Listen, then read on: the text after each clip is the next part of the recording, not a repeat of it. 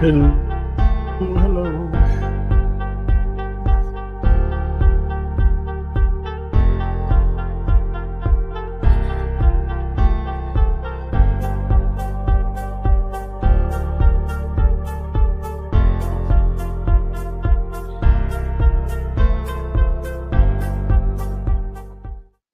Hello, hello, hello. As always, a shit show. So this was a big weekend, so I wasn't sure how many people would actually show up. I think that once some bottles are revealed, that what's going to be given away, maybe some other people will start calling other people, hey, jump in on that. Speaking of, what we're going to do is at the end of every quarter, whoever wants to donate $5 per entry to the PayPal or the Venmo that's going across the bottom. I got to figure out a way of tracking all this too. What we're going to do is we're going to give away some bottles. Let's see. First quarter, we're going to give away a 1783 American Hero Edition. Second quarter, we're going to give away. Let's see. A Sagamore Double Oak. The third quarter, wait, dang, what's that? Where's that picture I took? So each quarter also there'll be a sample pack given out. One sample pack is a Sagamore sample pack with 4 samples.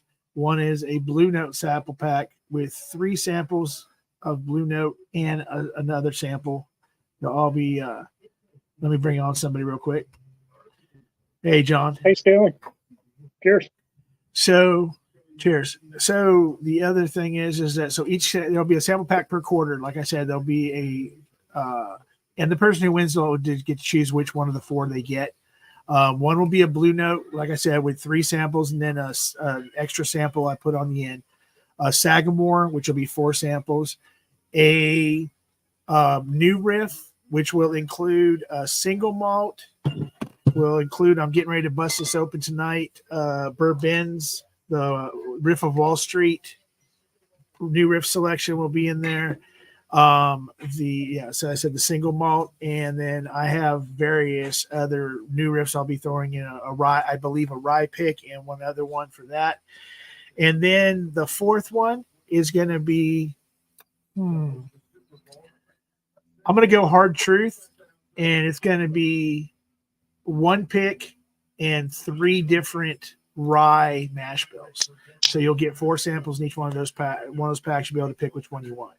So the 4 bottles, quarter number one, the bottles will be. Probably turn that down. You probably hear that. So first quarter is going to be 1783 Heroes Edition. Second quarter is going to be a Sagamore Double Oak. Third quarter is going to be a Still Austin cast strength straight bourbon, not a pick. And the fourth quarter is going to be a Prideful Goat 6-year cast strength unfiltered bourbon. It's at 114.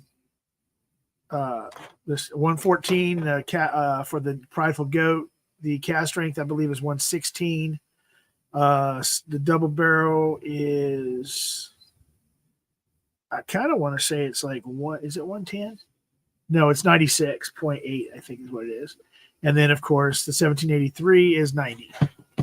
Now, there are 2 bottles in contingency.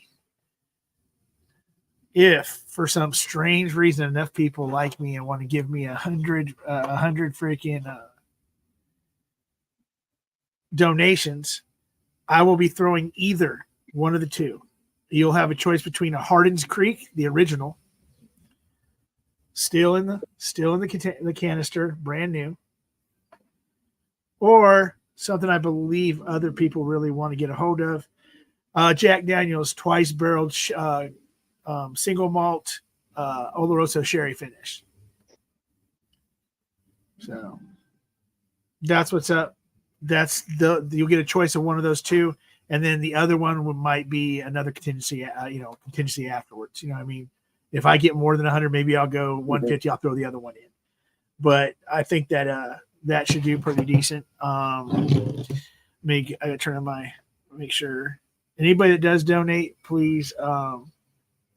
Crap, like I said, I gotta.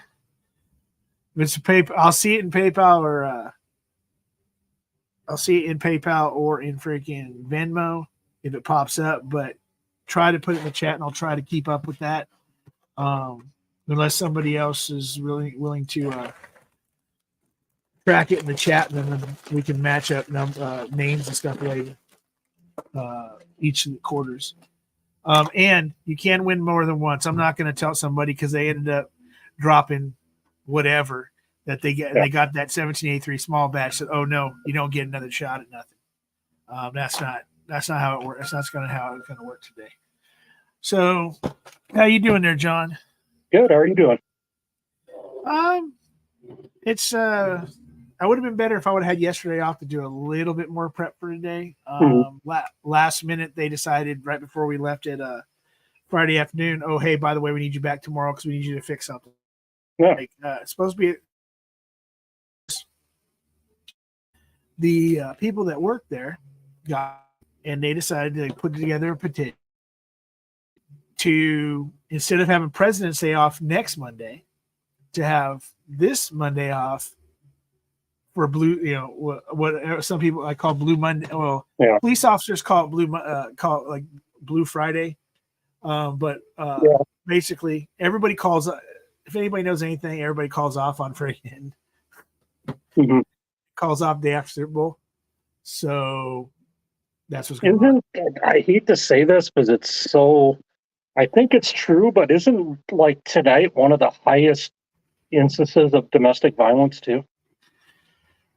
Well, depending on where, I would agree. I would say yes, but there is one, and I don't want to say it, but there is one other game during the year that has about the same number, if not sometimes higher. It's called the Iron Bowl. It's between Alabama and Auburn. People get divorced over it. Families disown each other over it. I think today is more gambling and alcoholism than anything else, but not like that Alabama Auburn thing. Yeah. So Top Dog was the first one in. Thank you, sir, for jumping in. See Slapshot. See, cheers all from the Amtrak station headed home. Well, have fun on that. I hope that you get some sort of Wi-Fi to watch to have something to do. Yeah. Let's see, John Cranswell, he's right here. Yep. Peter White, nice to see you. Nat will probably, I think that'll probably do it in case. Wait, hold on, go down. Tater Dom, what's going on? And that should be that. And Sugar Kitty, hello, Sugar Kitty, how you doing? So, I'm not a fan of either team. Yeah. I have like I said in my little description, I have no skin in the game. Yeah. But Cheech had his meetup. Some people are like myself, or my brother and sister-in-law and stuff went to a church thing for a Super Bowl party.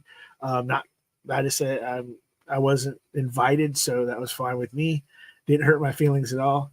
I talked to Stahl because I was asking if he was going today, and then he's like, "Well, yeah." And then I said, "Okay, just checking because it was Super Bowl Sunday." And then he goes, "Oh shit, it is, huh? No, do you want to go?" So I had planned on either way going, at least for a little while before. But when he said to go ahead and go, I said, "Screw it, people are watching the game. People people are drinking, so might as well go ahead and go on, see what's going on." So I had to downgrade my StreamYard for a little while. Just new job, had to wait until start getting checks before I could pay for certain things. So I can have up to 10 people, but there is no backstage.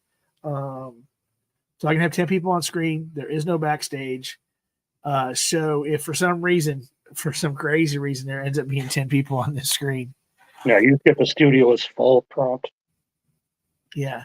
Just throw a message in the chat. Somebody that's on the screen will end up seeing it, and they'll either volunteer or I'll ask somebody to step that'd be cool if you can get up to 10. What's that? That'd be cool if you can get up to 10. Yeah, so it is crazy. So $10 a month. This is something that they're trying. StreamYard's trying. Mhm. I canceled my thing for $49 a month. I wasn't going live. I couldn't afford $50 at the time. I get this as soon as I'm getting ready to cancel. I say, hey, we're looking for people to try this. Now, if you notice up in the top right corner of the screen, it says StreamYard, but it doesn't have that stupid duck. Yeah. It just says StreamYard. So that stays. I have pretty much everything except for the backstage. Mhm. I still have overlays. It still saves all my videos up to, it's a little bit less, but luckily for myself, I save them to my hard drives. So I still have them already on the hard drives. I don't have to have StreamYard to watch them or anything else. I can just watch them. So other than that, losing to a couple things, throwing a StreamYard up in the corner, and it wasn't that big of a deal. I wasn't planning on going live, doing 11-hour, 6 day a week Vic streams. So this is what'll work for me. So what's everybody got in their glass? Hey, let's see. I'm starting with Irish, so this is a Teeling Finish and Imperial Stout cask Okay. from a brewery in Dublin. I'm going to start Irish and then probably go to Scotch later. Yeah, so I'm gonna start out with the 1783. Nice freaking, and I'm gonna do bottle pops tonight because why not? I don't. If anybody knows, I haven't been. My lives are very few and far between. So I gave. Okay, so I think it was last year, maybe it was the year before. I gave Vic a bottle for his birthday. It was a bottle I had on the shelf. He had just mentioned that these bottles were like beautiful, and he really liked the bottle. He would like to get a hold of one of the bottles, not even the liquid, just that he wanted one of the bottles. Yeah. So I just went on my shelf and said, okay. And I gave him this. I gave him a 123.6 batch proof Woodford for his birthday. Well, I happened to come across another one a few months later. Went ahead and got it for myself, and it's been sitting underneath my bed for a few months now. So I'm gonna pop that in a little bit. I'm also going to pop that bottle from that Ben sent me of that new Riff of Wall Street, and then not a huge Maker's Mark fan, but people tell me this bottle is good. It's called Fruit Gate. It's from Barrels for Hope. Okay. So I'm gonna pop it, open it up, and if I don't, whether I like it or I don't, there's a good chance that fine piece of whiskey will be sampled out to it. I'll probably throw 2 or 4 ounces in a couple bottles to put on a shelf, and then sample out the rest of the Maker's Mark. The Woodford, they're too some of that out, but sample out the whole bottle. Sorry, guys. I mean, those are really good, but yeah, I mean, I wish Woodford would do more of that and not be so, I don't know what you say, allocated about it. So when I was talking about the sample packs, and I got to remember which ones I said, that the barrel. Okay, so here's the kicker for the, we call it Blue Note. The fourth bottle, I just remembered, the fourth sample is going to be a Old Forester barrel strength rye. Nice. It's at 131.2. I have 2 bottles. One's at 131.2, one's at 131.5. 2 different locations. 2 different locations I bought it at, but they're from the same rick house on the same floor. And I started looking into it.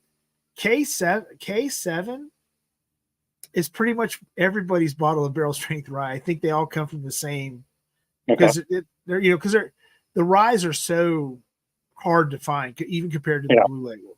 So I think that they're all coming out of the same rick house. I've had one sample. It was really hot to start, but then it got really tasty. Yeah. So, but yeah, so I'm going to go ahead and do that. I didn't even pay attention to whether or not they actually did the kickoff yet. Whatever. No, I've got the YouTube of us on screen here on my big screen, so I don't even have the game on. I figure I'll get enough updates during the game. Because I'll Pretty do much. StreamYard on my phone, but then I have it through the Roku on the big screen so I can watch chat there. Yeah, so let's see. Peter White got a 6-year Templeton starter rye. Hey, that's the other thing. Anybody who's had it, I'd really like to know.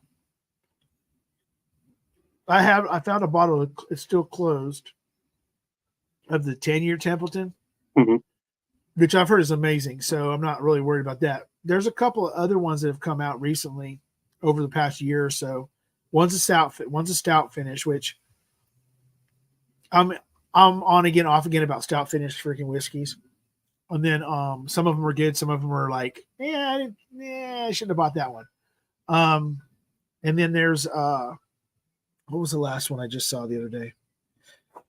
I want to say, it's like a 12-year cast strength is another is a new one. So they're starting to do a little bit even older aging on them. And then Crown Royal announced their new flavor. Oh, the blackberry one? Yeah. It's on Facebook posts all over here, and I'm just like, yeah, whatever. The thing is that I've never been a Crown fan. Like the Crown Apple's okay. If you want a really good Crown, find one of these. As a matter of fact, I believe I have one, but I also have 103 two. proof. These are good. I actually have a barrel, what do you call it? A bourbon. The one that remember how they had to get rid of the one they call bourbon mash. Yeah. Yeah.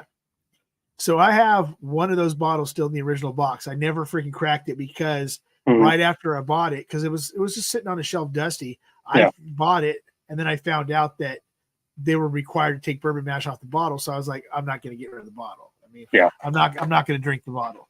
I believe I might have a second one somewhere, but I do have one of those hand selected, or some people. Some people at 103 proof, they're so good. Yeah. I mean, that's what Crown should taste like, but but the thing is that Canadian whiskey, you have to. I know a lot of people that really don't like Canadian whiskey. Like there's something about. They probably have some really cheap bad stuff though too. I don't know. Lot 40. I know somebody that can't stand Lot 40, and I'm like, I mean, I understand.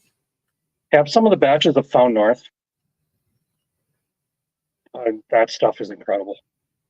And Canadian rye is something you have that is definitely a what's the word I'm looking for? An acquired taste. I like Canadian rye. The Alberta cast strength was really good.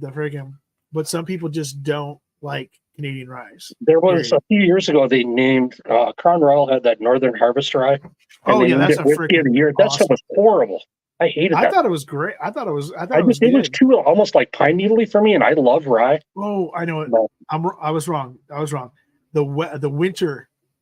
It's the one called like winter rye or whatever. It's like during Christmas they release every year. Yeah, that one's pretty good. Okay.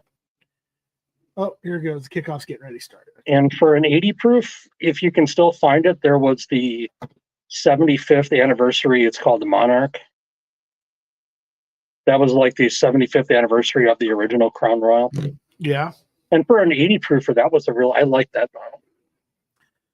And you know what the thing is that, and I will argue this with people to the end. I truthfully believe that people don't like Canadian whiskeys because they're such low proof.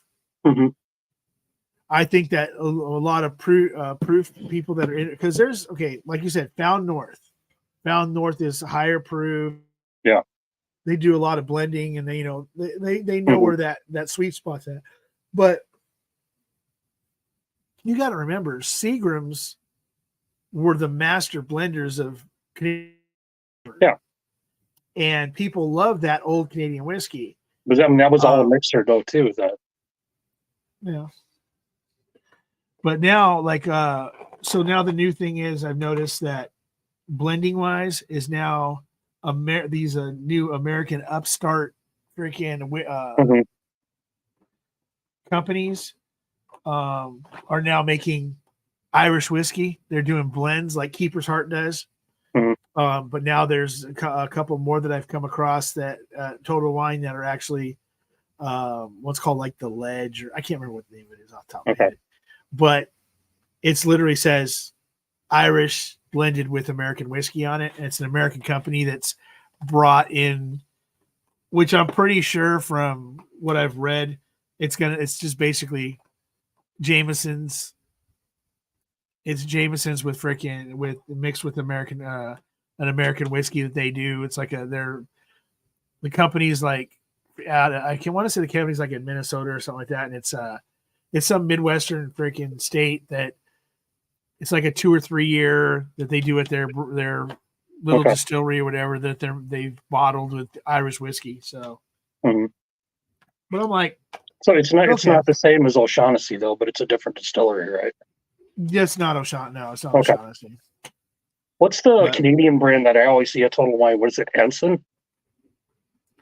I think Egan's. I think there's one called Ensign with like a red maple leaf on it. Oh no, okay. Egan's is the Irish. Okay. No, I'm sorry, it's a Scotch, right? Because that's the conviction. Yeah. So okay. No, it's Ensign is in the exact same bottles as 1792. Yeah. Yeah, that's a Total Wine brand. Unfortunately, I live way up in the sticks by Green Bay, so I'm 2.5 hours from a Total Wine. So I haven't been there in a little while. It's almost like a blessing, but but some of those, I mean, they've got their own labels for pretty much any type of whiskey.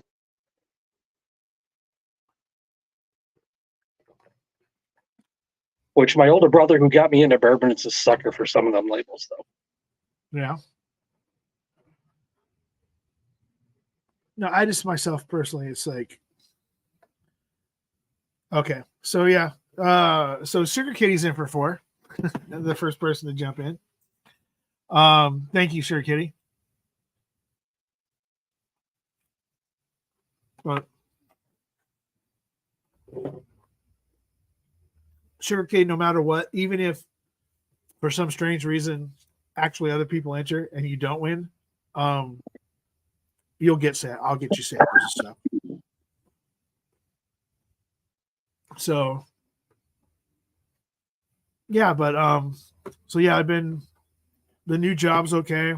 It's a dog food plant, so freaking smells like dog food all the time. Every time I come home, I get attacked by the puppy. Where's my snack?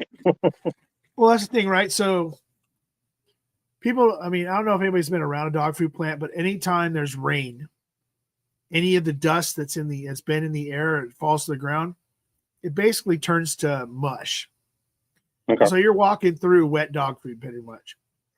So even though I clean everything and I blow everything off my shoes and stuff, I clean my shoes, there's still some on my pant legs, that's dried up on my pant legs and stuff. I can't even walk 2 or 3 feet inside the door, and that puppy's freaking gnawing on my freaking work pants.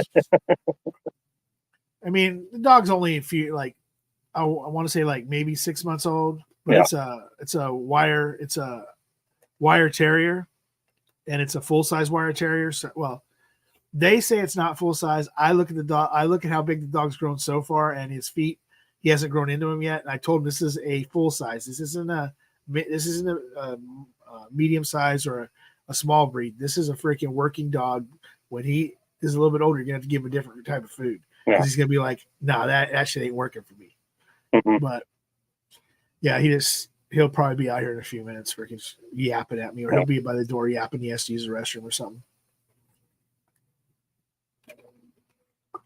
So, but hey, what's up, Isaiah? Cheers, Isaiah. So, if there's anybody else that wants to jump on, it's at the top of the chat. I wasn't expecting a whole lot. I figure more than likely that I wouldn't have to worry about giving away that freaking Jack Daniels but it is 3:00 in the afternoon on the West Coast, and I know people are coming back from Cheech's. So we'll see. I have a feeling that there's a chance that if this turns into a blowout before halftime, then a lot more people are going to probably jump on. But that's why I've never been I'm a huge sports fan. You don't get me wrong, but I've never understood that if your team's not in it, I mean, and there's nothing that you don't really care for either of the teams that are in it. Why have a party for it? Just have a party, or just go. If you want to go someplace, cool. But drop people I know that can't stand either one of the teams. Yeah, like literally, they're Raiders fans, so they hate everybody but the Raiders. Mm-hmm. Are literally having these parties they've dropped thousands of dollars on. Yeah. They have no plans of actually watching the game. They let everybody else watch the game if they want to, blah, blah, blah. They have, they're barbecuing, they're drinking, whatever. But they're throwing these huge parties. I'm like, why are you dropping the money? Just go to somebody else's house and just bring your freaking 20 year.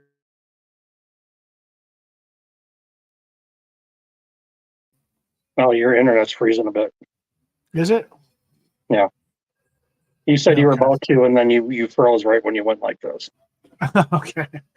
All right. Well, I forgot what I was talking about. What was there? So it's like the Packers aren't in it. I have no interest in watching the game whatsoever. Right. Mm-hmm. Excuse me. I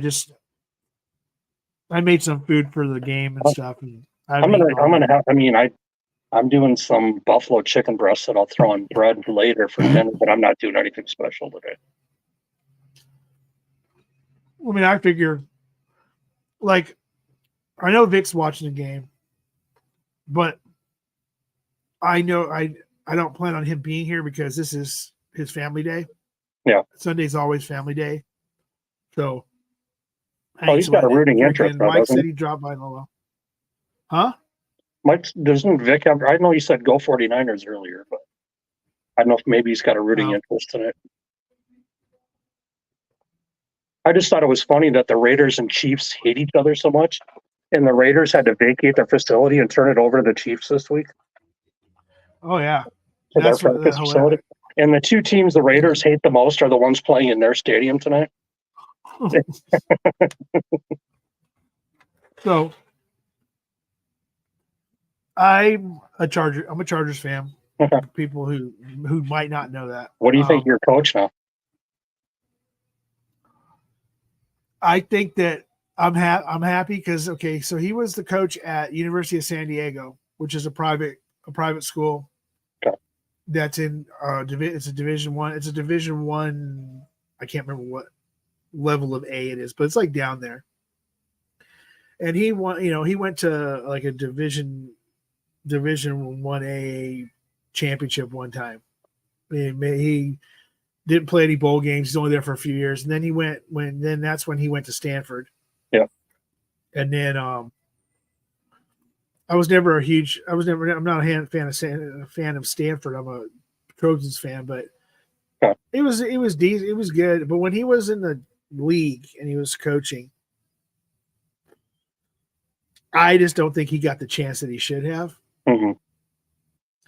I think that he was one of those first group of coaches that, what was it? If you don't perform immediately, you're gone. Yeah.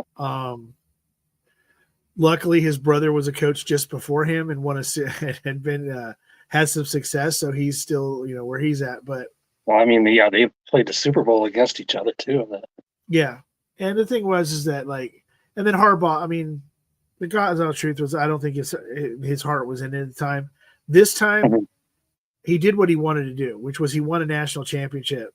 Yeah, got his national championship, and it's like, okay. Well, it was at Michigan, which is his hometown too. So that was like I crossed that off the list. Now I can go back to the NFL. Yeah, and then like I said, and then freaking he's he loves San Diego. He loves the freaking place. So LA, I mean, it's not San Diego, but close enough. They should still be in San Diego, but that's not my own opinion. No, it's not your own opinion. It's every Chargers fan's opinion, real Chargers fan's opinion. But Well, see, no, I was so a fan of them back in the Dan Fouts era. oh, that's the Dan reason I Fouts, started Kellen watching Winslow, football. Chuck Muncie. The first game when I was a kid I ever got to watch was the game in Miami. So how old are you? I'm 54. I'll be 55. Okay, I just turned 50, so we're pretty much in the same era starting watching football. So Dan Fouts, the first game I ever watched on TV was that game with it was Miami again. Still one. Oh, that one that won forever. The longest game ever, or whatever. Yeah, I remember that. Yep, and Air Coryell. That's it. Yeah, and what happened was the next week on TV it was I want to say it's the Ram. It wasn't the Rams against Chargers. It was maybe it was the Raiders against Chargers. And I watched the game again, and it was like Air Coryell, and it was like all freaking. It was Charlie Joyner. It was freaking West. It was freaking West Chandler. It was freaking. It was. Man, I was so happy when the Packers traded for John Jefferson. Oh yeah, Johnny Jefferson, freaking. Yeah, him and Lofton in Green Bay. That was fun. And then Kellen Winslow. So it's like then Lionel Little Train James, freaking. Yep. These are like so. I grew up with that, and then luckily for myself, being a Chargers fan, I did get to see him go to a Super Bowl and actually be ahead in a Super Bowl for, I don't know, 3/4 of a freaking game, and then lose to the freaking 49ers, which is the main reason I hate the 49ers. Can I say I'm not a fan of the powder blues? I like the 80s Chargers uniforms. I'm a fan of the 80s Chargers dark blue uniforms and their white uniforms. The white ones I was a big fan of. I love the way the lightning bolts and everything else work on the thing. I do like the powder blues, but I like the first set of powder blues, the Dildanian, not the ones from Allworth and those guys, because those jerseys, people don't realize those jerseys were wool, and if you look at them up close, they're ugly as hell. But the first blues that came out when LaDainian Tomlinson was playing for them, I like those because they had the original lightning bolts. Now they're just yellow or they're way high up on the shoulders. Yeah. They're just ugly. I think most of the uniforms of today are ugly, especially their third jerseys are all like, why would the Rams dress in all yellow? That's just freaking sick. Well, see, I like when they first came back to LA where they brought back the blue and yellow. I mean, have the 80s blue and yellow. I mean, I was a fan of those. Then they went to St. Louis and they had the white and gold, and I wasn't a fan of those. Probably because the Packers played them too often.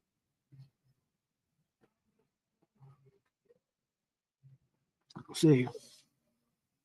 Peter White, Air Coryell, Kellen Winslow, yep. Ralph Benershka, there you go. There's a name. Rolf Benershka, wow. So then Latrone, I mean, Chuck Muncie, freaking Latrone Means. I went through all that whole freaking thing. Yep. Anthony Miller when he played there. Freaking. So yeah, and when they left San Diego, see, that's the thing. People were like, what are you gonna do if they ever play the Super Bowl and it's at SoFi? I said, I'm literally not changing my mind. You'll never see me at a Chargers game inside of SoFi. It won't happen. And they're a second-rate tenant at SoFi too. It's not that. It's the fact that it's in Los Angeles. It's not in San Diego. And I told myself, if they played a Super Bowl somewhere else, like Chicago, freaking whatever, I'll sell a nephew or a niece or whatever I got to do to go to the game. Yeah, it could be right here at SoFi. I'm not going. I just can't do it because freaking I won't even go to. People are like, "Don't you go to the preseason games?" I'm like, "No."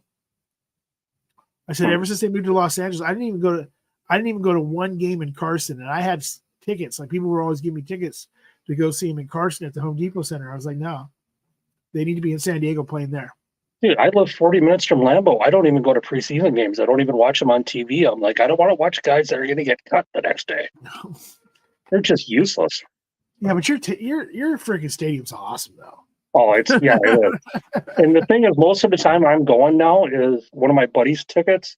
So it's a night game in early January where it's like 10 degrees. Yeah. But yeah, have you been to Lambeau before? Yes. As a matter of fact, I went to training where Green Bay Packaging is. Okay. down the street from there, there's a can't remember the name of the company off the top of my head, but they do corrugated machines and all kinds of stuff. But I went there for an electrical class, and we were there for a week. So we did when we were there, we said, okay, well, what are we going to do? Our days off, we had like these, we got there, we were off the first day. Basically, we didn't start class till Tuesday. We got there first thing early Monday morning. So then we said, screw it, let's go to Green Bay. Let's go to the stadium. So we went to the stadium, went through the museum and stuff, but there was no tours of the actual stadium. But one of the guards was like, well, I'll walk you out to the end of a tunnel so you could see it, but you can't go in. So I got to see all the benches and everything else. It is so cool. But the tour of the actual like the museum and stuff is really awesome. And then the thing I liked the most was we went and got a beer. There's bars all around the stadium, but freaking there's a bar like when you leave if you leave the stadium going towards the practice field. Okay. Yeah, there's a lot of bars down that street. Yeah. So we went down there and we went and got a beer, and we realized that all the houses that are around, that there's like houses all around the stadium. People don't realize that are literally like they go in their backyard. They're looking at the stadium because it's across the street. And so they have people that come by and repaint every year. Yeah, that fence with the logo. Yep. Yeah, redo logos and redo stuff on the fences of their houses and stuff. It was really cool. I thought that was people really make a killing on game day parking in their yards. Oh yeah, I bet. I mean that. And pretty much pays your Christmas and everything there. Well, and then you got to think especially with the Packers, they can always say that every game sells out. Yeah, because the people own the team, and the fact that every seat, I can't say every seat is a season seat, but every seat is a season seat basically. Yeah. And freaking so there's always the tickets are always sold. The same thing as I'm somewhere on the list, but I'm probably like 20 years down the list. Yeah, I mean, I have there's a few people I know that have like their little certificate that they own a piece of the Packers. Yeah, I've got a piece. I have a stock too. Yeah. So it's just something cool to have on the wall, though. Well, yeah. I mean, if I could, if I could own a piece of my freaking football team, I would be happy. But then again, like I said, I'm just so like over the whole Chargers in LA thing. It just pisses me off. Yeah. But so absolutely nothing going on in the game. Well, see, I have you on the screen, so I don't have to listen to Tony Romo, so that's a plus. Well, yeah, I guess so. That would be a plus, huh? Let's see. Apparently that was supposed to be the drinking game every time Tony Romo says Jim. That's actually pretty funny. He hammered by halftime.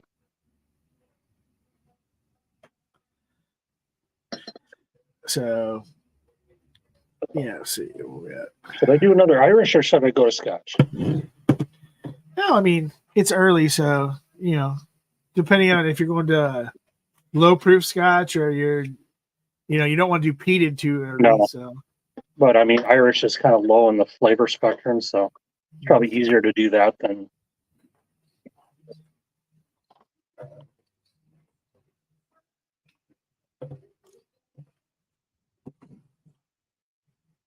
Wow.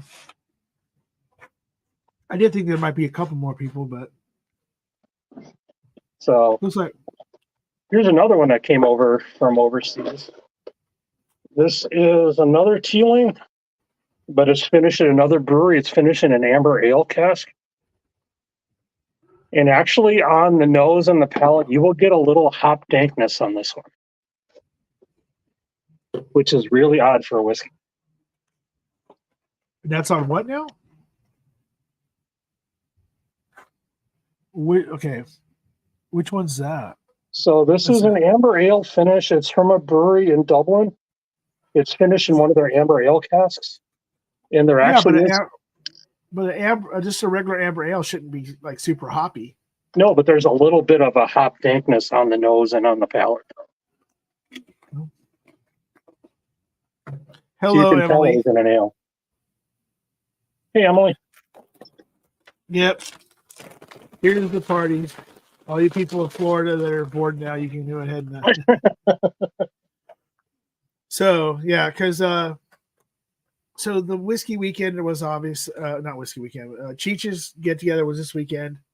I didn't know it was Super Bowl weekend that he was doing it until somebody told me. Oh yeah, until I saw a slap shot freaking on going on a train. And I Yeah. was like, oh shit, that's this weekend. And then I saw the pictures of last night from their get together. I guess it's called like Bourbon and Boards or something like that. It's a charcuterie place. And I did see pictures that Carlos posted yeah, so from the bottle. Slapshot.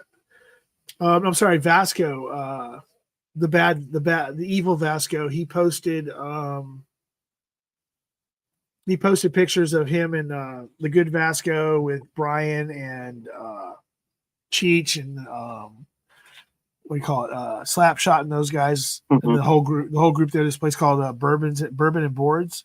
That And sounds really good. It's a whiskey place that does charcuterie also.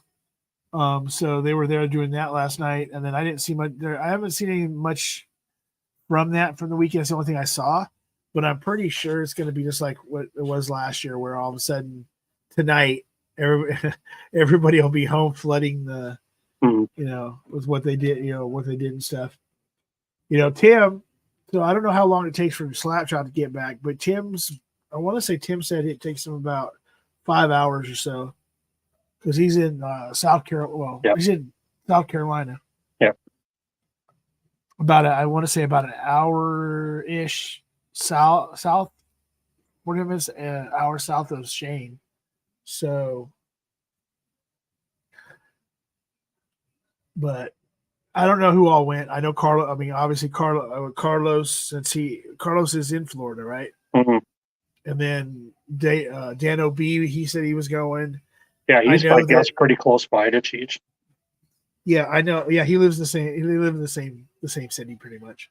They're within 20 minutes of each other. Mm-hmm. I did say Mojo. I saw Mojo was there, and every time I see him on stream, I'm just like,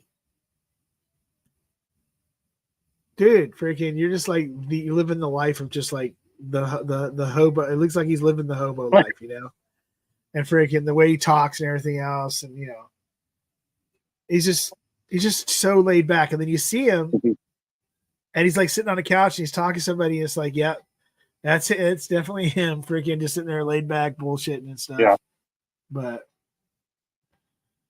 yeah, okay. The light. I didn't see Dan or Julie in any of the Slapshot stuff, but yeah, they're right there too. They're up there where the Gators play, Gainesville or whatever. Oh, so basically, Brian, you're on the red eye train back home then.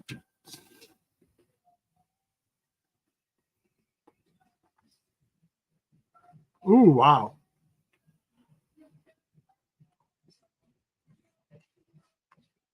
Damn. But at least he has Wi-Fi, so he's he's watching this. Cool. But let's see, where are we at on the freaking game? Just time wise. I think it was like 5 minutes left in the first quarter. Yeah. Still scoreless. I got a feeling that this one could end up being a really, really, really boring freaking game.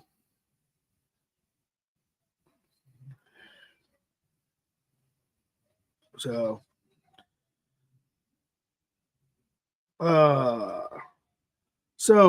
have you gotten any new freaking whiskeys or anything else lately? Not lately. I've been taking a break for a while. I've been trying to save a little money and then trying to kill a few bottles because I just have way too many here. So I got 2 that Ben's holding for me right now. I got to catch up on paying him for yet. He's got 2 Irene tan picks for me. Mm-hmm. All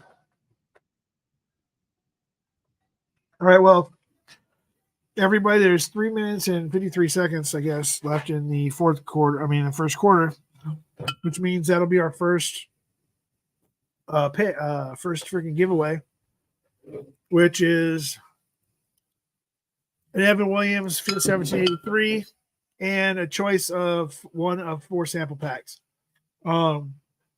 Sagamore, Blue Note, dumb shit. I should have wrote these down instead of trying to put it in my head. Sagamore, Blue Note, Hard Truth, and New Riff. There we go. And then on the Blue Note, the 4th sample will be a because I only have 3 store picks. The 4th sample will be a Old Forester single barrel strength rye. So anybody wants to jump on the Venmo or PayPal, $5 an entry. Sugar Kitty Sugar Kitty's the only one that's put in anything, and it looks like Sugar Kitty, if nobody else does it, might end up winning a bottle and a sample pack. But all right, let me go get it. I'm gonna go get a piece of paper. I'll be back in a second, John. Let me go get a. All right, let's see.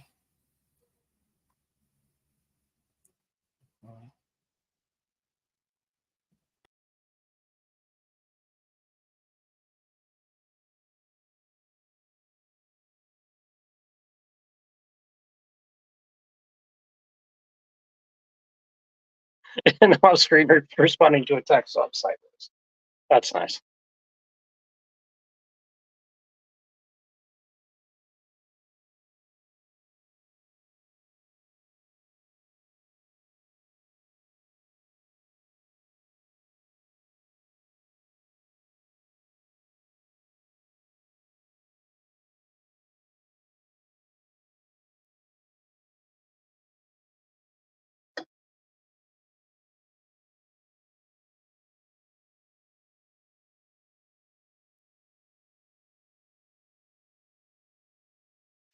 So what's everybody else drinking in chat?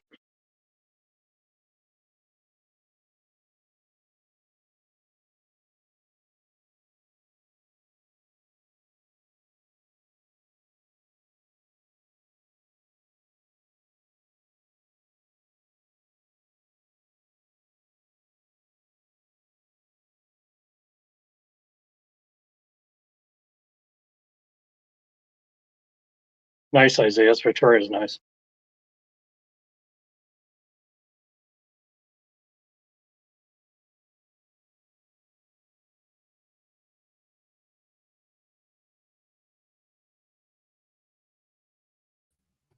All right, I'm back.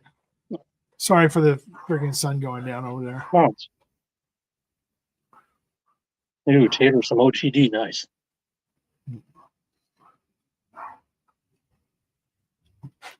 So let's see. Got rid of this Sagamore.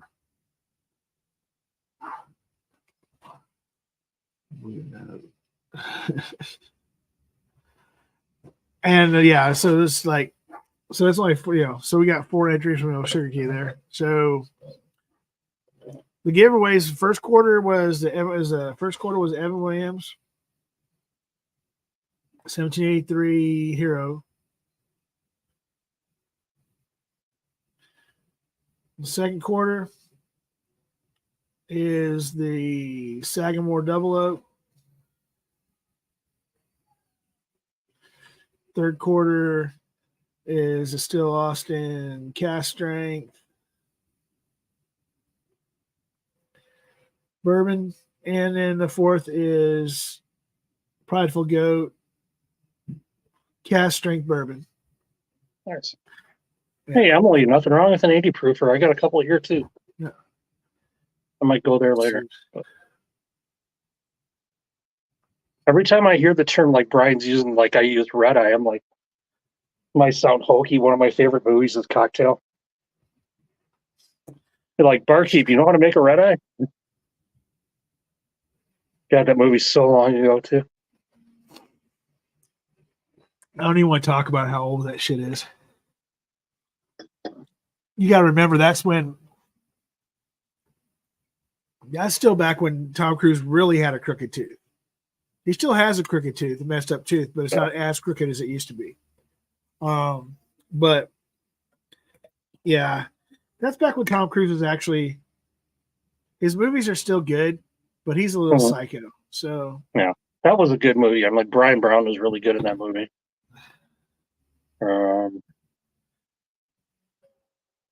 Yeah, I was always a fan of that one. Millstone 100 Dutch Rye. Okay. That sounds interesting. Now I know that Richie Z will not be on here because if I'm not Yeah, I don't think he's at the game, but he might actually be at the stadium in San Francisco watching the game. Okay. I'm not sure. He is a 49ers fan. He was in Stacy's chat right before you. Okay. Well, I mean, Stacy went for an hour before you went on. Oh, okay. That's where everybody's at. There is still a Stacy in the private. Well, no, she left before, she was done before you started. Oh, I know. I'm just playing. Oh, okay. Yeah, I reached out to her yesterday because all of a sudden a new Irish showed up at Total Wine called the Dark Hedges. Okay. And they came out with 3 of them. They were all, of course, the selects. The what do you call it? If you ever go to Total Wine 2 hours away, they got their own like brands that say we thought about that. What was it? The one what they have? Something. I remember that a couple years ago. There was like a Winchester bourbon and. Oh yeah, those are. And one thing is about it is that so those aren't none of the ones that people call Total Wine brands are Total Wine brands. Total Wine doesn't own any of the companies. They don't have any invested money in any of the companies. What they are is that they're secondary. If you start deep diving into some of that stuff, these are secondary freaking offerings from like old OZ Tyler stock and freaking Green River and all this stuff that they, I say, want to get rid of, but they need to make room. So they have secondary freaking companies that they just drip like what's this next Bloodstone? Can't remember, Bloodstone or whatever it is. This whole freaking thing that they just came out with at Total Wine of all these different I know Wisconsin, they have Grangestone. Yeah, Grangestone, stuff like that. But those are all imported by a company called Satori or something like that here in California. Okay. For them. So they're like an Alexander Murray thing but except for they're not doing blending or anything like that. They're just buying these bottles from overseas from these small distilleries, and then because they can't get its distribution here in the States, they slap a sticker on it from here in the States. Boom, they're freaking selling it now.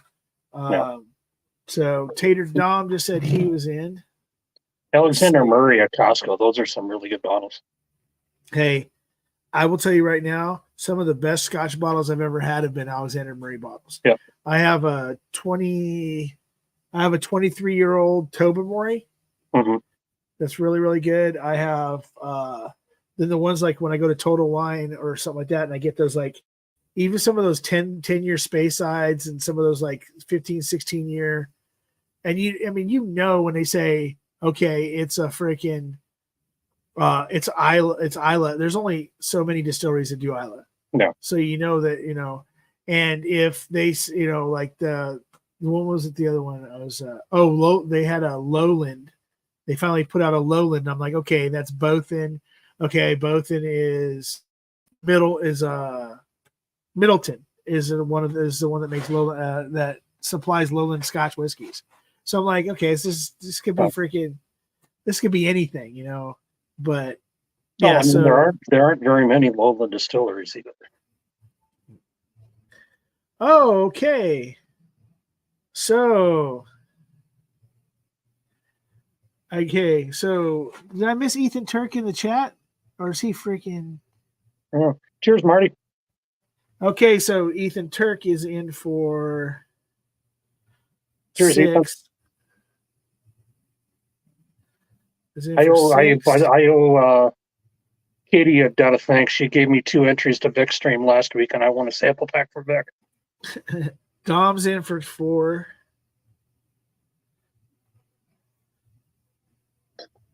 Cool. All right, now at least now there's some there's some other people that freaking might have a shot. But thanks Ethan. Thanks Tater Dom, and of course thank you Sugar Kitty. So yeah, Peter, I wonder what that IB on Orkney is.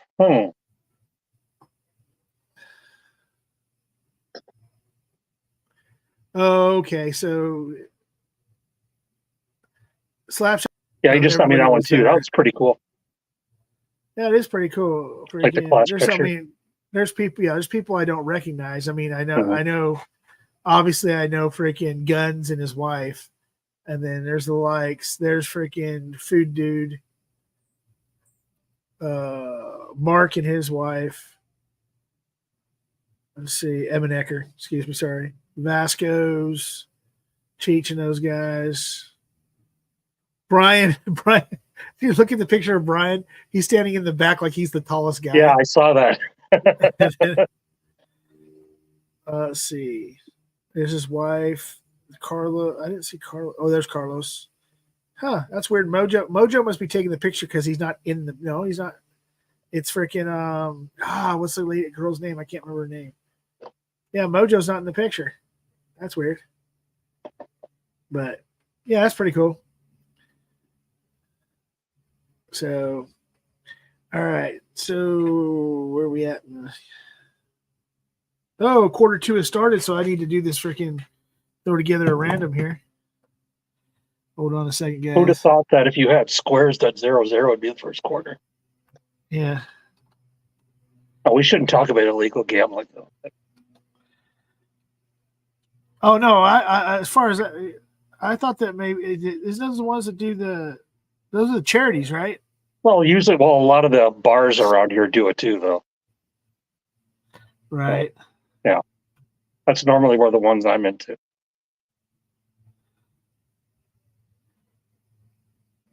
It's really bad. I've never done a random generator, so okay. Let's try this again.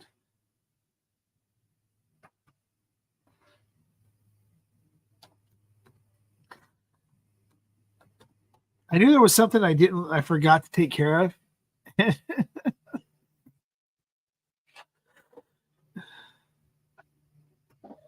I forgot to put together a freaking reel of names.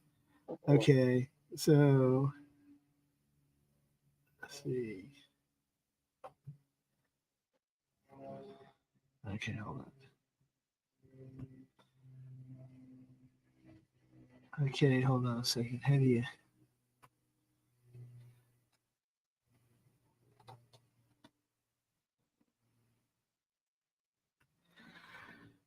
Sorry, guys. Freaking, it'll be easier because I have to leave everybody's name and just add to it as we go from now on.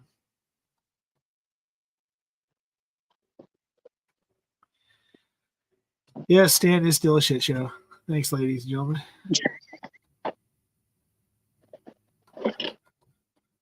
And I'm going to do my last pour of Irish before I move on to Scotch. Little Redbreast. So, have you not? I know you haven't given. Obviously, you haven't given up on freaking bourbons and stuff, but I have noticed that you're getting when you're on the lives that you're drinking more and more Scotch and Irish than you are bourbons and stuff like that anymore.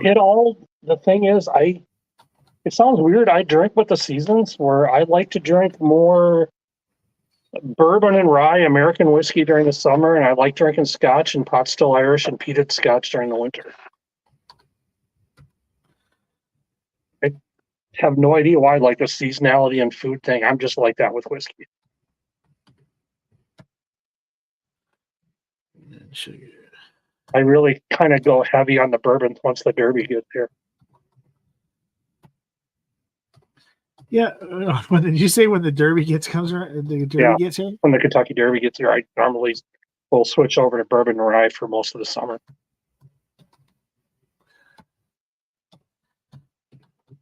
I guess it's kind of like the seasonality with beer where you drink more stouts during the winter too.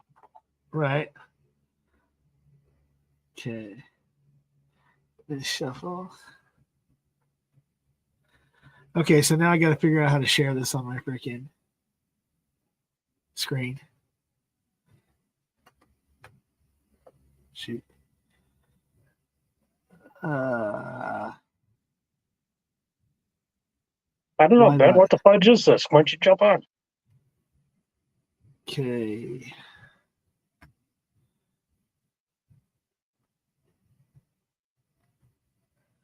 Okay. Oh, I don't have a second monitor, so it's not going to work. Crap. Oh. Okay, well, Ethan, Sugar Kitty. Let me verify that nobody else had jumped in before. Let's see. Okay, Ben. And then what's up? I said to him to jump Okay. in, but he's got his folks eating dinner, so Okay. it's only 6:30 here, so it's early yet.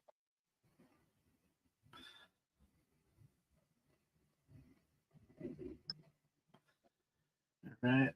Okay. So somebody else threw Isaiah is in for 6. That's okay.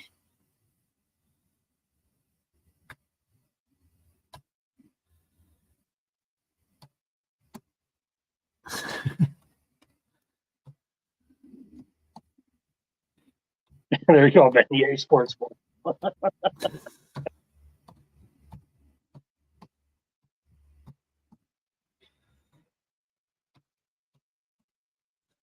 right.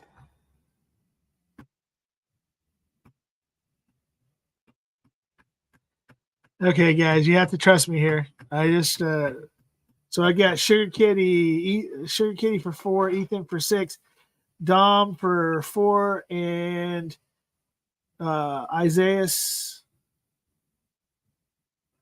V for 6. All right, so you have to trust me on this one. I'm gonna have to figure out a way to share the screen. Hold on. If somebody can help me out on sharing the screen, please. I'm gonna go ahead and spin it. Everybody's on it. And this is for the bottle. And Tater Dom. Nice. Tater Dom, you have won a Evan Williams 1783 American. Nice. Congratulations, Tater. Edition. Okay. Now, everybody's name still stays on the list no matter what. So, Cheers, Jack. I mean, I could remove the instance of that one person, but it would end up being like if somebody only puts in 5, they'd end up getting kicked off the thing. So I'm not going to do it. So we'll go ahead and just spin this again. This is for a choice of a sample set, and this will be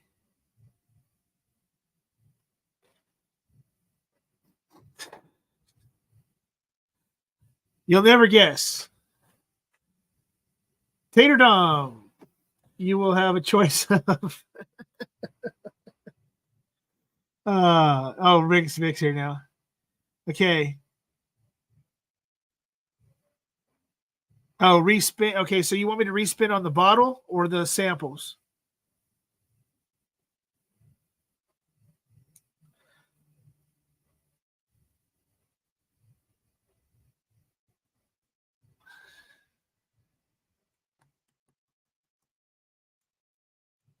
I'm sorry. I'm trying to figure out how I'm going to share this screen. I may have to open up a completely different. Okay, so just real quick, Tater Dom, which set of samples would you like? You can get a sample of Sagamore samples, which will include a cognac finish, a sherry finish, a Manhattan finish, and the 4-year bottled in bond or 5-year bottled in bond. Blue Note, 3 picks. One is the one of the picks is a Florida store pick. One is Stuff and Whiskey pick with Mash and Drum, I believe, and with Mash and Journey, and the other one is Hello Again Whiskey Friends. And then the added one will be a barrel strength rye from Old Forester will be the 4th sample. And then or 4 new riffs samples, including the riff of the riff of Wall Street, Ben's pick, and the single malt, and then 2 of my other bottles. Or Hard Truth, it'll be the Barrels of Hope pick and 3 of the other mash bills. So those are the 4 you get to pick from. Let me go ahead and spin again for the 1783.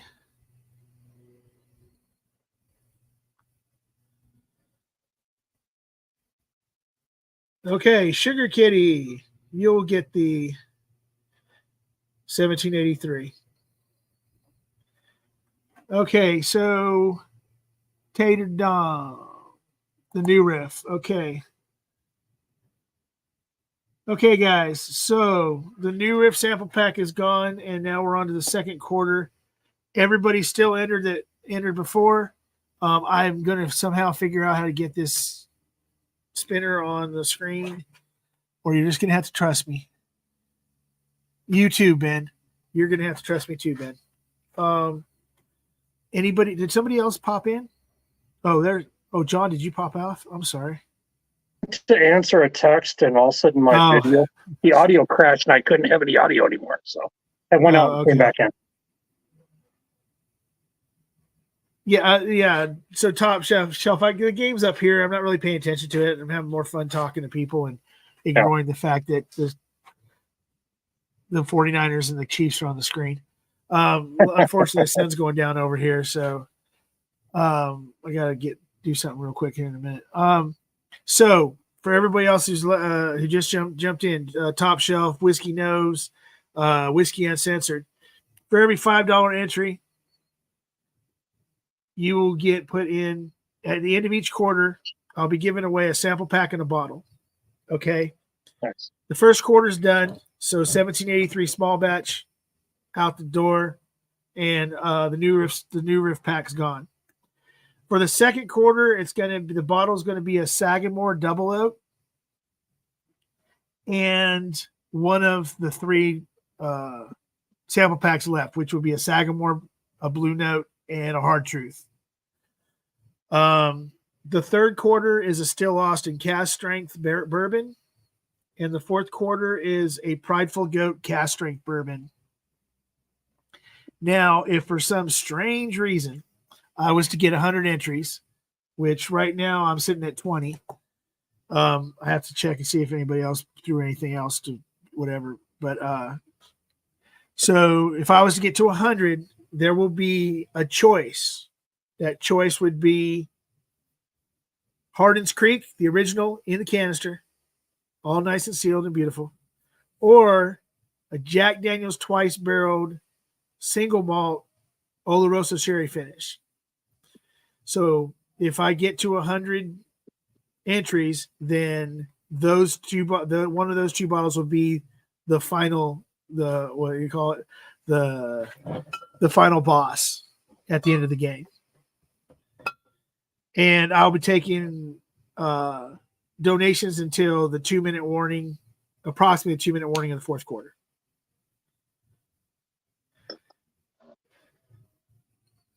I mean, first quarter I got 20. I figured maybe 100 entries. 100 entries. By the time I get done with the shipping and everything else, it's not like I'm making a whole crap load of money off it anyway. It's not necessarily the idea. Why can't I be original? What are you talking about? There's nobody else that's on YouTube right now doing what I'm just doing. Vic, if family day's over, get your monkey ass on the freaking string.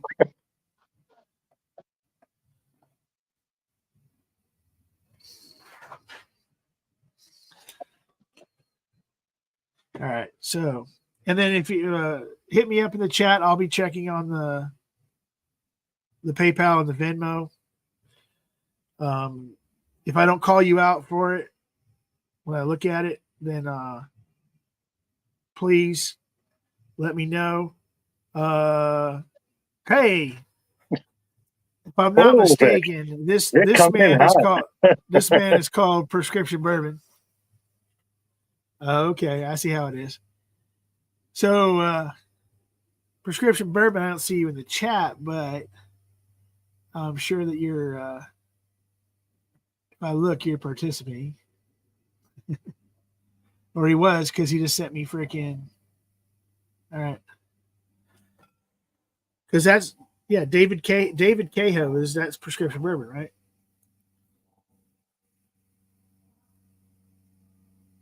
He's in for 2.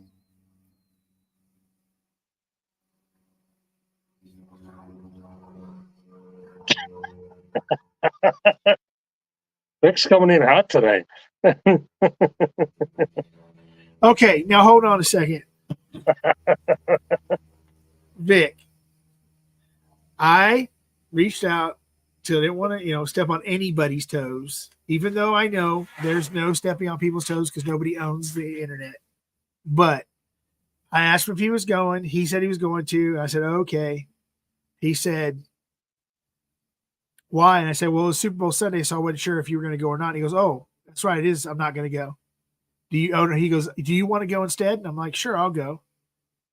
So I went ahead and said, screw it. I'm going to do it from the kickoff. Do it through till either Anthony takes over at 9 or until somebody wants to take over after the game. If someone wants to take over after the game or whatever, we can do that too. So, and then the whole 2 people been on screen the whole time, me and freaking John Kranz, because nobody else wants to jump on and talk with us. So, I mean, my feelings are hurt, but it's all right. I'll be okay. Yeah, I'll be fine, guys. I don't see a thumbnail for Livewire yet. No, because he didn't put it up because he decided not to go. He was going to jump on here, but then Vic says I'm going live in 10 minutes. Yeah, thanks a lot there, buddy. Appreciate it. It doesn't mean that if I don't give away one of those 2 bottles for 100 entries, that it's going to end up in your pocket, end up over at your house or something. So.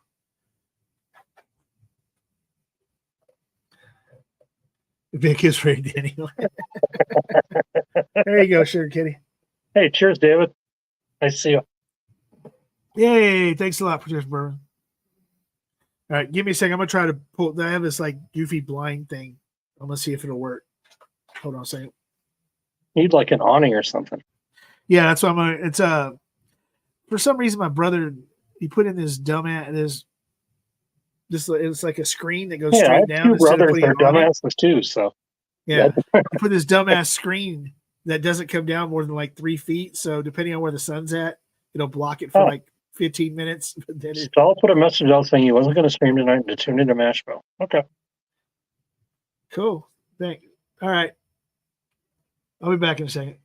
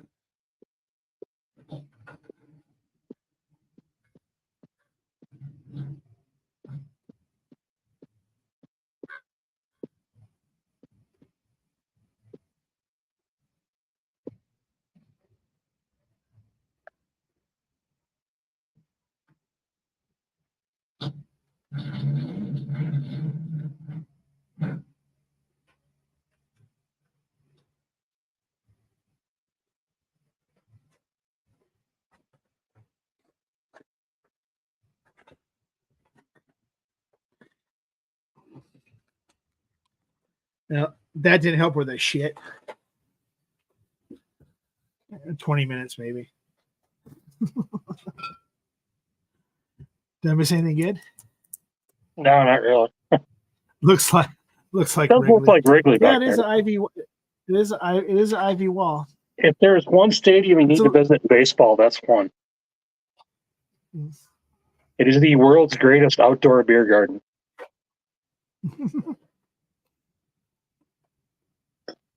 I could see that. But so what do you call it? So the stadiums that I've wanted to go to that I never got to go to was Yankee Stadium before they. Oh, the old one, yeah, same here. I was lucky enough to just happen to be in Boston about 3 weeks before they took the Green Monster and moved it to the other stadium. I didn't get to see the whole field, but I got to see the Monster in its place, so that was cool. Because they'd already torn a lot of the stuff out, and then I really liked the Comiskey. Mm-hmm. That was cool when I went there. The old one or the new one? The old one. Yeah. I like old. I mean, I like old kind of like. Yeah, I like the old stadium too. Look through the knothole stadiums and stuff. I mean, it might have been a shithole, but I loved doing the old county stadium in Milwaukee. Yeah. Everybody wants to stream from the backyard. Yeah. Except for unfortunately, I don't have a dead tree. So, but yeah, I think in a little bit, I'm probably I picked up a cigar yesterday.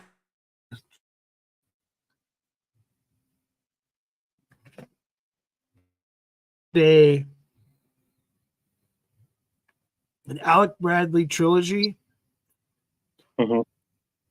which I haven't been able to find because everybody's like, oh, either out of them or they just can't get a hold of them. So I went to the store, but they're like $18 a piece, so I'm not going to buy 3 of them because there's 3 in the trilogy. I got the oh shoot, I didn't get. I'm trying to think what 3 were.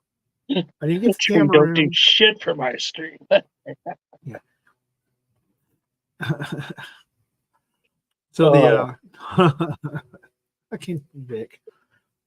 So yeah, I got the so it wasn't the Cameroon and it wasn't the classic. It was what was it? Maduro. It was a Maduro. I can't remember what it was. But I picked that up. And then Vic had given me a cigar when I was at his house last week. But like I said, I didn't realize I went to go pick up that humidor, coolador, whatever you want to call it, that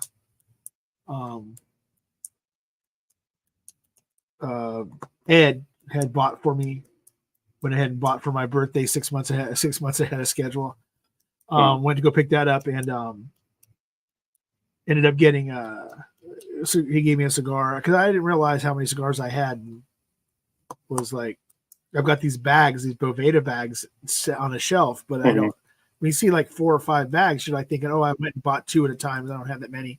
And then you start counting them up, and then you're like, you're already at 40, and it's like, oh, maybe I should get an actual humidor now that I'm like humidor have enough for one. Mm-hmm.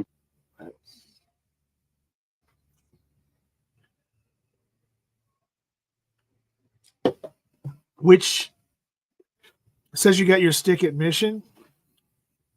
Which stick? The trilogy? I got mine at this little cigar store. Like, it's actually it's a weird freaking place. I walk in, it's nothing but hookahs. It's like one of those shops. And in the back corner is the cigar. Like, I call it the cigar closet. It's got one of those big, giant freaking humidifiers and shit inside there. Like old school. And the guy that's running it's like in his 70s. He doesn't let anybody go in there by themselves. So I'm standing there and go, hey, can I go ahead and go in here and because I want to get one of these look at how much you want for these trilogies. He's like, just a minute. I'm like, okay. So I thought it was locked. No, it wasn't locked. He just doesn't let anybody go in there without him being there to watch them. So I'm like, I'm just gonna see what the price is of these. And I'm gonna pick one and I'm gonna go. And then, but most of the cigar stores out here, one of them just switched from being that smoke shop type thing with the hookahs and all the freaking pipes and everything else. Got rid of all that stuff and started to become strictly a cigar store. So because we used to have a lot of them out here. We used to have, I don't know if you remember back in the day, the tinderbox. Used to be like you'd go to the mall and it'd be a tobacco store you could go to. It's called a tinderbox. You can go pick up you can go get a pipe and pipe tobacco. They had a whole big humidor room with all kinds of cigars and stuff. And a lot of there used to be a lot of those like little specialty places out here. I've only found a couple. We had a real kind of upscale, the suburb of Milwaukee I used to live in. It was like an upscale cigar bar with like a huge humidor that went down one side of the bar. So you go in to get your bourbon or a beer, and the guy would take you in the humidor, find out what you like as a taste profile. So he'd pick out a cigar for you, bring it out, and cut it and light it for you. It was a really nice place. Oh, Big Vic coming in hot on Venmo for one entry. Thanks, Vic. Cheers, Top Dog.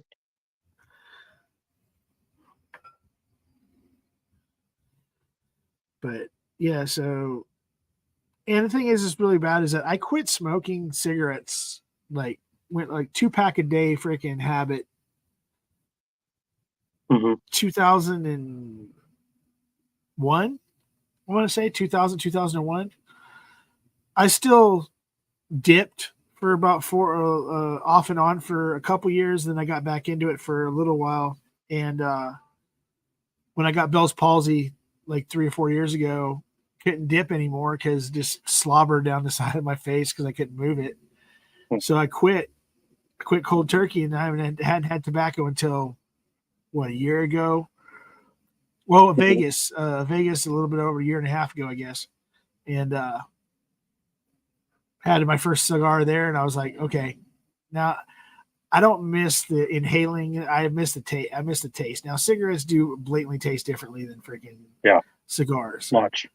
But there is a certain thing about a tobacco taste, no matter what it's in, that I kind of missed. So I was like, okay, I bought a few. So this was a family friend. This is late 70s. Yeah. It was like my older brother's godfather. It was his wake, but his son was smoking a pipe. And since I was like 4 or 5, the smell of pipe smoke is one of my favorite smells. I didn't blame you for the cigars this time, like I did at your house the other day. It wasn't just you. It was Will Davilar. It was actually both the Davilars. They were out there smoking, and Patrick Starkey and Brazzers, Joseph Brazos. I said Brazzers. I'm like the website or what? No. Joseph Brazo, he's a old school. Am I in? I know who he is. Am I incriminating myself by saying I know what Brazzers is? No, freaking. But somebody's really going to have to start scoring to hit the over tonight. Wow. 3-0 halfway through the second quarter. So if anybody else wants to enter, you got 5:42, so about 45 minutes to enter. Wow, still only 3-0. Crap. Yeah. I mean, if you think about it, if it goes to halftime like this, the first quarter 0-0 hit, which is usually not a thing unless it's way later in the game. Yeah. And a 0, which is also not a normal thing. Yeah. A 3-3, a 3-3, a 3-7, a 3-6, or a 3-9, 6-9, 6-7. Yeah. Wow. The thing is it could be 3-0, and if freaking San Francisco wins, I'm never going to hear the end of it. My cousin is a freaking 49ers fan, and every time he talks about 49ers, it's we did this, we did that. I said last Hey, time I checked, you ain't getting a check. You didn't do shit. Yeah. But let's see, 23. So, what else? Let me add this to this before I forget. Let's see. Oop. So, okay, so you grew up in Minnesota. You grew up in Wisconsin, correct? Yep, I've been here my entire life. Yep. In Green Bay, or Well, I was born near Lake Superior. We lived in middle Wisconsin for a few years, and then north of Green Bay when I was in grade school, high school, and then I lived in Madison and Milwaukee for a few years, and then moved back up here. okay. So I've been pretty much all around the state. But you grew up. You grew up a Packers fan. Literally, I went to high school right down the street from Lambeau. Yep. Okay. The only reason I ask is there's because some people became Packers fans in the Rodgers era, or I'm sorry, in the Favre Yeah. era. Believe me, growing up in And the late 70s, early 80s, they sucked. they don't know Mikowski. No, that's what I said. They don't know the Lynn Dickey era. They don't know the Magic Man. The They Bart don't know Starr as freaking- coach when they were lucky to get 8-8 every year. Yeah, that. Bart Starr. Yep. They were garbage for a long, long time until they got fired. Well, they got fired, but then they got Reggie White too. That really turned the table, getting Reggie White. Yeah, and the thing that's funny to me is that my favorite player that's ever played for the Packers is one of the best receivers that they've ever had. Well, Sterling? Sterling. I love freaking Sterling Sharp. But he you don't could have hear run about so much more if he didn't have that neck injury. But I mean, he would have been in the Hall of Fame too, I think. You don't hear anything about him. You don't hear about, how awesome freaking Sterling Sharp was. Now it's all about, these Aaron Rodgers receivers and everything else. I'm like, well, they wouldn't even have won with Super Bowls with Brett Favre if it wasn't for freaking Sterling Sharp. I'm sorry to say. Yeah. Freaking, he was hurt by the time they did win the Super Bowl, though. No, he had that neck injury and he was done. I thought that he played in one Super Bowl, and that was no. He was hurt before they got there. Oh, okay.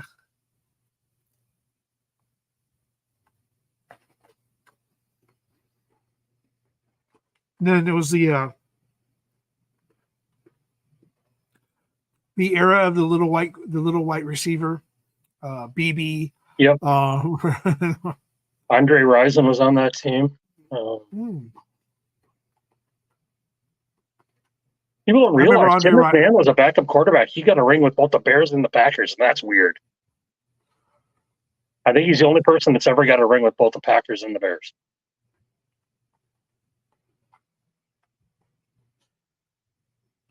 Bears and the Packers? No, yeah, because McMichael retired before he retired before the Super Bowl. Yeah, I feel so good for him now, but man, he's in such bad shape.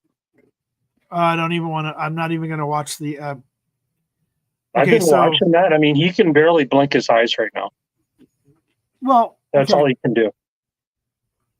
So, so Steve McMichael played for the Chicago Bears. He played for the Packers. He was also a professional wrestler for 10 years. And after he left football, he had more injuries in a 10-year period in professional wrestling than he ever had in football.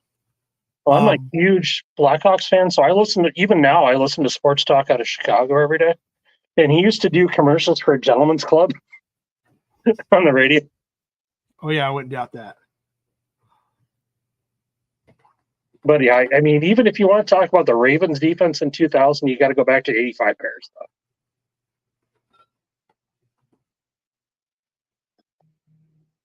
I mean, to And have here's a the thing. defensive line with McMichael, Dent, and Dan Hampton. Well, okay, so what?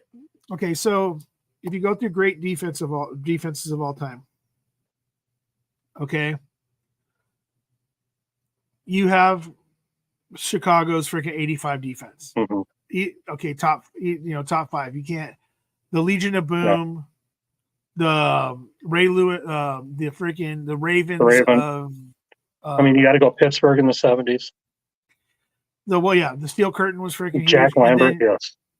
Then you got Merlin Olsen, freaking Rosie Greer. Yeah, Peter White, the Giants in the 90s, yes. LT, Carl Banks, man. The Rams in the freaking late 60s, early 70s. Deacon Jones, Fred Dreyer. Yeah, Merlin Even the late Olsen. 70s with like Jack Youngblood too. Oh yeah, Jack Youngblood. I remember listening to. My mom had to go to this place. There was a store back in the day called Zodi's. Kind of like a Kmart or whatever, but here in California, she had to go get something. But it was Super Bowl Sunday. So my brother's a huge Pittsburgh Steelers fan. I'm already a Chargers fan, but I was pulling for anybody that plays the Steelers. So I was, going for Vince Ferragamo and the Rams. And which was the first Super Bowl I ever watched was 14, actually. Yeah, it was I believe that's 1979. Yeah, Rams Steelers. Yep. And we're in the parking lot listening to it on the radio with my dad. And then my mom comes out and say, "We can go home now." He goes, "No, you made us come out here. We're going to listen to the rest of the game." So she had to sit through the whole fourth quarter of the game going, "Can we go home now?" I was like, "No, when the game's over." So, and my dad waited until the whistle was blown in the fourth quarter, even though the game technically was, pretty over. So, but yeah, I used to like that, like the Ferragamos, the freaking back when Dickerson played. I used to love the NFL. Now it's kind of, I like players, but I'm pretty much stuck. My team is what I follow. Some players. I think I got ruined by Tom Brady. I just think that people talking about one player continuously all the time of being the GOAT and then they're ignoring players that were playing when I was a kid. Yeah. Going, wait a second. You can't even touch a quarterback without them freaking crying. Yeah. Or getting a penalty. But Terry Bradshaw threw a touchdown with no helmet. Then, as he was running to the sideline, fell down and got his head stomped on with a steel cleat. Got up, wiped the blood off, put his helmet back on, and went back out on the field for the freaking the extra point. So don't give me no shit about freaking. Oh, Montana won how many Super Bowls, but how many games against the Giants did he get absolutely destroyed? Yeah. That I couldn't believe that guy even stood up. I mean, and then so I kind of like people like Ryan Fitzpatrick, the journeyman type person, the Steve DeBergs, the Dave Craigs, those kind of guys, because everywhere they went, they did something. Yeah. Like it might have only been for 1 year, but they always did something. And like Steve DeBerg played on it. He had to play on every team in the NFL. It seems like, because I want to say he played for like 17 teams or something like that over his career. Well, between the Giants and the Raiders, I mean, Jeff Hostetler was. Yeah. He was a pretty good one.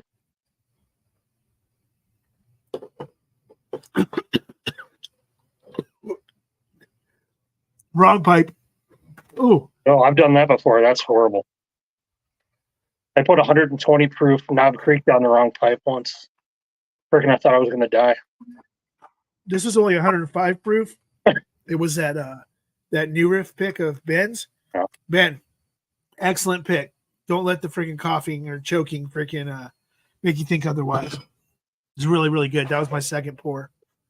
But hey, Tim, sorry I didn't jump on your stream last night. I was so tired. I went to bed early. I stayed up with Vic till 2 o'clock on Friday night, and then I was up by like 8 o'clock Saturday morning. So I was dragging last night.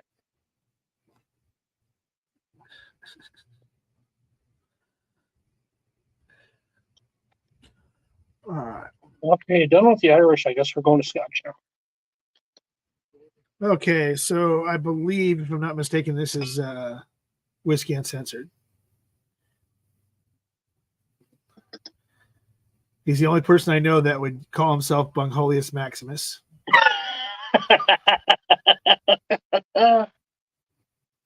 Thank you, Ben. So That was awesome. we got 24 entries. Oh. Let's Yeah, see. sorry, Jim. I love hanging out with you. I just couldn't stay awake last night. Oh, pinch hitter. Hey, what's going on, Jim? Long time no see.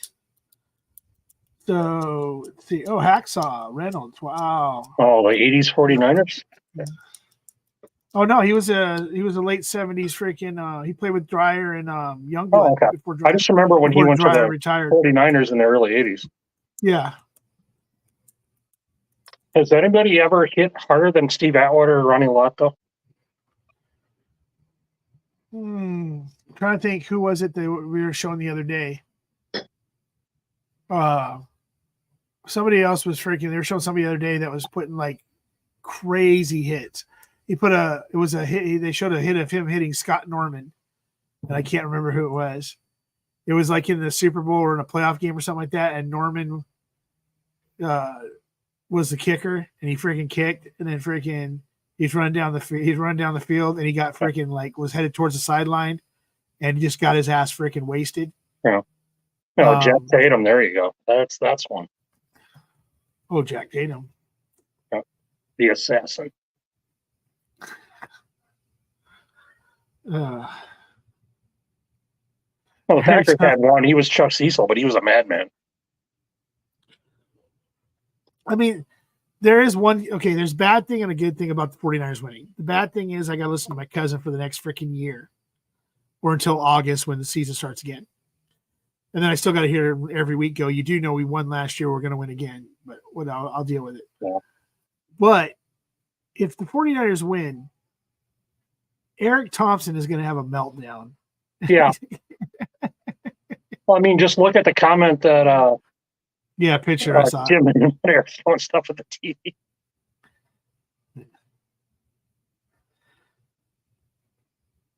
No, oh, sorry. I understand Atwater's hit on Christian Okoye was freaking epic.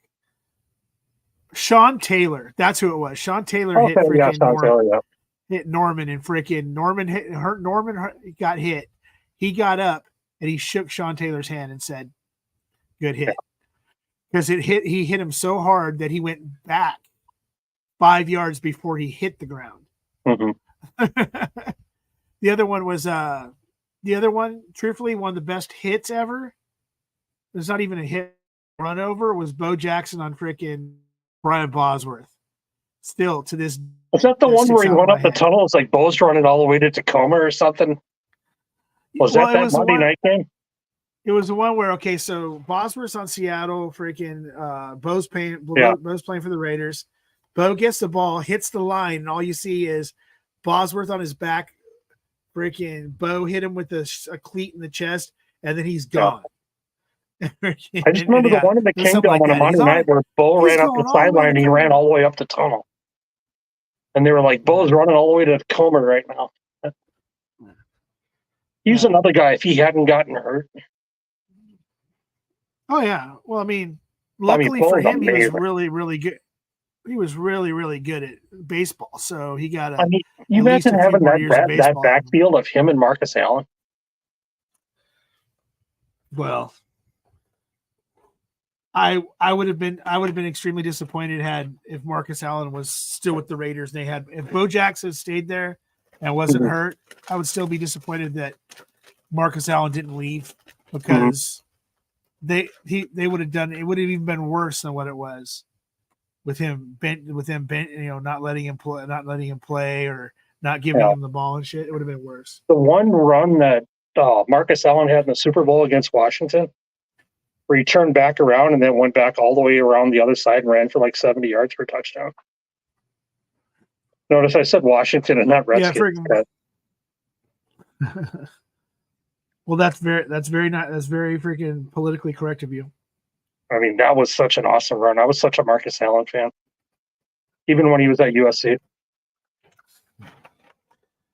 All right, everybody, we're down to a minute and 20, a minute and 40 before we get to ignore the beautiful halftime show.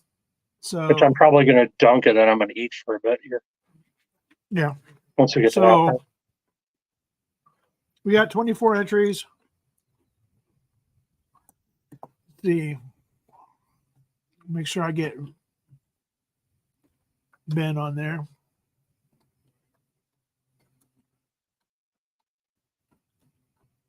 Oh, yes. John Reagan's. Yep. Okay.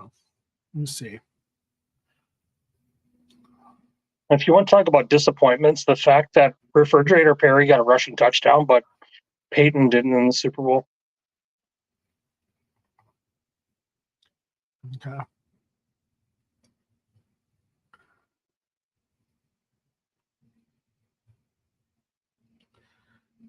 Okay. I don't think it's working. Dang it. I really wish I knew how to get this freaking to share on the screen from this window. Let me see. Damn it. Okay.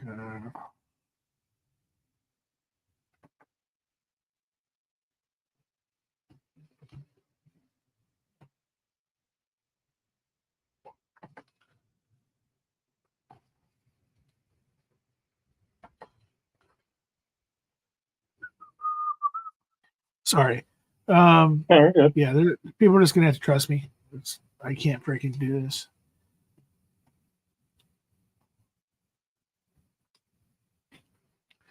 All right. So yeah, so we got 24 entries. Getting ready to be halftime here. I'm shuffling it until I feel like stopping. Let's see. Oh, he wants me to hang on a minute. So that means that Jim's going to go ahead and throw in something.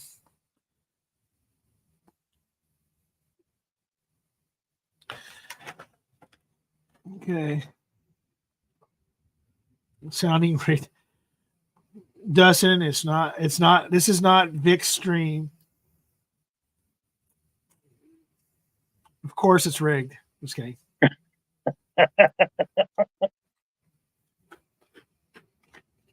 But second quarter, what you're playing for is playing for a Sagamore double oaked and choice of the three sample packs that are left. This Sagamore sample pack, there are 4 2-ounce samples.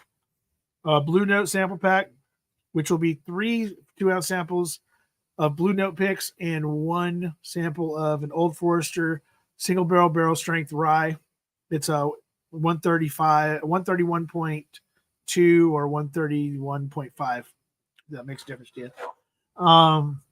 Then the other one will be a Hard Truth. It'll be if you already have it, the Barrels of Hope sample from that. Their Hard Truth, and and 3 other of the other mash bills. I have 1, 2, 4, and 6. I think it's 1, 2, 4, and 6. Chocolate, caramel, and then I can't remember what the other 2 are. Click on present screen and then either Chrome tab if you're using a website. All right. All right, let's see. Present screen. Oh, Marty, that is awesome, the Glen Scotia. Okay, so when it says no, wait, and then either Chrome tab if you're using a website. Okay. So I go to the wheel, and then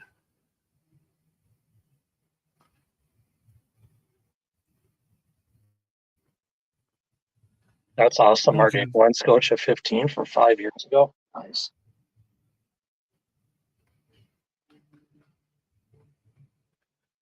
Okay, hold on. So if I go to present screen, do I click share screen, Jim?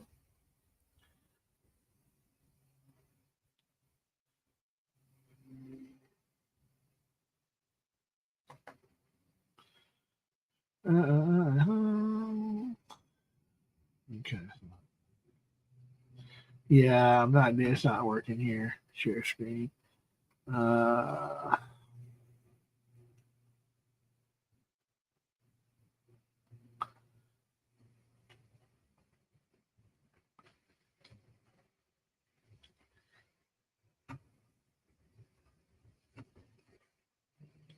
hey, is that you see it? Hey, there you go. Okay. Well, there's 31 seconds left, so I'll just go ahead and leave this up here. See, now it's not, and now it won't be rigged, at least for now. They're going to kick a field goal with 15 seconds left. So.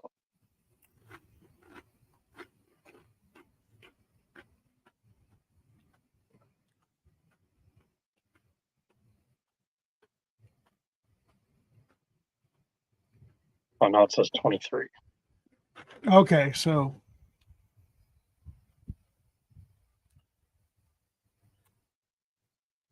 it's 4. So yeah, they're gonna kick a field goal. Ooh, we're gonna go in 0-0 after the first quarter, 3-3 after the second. Yeah, who'd have thought if you've got squares to go 0-0 or 0-3? Sorry, Dustin, I have the all over-the-air antenna on my roof, so I'm probably a few seconds ahead. This is hilarious. So it'll be 0-3 at halftime. Oh, I've never hated a kicker in my life, but Harrison Butker is really, really close.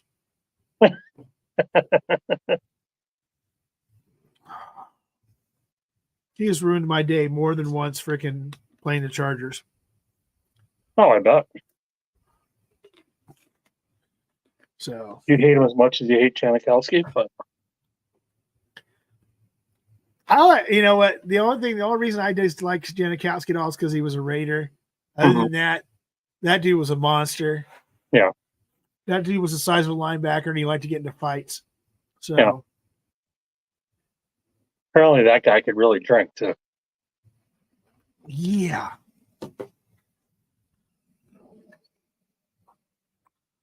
Cool. So let me see.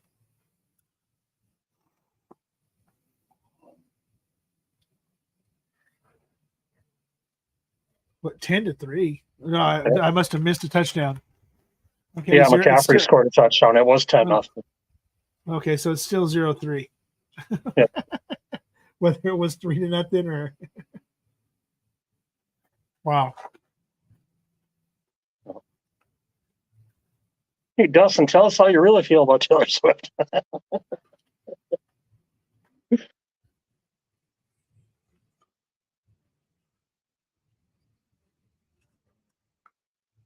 Wow.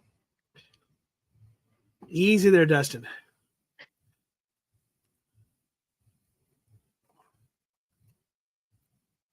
Tyler Bass. Scott Norwood. Oh, yeah. Buffalo wide right. I don't know what it is, but. When you think about it, right? When Tyler Bass did that this year, if anybody of any age got to see those 4 Super Bowl losses in a row by the Buffalo Bills, when they said wide right, I immediately flashed back. Yeah, I would too. I'd probably have PTSD over that. Yeah, especially like hardcore Buffalo fans, guys that came. Well, the thing is, they were that close in the first one, but they just got progressively worse after that. They just kept getting blown out and blown out and blown out. But that's like the Elway Broncos. They kept getting blown out too for a while. Yeah, definitely. All right, so if you're gonna go ahead and try to jump in this giveaway for the second quarter, it's the last chance before I go ahead and run this. Right now, I got Sugar Kitty, Ethan, Dom. I don't know why I wrote Dom, but Tater Dom, Isaiah's V, Prescription Bourbon, Big Vic, and Whiskey Uncensored. By the way, Isaiah's, because I keep on spelling your name wrong, even though I know it should be Isaias, I just put IV. That's you.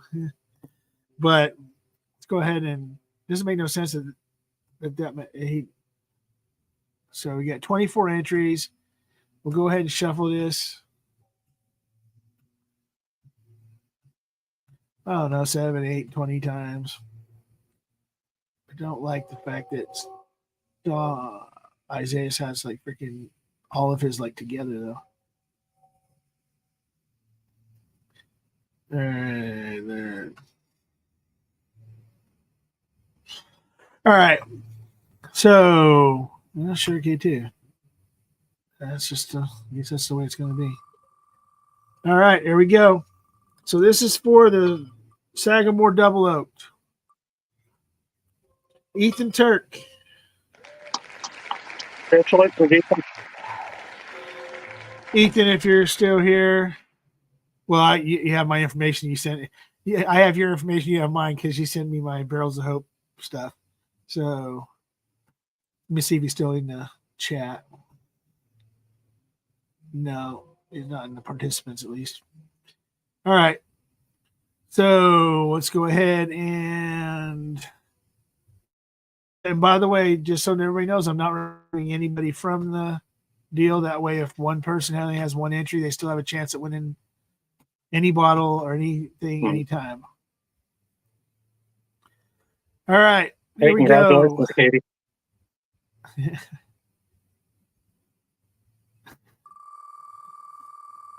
This is for your choice of one of the 3 sample packs. All right, Prescription Bourbon. So, David, I hope you're here because I need you to pick between the Sagamore sample pack, which would include the cognac finish, the sherry finish, and a Manhattan finish, and then the 5-year bottled and bond. The Blue Note would be 3 different store pick or 3 different picks. One by Hello Again Whiskey Friends, one by Stuff and Whiskey with Mash and Journey, and the other one would be a Florida store pick that was sent to me. And then the 4th sample would be an Old Forester Barrel Strength Rye.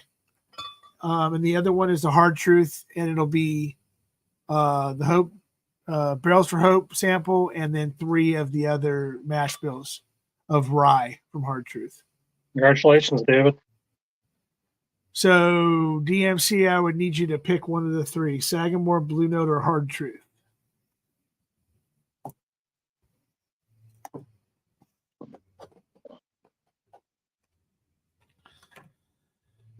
Okay, we can put this down for now. All right. All righty, good. Hey, it worked. Woohoo for me. Hey. Hard Truth. All right, David. And I believe somewhere I have your information. If not, I'll reach out to you. I have your phone number and stuff, so I'll reach out to you. All right. Well, there's 18 people. Whoa. Yay. Cool. I'm going to drop my camera for a few minutes. I'm going to go eat here. So. Hey, go do what you got to do. I will be back in a little bit. So. All right. All right. Well, you can't be yet. Let's go right there. So, all right. So what we have left now is the 3rd quarter is going to be Still Austin cast strength bourbon. It's not a pick. It's just straight cast strength bourbon. And in the 4th quarter, it'll be a Prideful Goat 6-year cast strength bourbon. And that'll be, or I'm sorry, straight Kentucky wit. It's a bourbon. Freaking, and that's at 114.6 proof or something like that. And then the last 2 sample packs are Sagamore and Blue Note. And then if for some strange, crazy reason, we're at 24 now. So if for some strange freaking reason we were to get to, I guess I'll be changing it up.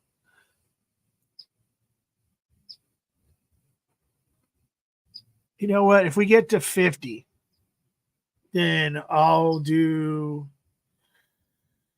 If we get to 50 entries, you'll get your choice between the Hardin's Creek and the Jack Daniels. The Hardin's Creek is the original. The Jack Daniels is the twice barreled single malt Oloroso sherry finish, the squatty bottle, not the airport freaking only. So if we're at 24 now. If we get to 50, I'll throw one of those two bottles in, and if for some strange reason it made it to 100, both the bottles would be in. So, all right, why not? It's not like I don't have a couple extra bottles, and I actually somebody in the chat's sending me one I've been waiting on for a while anyway. So, yeah, and that should be here hopefully next week or so. So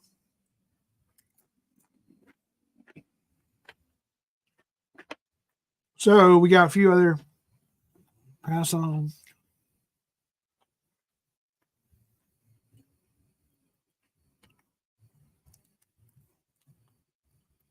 Wow. Okay, wait. Okay, Vic, I'll make you a deal. If for some strange reason you were to win the bottle for the third quarter and it's still Austin,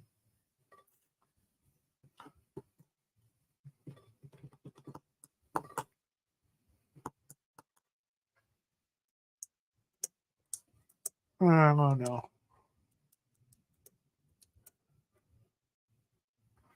I gotta think of something else I got that I could replace that I could give it to you. And it's not going to be that Jack Daniels or that Hardin's Creek. You got to win that.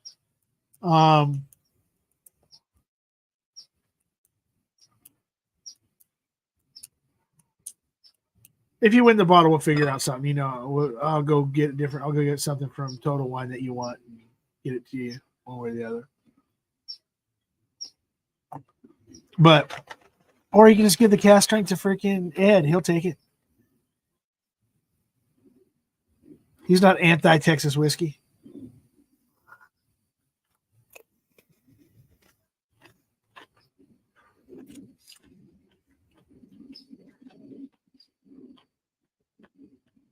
Or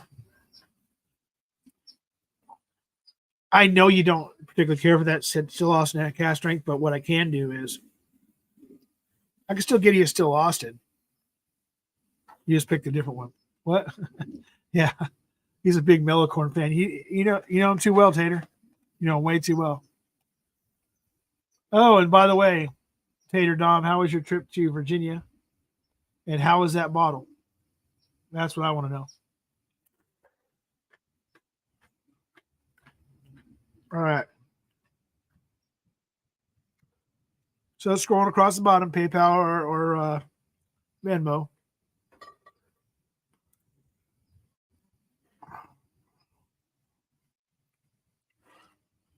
All right. Well, all right. So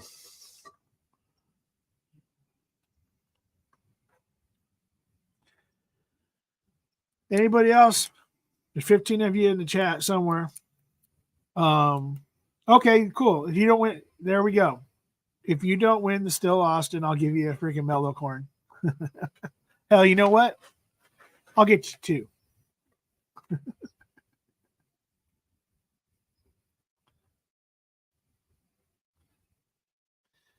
That's the kind of guy I am, Vic. You can have two Mellocorns instead of Still Austin.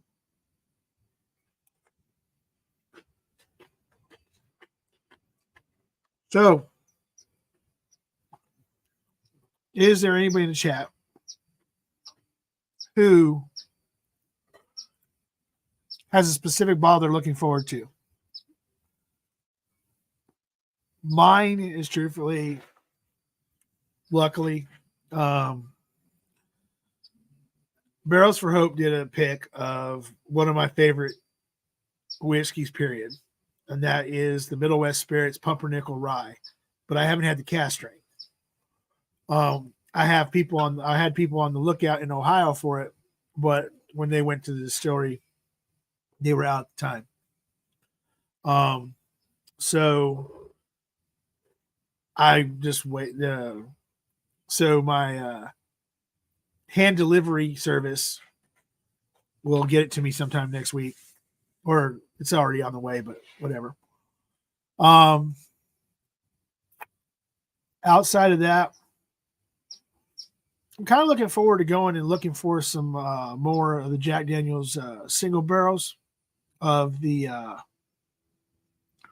higher proof ryes, the gold label ryes. The 100 proof one was all right.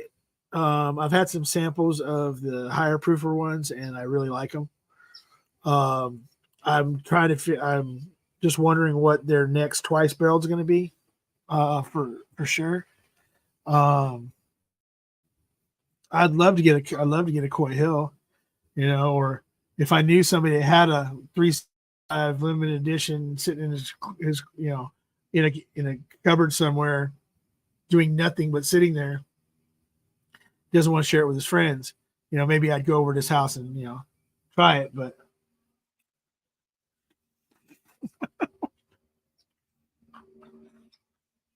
But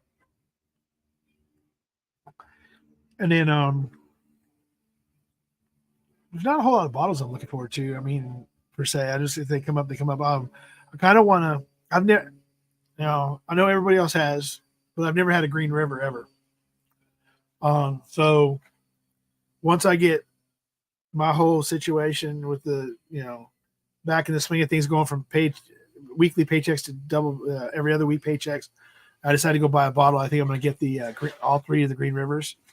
I've heard that all of them are good and they're not that expensive. So I can get all three of them for less than 100. So it's like, or right around there. So, and the rye is the one I'm kind of looking forward to trying, but we'll see. Let's go.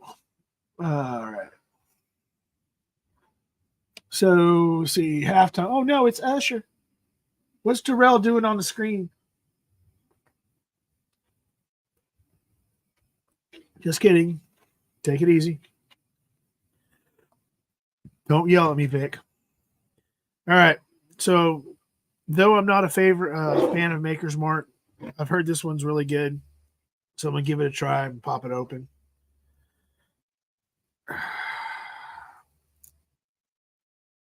I know what's going to happen. Freaking Vic's going to say, well, why don't you just ask me to get a sample before you open it? Because then you could have done something else to the bottle. But, whatever. I'll sample it out if I don't like it.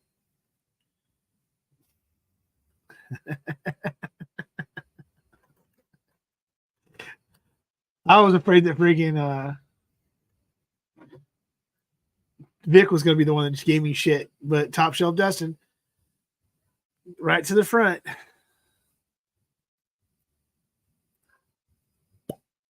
Oh, that was weak. All right. So this is the Barrels for Hope Maker's Mark private selection called Fruitgate. It's one baked American, one seared French cuvee. Yeah. Let's see. Maker's Mark, 2 Maker's Mark 46, 5 roasted French Mendiants, and 1 French spice.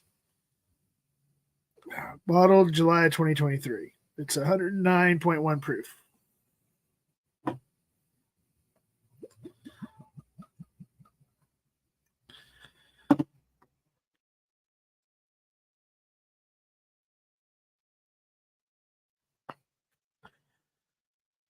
Oh.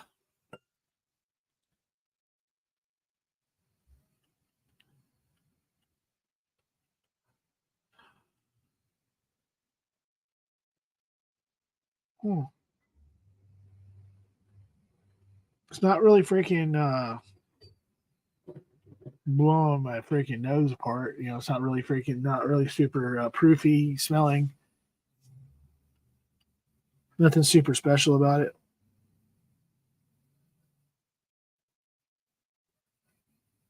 I mean, a little dark fruit, but it smells like weeded whiskey, but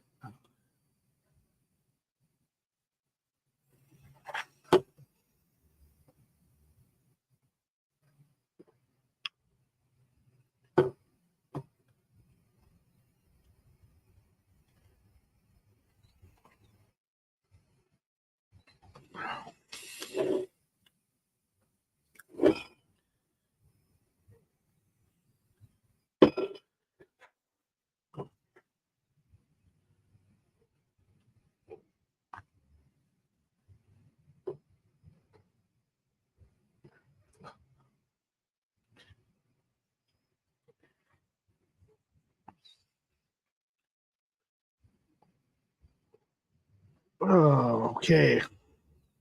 It's all right. It's not bad.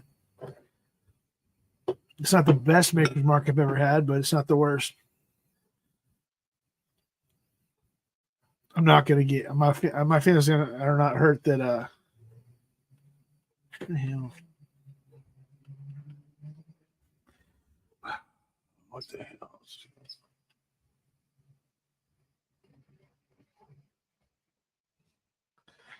Whatever, if I could damn camera.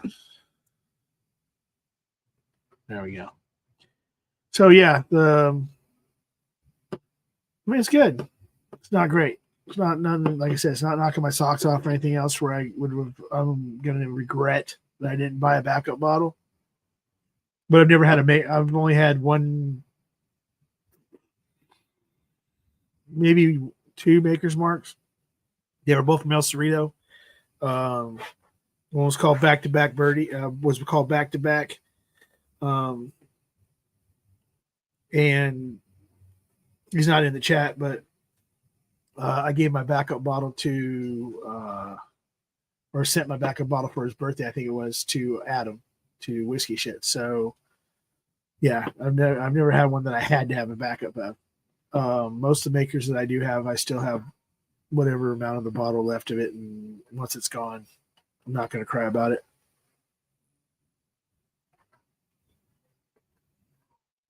It is what it is. So, let's see. Still trying to figure out how they decide who's going to be on the friggin' halftime show. Is it like, I mean, okay, so it was told to me by some people in the industry, people from that I know in the different parts of the music industry, whether it be on radio or whatever, that the record companies, if someone's got a new record coming out that is well known, say like Usher, like Alicia Keys, or whoever been on this thing or whatever, Metallica or whatever. But Metallica was on the when Metallica was not Metallica, it was on the yeah. They all had new albums coming out. These people have, and so they're promoting their album. They don't get paid to do the show. They get paid. They get their like accommodations paid for, and then all their production of what they want to do for the show is all paid for by the NFL. But they don't get like, oh, they get paid $1 million for coming and performing for it, because they can replace. I mean, any of these people, if they're not going to do it, they'll find somebody else to take their spot. So they're just promoting. Basically, they're there to promote their album, make their money from the promotion on it. So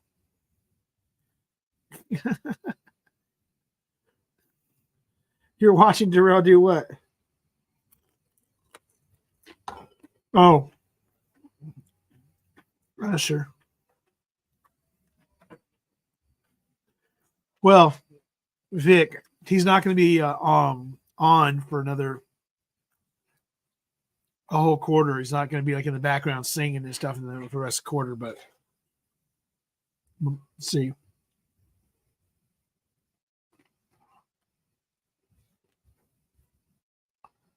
So outside all this, I will be doing I believe it's going to be, I want to say March. I will. I think I'll be doing my. I got to talk to some other people, some other veterans, but I think that either like somewhere like the March, May, maybe right before the summer, whatever, we'll do a. I don't want to interfere with the Alzheimer's stuff. I don't want to interfere with anybody else's charity stuff. I got to find that spot where maybe talk to Jason and see if he wants to do it. But I want to do a. I want to do a veteran stream, like what Jason does every year, like what freaking Trev does. Just got to get them all together on one page. If that's not the case, then I do at a minimum next month. I believe it's March. So I would like to do a mental health stream for veterans. Well, for anybody, but in general and veterans. There's a couple of certain charities. If you follow any of the veterans charities on Instagram, like 22 veterans commit suicide every day, on average. So it's one of the things that I'm really, due to my own struggles with it, something that I'm going to get involved with in a little bit heavier this year. And if I do any kind of charity stream or anything like that, it's all going to be straight to, what do you call it? Straight to a charity, or straight to, like a GoFundMe situation, like the same way that Andrea did hers, same way we did with Darrell's, with his daughters, and with Jerry Black. All go to one place, and then someone will send the money where it's got to be going, where it's going to be going. So I'll let everybody know way ahead of time, so that if anybody wants to contribute or anything, bottles or anything like that, that they'll be able to do so. Luckily, my new schedule will allot me a few more extended weekends, an actual Saturday and Sunday off. It didn't happen this week, but hopefully in the future it will, more than normal. So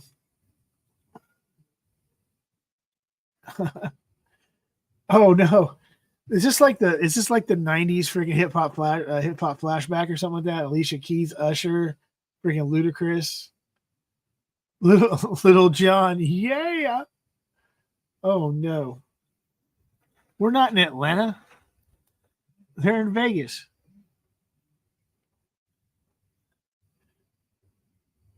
Wow, interesting.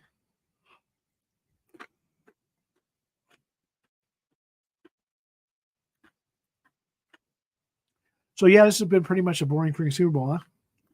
So, all right. So the third quarter is going to be starting in, who knows where these halftime shows go, but once it starts, we'll be getting into the third one. It'll be a Still Austin, like I said, cask strength bourbon.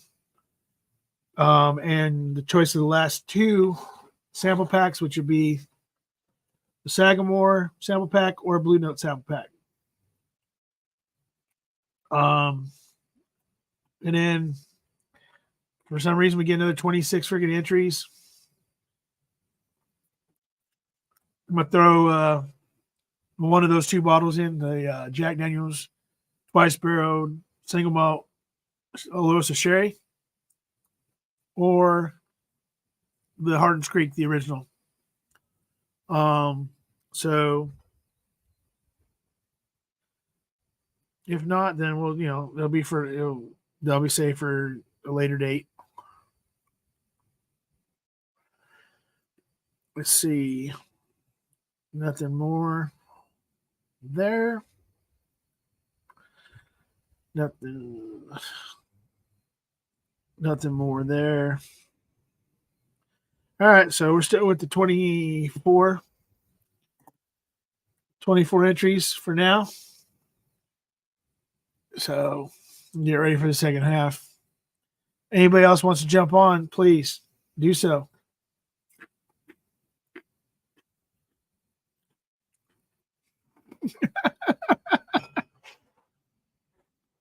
We're bad. Darrell's killing it in Vegas. So, but yeah, anybody wants to come on, hit to the top. Like I said, I understood that it's going to probably be it's only 5:30. The regular live wire isn't even started for another half hour. So maybe a few more people come in then. But we'll see. If not, it's the way it is.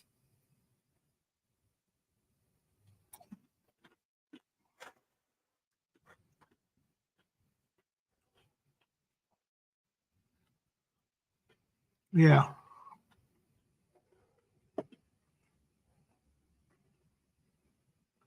I mean, not that there's anything wrong with the 90s hip hop or anything else. It's just that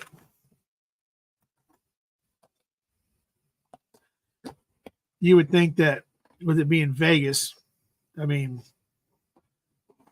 which is a quote unquote entertainment mecca, and with all the people that are right now, doing residence there, U2's doing a residence there, Adele's doing a residence there, freaking who knows who else do. I mean, not Aerosmith. I don't think they're there right now. Dead and Friends. That would have been. I mean, not that a lot of people would have cared about it, but it would have been fun. It would have been kind of fun to watch Dead and Friends since they have a residence at the Sphere coming up.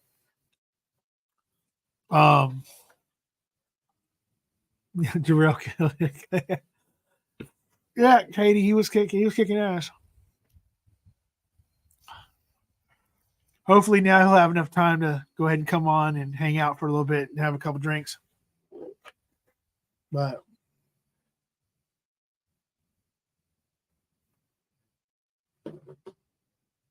oh man. I have to admit, no matter how much I hate the freaking Raiders, Reliance Stadium's a good looking stadium. Okay, I'm full of food. We can start drinking again.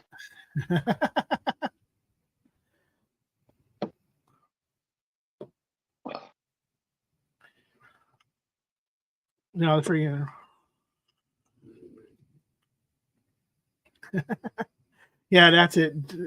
Dustin? How'd you know? They go to the Wheel of Terrible Musicians and then they just randomize it. And, well, who's going to do Super Bowl this year? Yeah, I've heard that for years. I was listening in the background that whoever they pick, they don't get paid for this. Right. There was a big thing about it earlier today. I was watching earlier today while I was setting up, and they were talking about how some of the performers that they've tried to get to be on there require that they get paid to do it, and so they just don't do it. Yeah. Because the one at last year in LA, right? The only reason that Eminem was it Snoop Dogg 50, Dre. The reason that they were all is because they knew they weren't getting paid.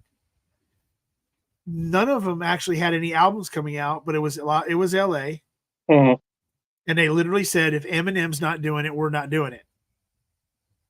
And then Snoop Dogg said, well, I don't give a shit. I'm gonna do it either way. But if Dre's not doing it, that kind of there's no reason for me to be there. So they basically, got him to freaking. I mean, Eminem didn't get paid either, but it was one of those things where he had to be convinced to come and do it. But yeah, I agree with you. I think Celine looks like a cadaver these days. She looks rough. Oh, so no, Celine the cadaver. No, I wanted him to roll out freaking Adele. That's who I was looking at. But I mean, it's Vegas. Roll out the corpse of Wayne Newton or something. I don't know. But yeah, for him. Give Chumley a guitar and just let him go out there for halftime. Friggin' no, I mean, no, I understand the whole. I mean, the God's honest truth is, I'm surprised they didn't have Taylor Swift do the halftime show. That's just, that's what I was waiting for. But I think it's hilarious is that. So this morning, well, Facebook, anybody who even looked at their Facebook today saw it.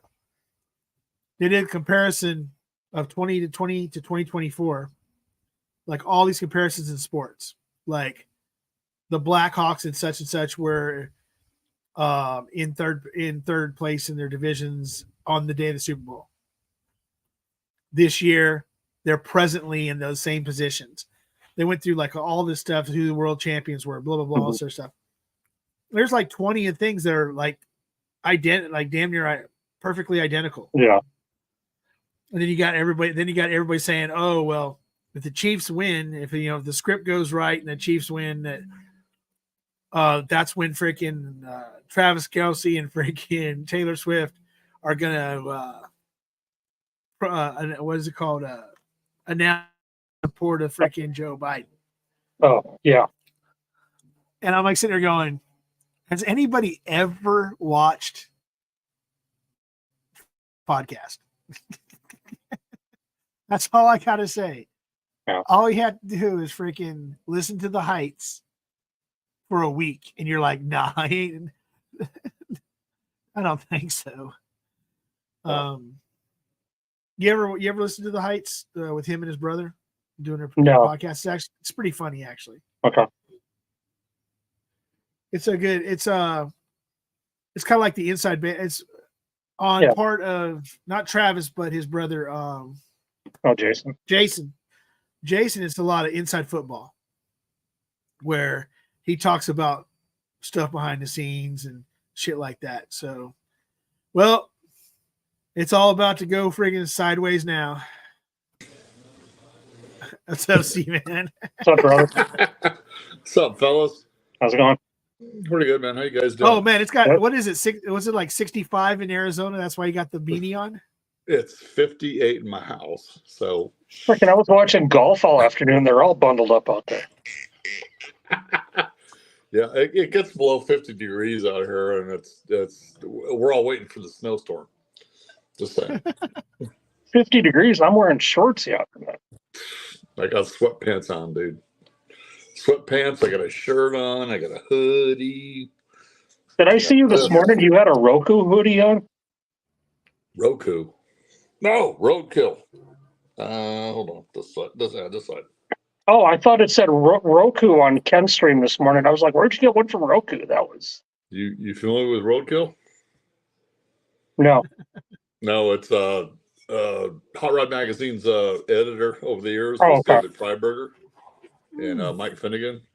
I just thought it said Roku this morning on Ken's stream. That's all. Well, anyway, they take derelict cars and they put them on the road. So I'm a big fan of their channel. Nice. That's what they fucking do. Roku. Are you saying we're all derelicts? Derelict. I said derelict cars. Stanley, I'm glad to see I'm still a mod, man. I appreciate you. Oh yeah, I mean, anybody I've ever made a mod, I've never taken anybody off of being a mod. So. I got a bottle of Albert Premium that you got from Tito like 2-3 years ago. Yeah. On one of your streams, and I fucking cracked it open like 2 weeks ago. I held on to it, and I should have opened it up sooner. It was delish. Damn, it was good. I told you that night when I was on the last. Basically, I think it's the last time I was on a live. Friggin', I told you, just crack it. Just crack it. It was a batch 2. It was like the first one. It was the first one here in the States, which was batch 2, was one that he won off one of my streams from Tito. It's not everywhere out here. And I think my Total Wine, they put it on the center counter. It's limit 1 when you grab them. Oh, okay. Well, if I see them all the time at Total Wine out here. So, yeah. But then again, I can't feel bad for people in Arizona because they get BTAC at freaking Costco's and Walmart. No, I don't get this- fucking this- that shit here. This is high dollar whiskey right here. Come on now. No, not Buffalo Trace. I'm talking about the beat. I know what BTAC is. Yeah, I know, but I'm just fucking with you. Freaking. Well, I've taken multiple drinks of everything from the 1783 and from the new riff, but I don't think I want to. I'm not a fan of that Maker's Mark. I think I'm going to move on to my last pop. Which For this Maker's evening. Mark? It's the Barrels of Hope, Fruitgate private selection. I like 46 and everything above that. I don't like regular Makers. 46 cast strength, yes. Yeah. Oh no, I like 46 cast strength. That's the outlier, but there's a few like private selects that I do like. Like they're the ones that before they got rid of it, but the ones that had the French mocha staves. Mm-hmm. I used to like those ones where people be like, "Oh, we're just gonna do 10 French mocha staves."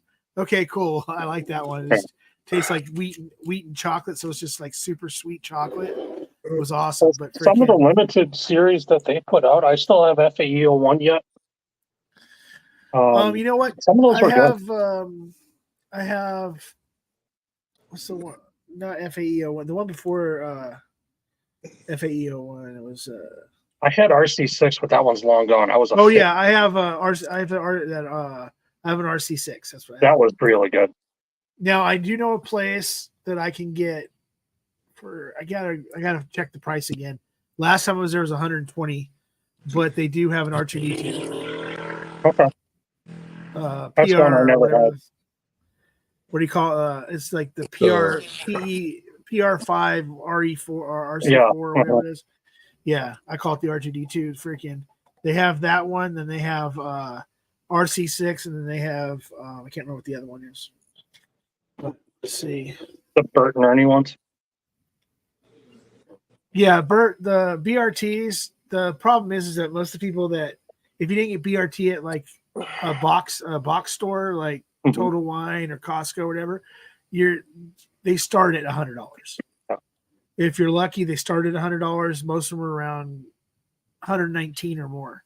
So since I'm not a Maker's, fanboy like Scott Pigsley, who's not in here, but maybe if I say his name, Scott Pigsley, he'll show up. That's like saying Miller Lite, and this guy shows up. Yeah. Oh my God, that's like that's where I'm glad I got a sample of the Maker's Bev, the barrel entry proof, because I did not care for that at all. Yeah, it was pricey too. Because that barrel entry proof one had such bitter oak tannin on the finish.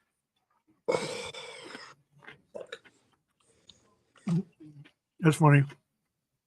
Top Shelf does. It says, hope the scoring slows down in the second half. It's already slow. That's why people are bitching. Fuck. Right now, if you think so, I don't remember what the over was, but right now there's a whole crap load of people losing a shitload of money if this score doesn't happen. It's never high in a Super Bowl. It's always 7 freaking points. I thought it was probably close to 50. No. Yeah, I thought the over was like 40 something. Fuck, I'll have to go look it up. I'm trying to find my PayPal password there. Do I tag anybody in chat or just you? Oh, Peter White's over is 47.5. They got a long way to go to get there right now. Who do I tag, Stanley? Just me. That's fine. Okay. Just give me a second. I don't fucking know there's my PayPal. Okay. So the over is 47.5. You're at 13.5. Yeah. Yeah. Long way to go. No, I'm talking about the spread. That's my problem. Hold on. Oh. Okay, wait a second. All right.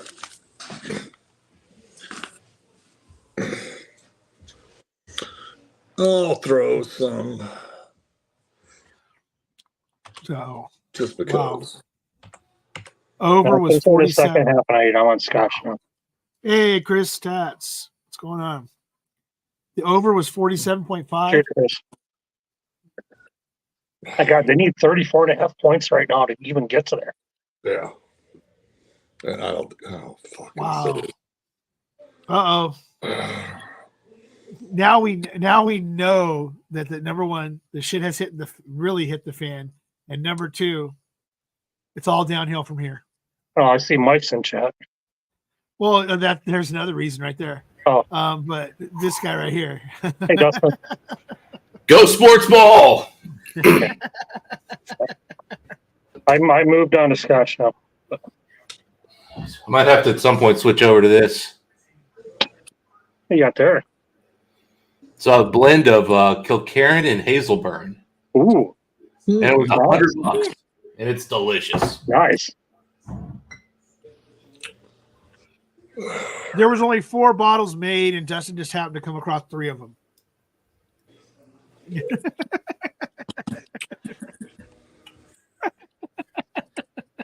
Now, there was probably 300, and I only found 18 of them. Yeah, the 18 that were in the States. Make me start drinking Campbelltown now. 15 were in the States. 3 of them he had to have imported from Whiskey's World Whiskey. So, Oh man, I tell you what, for $100, I wish I found them in Whiskey World. They probably would have been like, with the prices we pay of a premium to buy stuff in the U.S., they probably would have paid me to take them. Hey, that's a nice looking hat you're wearing there, Dustin. Well, I had to have a sports ball team. It's the only sports ball hat I have.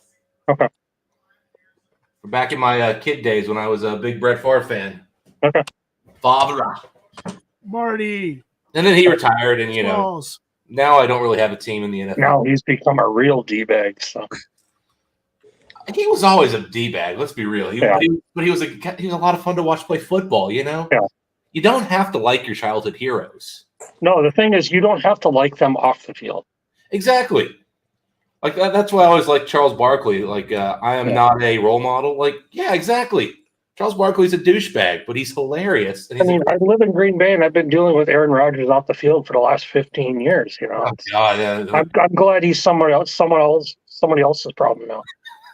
Hey, what's up, Jigs? Yeah, So- that's definitely a douchebag.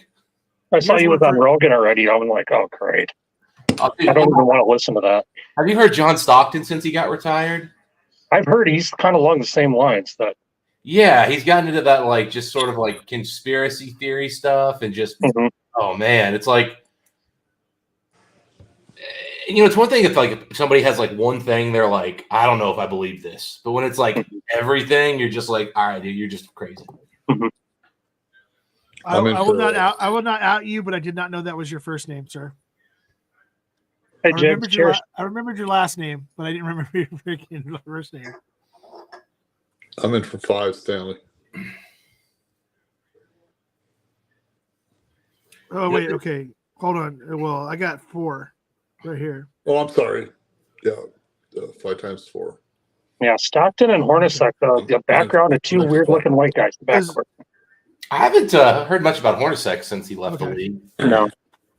Stockton kind of came up when his son made the league, and then I saw like an interview with him like somewhere. And it was just like, oh my gosh, this guy's really going. I put 20 in there, Stanley. I remember Yeah. being at a Bucks Jazz game in Milwaukee, early '90s, with my younger brother. And you remember Mark Eaton? Yeah. He got the ball at center court, and people started yelling, "Shoot!" And I said to my brother, "I bet you he feels about this tall right now." My brother's like, "Nah, only about 6'9" right now." Dude, that guy was, man, he could have been in the NFL as like a kick blocker or something. I mean, that was just a mountain of a man. He was a big guy. I mean, well, he was skinny, but Rick Smith's. Yeah, but I mean, Eaton was like that guy could just clear, like people would bounce off of him. That guy was just a mountain of muscle. I know I'm old, but do you remember Artis Gilmore from the Bulls? I am a basketball historian, so I know who he is, but that was Early 80s, 7'2" with an afro, but he was like the same size that Eaton was. Oh no, yeah, well, not quite as big as Eaton, but Yeah. the thing with Eaton was his chest and back were just like None of the people that were 7'4" were ever that big. They were all skinny as a rail. oh yeah, I mean there's of course only been like 5 guys who are that tall. So Yeah. I mean, Ralph Sampson, Randy Brewer, Manute Bull. Ralph Sampson wasn't that tall though. Like he was listed there, but he was only 7'2". Like Yeah. Scott Bradley. Yeah. I mean, it's this. Oh, Sean Bradley, wasn't he like 7'6" or something? Sean Bradley was like 7'5" or 6. Yeah. Yeah. I mean, you had him, you had Yao Ming, Money Ball. I mean, yeah, actually Yao Ming, man, his legs were freaking huge. If you ever go back and look at his legs, that dude had some quads. There was the minor league team in Indianapolis for hockey. They had Manu Bull come out on skates one night in full hockey gear on the ice. Oh wow! Which should probably make Zdeno Chara look like a midget, but so that sounds who's the kid that's playing basketball now? That's like freaking thinking about 11 feet. Wembanyama? Yeah, Wembanyama for the Spurs. That kid is awesome. Yeah, at first I was like, whatever, you know. I'm not a big fan of watching players just because they're freaky. Yeah. That dude's got so much touch and like handle, like he's got so much talent. And he doesn't look nearly as like frail as he looked like when I first saw him in Europe. Like in the NBA, he doesn't seem like he's that. I mean, he must have put on a few pounds just to be human-esque. Yeah, he's 7'3", 7'4", and I mean, Jesus, the guy standing reach is like 10'2". I mean, the guy can take the ball off the dribble too, and well, his arms are so long, he's actually dribbling at like the normal distance of a guard. Thanks, Marty. It's like he's the tallest guy I've ever seen, and his arms are so long that he's not even awkwardly dribbling. I mean, I almost think he can dunk without jumping. He just needs tippy toes. I mean, he gets a few years and some pounds on his body, he's going to be something. And they got the 15-year-old boy back on stage.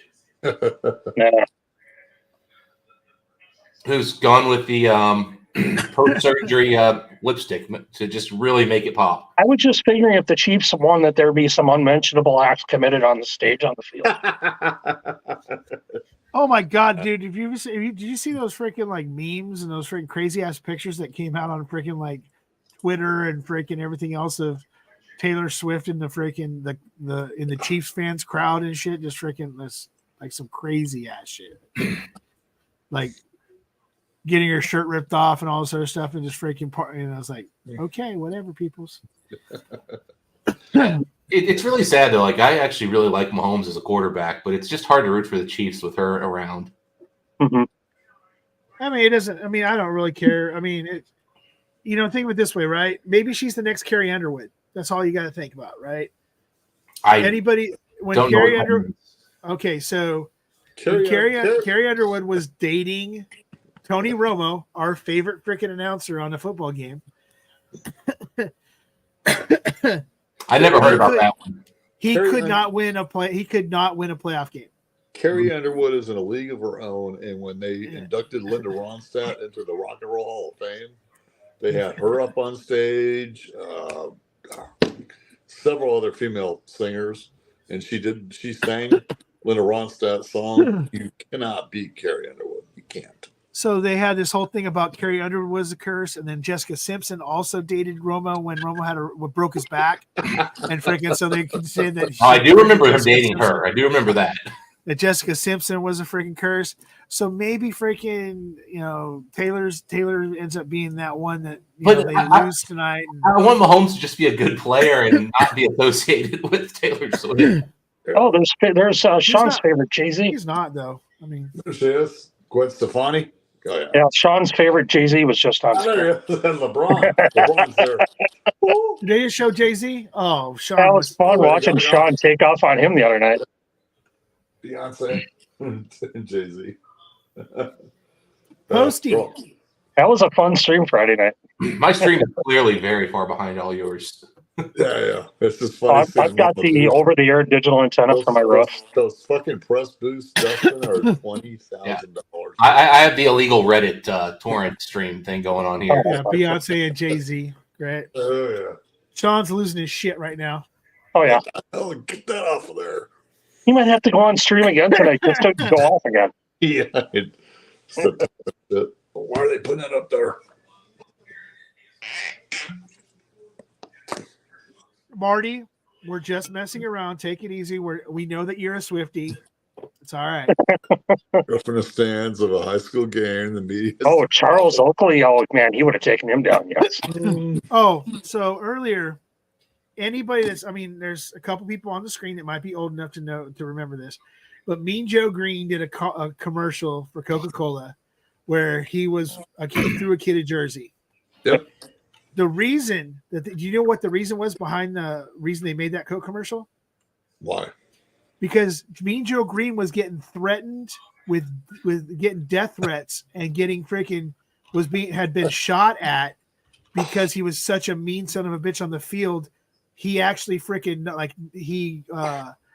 Terry Bradshaw after he threw an interception off the sideline and punched him in the face through his helmet, like bent his helmet and freaking punched him and told him don't do it again.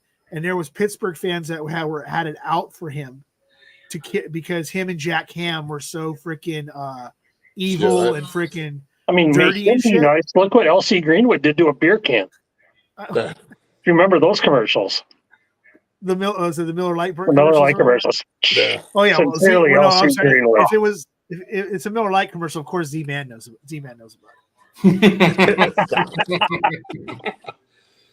My dad was a Steelers fan back with Bradshaw, and for you to mention Ham, that's old school shit, brother. Yeah. Rocky Blair's from city right down here. Hey, if Whiskey Tube ever gets big, I guarantee you Miller Lite's going to give Z-Man a sponsorship deal. Between him and Marty, I think they'd be a combination there. They're giving us a sponsorship right now to Gas Monkey Garage, Dustin. that fool's on there all the time. Man, crack open a beer. Okay.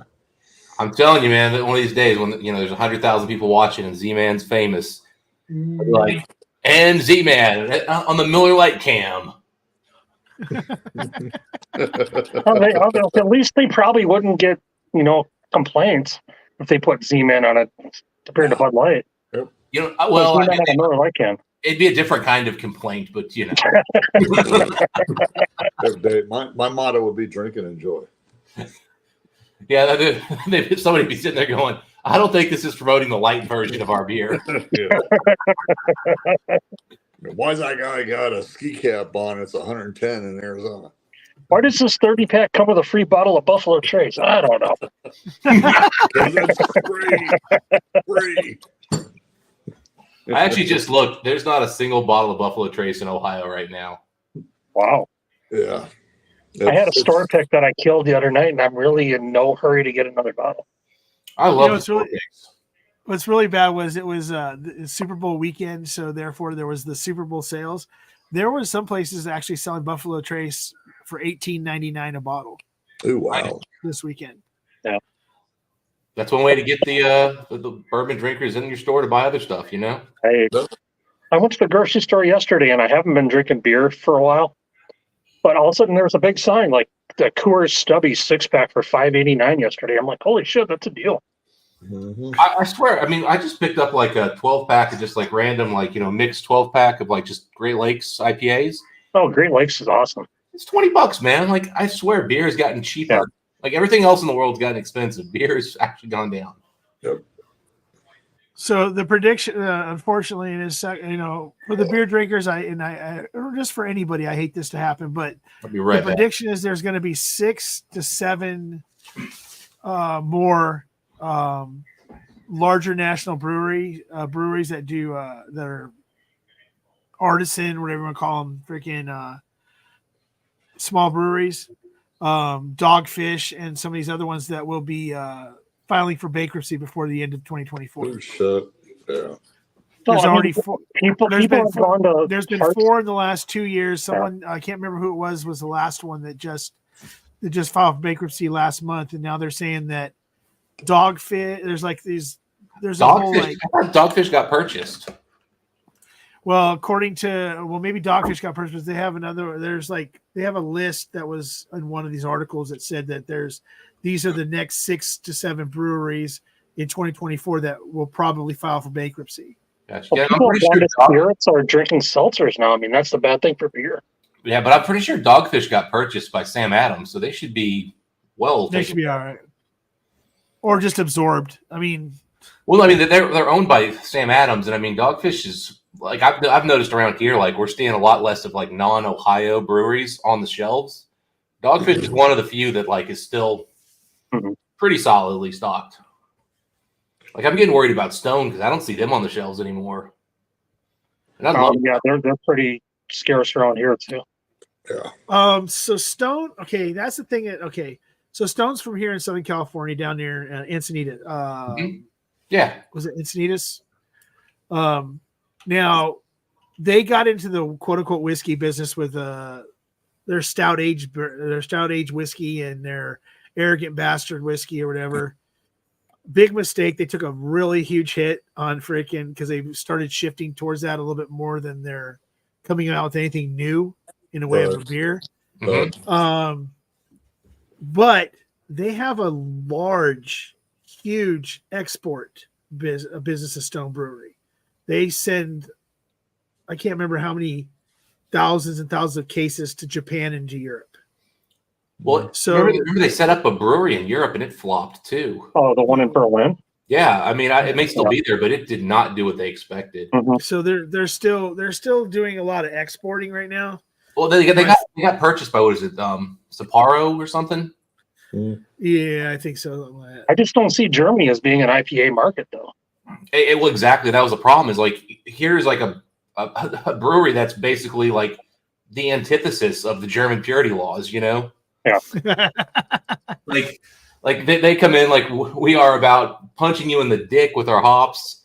We're our beer is arrogant bastard. You know, we're this, that, and the other. Well, I mean, if German's going to go, it's either wheat or dark. Yeah, one of the funny things I remember was, you know, somebody was talking about like the gargoyles and all that, like the Stone marketing. They're like, Stone still looks like a brewery that like did all their marketing and design in the 90s. It's like, it's time to, you know, update, you know, maybe you need to drop the arrogant bastard thing. It's no longer cool and hip. Mm-hmm. And I'm like, no, they got to keep it so it becomes dated and vintage soon, you know? Like that, they'll be like the old school, like just to the arrogant bastard. They can change everything else up, but they got to keep arrogant bastard. I just realized, speaking of Stone on the front, dogfish in the rear. Whoa. Okay. Oh man. Good old pizza pub. Yeah, I'm not rooting for Dogfish in Kansas the City. rear. I'm not rooting for the Chiefs in case you don't know. I think I'm going for San Francisco here, but like I said, I really like Mahomes. I just, you know, I do too. I got a buddy of mine that bitched that nobody will bet him anything. He goes, "Well, I'll take the Chiefs for $20." I said, "Fine, I'll take the Niners." but I just can't root for a team whose, you know, star tight end is dating an ugly girl. Just can't do it. So Speaking of breweries that are going, I mean, I was a big fan of Anchor for the longest time. oh yeah, Maybe- Anchor's gone. Yeah, that's sad. Their Christmas ale, man, that was a staple, dude. I used to get 6. I have a few older, one like 15 or 17 in the basement yet. I mean, Liberty Ale was one of my classic. That was my favorite IPA of all time. I had to special order that stuff. I used to love that. Mm-hmm. Yeah, Anchorstein was I got a bunch of coasters sitting here yet. nice. Yeah, I love Had the regular Anchor Steam. What was they brought up like the old Gold Rush California Lager? That was really good too. Yeah, from what I read, they really poorly managed their business the last few years. Well, they changed the logo, but they were bought up by Kieran, and the marketing changed, the labels changed, but the and it just went right down the shitter. Well, their distribution went down. Like, Yeah. they went I from couldn't get their stuff anymore. they went from a brand that you could get everywhere in the country, and they got purchased, and their distribution went to shit. It's like, the other thing was they never modernized their beer. They needed to get a little hoppier. They needed to be a little more aggressive. Not a lot, but they needed to try to keep up with the current trend. Wasn't Liberty Ale as hoppy as you really want to go though? Too, that was awesome. They could have kept Liberty alone, but they needed like a double IPA or something. Like they needed to do something to. I've been hearing though that some old employees are trying to buy the brewery now. That makes sense. Like a restructure and bring it back with a different. Bring back the old labels and the old beers and. I love those little bottles too, little squatty things. Yep. I mean, I'm just trying to figure out okay, so IPA, right? So you got IPA, double IPA, freaking hazy IPA, freaking Hazy has sloppy, just gone too far. Midwest IPA. sloppy finger IPA, whatever. Freaking. One I Yeah, really liked was the grapefruit sculpin from Ballast Point. I can't do the grapefruit flavoring, but okay. Stone did a tangerine one that was really good. Yeah, That was almost like fresh orange juice. it was. Yeah, we have one out here called, I want to say it's called what was it called? Refuge Brewery. They have a very limited. They started to push national, then said, "Wait a second, if we do this and something goes sideways, we're screwed." Kind of pulled back. They're kind of local, a lot of local to California. They're all over the place. They have a blood orange wit that is freaking crazy. That being good. Then Cali Squeeze, which is SLO Brewery, which is also half of SLO Distillery, which is 10-6. Rod and Hammer. They have these things called Cali Squeeze, so they've got like a tangerine IPA, a blood orange wit. They've got blood orange wheat beer sounds really good. Yeah, it really does. And I'm a huge. I mean, if anybody knows anything about German beers, I love Franziskaner. Their Dunkelweiss is my favorite beer of all time. The dark wheat. Yeah, but I'm a huge fan of because of the banana and clove that's in Franziskaner is freaking amazing. Dunkels. I mean, I like Duvel. Was it Duvel? Duval. Yeah, Duvel, yep. Duval, freaking. Some of those ones I like. Some of those ones I don't mind drinking stuff. Was it called? They did the whole Megadeth thing with a Tout Le Monde. Oh, Unibrew from Canada. Yeah, Unibrew. They do. Yeah, I had the Megadeth beer. They do a Sayasin. That's not that bad. They had a green apple beer that was really good. But I mean, and then for some reason, because of my freaking, I think it's more of because I like Viking shit, like Amona Marth and freaking Tattoos of Valkyries and stuff like that. That I kind of like some of those like Icelandic and freaking Norse beers. You ever see the Skull Splitter? Yeah, I was gonna say that was the first beer I was thinking of when he said that. Yeah. That's not a great beer, but it's a really solid, like easy drinker. Yeah. Yeah, I mean, there's so many great beers. I mean, the problem with beer, of course, is it is not a health food. It makes whiskey seem healthy.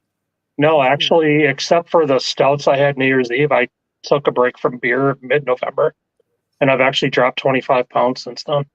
Good for you. So I'm like, okay, I need to take a little break from beer for a little bit longer, and I'll go back to beer. But if I can start dropping a few pounds, I'm good with it. Yeah, again, it's just not good for you. I mean, I picked up some beer, for the game today, just because I like drinking beer when I'm watching sports and talking. Like whiskey. Hey, Jack. You start watching sports and you're just sitting and throwing back whiskeys, man, you get yourself in trouble. Yeah. I agree, Jake, Jack. Oh, I mean, drinking beer, watching hockey too. I mean, I go through quite a few. And this break brought to you by Z-Man and Miller Lite. Miller. Marty wants me to tell you that Miller Lite and nothing else. There you go. So if you can taste it, it's not Miller Lite. No, if you can taste it, it's not Coors Light, but freaking. Yeah, there's nothing quite better than them literally marketing it as Taste the Rockies and basically showing the ice caps. Like literally they're marketing, we taste like water. Yep. And it does taste like water. Yeah, Coors Light's mellow. So we need a commercial with Z-Man and, Marty going back and forth to taste great, less fill it. Who was that? Bubba Smith. There you go. You gotta get Bubba Smith. Yeah. I remember all that shit. So real quick, for anybody that might have jumped on that I didn't know besides Jake, third quarter's 5 minutes left in it. It seems it's been like 5 minutes to 6 minutes for the last 15, but 5 minutes left. At the end of the third quarter, we'll be for every $5 donation, we'll be picking a name for a Still Austin a Still Austin cast strength bourbon, and your choice of the last two sample packs, which is Sagamore and Blue Note. And then fourth quarter will be the Prideful Goat cast strength bourbon, Sure. and whatever the last one left of the samples. Right now we're at 22, 3, 4, 5, 6, 30. If for some strange reason before the end of the fourth quarter we hit 50, then you'll get your choice. Someone will get a choice of a Jack Daniel's single barrel. Twice barreled. Damn it! There you go. Twice barreled Oloroso finish, or the original Hardin's Creek with the tin and the whole 9 yards. Oh, really? Yeah. So, and we need for that to happen, to have that choice happen, we need 20 more entries.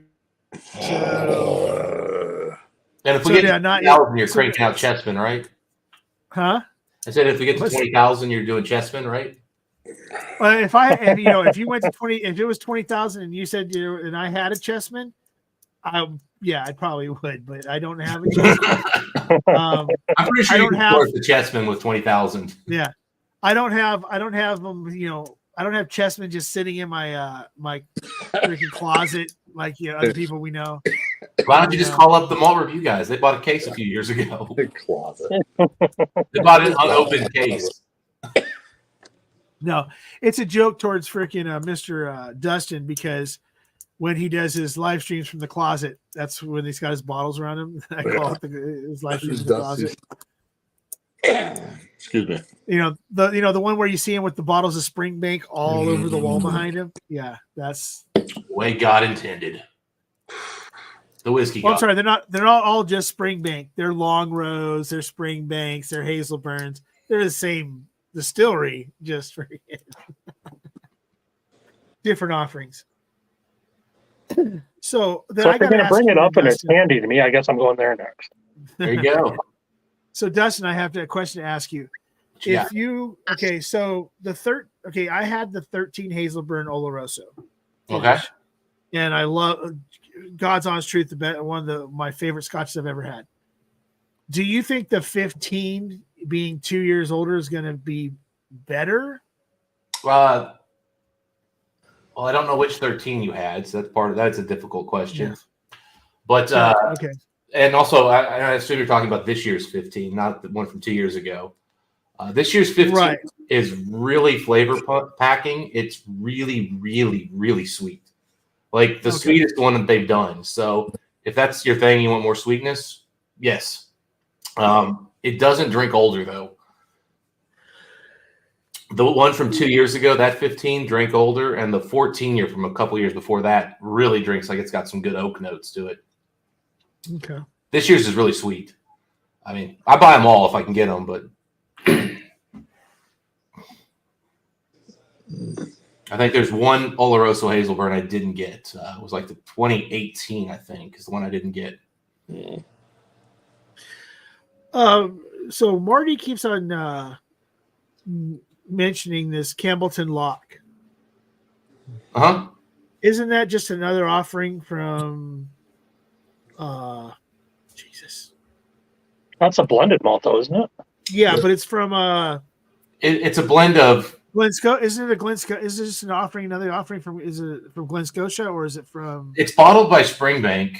Okay, Springbank. Okay, but it does include Glen Scotia. So it's got Hazelburn, it has Long Row, it has Springbank, and it has Glen Scotia distillate in it. I believe it's got Kilkerran as well. Okay.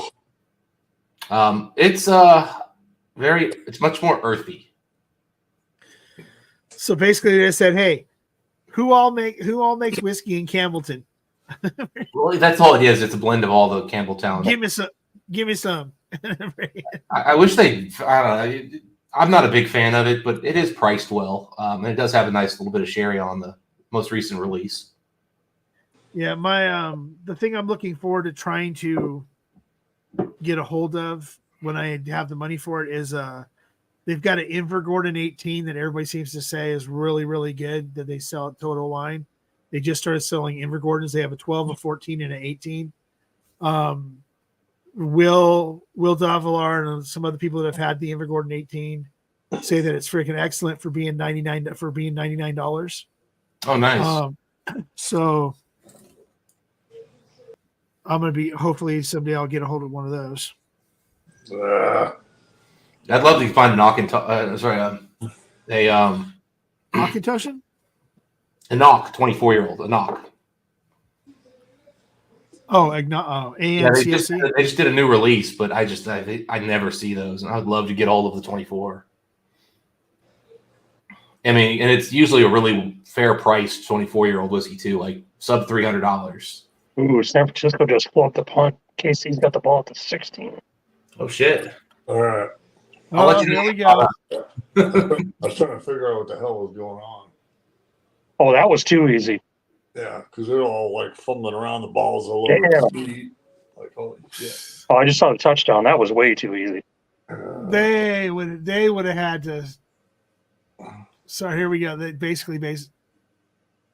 had to change the script. They had to flip the script. They had to flip the script for it to go the right I mean, way. he was so wide open. It's ridiculous. Holy shit, man. Damn.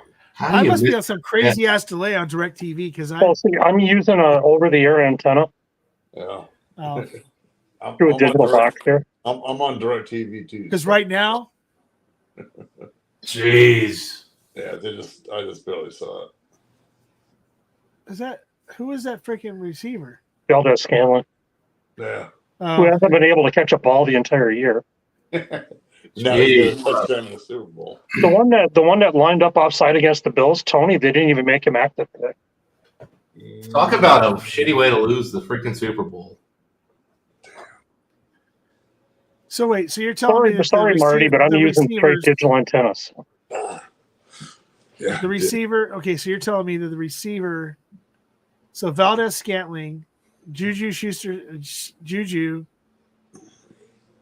Tony, were there three receivers? Oh, Tony isn't active today. They weren't activating him. No. So who'd they activate in his place? Not even I guarding think Watson him. is active. Not even guarding him in the end zone. It's ridiculous. Yeah, but like you said, he hadn't caught a pass with his shit all year. Yeah. So it's like, oh well, this guy's gonna drop it. So let's just freaking. Yeah, I have the rooftop antenna here, so I'm probably a few seconds ahead of yours. Yeah. My buddy's got that too. He doesn't believe in cable.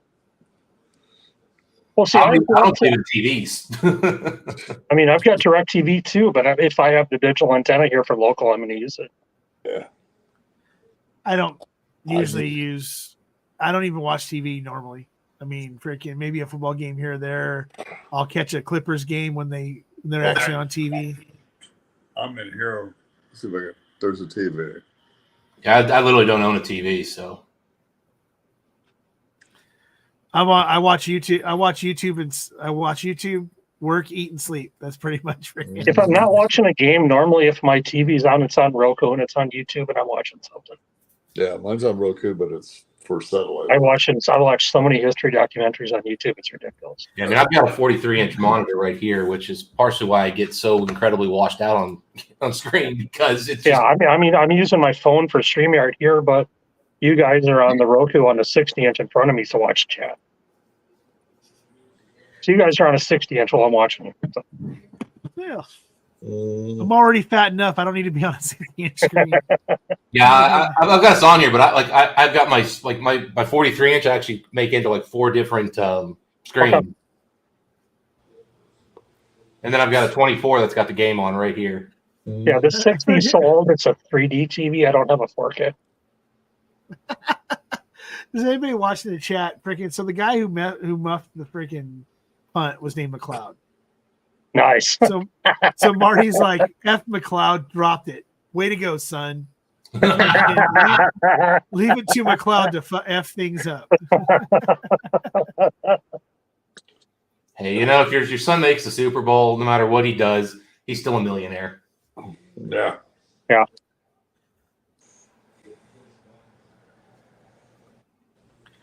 Poor. Purdy's he's from Queen Creek, Arizona. All right. Let me back him in. I gotta let the dogs out before they crap all over the floor. Hold on. All And right. so for this year and next year, he can only make $1 million. He can't renegotiate his contract. Yeah.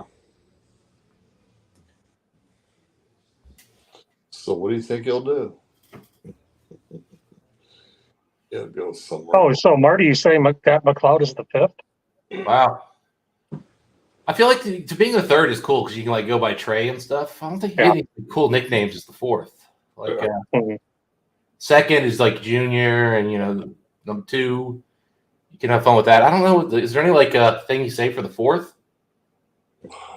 I don't know. You're the Audi Quattro of the family. I don't. Yeah. I don't really. Quattro just doesn't have a good. No. Your nickname's IV. Should be Liquid IV, but There you go.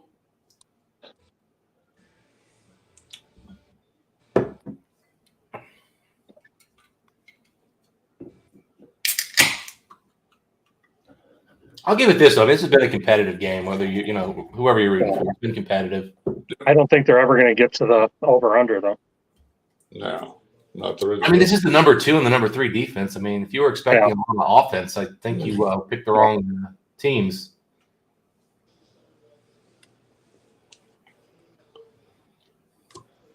I mean, it wouldn't be that high scoring except for the muff punt. Yeah, exactly. I was going to say. I mean, it's that blown special teams play is the reason why there's even that touchdown. Yeah. Because the 49ers are clearly the better team so far, but you can't make mistakes. Nope.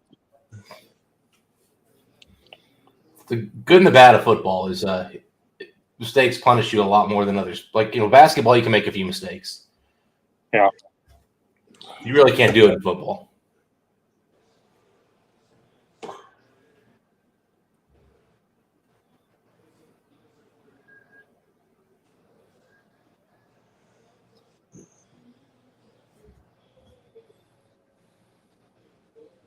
They're putting a tent around the sky.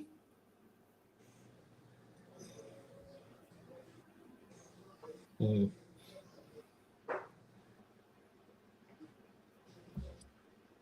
Three total yard, minus 1 passing yard, 1 giveaway. Yeah, they had the San Francisco defense has been on point all night. Mm-hmm. It's a good run. I know I'm like way behind John over there, but he's like, "What do you mean? They just threw the ball 40 yards?" No. Yeah, it's 27-3 now. What are you talking about? They went back and readjusted scores, the whole thing. Yeah.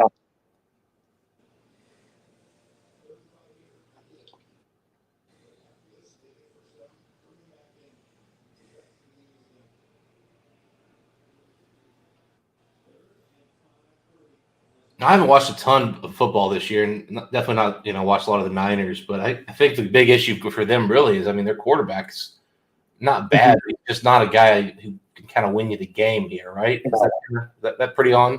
I mean, pretty much if they would have lost that game to Detroit 2 weeks ago, they would have been looking for another quarterback in the offseason. Gotcha. Yeah, because it seems like they've got they're better top to bottom, position by position, except quarterback where there's a big gap. Mm-hmm.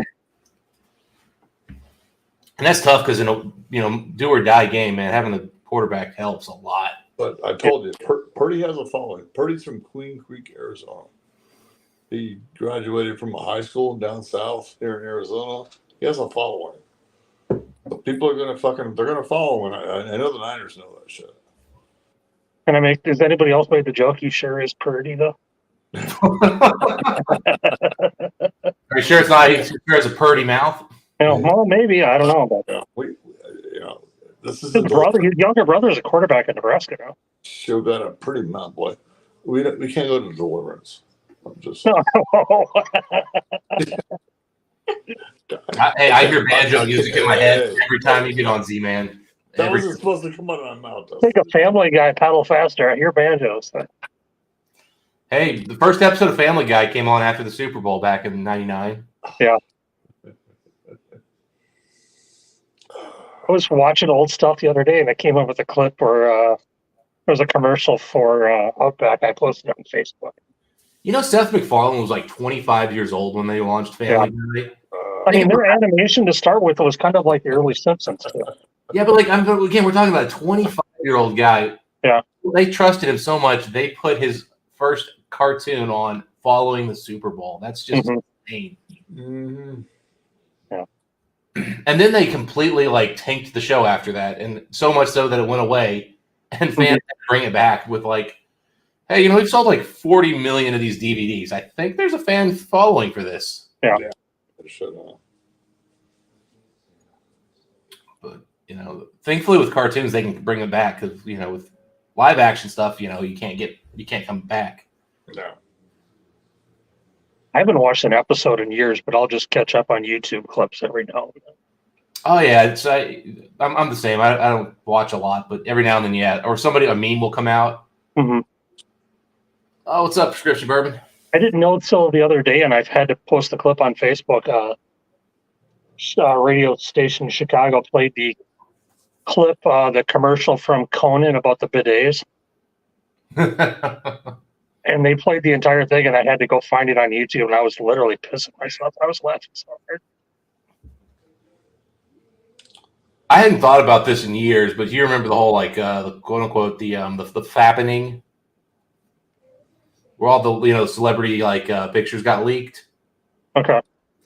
And there was the one with who was the really famous woman who got leaked? Trying to anyway, it's not important, but anyway, if you remember the last election, the 2016 presidential election, there was like the town hall debate. Okay. And this guy came out there, kind of a heavy set, kind of nerdy looking guy, and he went viral, and there were memes about him. Oh, it was Jennifer Lawrence.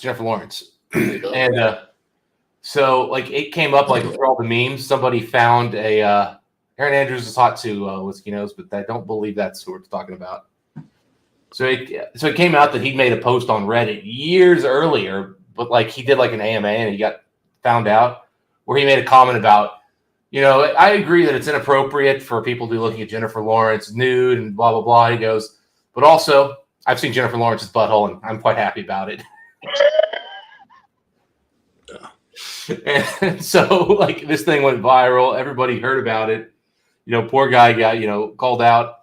And I didn't know about this until like last year. I was doing something and I saw a South Park meme where it's like Jennifer Lawrence's butthole didn't take a picture of itself. And I was like, I remember Aaron Andrews where the guy was taking film like through the keyhole of her hotel. I remember that, but like, if I'm not mistaken, like you basically saw nothing except like a blur. Like, yeah. Like I almost feel like that's something she did intentionally. Like she wanted there to be a scandal, but didn't want anybody to see anything. Somebody's got to take a picture for that butthole to get out. Yeah. Yeah. Is she still around, Erin Andrews? I haven't heard her name in a while. She's still on Fox. She's on the #1 announcing crew for Fox at the sideline. Yeah. She's just gotten a bit older, so she's no longer like, people taking photos of her and just talking about her. She does all the on-field shit. Alrighty then. Let's see. It's a good segue. Already then. No. Stanley's like, I come back to someone talking about somebody's butthole, and I was like, okay, alrighty then. We're just talking about a pretty girl working on a football field. No, was Aaron Andrews on the football field? Yes, sir. Well, I mentioned Jennifer Lawrence, and looks like Marty went right to Aaron Andrews, and not a bad choice. No. Definitely an attractive woman, or at least she was back in the day. I haven't seen her in a while. I'm sure she's still hot, but Yeah, she's still hot, Dave. She's aged well. there was a time you could legitimately make a case she was, like on like those Maxim top 100, she should be damn near the top. Yes, sir. Yeah. All right, guys, here we go. What kind of rig she got going on here? Big Vic's Backyard Barbecue. The Turks. Oh, Ethan, awesome. Good job, Ethan. That's back to back. That's back to back bottles. Yeah, that's why it's rigged. That's why it's rigged. Okay, well, let's try let's see, shuffle Oh, about 1,000 times. Let's see.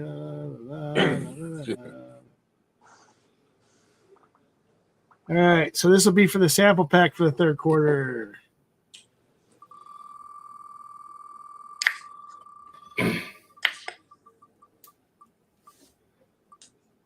Sugar Kitty. Okay. Right. So, Sugar Kitty, if you are still here, which I don't know if you are. I don't know if he is either. Yeah, he might have gone to bed. It's kind of late for him. Yeah. What is it? 10:38 out there. It's 9:30 here, but I mean, Sugar Kitty's always like a super early riser. I know that. Right. So, okay. So, Sugar Kitty, you won. I will contact you tomorrow. I guess that whoever wins the fourth quarter will make their choice of the picks, and Sugar Kitty will get the other one. Oh, did you see that jump? Oh man. Sorry, Stanley. No. Hey. That was great. That jump over the like the guy working there when he went out of bounds. That was impressive. I know I'm probably a minute behind on my stream.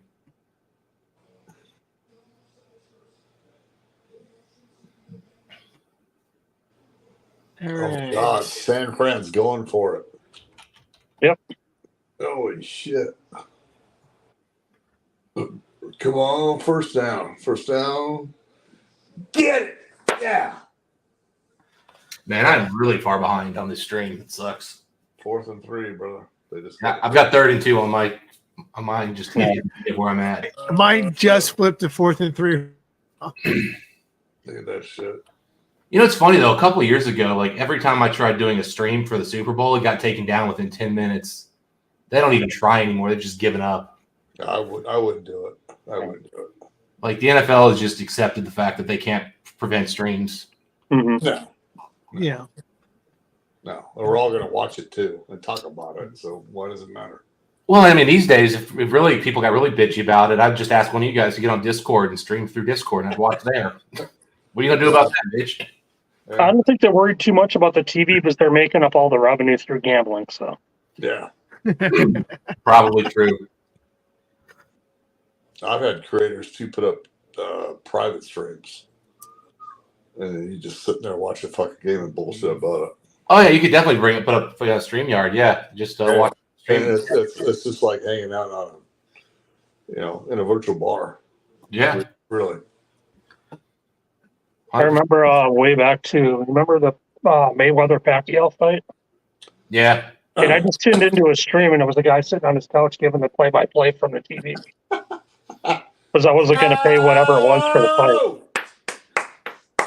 Yeah, I used to. There you go, brother. I don't do it. I'm not on TikTok a lot, but every now and then I'll go like when sporting events are going on. You'll find somebody just streaming games on TikTok. I mean, and they'll go half an hour before somebody shuts them down. Yeah. Yeah, the game's definitely not over. Nope, not over. Touchdown. Yes, sir. Sorry, I get a little loud, but yeah. I was in a living room with a buddy. My buddy's like, "Oh, my tummy hurts. I have to go home." I'm like, "Okay, all right, brother." but he did serve up pizza, and he went and got it. I wonder what the wait time for a delivery pizza is right now. 2 hours. Yeah. He ordered it, and it was an hour to cook it. He went and got it and came back because he likes the pizza place that I have near my house. So he always comes over here for that shit. His place sucks, apparently. Jesus, look at that. No way. Oh, shit. Are you serious? That's the extra point. Oh, jeez. Gee, I wonder what if you think about it, so it's at 29 points right now. So with 29 points, they need 8. They're 18 and a half, right? What was the over under? Was it 50? 47 and a half. 47 and a half. Yeah. So They're you're not- at 29 now, so you're like at 18 and a half points left. Okay. Yeah. But the big money would be on who bet that it would go to overtime right now. Ooh, shit. Yeah, that's a nice thought. You know, there probably was a prop bet if there was to be a missed extra point or not. Oh, well, no, Oh, yeah, sure. dude, they bet on there's probably a freaking line on did Travis Kelce take a shit during halftime? There's a prop bet, like it was a first down completed when the receiver caught the ball with his offhand. I mean, come on. They have a line on everything. Freaking, you gotta remember. Do you remember? Okay, you always when you used to watch, no matter what, when you were a kid, you watched the Super Bowl. You watched every freaking second of it, no matter who the teams were. You had to watch it. They had the dumbest freaking trivia about freaking Super Bowl, like all the time. Howard Cosell or anybody. Did you know that when Terry Bradshaw masturbates before freaking the game starts, that he usually throws 2 touchdowns in the first half? You know, freaking shit like that. You know, freaking all these dumb freaking things that these guys supposedly do. Yeah. I mean, hey, That's true. I don't know. But What you should ask if Howard ever gave Danny Dunn a reacher out of the boot. so Peyton Manning is 15-0 when he gave himself a stranger. So here's the thing too, right? So the line, okay, so when you go to make bets on this game, there's a whole outside the normal, like, or outside the realm for anything. Like you bet scores, you can bet freaking over-unders, all this stuff. But they have like who wins the coin flip, who scores first, and that score, is it a run, a pass, or a defensive play? Right. They have an over and under on missed field goals, an over and under on blocked field goals. Will there be a punt return for a touchdown? And will there be a punt return for over 30 yards? They've got all kinds of stuff like that, like inside the game. Where You're ready for some good ones? These are real. I'm not bullshitting you here. Color of the Gatorade bath. And by the way, Oh yeah, purple was plus 225 as the favorite. Clear water is plus 1,000. So if you want some money, go with water. there was one of those free pools on DraftKings I looked at today. One was, would there be a missed extra point or a field goal? One would be, would one of those miss be a doink or not on the crossbar or the upright? Here's one I've never heard of. Will the final Great shot. score be a scoregami, which apparently means it's a unique score that's never happened before? Mhm. And the answer, no, is minus 10,000. Really? Yeah. Let's see here. So wait, you're telling me it's at minus 10,000? Minus Or 10,000 for no, there will not be a scoregami. So if you yesed and you put $1 down on a yes, Yes is plus 2,000. so every dollar you drop is $2,000. I don't know how the whole plus minus thing works. I'm not a big gambling guy. I know those are really big odds both ways. So Well, because I believe what a scoregami is the score that's never been seen before, or is the like a 4-7, like a 4, like like a 4-7 or a 5-9. That's like Or like a 4-2 or something like that. yeah. yeah, I mean, there's a lot of other stuff here. Like, will there be a touchdown from the 1 yard line? Will Christian McCaffrey's longest rush be for 18 or more yards? I mean, there's a lot of stuff like that. Will Mahomes throw an interception? First interception, they got a bunch of different people. Travis Kelce to have 11 or more receptions. They got a whole bunch of like normal stuff, but those were the fun ones: the Gatorade bath and the scoregami. Yeah. Somebody has to have inside info if you can pick the Gatorade bath color. Also, apparently the longest odds were on no Gatorade bath. So if they end up not pouring Gatorade, which would be shocking. Yeah. Yeah, that's Oh, there you go. But Blue then- purple lean. There you go. So basically, it's will there be some sort of bath, because water is not Gatorade bath. Yeah, well, they do count water though, as that's plus 1,000. So no Gatorade bath. That I guess includes water. Let's go. I'll go in for 5 on purple Gatorade. There you go. Oh my Yep. God, Taylor Yep. Swift's going crazy, boys. He just got a first down. Why is there a reason? Commandant Lou, do you have me like blocked or something? Because for some reason on nobody's chat do I ever get to see Commandant Lou, but everybody's saying, but people are saying hi to him. No, he's in here. He's on chat, Chat. right now, brother. He's on chat right now. But he's not popping up in my chat at all. Well, Really? it's your shit then. He's in mine.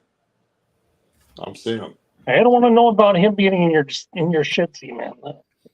Stop that. Yeah, actually, no, hey, guys, if you go click on comments here in StreamYard, yeah, he's not on there. No, Oh, well, I'm let me not. go make No, I've even got the YouTube chat open over here. Well, no, Yeah. I'm just saying it's Oh, weird. I see what you mean, Dustin. Yeah, he's in YouTube chat, but he's not in StreamYard chat. Yeah, he's on YouTube, but he's not on. He's not on the. Yeah, it's That's weird. weird. Yeah, he's got you blocked. He's got you blocked, Mashbill. Mm. Fine, then, Commandant. You be that way. He's like, fuck this Mashbill dude. I'm going to go on his channel and watch his content. I'm not going to let him see my chat. I'm just gonna lurk. All right, guys. So we're getting down to the nitty gritty here. We have a total of 31 entries as of right now. For every $5, last bottle going out would be a Prideful Goat cast strength bourbon. It's 114.6 proof. 6-year MGP. Oh, And one of the, since Sugar Kitty's not in the chat, whoever picks will pick from 2 sample packs for another winner. And whatever they don't pick is what will be going to Sugar Kitty.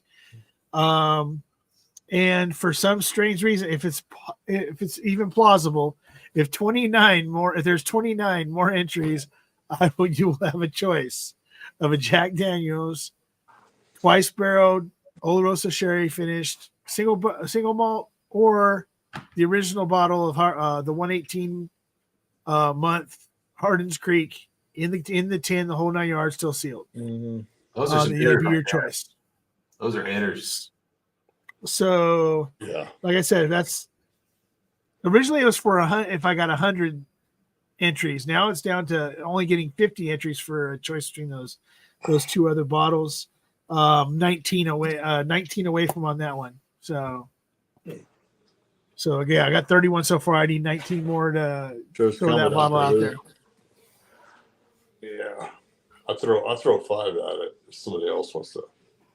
28 other people wanted to throw money at it. No, I'll throw money at it. I can't do 29 entries though. No, it's 19. I'm sorry, my mistake. I have 31 entries already, so I only need 19 to get to 50. So What's up, Lou? but I wouldn't expect you to put in 19 entries anyway, Z man. No. We'll get through. That'd be a little on the psycho end of things. Yeah. That's a good bottle, Stan. Yeah. Which one do you want, Z-Man? The Hardens or the Jack Daniels? The Hardens. Okay. I think I'd go with the Jack just because that's like a more unique flavor. But that Hardens, I'm sure that Hardens is. Yeah, I know the Hardens is great. I can't find Hardens out here. Yeah, I got lucky. I got one of the Frankfurts. I didn't get any of the other ones, but I got the Frankfurt. If I see Jack on a shelf, I'm not turning it down. Yeah. That twice barreled is really good. It really is. Yeah, the twice barrel out here is like $300 right now, and the 10-year and the 12-year $300 a bottle.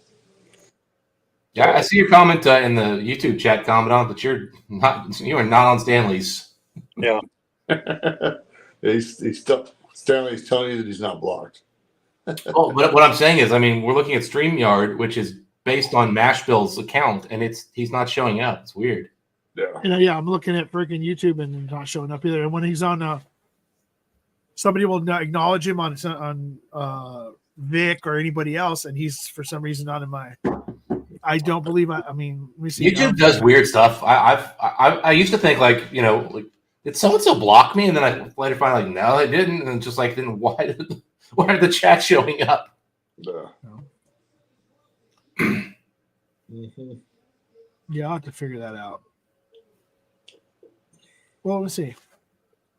I was on one stream I watched, and like it was like every like 1 out of 5 of my chats would actually get through, and I was like, and the guy would always be like, "What are you saying, Dustin?" Like, and I'm like, "Did you not see the chat before that?" Where and he was like, "No, I just see this one random line that makes no sense." Field goal tie game. Oof. No, so I just try to type in, like if you go into the YouTube chat and you go to type somebody's name and I'll be put back. at Commandant, and it doesn't even pop up. Wow, that's crazy. Weird. You might want to check your channel to see if somehow you blocked him by like some kind of YouTube. Yeah, that's what I'm looking for right now. Is that I don't know how you find out if you block somebody, but if you're in your, I've seen it before. Because Mike blocked somebody he shouldn't have once. Yeah, I remember that shit. Well, there was the night when I was a couple of months ago on Women of Whiskeys, and like every other chat was getting blocked. Dude, I think sometimes YouTube just does it like by default, and it just it's annoying.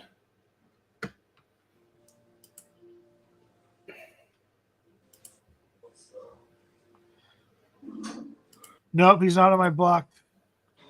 He's on any kind of block list on YouTube. Yeah, like right now, yeah. So if you go to your thing, go to settings, and then go to community, you'll have hidden users. Right, nothing there. Okay.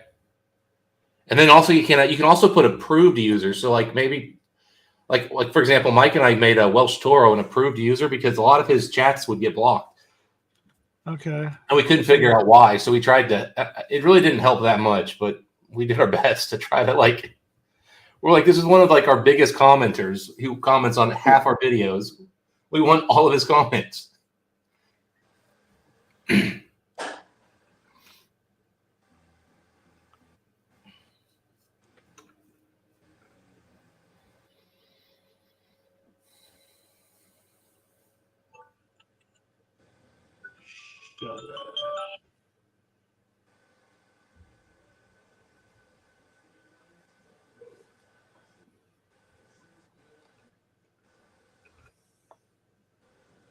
So Commandante Lewis, it's COMA.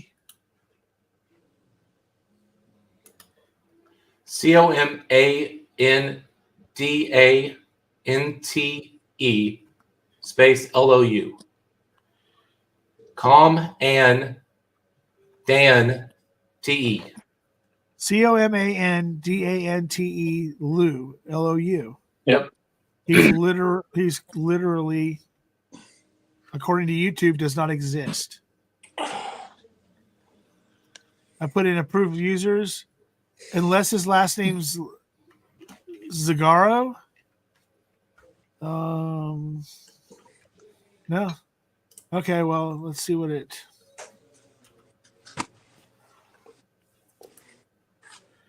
Paste the channel. Oh, he has to have a channel for me to paste him there. Hey, hold on. Let me. It's wild. Well, because let me add moderator. How about that?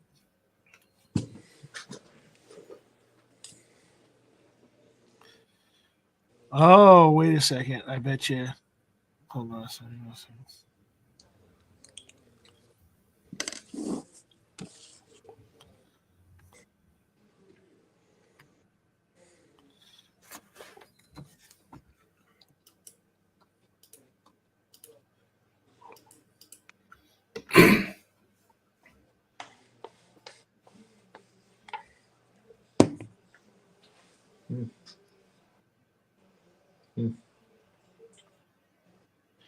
No, he doesn't even come up when I try to do a moderator. I tell you, YouTube's weird.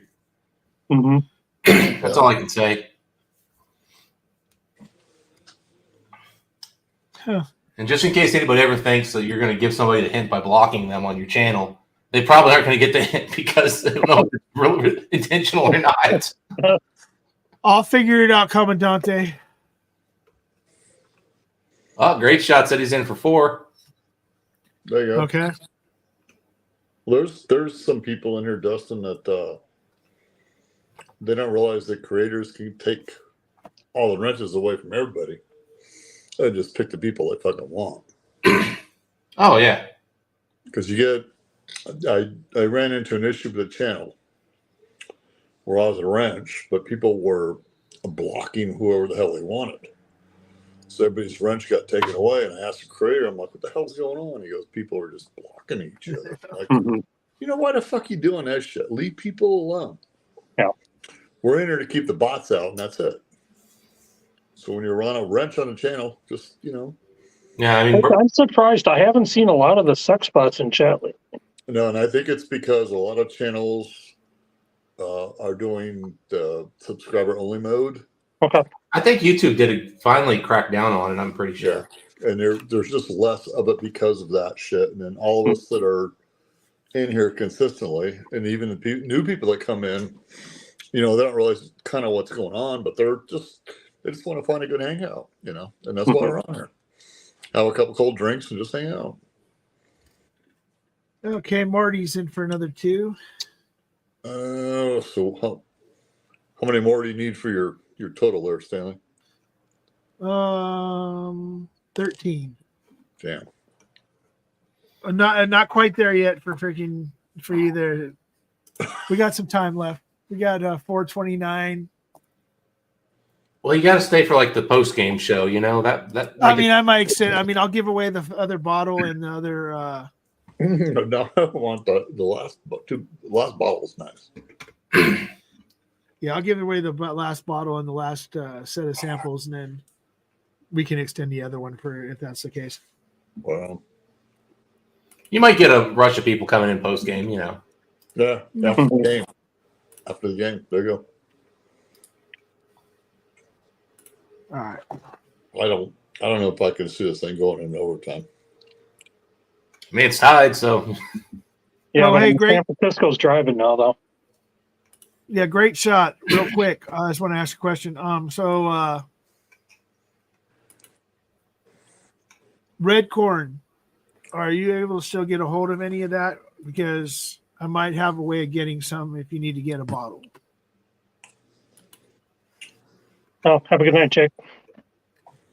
Later, Jake. There, Jake. No, actually, the samples that I have left are from Sagamore, and that would be Manhattan finish, cognac finish, sherry finish, and a 5-year bottled and bond. And then the other one's a Blue Note, which is 3 picks, one from Florida, a liquor store in Florida, one from Jeffrey Wack and the guys from Hello Again Whiskey Friends, and the other one would be from Stuff and Whiskey and Mash and Journey. The 4th sample in that would be an Old Forester barrel strength single barrel rye. Would be the 4th one on the Blue Note, because I only have 3 Blue Notes. So, but Mark, I owe you samples anyway. So no matter what happens here, I'll find out what I don't remember what everything I have in Scotch is, but I can put together some Scotch together for you.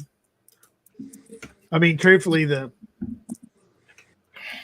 person who freaking knows Scotch and probably has a couple Scotches lying around. Yeah. Won't mention any names, but see. I don't know anybody with any Scotch laying around. No, Yeah. not at all. No. Completely impossible. Absolutely no Scotch around here. No, nothing with like arm's reach or anything. So, you know. Yeah.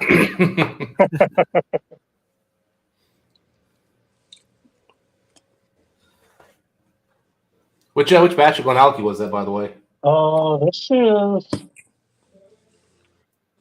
is 3. Okay, I've got like 4, I think. And Yeah. you I've know, had this one for 3 or 4 years.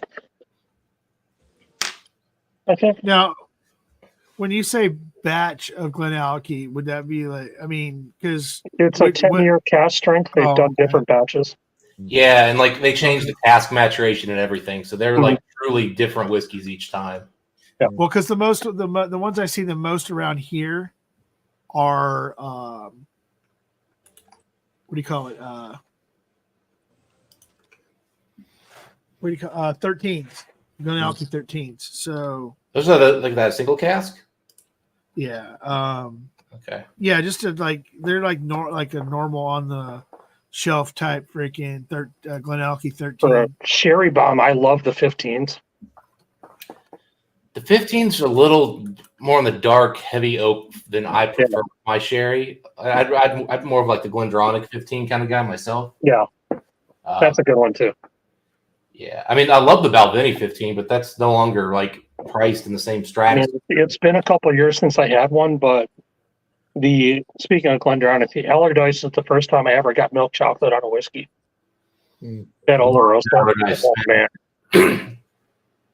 Back when it was still coal-fired stills. Oh my god. Yeah. I mean, I think I paid, I think only like $140 for that bottle too. Yeah, now they're 180. They're no longer older whiskey. They're no longer coal-fired. It's like Mm-hmm. sigh, but at the same time, it's still good whiskey. Like it's not like they've been into crap. Well, I mean, even when they went to the newer batches of the 15, I never had the old one. So I think the 15 Glendronach is really good. Yeah, I mean the problem with the old 15 was basically just as good as Allardyce. Yeah. So and it was like $90. So that's why people got upset. Mm-hmm. It's not that the new one's not good. It's just that the old one was like just the most ridiculously good deal you ever had. That was before I got to the real sherry bombs. Yeah, I've had it, but I didn't. I had it after the fact. I didn't know about that particular brand early enough. Yeah. And I then mean, probably when I started getting into Scotch, I started watching Bart Scott and Roy. So then I started finding those bottles. Yeah, I think them and Four Dummies all were hyping that up. So I definitely, definitely went around. I went out and picked up the 18 and the 21 on the UK websites because they were crazy cheap back then to buy from the UK.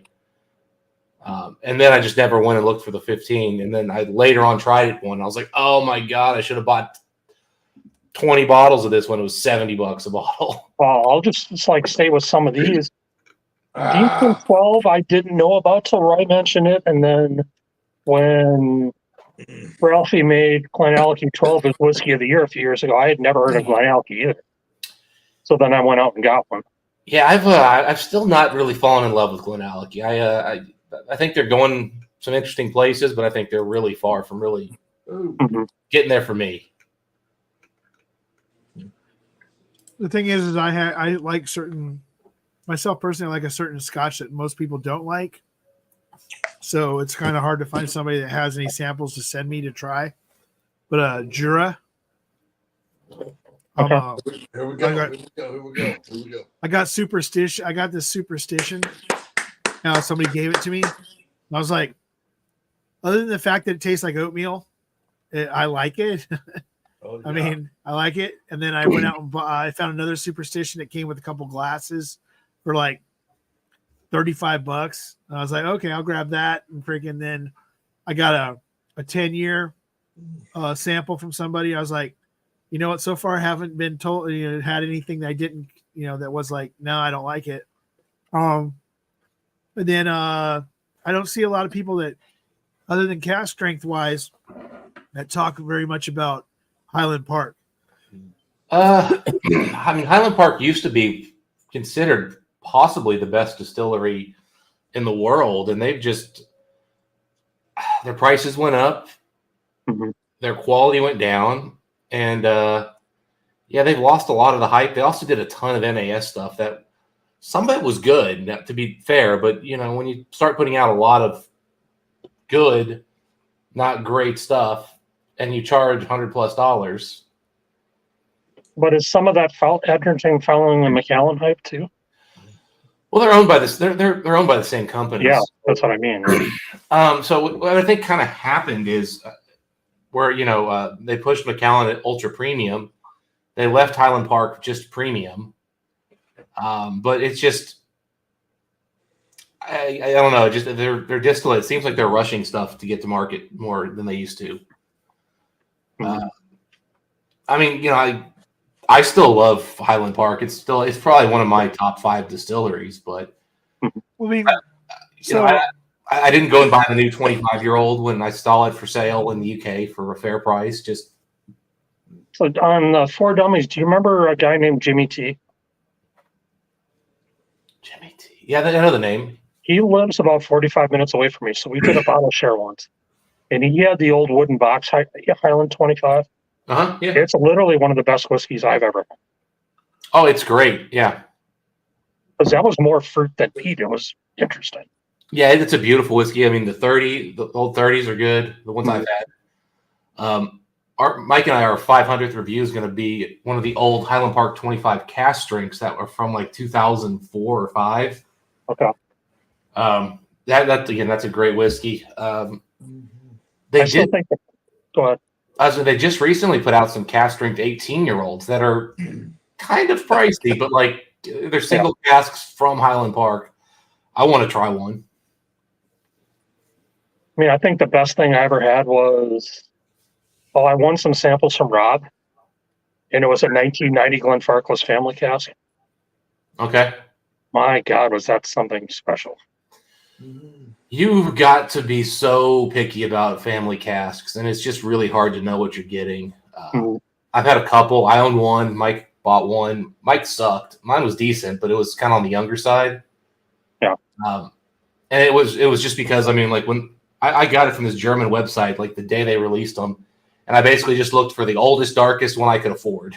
and I kept going and like put in cart, sold out. Put in cart, sold out. Put in cart, available. Buy. Yeah. So I ended up with like a 16-year-old that was pretty decently dark, and it's pretty good. I just remember you telling me about what was the Highland Park from Cadenheads that you got? Oh, there's a couple I've got. There's a 28 and a 26. Yeah, I think it was the 28 you were telling me about. Oh, the 28 is just a masterpiece. Like, God. So dark, so dank. The 26 is like beautiful, like milk chocolate notes. It's good. There was a 25-year-old in that series that I've never seen that one. I've heard that one might be the best of the trilogy, but okay. That was the first one that came out, and I've just not seen anybody with that available. I think Mike saw one on secondary once and didn't pull the trigger. So, man, I'm gonna go back. I'm gonna do some clips of this. One of the clip I'm gonna take is I'm gonna take the one that says I wanted to get the darkest, oldest one I could at the best at the what I could afford, and then after that I'm gonna clip the one that says so I settled on the 16-year-old and it was great. And I'm gonna put that in freaking. All right, giggity. I went for the oldest high school girl I could get, and I got stuck with a 16-year-old. All right, so you remember the night on Vic's stream while you were trying to tag Vic's wife for a super chat? And you're like, I tried to tag your wife, but I couldn't get it up.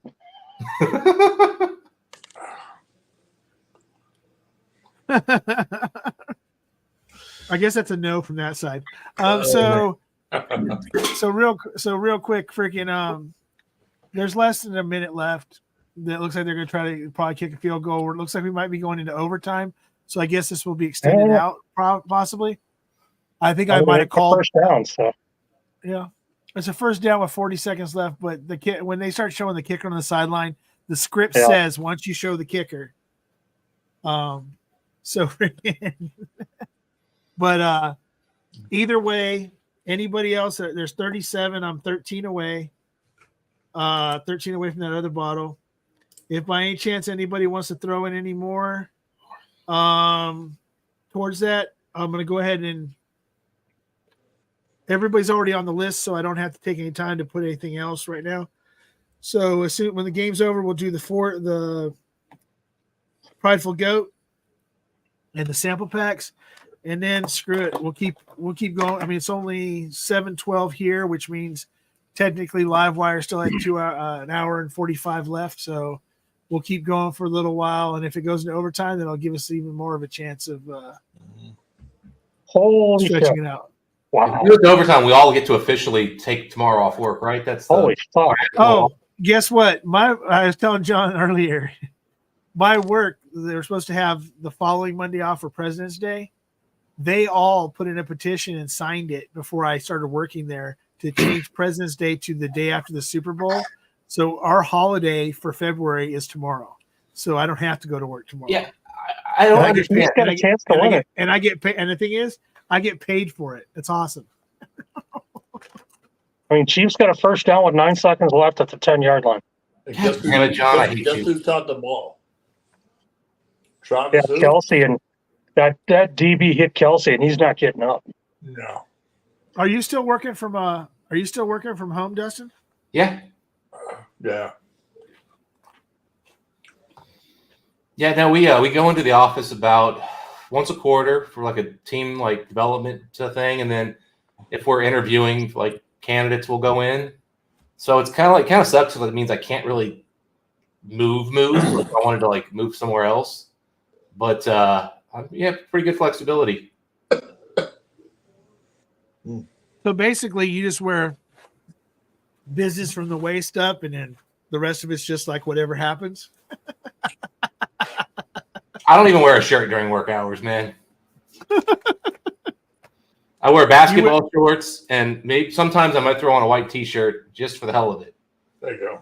Just Well, I was thinking maybe footy pajamas, but that was Yeah. Well, we've done maybe like I've probably done 10 video calls since we've been doing this. Like we don't do video calls, we don't do any of that. Hey, if it works and you still get paid for it, hell. Yep. Go with it. It's a good system. One time out and 10 seconds left. What do you do? Fuck, dude. Throw to the tallest man on the team. We're gonna find out right now. Do you take a shot at the end zone, or you just take a shot to make sure you're closer for the field goal? They're already at field goal range. Yeah, you go for the fucking end zone. Yeah, you're going for the end zone here for sure. Yeah. There is. Oh. 6 seconds. Kicker's out now. And just hope somebody doesn't actually accidentally freaking have a false start and freaking get 10 seconds ran off the clock. They're kicking the field goal. Is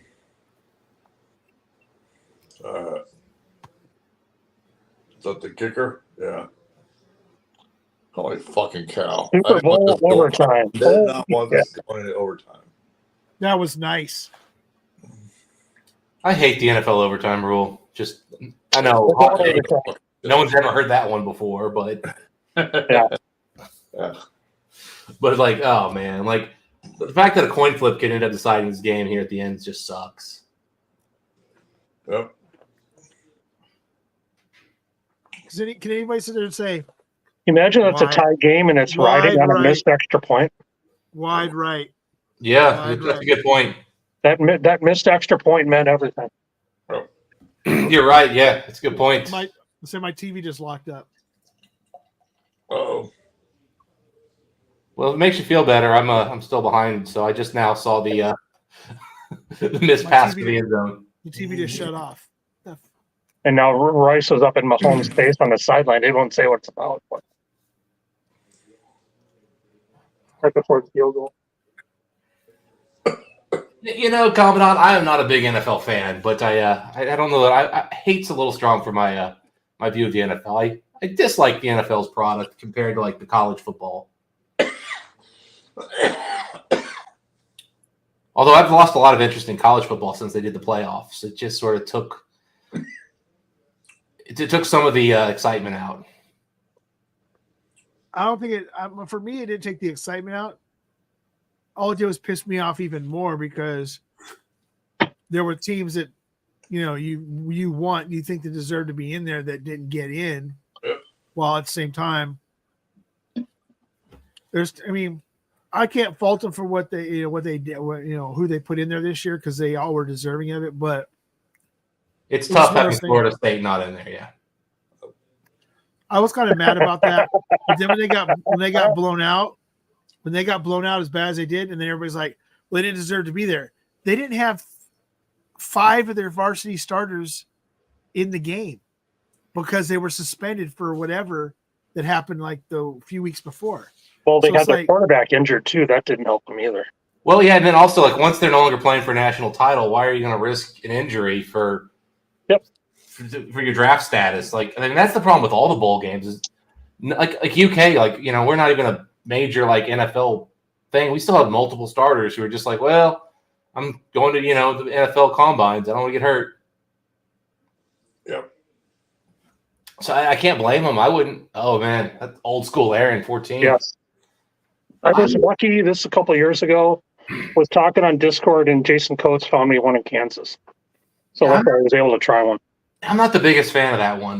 Like a lot of people just raved about it. I love Aaron, but that's probably my least favorite of the ones I've had. The old Green Label 10 was really good. I've not had that. I've heard good stuff. I love the old 18 and the new 18s. Like they're both just killer. The new 21's incredible. The 25, I went through a whole bottle of that already.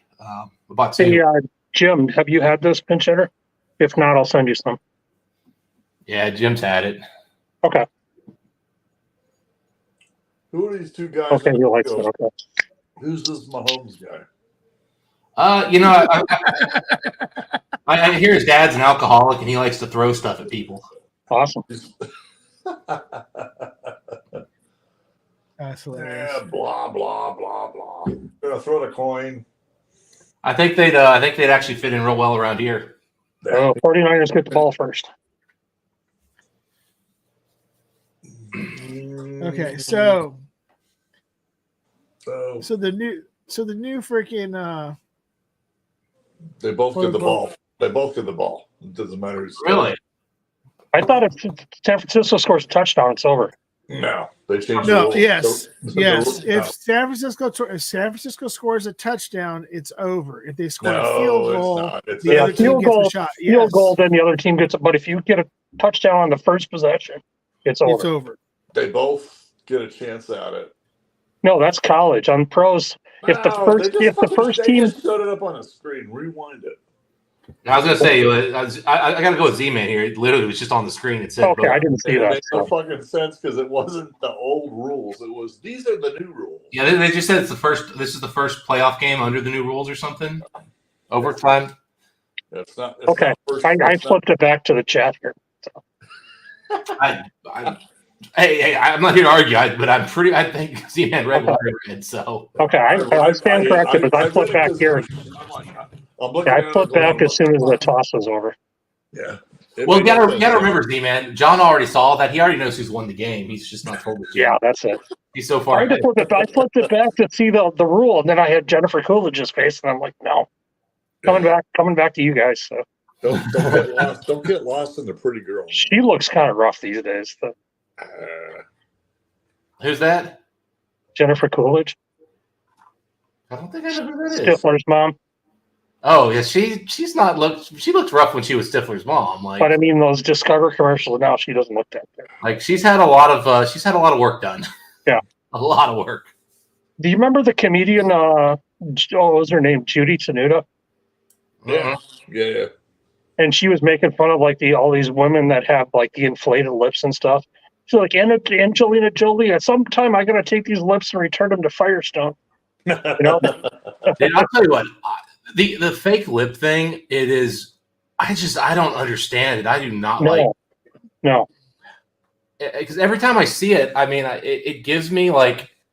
It gives me that sort of like. How do I put it? I'm not sure you were born a man or a woman when I see it. You know. Okay, there you go. Yeah.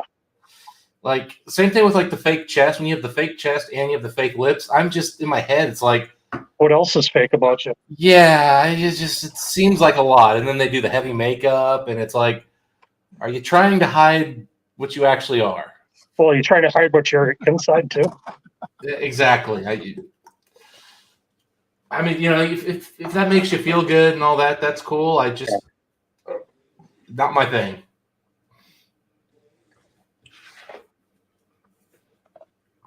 Can't believe the freaking DirecTV took a total shit. You got it back yet? Mine's still on, Stanley. No, I'm not getting any kind of feed from them right now. Yeah. Well, pay the bill, brother. Pay the bill now. That's not my bill. I siphon off my brother. Okay. It's his house. Freaking, It's the house. it's his house. I just live here. I have the DirecTV app on my Roku, and I can use my dad's username and password for it. Yeah, that's what I'm doing right now. I feel like I'm the only person I know who my dad uses my Netflix account. Everybody's sharing apps, John. Everybody. Oh yeah, but I just feel like the only person that I'm the one subsidizing my parents, not the other way around. And they appreciate it.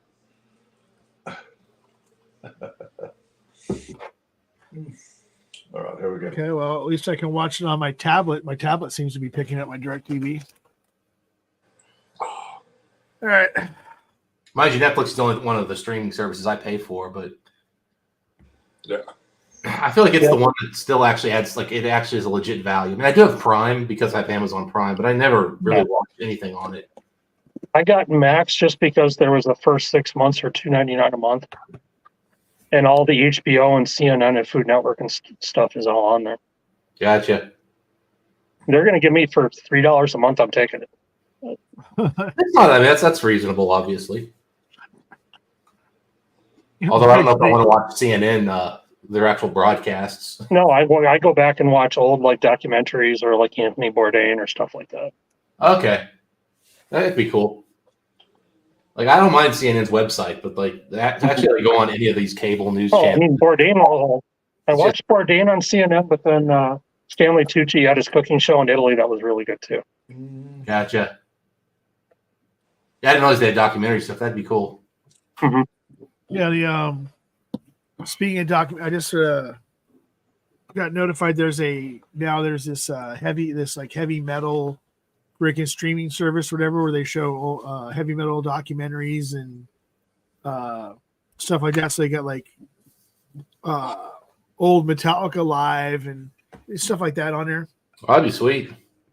What's funny is that the price of it is $666 a month. Nice. Or Nice. $66 for the entire year, or $66.60 for the entire year.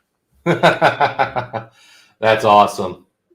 So, and I'm going, yeah, I think I'm going to go ahead and do that. I'd rather have that streaming service and be able to just go to the music everybody knows I love and everything else, but also be able to see watch the Lemmy freaking documentaries, watch the freaking Dio documentary and stuff like that.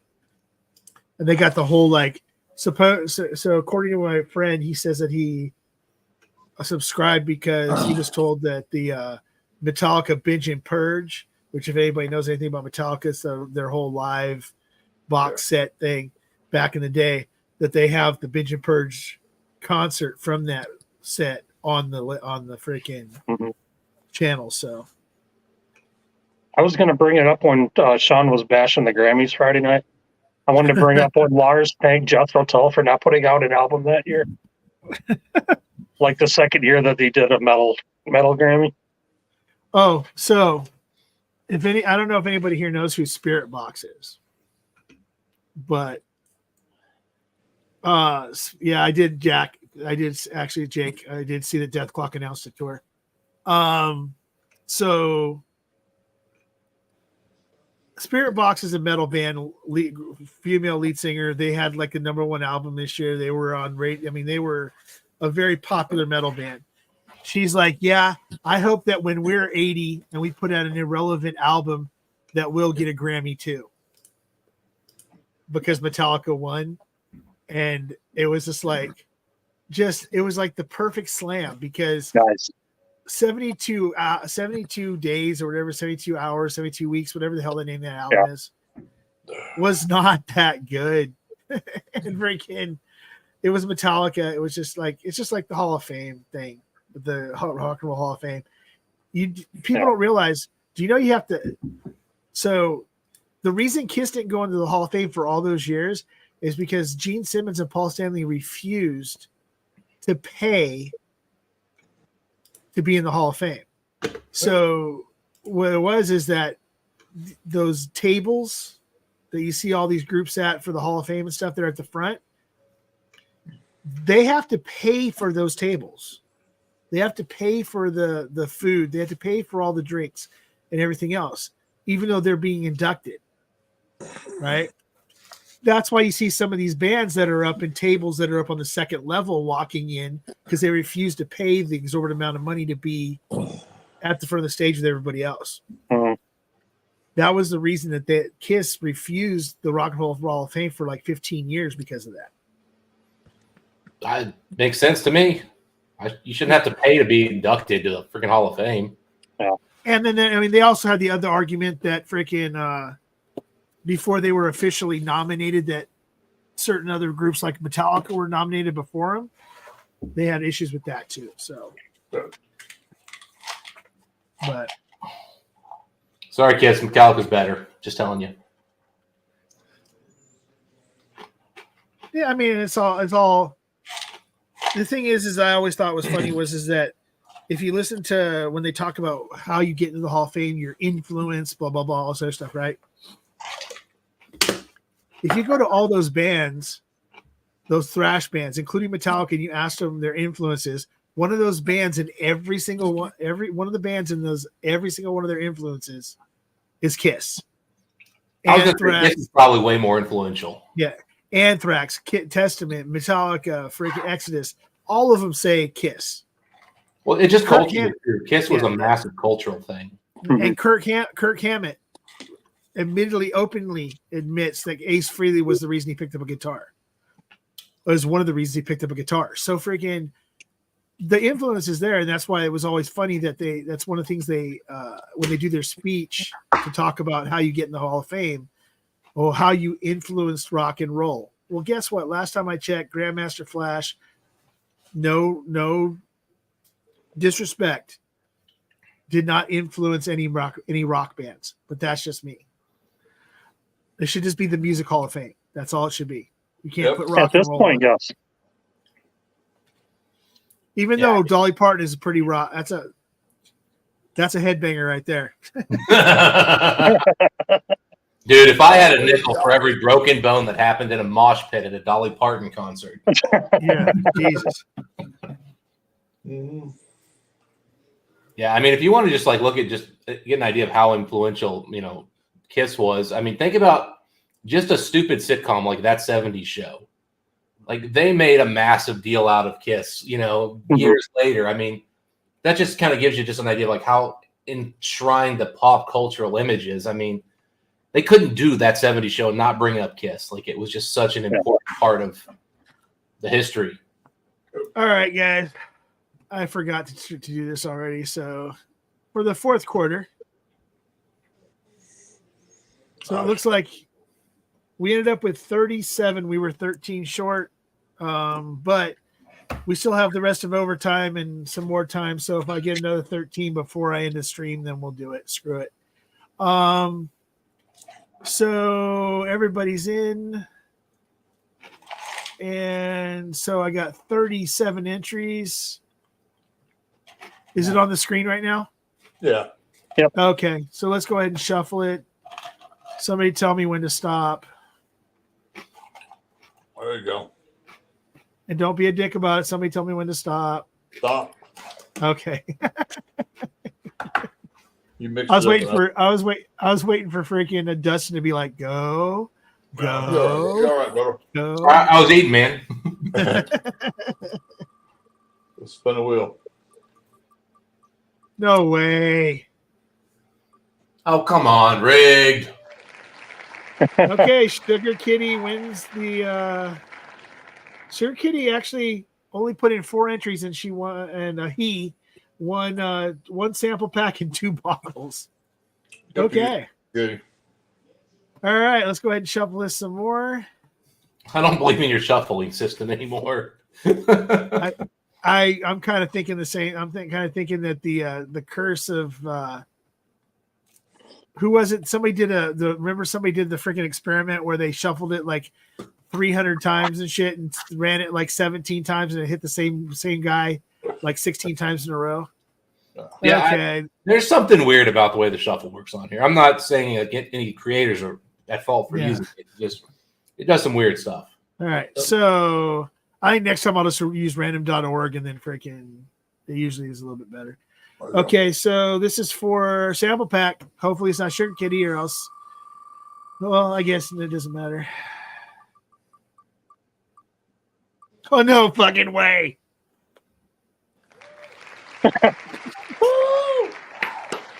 Okay. Hey, you're saving on You know what? shipment. Yeah, because now Sugar Kitty just got those last 2 sample packs too. Okay, you know what?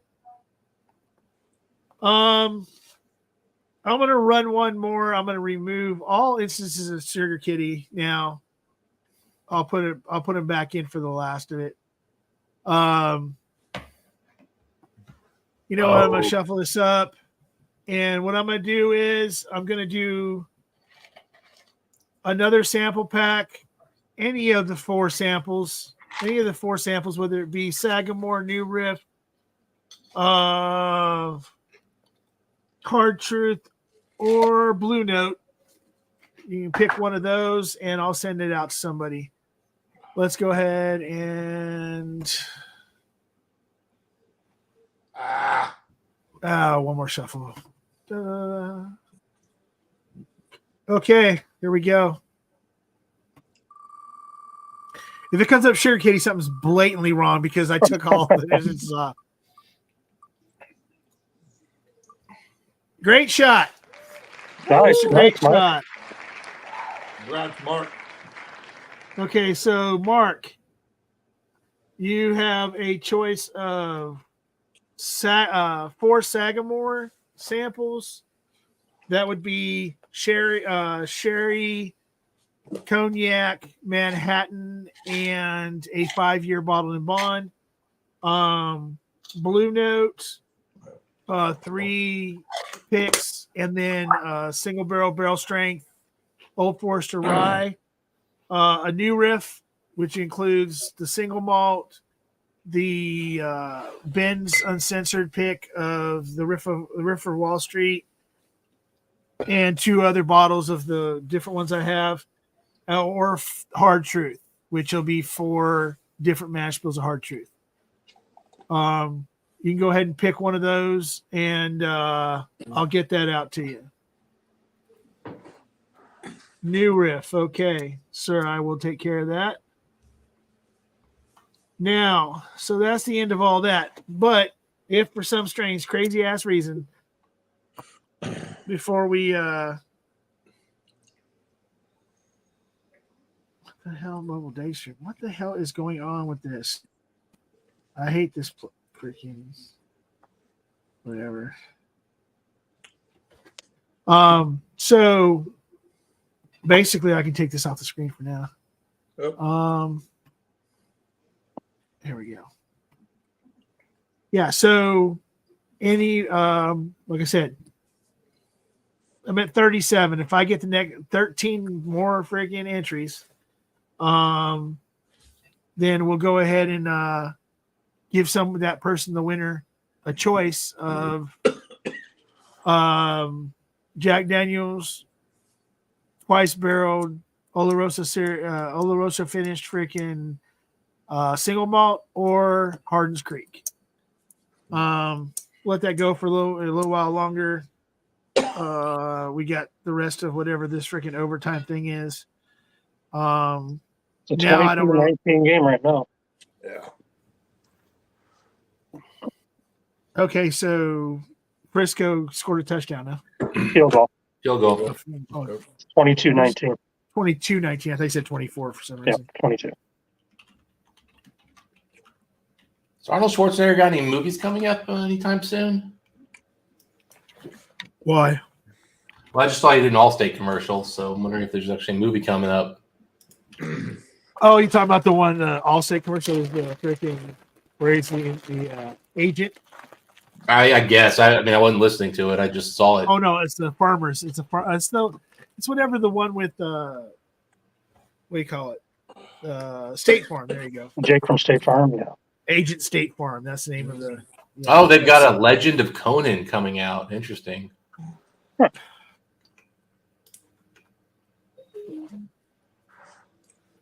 Okay, why is that noise?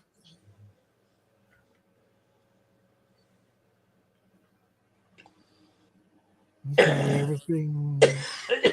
Excuse me. Oh, I know what that was. That was the freaking sound bar that I never turned on. Okay. Field goal extends game. TD wins game. It cannot end in a tie, right? Oh, Kansas City's got about 4th and half a yard. We go to double Wait. overtime. What? Oh, God, I'm so far behind. No. And ran it on 3rd and 1. They only got half a yard, so it's 4th and 1. That's the game right here. Yeah, I'm nowhere close to wherever you are at. Yeah, I'm on 3rd. They just had 3rd and 1. First and 10 for me. Yeah, I got 4th and 1, 6-10 left. Oh, here we go.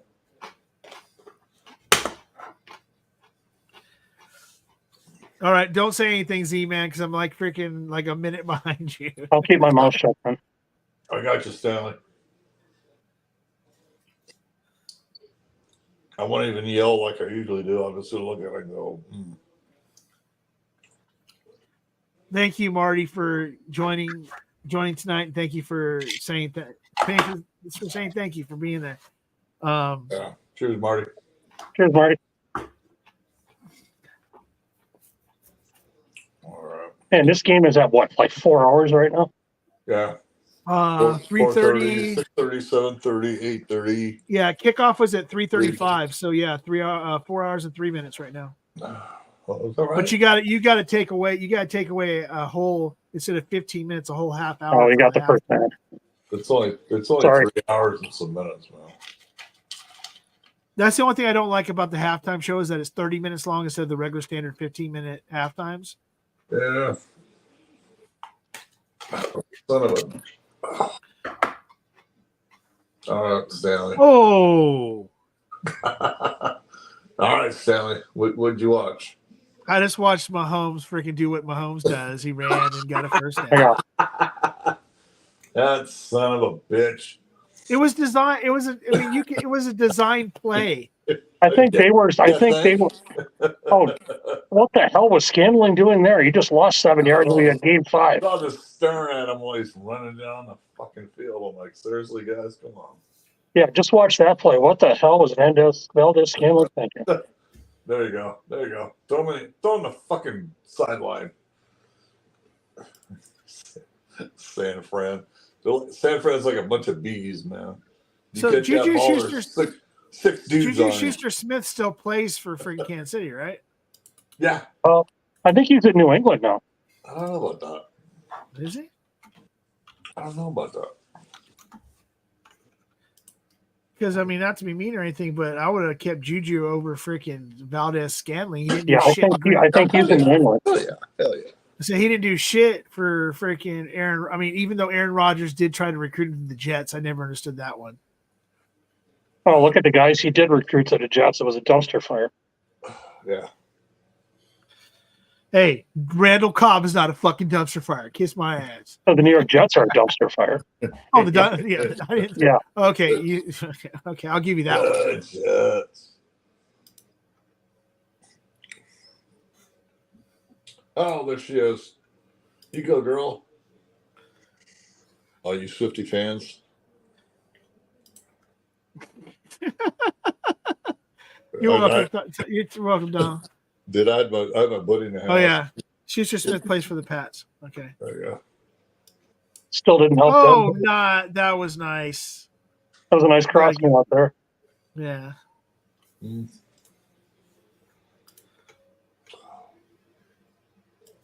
Well, all of my streams have died on me. I cannot watch the end of the game. Kansas City's got first down in the San Francisco 41. Yeah. So here's the thing, right? It's Andy Reid. I know that he's won multiple Super Bowls now, but he has been known for not having the balls when it comes down to the nitty gritty. Is he playing for a touchdown or is he playing to get within field goal range? He's letting players play though, and that's what's fucking gonna make the win. I mean, it did look like Mahomes checked down. It did look like he that. was going deep on that one. Yeah, for a second there, it looked like he was checking. He was checking to Kelsey, because Kelsey ran straight out. Yeah. A lot of these coaches want to control the quarterback. And I'm a Dolphins fan, and since Tua became the quarterback that could just do whatever he wants, that's why the Miami made it in the fucking playoffs. And that's what KC does. Andy Reid lets fucking Mahomes do what he wants to do. Are you just real quick? Are you from Arizona? Like born and raised, or I'm born and raised. My dad retired from the Air Force. I'm from Davis Monthan Air Force Base, brother. I was an Air the only Force. reason I asked is because I know a lot of native Arizonans, like they born and raised in Arizona, that are all Miami fans. I don't know. I like the color orange. And now the place they work, they're all dressed in orange. So, But no, before the Cardinals came in there, even people that became Cardinals fans or whatever after they got their own team, I just know a lot of people that were huge Dolphins fans that grew up with the Marino era Dolphins. dude, I that grew up were with, huge I freaking grew up, Dolphins fans. I grew up with Bob Greasy. That's how far back I went with the Dolphins. Larry Zonka. Yeah, I had the poster on the wall. Yeah, my dad, 10 years Army, 10 years Air Force. He retired out of Davis Monthan Air Force Base in Tucson. I was an Air Force brat for years, in and out of that base, commissary, base exchange. Always good times, brother. Always good times. Miss that. So I don't know what the hell's going on here. Obviously, Mahomes is pushing him down the frickin' field. No, Mahomes ain't pushing shit. It's that freaking who's number 10? Pacheco. Yeah. Pacheco's been carrying this whole freaking drive. Oh, holy shit. Sorry. Okay, so I missed something. Well, you're going to see it in a moment. Hold on, it's still going, Stanley. Just let it roll. I'm not there yet. I mean, I I would didn't just hope say that one. I just said holy shit. I would just hope the holy shit would be freaking Mahomes getting smashed, but No, it's Mahomes doing what Mahomes does. God damn him. Hey, and Taylor Swiftie's up in the fucking press box going, go, go, go, go, go, go. Is it me or is that does that look like Ryan Reynolds' wife next to freaking Taylor Swift? She just smoking hot. That's all there is to it. No, I'm saying Taylor Swift's not smoking hot. Taylor Swift's freaking. She's the white Steve Urkel for his. No, freaking. She's smoking hot. Oh. I mean, maybe she's not fat, but that's the only thing she has going. Okay, if I was I'm sorry. If I was in my early 20s and she asked me to take her to prom, I'd probably take her. But freaking. Why are you in your early 20s going to prom? Farther than that. That's a little weird. She's a good singer. She's got a pretty. She's pretty. She's about the most average-looking woman in the world. If you take out fat people, dude, I've seen her in concert, and she gets a crowd fucking going. Women, not men. No, guys will. Yeah, if you're hanging out with a girl that loves her, you're going to get into it. just saying, you do what you got to do, brother. All right. You can see a Taylor Swift concert. There aren't very many dudes there. Yeah, well, I was there, so I can be all I want. Okay, I would go. Okay, put it this way, I would go to a Taylor Swift concert if she was like opening up for freaking, I don't know, Metallica, Faith No More, any metal band in the world. I'd go because she's opening up. Dustin, it's over. Okay, my screen is like literally just frozen. They threw a touchdown with 3 seconds to go. Jeez. Yeah, Kelsey got a first down at the 5, and they just kept letting the clock run. I'm like, what are you doing? And they threw a touchdown to Hardman with 3 seconds left. Wow. I think I'm like 10 minutes behind you at this point. Yeah, there's your answer, Stanley. Hey, it's only 9:45. We got plenty of time yet tonight. No, it's over. It's over. I can turn the game off and come back here now. So, Stanley, just remember, I didn't tell that to you. Dustin did. I didn't tell you anything. Yeah, you did. You spoiled John your Kranz kids, did. put your kids to bed before Travis Kelce bends Taylor Swift over on the podium. No, last time they were kissing on the field, so Well, they're going to get on the. You know Taylor's bending him over. Come on. They're gonna get on the podium to get the trophy, and he's going to bend her over right there. yeah. Yeah, I will say that, Jim. The 49ers defense was Swiss cheese. That drive. Yeah, they dried up right at the fucking end. Kelsey's going to bend her over, and Reed's going to watch eating a cheeseburger. That's Wow. Take it easy there, Bubba. John. Jeez, well, John. Andy Reid loves his cheeseburgers. That's the thing. The only thing I can say that I'm glad of is that the 49ers didn't win, or else the fireworks that are going off a little bit off in the distance would be a hell of a lot louder and a lot closer and a lot more. Mm-hmm. Now, if it was the Raiders, then I might as well just freaking just duck and cover and dig a fucking foxhole for. I have an ex-coworker that I couldn't stand working with. We live in Green Bay, and the guy's favorite teams were the 49ers, the Yankees, and the Lakers. I'm like, yeah, you're not just a bandwagon jumper, are you? Wow. And the guy never kept his mouth shut either. What I got, and we were trying to do the best we can with what we got, and we rolled it down the field, and we did this, we did that, we did everything we could to make us win. Okay, so here's the question. Sorry. So who scored that last freaking touchdown? Mike Hardman. Hardman? Nicole Hardman? Hardman. Hard man, put it that way. Yeah, hard man. Nicole, which is what Taylor Swift is right now, but Yep, she's got the biggest boner of her life. Yeah, I love you. So if we go ahead and go by the script, who gets the MVP? Is it going to be Mahomes or is it going to be Pacheco? Mahomes. Yeah. So we were talking about scores that hadn't happened before. 5-2, has that happened before? Oh, is that a freaking scoregami? 25-22. It's a weird score. Yeah. We got to find out if it's a scoregami. It'd be the most interesting thing about this game. The whole fight. I just couldn't believe how much San Francisco's defense folded on that last drive, though. They were looking tired there at the end of the game. They've been kind of getting worn out.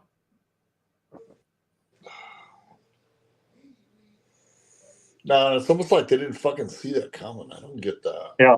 I mean, the two runs that Mahomes had, that long one down to about the 10-yard line.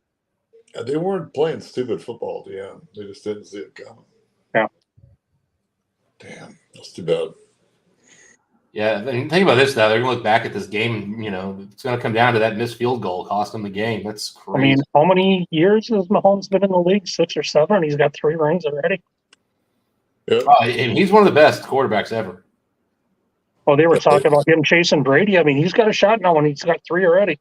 Mm-hmm. I mean, forget the whole he's just a better quarterback than Brady ever was, too. I mean, well, what does it tell you about Belichick that after he left? Hey, Brady's a good quarterback. Don't get me wrong, but I mean, Belichick also was 80 years old. I mean, yeah, but he stuck to the coach before he got Brady too. Mm.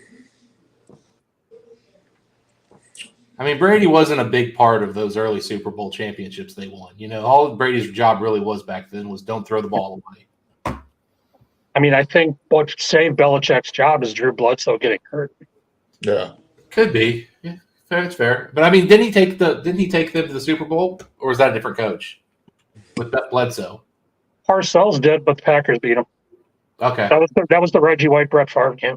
Okay, I remember the game. I just couldn't remember who the coach was. Yeah, that was Parcells. Okay, that was the one I still rolled. Long touchdown that Favre threw to Antonio Freeman, but Reggie White bull rushing and taking a offensive lineman and throwing him one arm, just throwing him away and going in for the sack. Yeah, but I mean, dude, a 72-year-old guy still running an NFL team is that's tough, man. A head coaching job is not a 40-hour-a-week kind of job. That is an intense job. Oh, Rob, Grain Belt Northeast. That's a good beer, too. Well, Pete, how old is Pete Carroll? Isn't he almost 70? He's 72. Saban, yeah, he didn't want to quit. Oh, shit. I mean, the thing is, you just get to those ages, and you're just not going to be as sharp as you once were. No. 80 hours a week. Belichick wants control of everything. I mean, he's not going to be around for very long. Yeah. I mean, all of these guys. I mean, like, it's not that they're no longer intelligent. They're no longer capable of doing the job at any given time. They're just not able to put in like the 80 hours a week at that level. Well, Andy Reid is 66, but can you see him walking away right now with that team in Mahomes? No, he'll probably do a few more years, but I mean, 65 and 71 are that's a big 6 years, man. That's a big 6 years. So, according to what I just read, no scoregami. Okay. But so now the thing is too, though, is that with Andy Reid,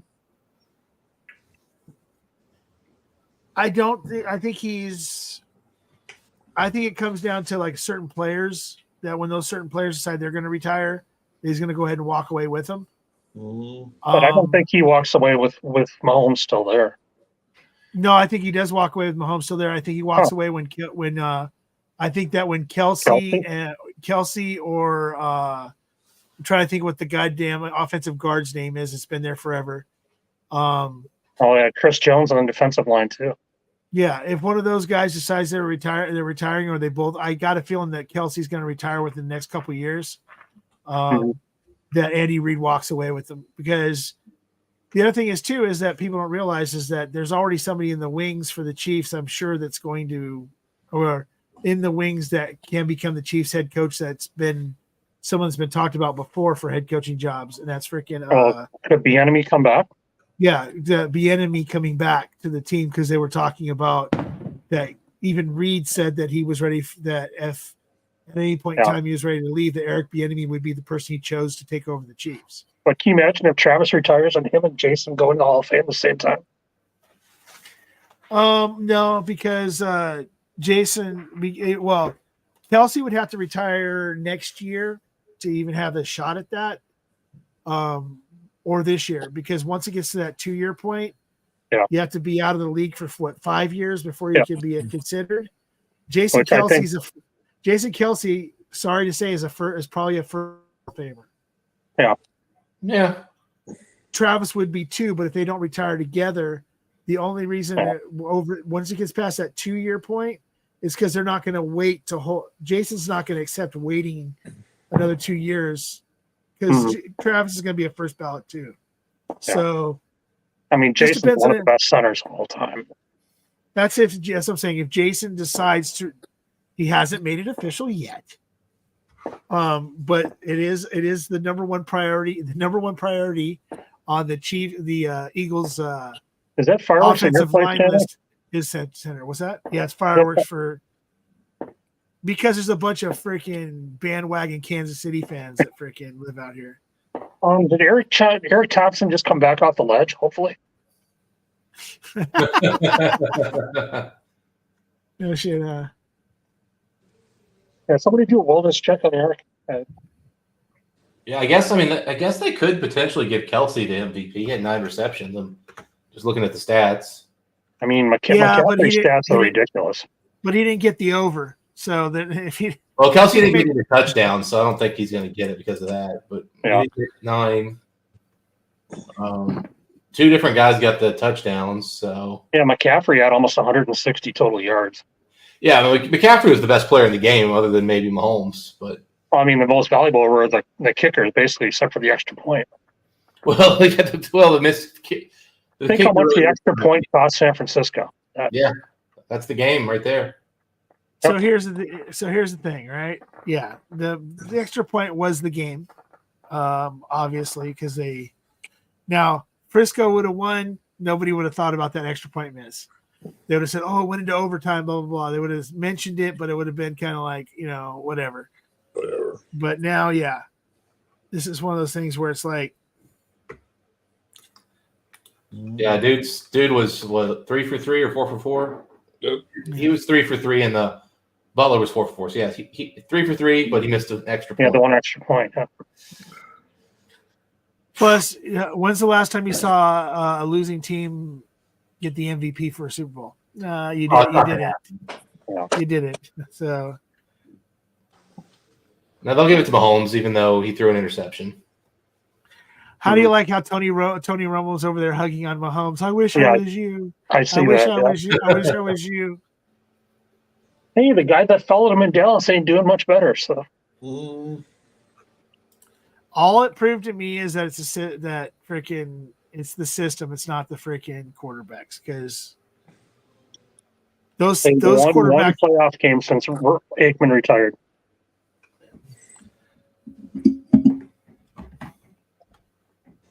And it is weird how Mike McCarthy hasn't done shit in fucking Dallas. Yep. But you know.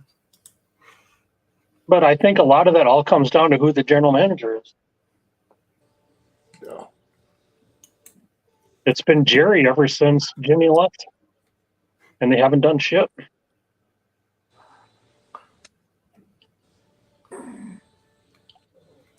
Yep, they won one Super Bowl with Jimmy's guys and Barry And Barry Switzer as the head Switzer. coach. They could have won 4 or 5 if Jimmy had stayed. But, Jerry's ego just got in the way. Oh, just so you know, by the way, Marty loves whiskey. And are you just looking at a whiskey bottle saying I love whiskey? That's all. I've gotten drunk and looked at a whiskey bottle and said I love you before. So, yeah. I love lamp. I love lamp. Yeah. So, let's see. Should I go with the regular bottling or should I grab an SMWS bottle right now? Dude, shit. Well, I mean, let's put it this way. If you go ahead and throw your dick out on the table, then Dustin's going to have to throw his out on the table, and then it's just going to be dicks on the table everywhere. I got a 90 per. I got 100. My dick's bigger. Yeah, that kicks any SMWS. So I've already won the dick contest. You get to do whatever you want, John. He left the room, so we know what he's doing. He's going finding his biggest dick. Yeah, it's in the other room. I'll be back in a minute. it's a 14-year Glenlivet first fill bourbon. So Nice. That'll be a good one. 55.3%. That's actually kind of low for Glenlivet. let me They're always get a bottle breaks down. I got a few bottles. This was about 2 or 3 years ago. They were in like a first fill bourbon splurge. So I got this one. I got a 8-year Klein Leash. I got a 7-year-old Pulteney. They're all really good with first fill bourbon. Nice. Yeah, no, I mean, I believe you there for sure. Good stuff. So that's why I always think is funny is that when someone says first fill bourbon, I'm like sitting there going, and then somebody will ask me at the store, what does that mean? It means basically it was a used bourbon cask. Mm-hmm. That was the very first time it was used for scotch. Yeah, or the first time it was used for anything but bourbon. Anything but bourbon, whatever. Yeah, and then, oh my God, John Elway looks like the freaking. Looks like a horse. Oh my God, he looks like the freaking crypt keeper with big teeth. Mr. Ed, Dude, that dude's ugly as. He was already ugly to begin with, but damn it, dude, you forget he's old as shit. All right, guys, I'm going to hop off here and I'm going to watch the new episode of Curb Your Enthusiasm and then go to bed. Oh, by the way, on Amazon Dustin. Prime, if you ever get a chance, watch Reacher. Reacher? Both seasons. Okay. Both seasons. Freaking awesome. All right, I'll keep that in mind. All right. Cheers, guys. Cheers. Cheers. I don't see Taylor up there. What, like security reasons?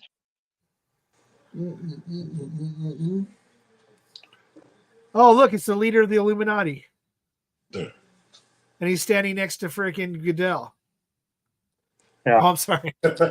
Jim Nance. Yeah. Hello, friends. No, Yeah. so Jim Nance. Okay, so Jim Nance. What's funny is right. He is actually one of the coolest people I've ever met in my life. He used to be a CBS sports guy here in California, in LA. Okay. That's where he started at, and then this is when he was in his late 20s when I was a kid, and freaking he's worked his way up to the national stage and did did NFL, did baseball. He's done all this other stuff, and now I he's love the way he does golf. oh yeah, he's freaking awesome at golf. Yeah.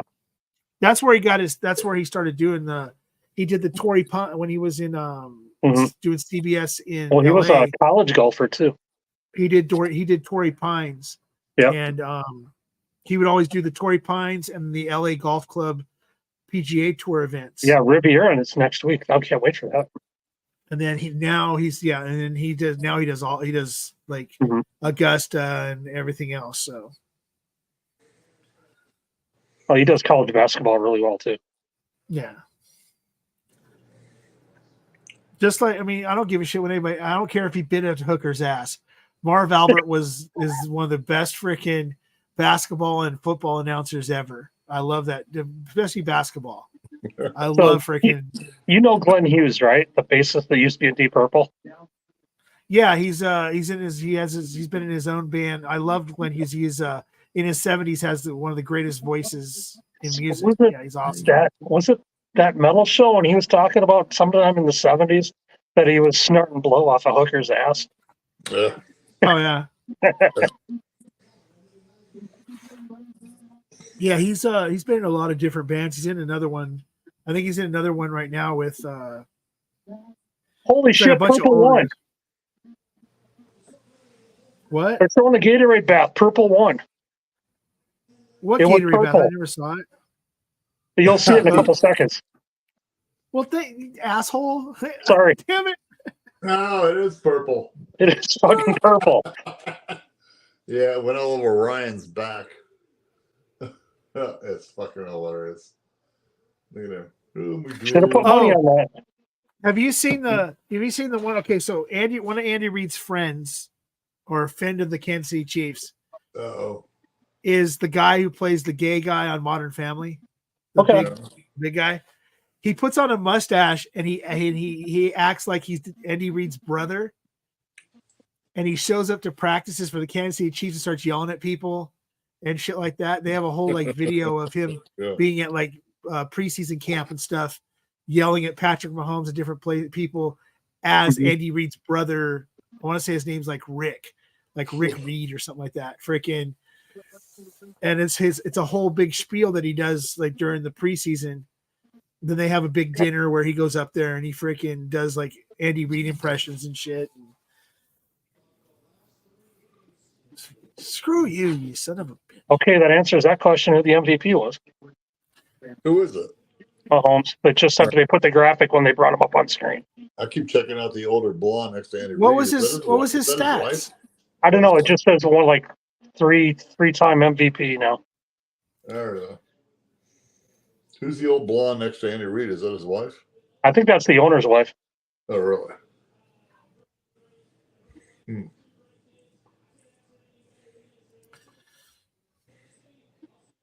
Oh, she's up there now. How come Swifty's not on the podium?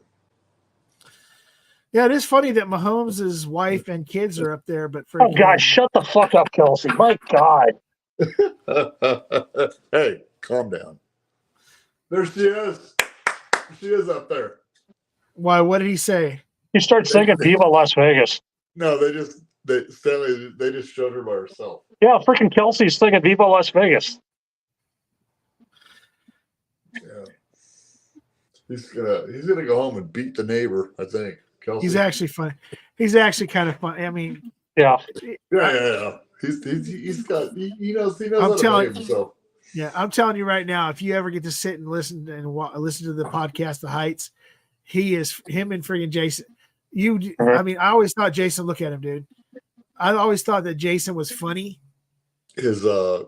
But he is fucking hilarious. That dude is crazy hilarious. Kelsey's brother's on the podium too, which is kind of cool.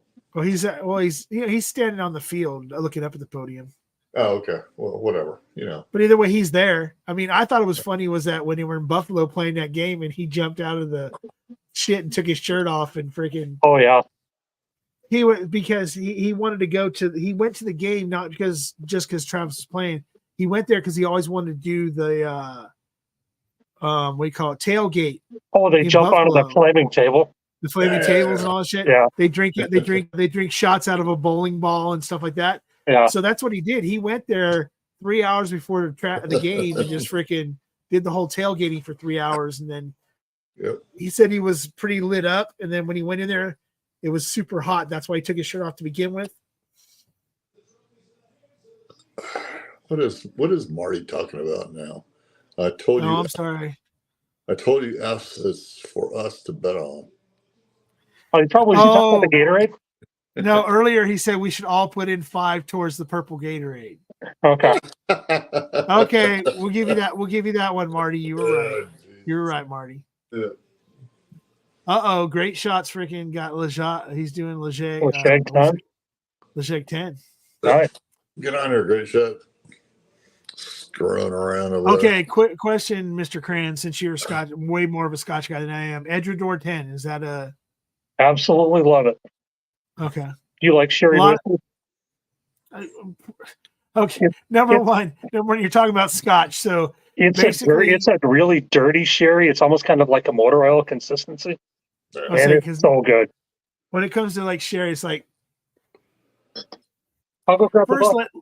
first let's find Scotch that doesn't have sherry butts, and then we'll go from No, it's the fucking Band-Aids and hate taste.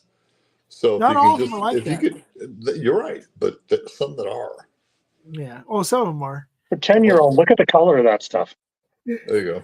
It's almost like freaking motor oil. Yeah, she's dark.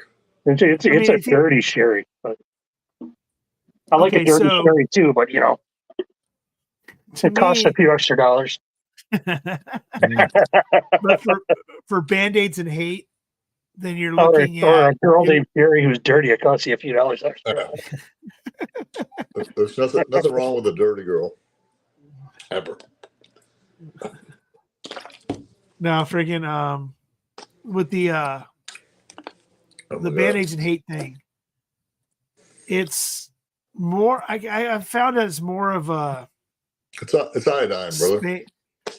Well, yeah, but I don't find a lot of. In case you're like getting like Highland or Lafroig or something like that, I don't really get Band-Aids and hate except for there is like what was the one? I'm trying to think what it's called. The Singleton. The Singleton is a Band-Aids and hate start to it. So is it the smoke or is it the brininess that gets you? I started on Lafroig 10 and it was Band-Aids and hate on the nose. The palate, the peat hits you in the back and it stayed there. You cannot get rid of it. But I like about it is you get that fucking Isla water. Ocean water tastes really good. Really good. But I mean, do you like smoke or just not the brininess? I'm not a peat guy. Okay. A little bit of smokiness. Like I said, the Singleton doesn't really have a lot of smoke or anything on it. Mm-hmm. Highland Park, like the Magnus, didn't have much of a lot of smoke. Even some of the I don't mind Ardbeg freaking Ugadal. Oh, see, that was the gateway for me. I hated peat until I had that. Oogie. Hey, Mark. Yep. I knew as soon as it said Ugadal, and I got the thumbs that was up. my game. But just try Kilhoman or a Port Charlotte 10. It's more of a cleaner peat. There's not the brininess to it. It's more smoke. Kilhoman's one of my favorites right now. The brininess, some Scotch's brininess doesn't bother me. I can't stand Lafroig 10. I can't stand Lafroig cask. Do you like Lagavulin or not? I like the Lafroig Cardis and the lower. So the very first freaking Scotch that I was told to buy was a Lagavulin 16. Yeah, that's good. Okay. Without somebody telling me that it was like I stuck my face into a barbecue and licked it. That's going right into the deep end of the pool right there. Yeah, so it turned me off immediately. I still have the same first bottle I've had for 3 years, and I'm working my way down through it, and it's getting more tolerable as I go through it. But Lafroig is literally one of my favorites. That is one of the best bottles I've ever had. Glen Scotia 15 is another one I like a lot. And it has a little bit of smokiness and stuff.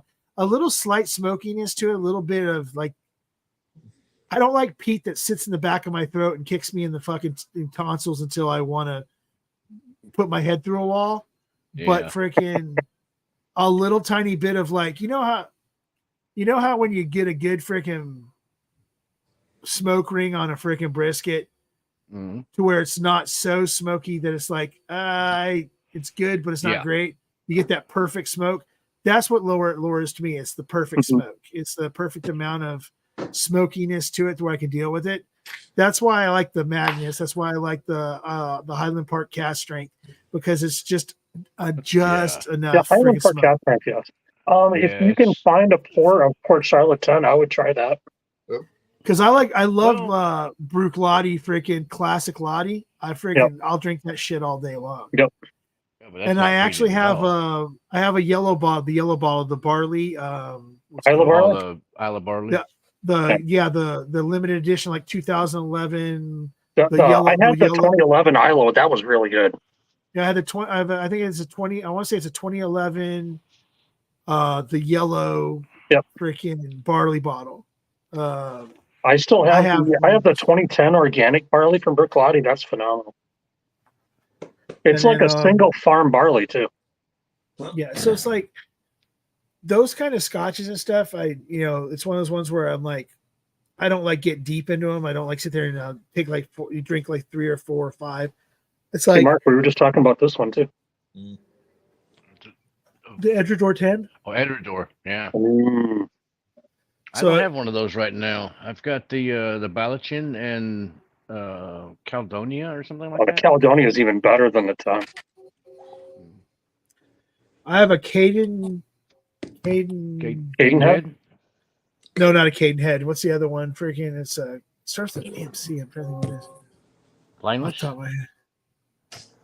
No, it's like a really hard. It's kind of a hard. I bought it for like $25, but it's like an $80 bottle or $70 bottle. I didn't know. I just bought it damn. somewhere where they were getting rid of them. It was it's a 10-year Scotch. Oh, hold on, I guess we got somebody else joining now. All of a sudden, what the fuck? Who we got? Oh no! Now I know this guy's lit, and he's lit on Miller freaking Lights. Oh, and Marty. freaking- Marty. and some sort of Scotch. Marty. Cheers. Cheers, brother. Oh, he's muted. How you going, Marty? Damn it, Can't hear you, Marty. Marty.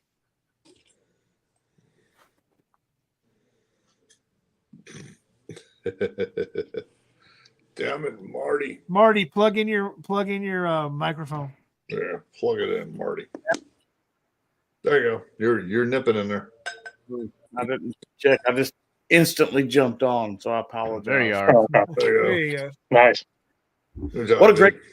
I know it was low scoring, but it was kind of fun to watch. Really, Yeah, I mean, I Absolutely. couldn't believe after that field goal that 49ers defense just basically folded.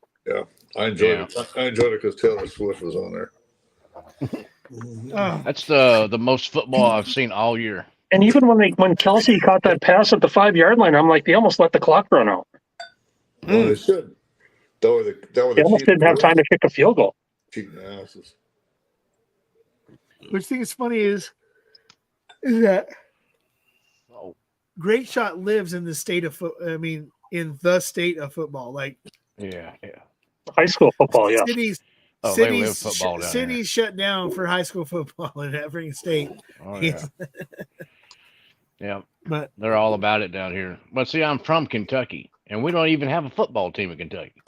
It was all basketball back then. Still Oh, is. yeah. hmm You know, they don't have a pro football team in Kentucky, so I was never raised with it much.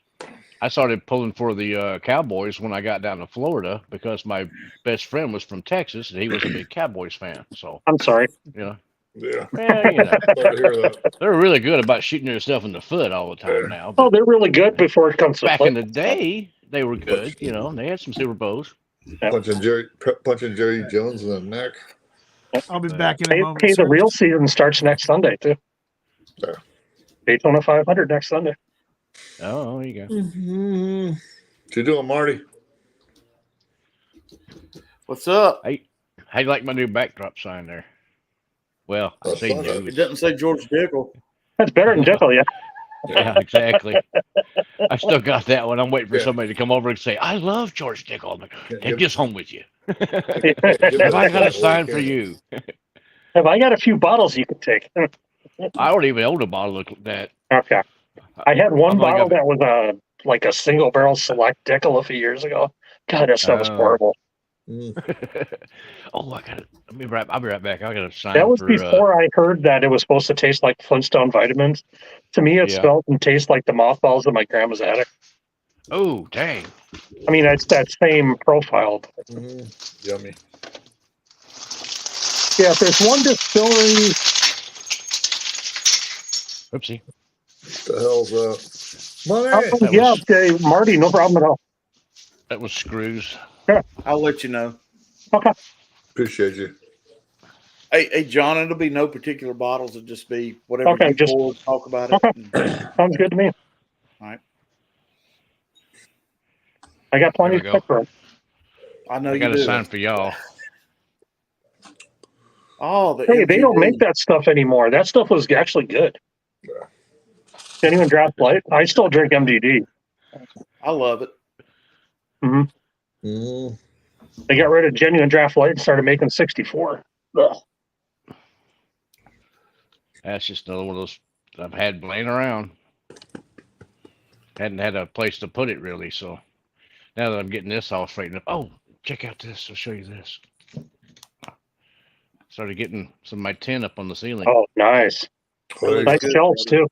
Lighting? God, that's nice. Yeah, it's coming along, huh? Yeah. And then got the recliner over there. I'm sitting So on like a you're big. going to have a sign. You're going to have to call it the best little whiskey bar in Texas.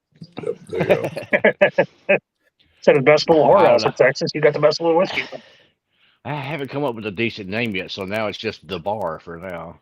I tell you what, hey Mark, when you do, you need to reach out to Rick Rose and let him make you one of these that Oh, lights yeah. up. Nice. Yeah, that's cool. I'll come up with something. I don't know.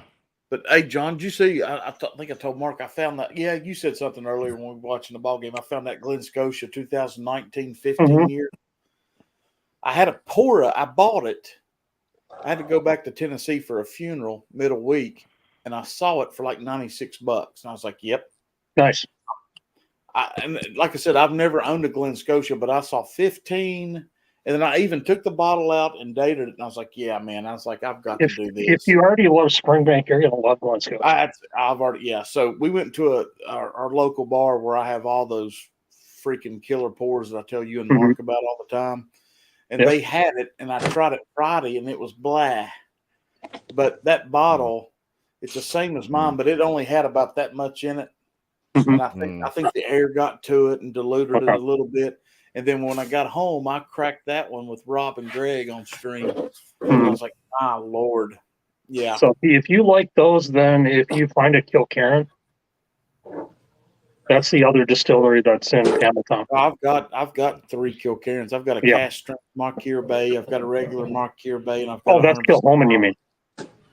What'd you say? Kilkerran. Oh, sorry.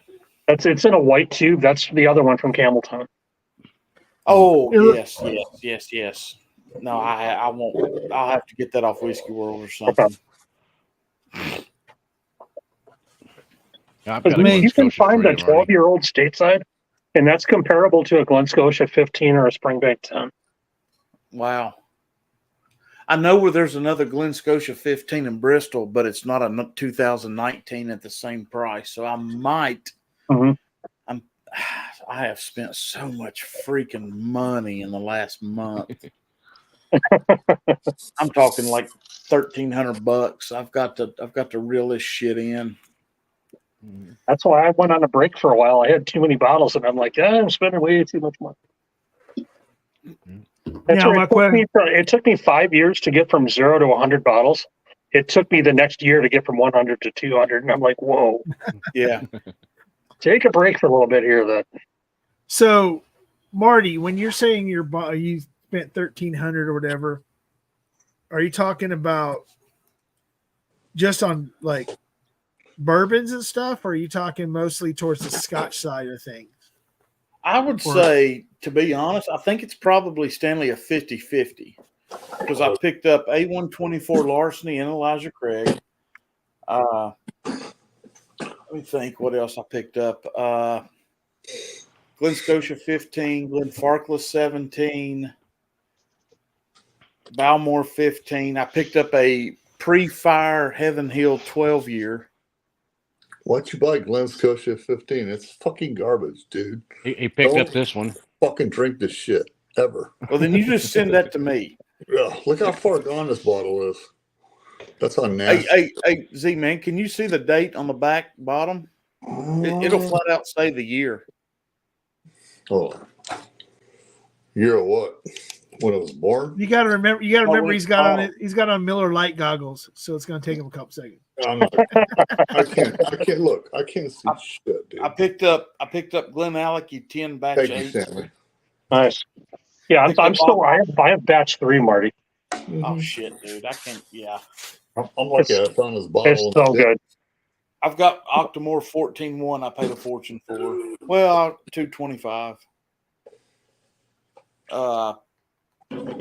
There's more that I just. $225 for an Octomore isn't that bad considering what they are now.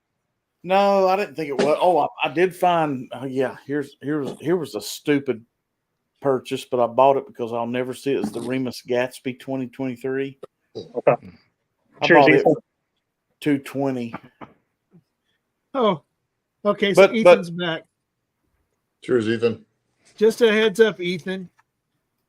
You won a Sagamore Double Oak, and you won She did, Ben. a Still Austin Cast Strength. Jack 14-1. 14-1. Sorry, Jacob. Yeah, 14-1. I tell you a bottle I love, and I did a review on it about 3 weeks ago. Was that Bercolotti Isla Barley 2012? Okay. I'm going to pick up the 14, and then they just dropped that Bercolotti 18 for like 140. Yeah, we were just talking because I killed a 2011 Isla Barley lately. I have a 2010 organic barley Bercolotti that's phenomenal. I don't have the organic. The 2012. Now, correct me if I'm wrong, and great shot. Correct me if I'm wrong, but I think the 2012 was the first one that they did with the Isla barley that was from the region. I'm not sure. So that's why I bought the would be- 12, and I want to get the 13, and I want to keep those. I mean, those are. I had to put that freaking Isla barley out of Yeah, reach. that 2011 bottle is a phenomenal bottle. And the 2010 organic is actually a single farm. So Sorry, okay, guys. so I here's didn't mean my to turn this into Scotch world, but no, yeah, it's all right. I mean, other than Z-Man hating Scotch, I freaking, think we pretty much all love Bercolotti on this screen. hey, I tell you, if anybody wants one, I'll be happy to drive in there and get them for them. But Don't buy scotch ever. It's fucking disgusting. see, man, just go ahead and send me the rest of that, and I'll send Dude, you $25. This is my first bottle of Glen Scotia Marty. I'll send you a bottle of them Buffalo Trace for what you got left. It's so hard to find this shit. And when I found it, I'm like, oh my god, it's my first Glen Scotia. What I was saying, if anybody's interested, I'll be happy to hand deliver. But I did find 6 more of the old Overholt 10-year yesterday. Mm. how much are those running back in around your way? 99. Okay, just say. Well, I mean, at least it's been consistent across the board. Is that 100 was was a standard? If I 'Cause- haven't, yeah. Go Well, ahead. no, because like this right here. Okay, so unless you like Oh, this, dude, that's yeah. right? So I cracked my 131 Friday night when I got home of that. yeah. So if you go like this is a 131.5, I think, or 2. It's one of the two. All right. Yeah, it's a 130. All right. This is a 131.2. I have a 131.5 from a diff from the year before, which is weird how they're only 0.3 off and they're from the same rick house, but they're 2 different years of freaking Right. of the freaking bottle. But those bottles, if you get them at Total Wine, are $79, $80 max. Mm. That's what they charge. You go anywhere outside of a Total Wine or a Bevmo out here, these bottles are $150 fucking on the shelf, period. Yeah. And that's If low. you're lucky. If you're lucky. I paid way more than that for my higher proof, and I've got 2 more lower proof ones behind it but no, that is killer. Yeah, and the thing is, it's crazy about it. This is I mean, I'm gonna send some samples out to people and stuff like that. Okay, John just dropped out and come back in. That's weird. Also everything just changed on my screen. That's YouTube, man. It's YouTube. Yeah, it goes. So this is one of the sweetest. I don't know about you Marty, if you're this is one of the sweetest ryes that I've had in a long time. Like it's got. Well, I'll this tell you this, Stanley, too. with that old Forester, when it hits your back end, there is the proof statement. If you read the bottle, what the proof is, and then when you put it on your palate, it is nowhere close. It hits so much lighter and so much. Oh yeah, smoother. I mean, it's not 131, but it's not like it's 100. It's I mean, it does drink hot, but then the flavor comes in. Oh no, this is like, I mean, it drank. Okay, so this is a 131.2, right? If I was to venture a guess, this would have been in a blind. I would have put it right around 120 at the max, probably right around 117 to 120. It does, yeah, it doesn't, but it does give you a nice little. It gives you the little hug afterwards, but there's something about this one for some reason. Both of them were not. This is the 0.2. The 0.5 feels a little hotter on the taste, and it's not as sweet. But this one, for some reason, is just like everything's for me. This is almost a perfect rye for me. But there you go. I also like ryes a little bit more, just not the medicinal or the. Excuse me. What warehouse is yours in Florence, Stanley? K7. Mine's a K7. Mine's 132 even. Yeah, so that's okay. So we were talking. Me and John were discussing this earlier. Everybody I know that has a bottle of Old Forester rye, no matter what the proof is, it's a K7 bottle. So what it tells me is that all these ryes, because they are hard to find. Period. Once they come out. I've got a K2. Oh, you do have something different? And a 6.3. Oh, okay. Because I know about 4 or 5 people that have gotten them from different places in the States, and they all have K7s. They're all different proofs. I have 3 different. They're like K7s. Again. Okay. Awesome. And those are all ryes, right? Yeah. Oh, yeah. Single barrel. How much is left of those bottles? Because I might have to. I just cracked the one. I just cracked the one Friday night, and the other 2 are unopened. Oh, okay.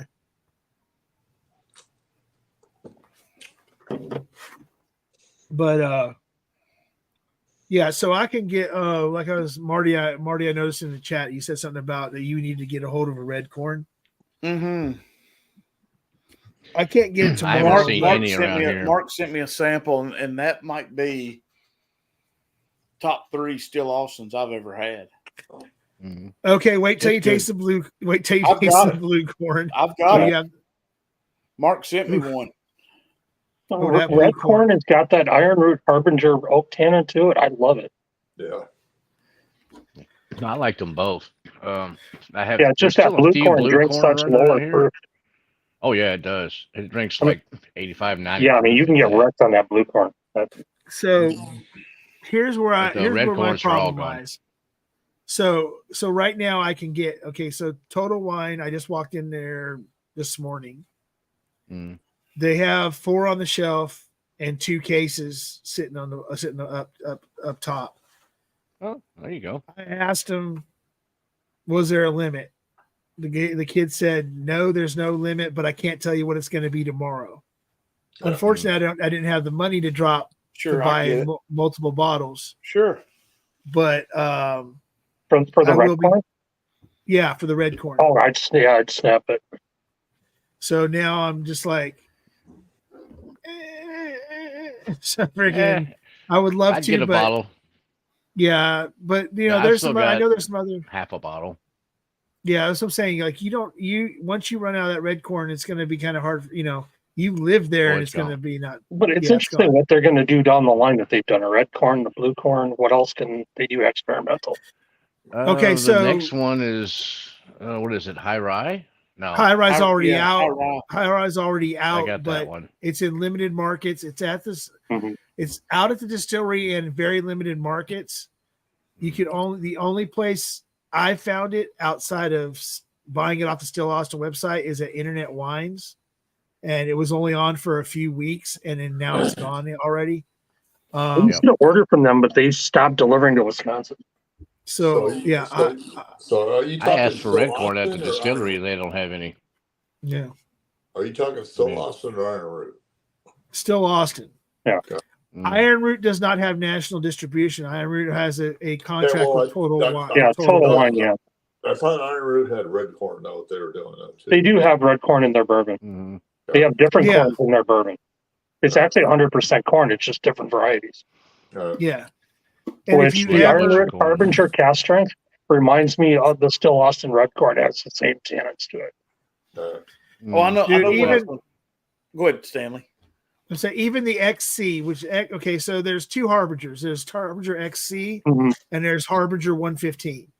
So Harbinger XC is their 90, I want to say 95 or 96 proof version of the Harbinger 115, and it's good. It's really freaking good, but it's not as good as the 115, which is their cast strength.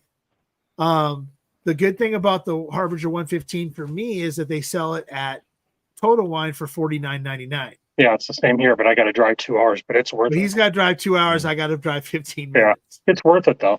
And then There he it is, lives Mark. he lives in Texas, and Texas is the main, obviously the biggest distribution of. The only sad Iron thing I have with Iron Root is they got rid of these bottles. Yeah. This I like that coffin bottle bottle. better. Tombstones. Yeah. They Yeah, didn't these get- were awesome. They didn't get rid of it. The Harbinger, they changed the bottle to the one that Mark has. Same I've got one the I have. Promethean. But the Okay. Promethean, there's like 3 other bottles. They still sell Tombstones for. I still want to see. But I I want think to. that- Try, I I think it want to might try be- the Icarus. Sean, John, I I think hear his that's name's killer. Sean Galladay. He's part of the whiskey community. He's on that. A Facebook He friend of mine is- too. That Yeah, he is one of the main people up at Iron Root. Well, he's one of the. He works at Iron Root. Up in Denison, I think it's Denison, Texas. I think most is where it's at. Yeah. But I know that they have Tombstones at the distillery. Okay. I don't know if they're you can't get Promethean. You have to get Promethean now from the distillery. You can't get it. Or Specs, I think, might be the only other people that carry this Promethean. Because I know that's limited. That's a limited run now. is Icarus at the distillery only too. Oh, Icarus is that's another distillery only. And then they've got a hazmat version of the Hubris too, which I'd love to try. The hazmat corn whiskey. Yeah. No, Vic, I'm sorry, you did not win. I see that now. I see what Mark's comment was. Which Yeah, basically, so Sugar this is Kitty's gonna like I wake up said, and say, "What the hell?" Did yeah, Sugar this Kitty is win what 3 what was times? weird. Sugar Kitty put in $20, Like- so 4 entries. Now, Sugar Kitty won the Evan Williams 1783 bottle, the Prideful Goat cast strength, and 2 sample packs. So all 4 of Sugar Kitty's entries won. So when he was asleep for the third quarter, it didn't matter because he got the fourth quarter one too. Then Yes, he won back-to-back quarters. Yes. Mm. Ethan Turk won twice with the Sagamore Double Oak and a Still Austin. Tater Dom won the new riff. Mr. Great, I threw in an extra freaking set of new riffs, and Mr. Great Shot won. And then Hard Truth DMC won. And Vic, you know any of those Dude, it sample was- packs? You did. You just got to say the word, and I'll You freaking killed it. So Hey, And then, I don't. Let me tell y'all this real quick. Another bottle I picked up while I was in Tennessee for that funeral was that Ben Holiday 6-year 120. proof. I've seen them.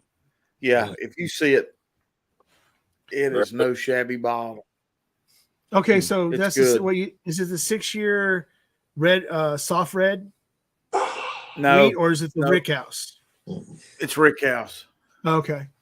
Well, because the thing is this. So Ben Holiday, what people don't realize is that if you go on the right websites, they have 2 Rick House bottles. One is soft red wheat Rick House, Yeah. and then they have the regular Rick House bottle. The Yeah, regular I Rick bought House the bottle is regular. 120, and the soft red wheat is 118 or 117. Yeah, I think Or something this like is 120.1 or something like that. But Yeah. it's I have to put it up. It's, I haven't. it's like Yeah, that. I haven't It's like had. that Still Austin blue corn. I got to put it over there. Mhm. Oh, Okay, so This Mr. one's Great really Shot tasty there. too. Oh, 1770. You know what? Though they at one And point they in have a time, peated version that's really good. that's from Oh, wow. 1776, correct? Yeah, The distillery 1770. 1770 Oh. is Costco. Glass. There you go, Glasgow. That's a 1770. Oh, okay. Because there's a Texas distillery called 1776 Oh, okay. that Hmm. when I first started doing all this, reached out to me to be a brand ambassador. And I'm like, I never even heard of you guys. I'm new to the game. They were in my Instagram every single feed when I first started the bourbon stuff on Instagram. And they're like, well, contact us. We'd like you to be a brand ambassador. And I'm like, you don't distribute to anywhere but Texas. I'm not, it's hard to be.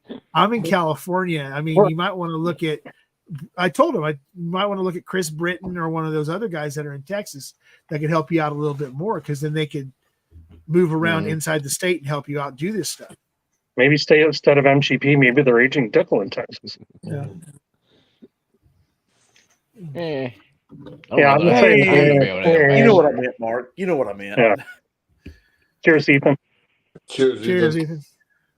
Heck, I should be an ambassador for Still Austin. Yeah, you No should. shit. That is no joke. You know what? You should be the bigger one than Todd and Andy. I'm just saying. They should get. Yeah. You know what? The truth is that freaking old Great Shot. They should just be going ahead and dropping off cases of shit to you, because you distribute the most. You distribute more than the fucking distillery does. Yeah. I go into the distillery whenever they have new releases and stuff like that. I go in there and the bartender knows me. She's like, 1 or 2? I said, 2, of course, or 3. I'll get 2 or 3 different bottles of whatever's coming out, like the blue corn, the red corn, the high rye, and some of the Nancy picks and stuff. I'm always picking up stuff. I got the cognac finished one, which is distillery only. Okay, so red corn. Okay, so they had 4 seasonal releases. They're supposed to have 3 so far. The Bottle and Bond series, they had 3 of them. Should be red corn, the red corn, the blue corn, and the high rye bourbon. High rye, and then what was the 4th one then? The 4th one hasn't come out yet. Yep. I believe it's just a rye. Cast strength. I'm not real sure. Well, cast strength rye is already out because they have them here at Total Wine. Well, that wouldn't be a bottle and bond then. No. So here's one for you. How is it that Andy and freaking Todd, 21090, which we all love them. Everybody loves them to death.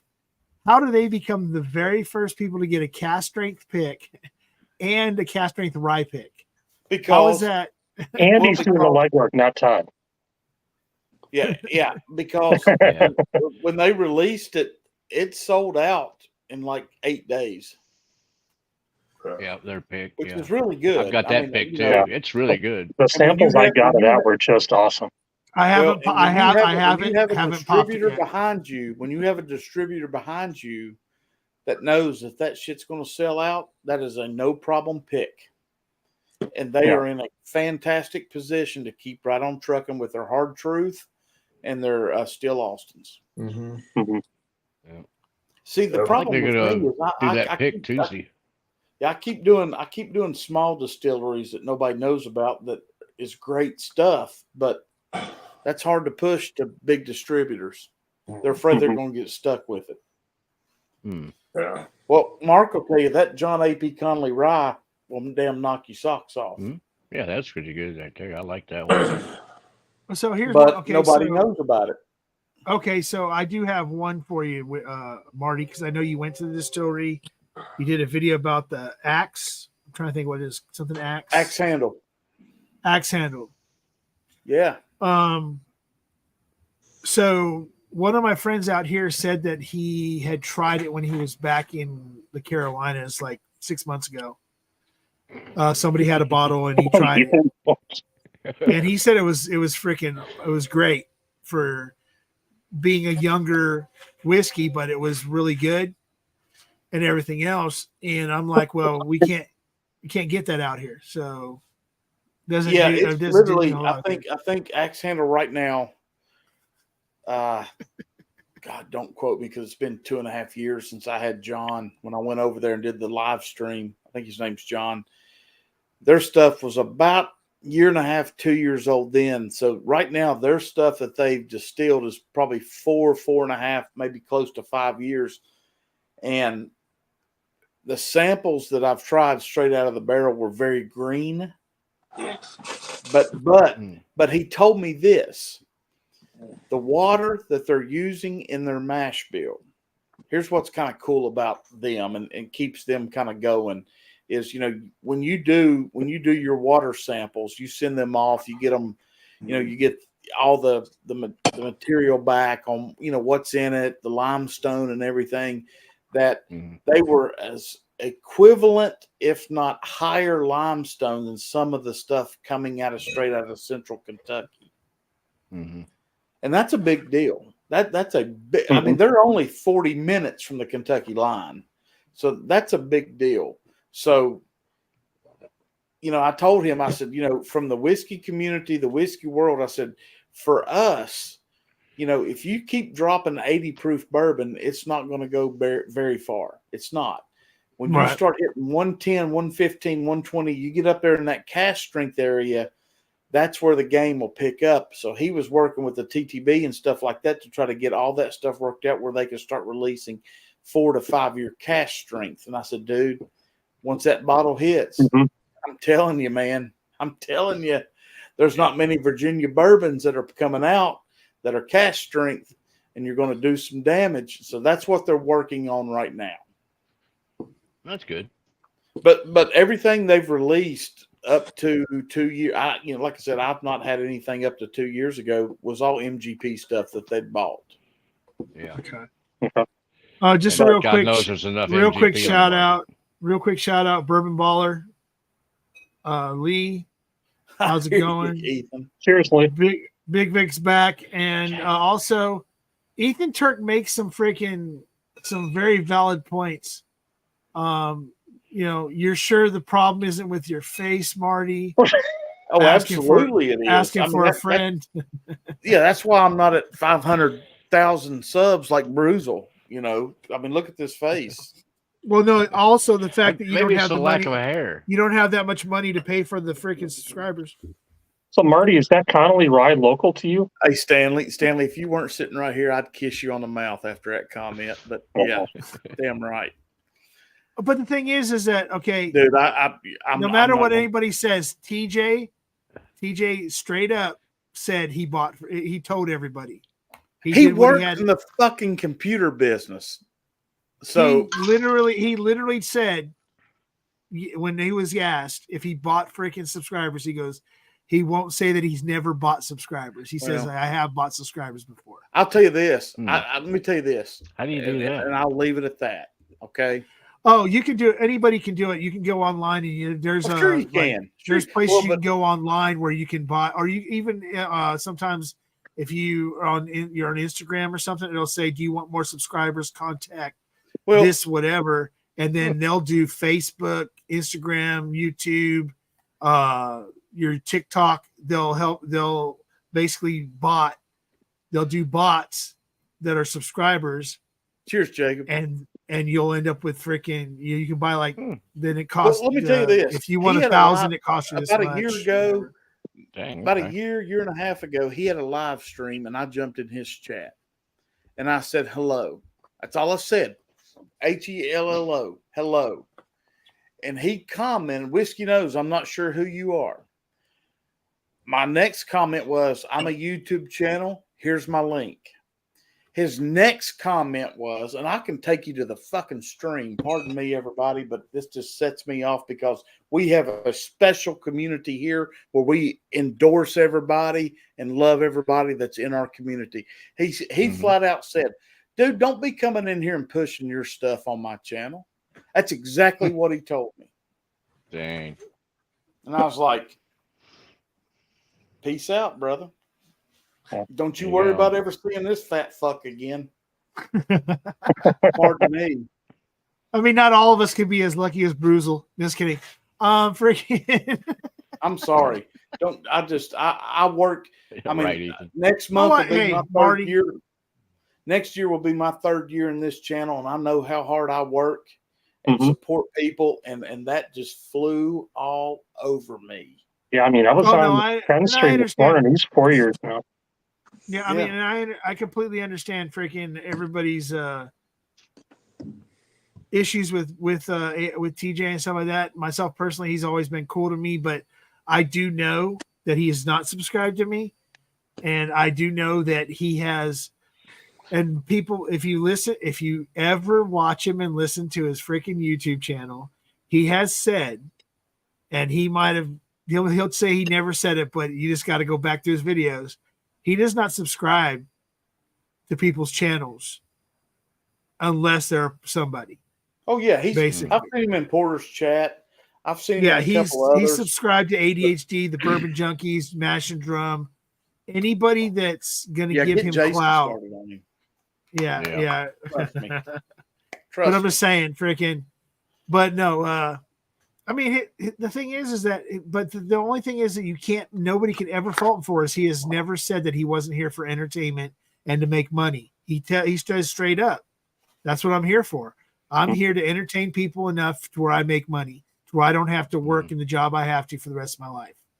That's his goal. Good for you. Good for you, man. Yeah.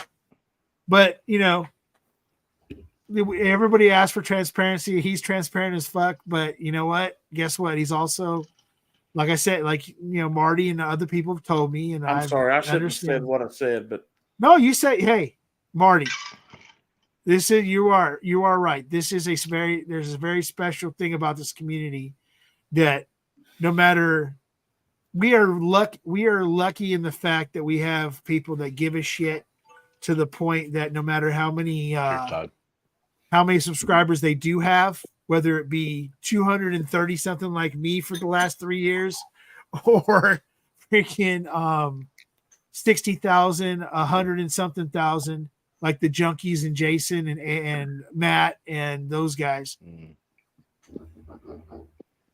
The one thing that we all have is that if there's a phone call made, yep, that's exactly right. That's exactly right. There's a whole shitload of people going to show up. Or if there's a need, literally physically in person, sick. Yeah, whether it be physically in person or just in spirit and freaking through Instagram and everything else, we're gonna be there. And the thing is that freaking Jason's gonna be there, Matt's gonna be there, freaking Dan, even though he's a pain in my ass, Dan and freaking Sean are gonna be there. Klein, every one of them, Ben, Vic, all of us are all gonna freaking I could keep going. Everybody's gonna be there when the shit hits the fan. Damn right. The Turks. I mean, damn hell. I mean, we could keep going. But see, that's the thing too, Marty, is that what I was trying to explain to when we talked about this before, me and Vic and some other people. I make the joke that I only have 230 something subscribers for the last 3 years. I didn't do no fucking content. I've been on everybody else's shit whenever I got a chance. I dropped out for a long time.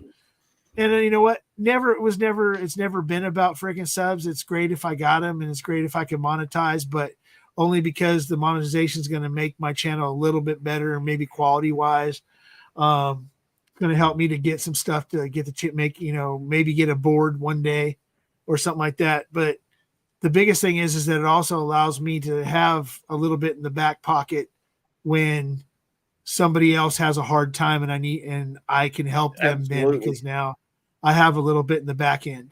that I don't have to take necessarily out of my straight tell you paycheck. It's come from the Stanley, community. you know what?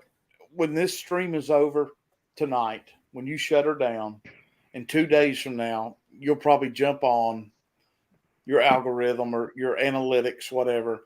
You'll probably have 290, 300, who knows how many views after. Well, you don't know. Yeah. I mean, it has the chance. Right. But here's how I look at it. I've been pumping out reviews right and left. I've done 8 reviews this year, and I only did 14 last year. And those reviews are averaging about 100 to 250 views a review. And I look at it like this. If you're in a room full of people and 250 people sit there and want to listen to what you say, that's kind of cool. That's how I look at it. Some of my reviews have 60, some have 100, some have 280, some have 550. But you know what? That's just kind of how I look at it. It's like there's this number of people that actually give a flying fart a little bit about what I think. And I enjoy that. But the I one you did, Marty, last week, the other day, it's great that you do a premiere and you have live chat while the review is playing. I like that. I like, That's great. there might be 25 people in live chat, but you know what? I love that. Yeah. Holy shit. Hell has frozen over. Oh, Freaking 21090 is in the chat. Hey, What's up, Todd? Yep, Todd. Todd must not have to work tomorrow because it's Midnight. It's late on midnight the East there in, Coast. in Maryland, so he must not be John, working it is tomorrow. local to me, about 2 hours. Yeah. So is there any chance maybe we do a sample swap or something? Oh, shit, dude. I'll just, you don't have to swap it. I'll send whoever wants it. I've got, Okay. I just cracked batch 2 down here. See, I love local ryes. Dude, oh my God, dude. It was my rye of the year. And Katie and Ethan have a bottle. What's Okay. that? I sent Todd and Andy a sample. Great Shot has a sample. Of which one? The Connolly rye. Oh, I had okay. a sample. Yeah. It's gone. But if I was I'm on to this crazy little infinity blend thing here now. yeah, that's no joke there. I'm kind of proud of that one. That has over 42 whiskeys in it. you guys that drink rye are fucking ridiculous. Oh, dude, rye. Hey, Dude, hey, great. don't ever drink fucking rye.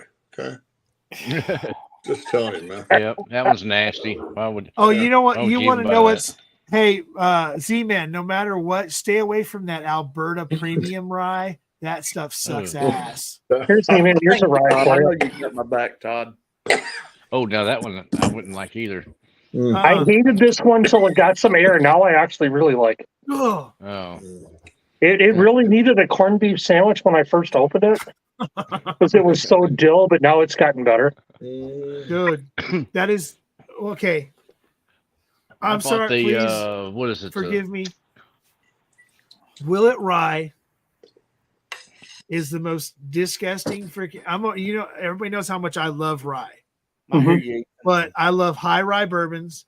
I love barely legal ryes, and I love ryes that don't taste like fucking dill pickles and sadness. So Willet 4-year rye is off the fucking shelf because it For tastes me, like. I'm not much into wheater dill bourbons pickles. anymore. I'm a high rye bourbon. I'm not a violent person, but I want to punch a puppy when I freaking drink Willet 4-year fucking rye. Okay. Oh, not Hey, Stanley, don't put Stanley, the Stanley, is this in your area yet? I don't. Fuck you, Marty. Go. Fuck you. I'm gonna cry now. Oh, bitch. Dude, this Oh, is yeah, I used to the say fuck off. Now I just say that's nice. Redwood Empire. yeah, that's. Oh, wait a Redwood second. Let me Empire do this. rye. Let me do this. Let me do this I for got the the way of the pipe South. Let me do this the way of the South. Bless your heart, Marty. Hey, hold on a minute. Do you know what "bless your heart" means in the South? Yeah, That means go eat shit. No, it means, Basically. bless your heart means thank God it's you and not me. So Yeah. Or go eat shit. Fuck you. Something.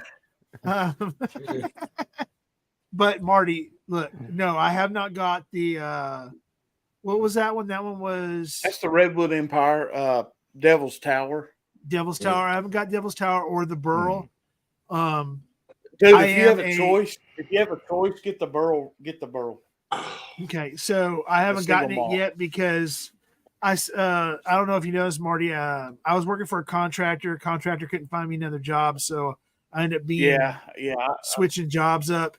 I haven't even got my first check for my first job till next week. So Nah, dude, I hear you. I haven't bought anything in like a month. I'll send you a bunch of samples. I'll get you some samples going, buddy. But the one of those things that is at the top of my list, besides there's a couple things top of my list, but I'm a Redwood Empire whore. Me too. So I was just looking today and I was like, oh crap, I forgot that I have bottles of the cast strength, and freaking so I had a couple that were open, and I had a couple little samples, little shots before I came on live. But I want to get the Burl. I've had the Grizzly Beast and the Rocket Top Giant. I've got all three of the a sample here and there. Yeah, but I have the Pipe Dream. I have the cast. I have the cast strength. I have the 3 cast strengths. But my big thing is that when the Burl and the freaking Devil's Tower came out, that one's got your name on it. Oh, thank you, sir. Hey, Mark. Oh wow. Ooh, Koala. Koala 18 unpeated cast strength. Okay. This is freaking heaven right here. That some bitch has been in the bottle, what, 7 years? What's the date on that bottle? Bottled in 2017, 59.8%.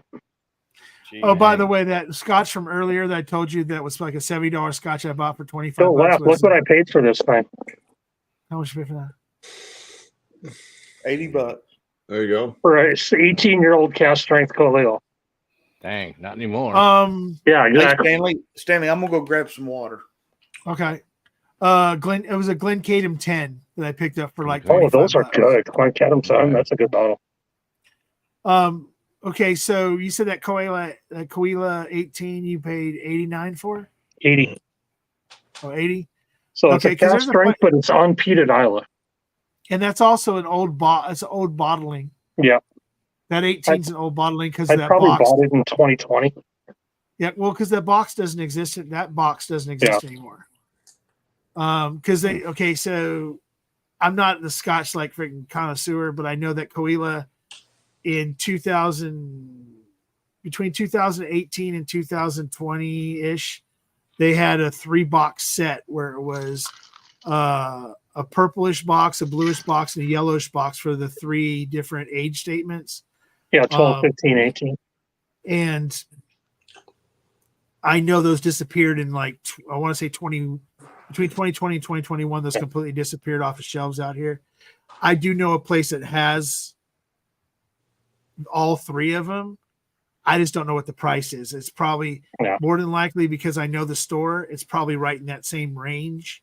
So if that's the case, then I'm going to go ahead because, everybody, I know that John knows, I know that freaking Great Shot, Z-Man being the Scotch connoisseur that he is, and freaking Marty all know that Koala is the most used.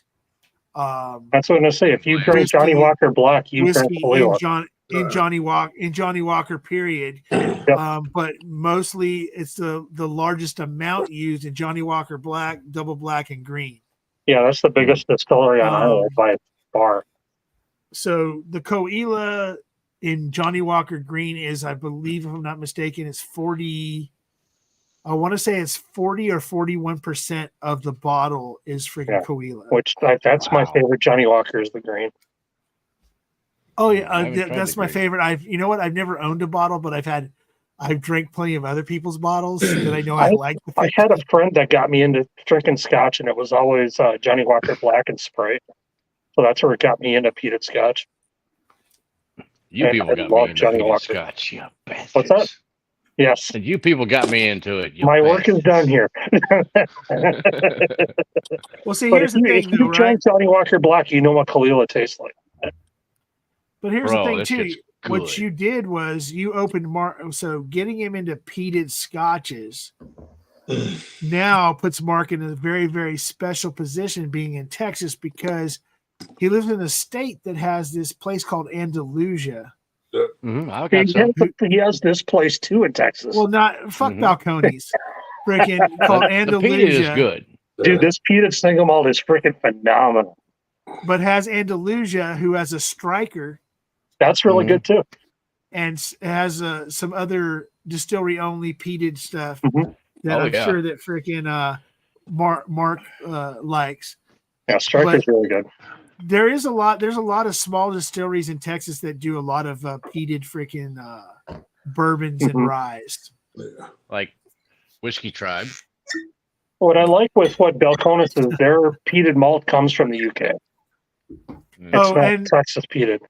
I hope that I'm sure that people watch videos. This one and this one But- is really Well, good single too. moms are always good though. That Do you think that freaking they're gonna survive without Rex? I mean, without Oh yeah, yeah. well, it's They're still interesting putting out watching the stuff. vault The with just thing with Daniel. the vault. the thing with Credit Barrel Whittington. now is Daniel's still doing some of the help a little bit, but Irene Tan is jumped in now and she's doing barrel picks for them like all over the damn world and bringing in stuff. And Rex hasn't gone anywhere. If you, there Well, were not no Rex. videos But I was talking about Daniel. Daniel. I mean, Okay, Daniel for doing the those that- vault is a little bit different. Him by It's, himself now. Yeah, I like it's an IRS thing. They get Yeah, Well, I yeah, mean, they explained that that's there's- what it was he's going to still be, there. but the thing is that Rex has left the school and is just focused on freaking Crowded Barrel. because of the federal government was digging into Right. their shit. And Daniel is still part owner of Crowded Barrel, but yeah. is Yeah, that's you're not gonna- removed from the actual distillation process now Yeah. because of its that- conflict of interest with the school. Yeah, I mean the tribe videos are still entertaining though. Yeah. Oh yeah, Yeah, dude. I mean, Rex. I didn't watch the Rex Buffalo is Sauce the one vi- today, but If nobody knew before, Rex is the videos. Yeah. But Yeah. freaking- Oh, and then what that girl, the freaking what's her Mhm. name? Banana. Brianna. Yeah, Brianna. Banana freaking. She does. Banana. She's funny, Yeah. and she's just like Yeah. I've met her. I've met all of them. That's Brianna. You know, she's just like that all the time. You know, You know what, she's a Todd? Thank you for jumping on, Todd. Yeah. Glad Cheers, Todd. that you were able to stop by for a little bit. I mean, 6 a.m. from your own 6 a.m. from your own house doesn't really come that early, but you know, I'm just saying. Cheers. Again. Cheers, Todd. That's 8:45 his time. Yeah. Mm. Nah, But- Marty, like- that is an interesting blend. It really is. Thank you, buddy. Hey, it's What you got? sweet. Oh, It's good. all It's kinds of you stuff. get the honey finish. Yeah, a little honey and some mint back in there. Yeah, there's a little bit of honey barrel in that. Man, there's all kinds of stuff in that one. Yep. Wow, that's just really tasty. So my Oh, question by to the you, way- Marty, is how did you do that Infinity Barrel? Is it like you just take whatever's left of the bottle and dump it, or I tell you Is what it I like had. I tell you what I did. specifically like a 1 ounce at a time or whatever?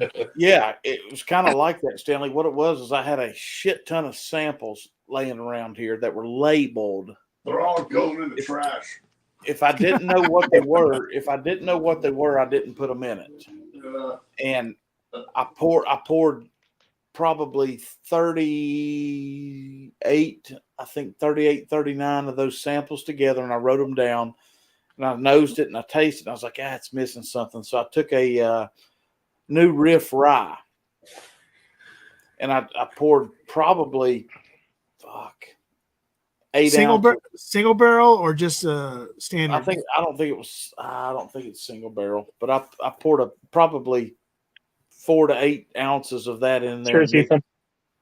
Mixed it up, and I was like, okay, it's coming around. It's got a little bit of a back end finish now, and I said I want something sweet on the back end.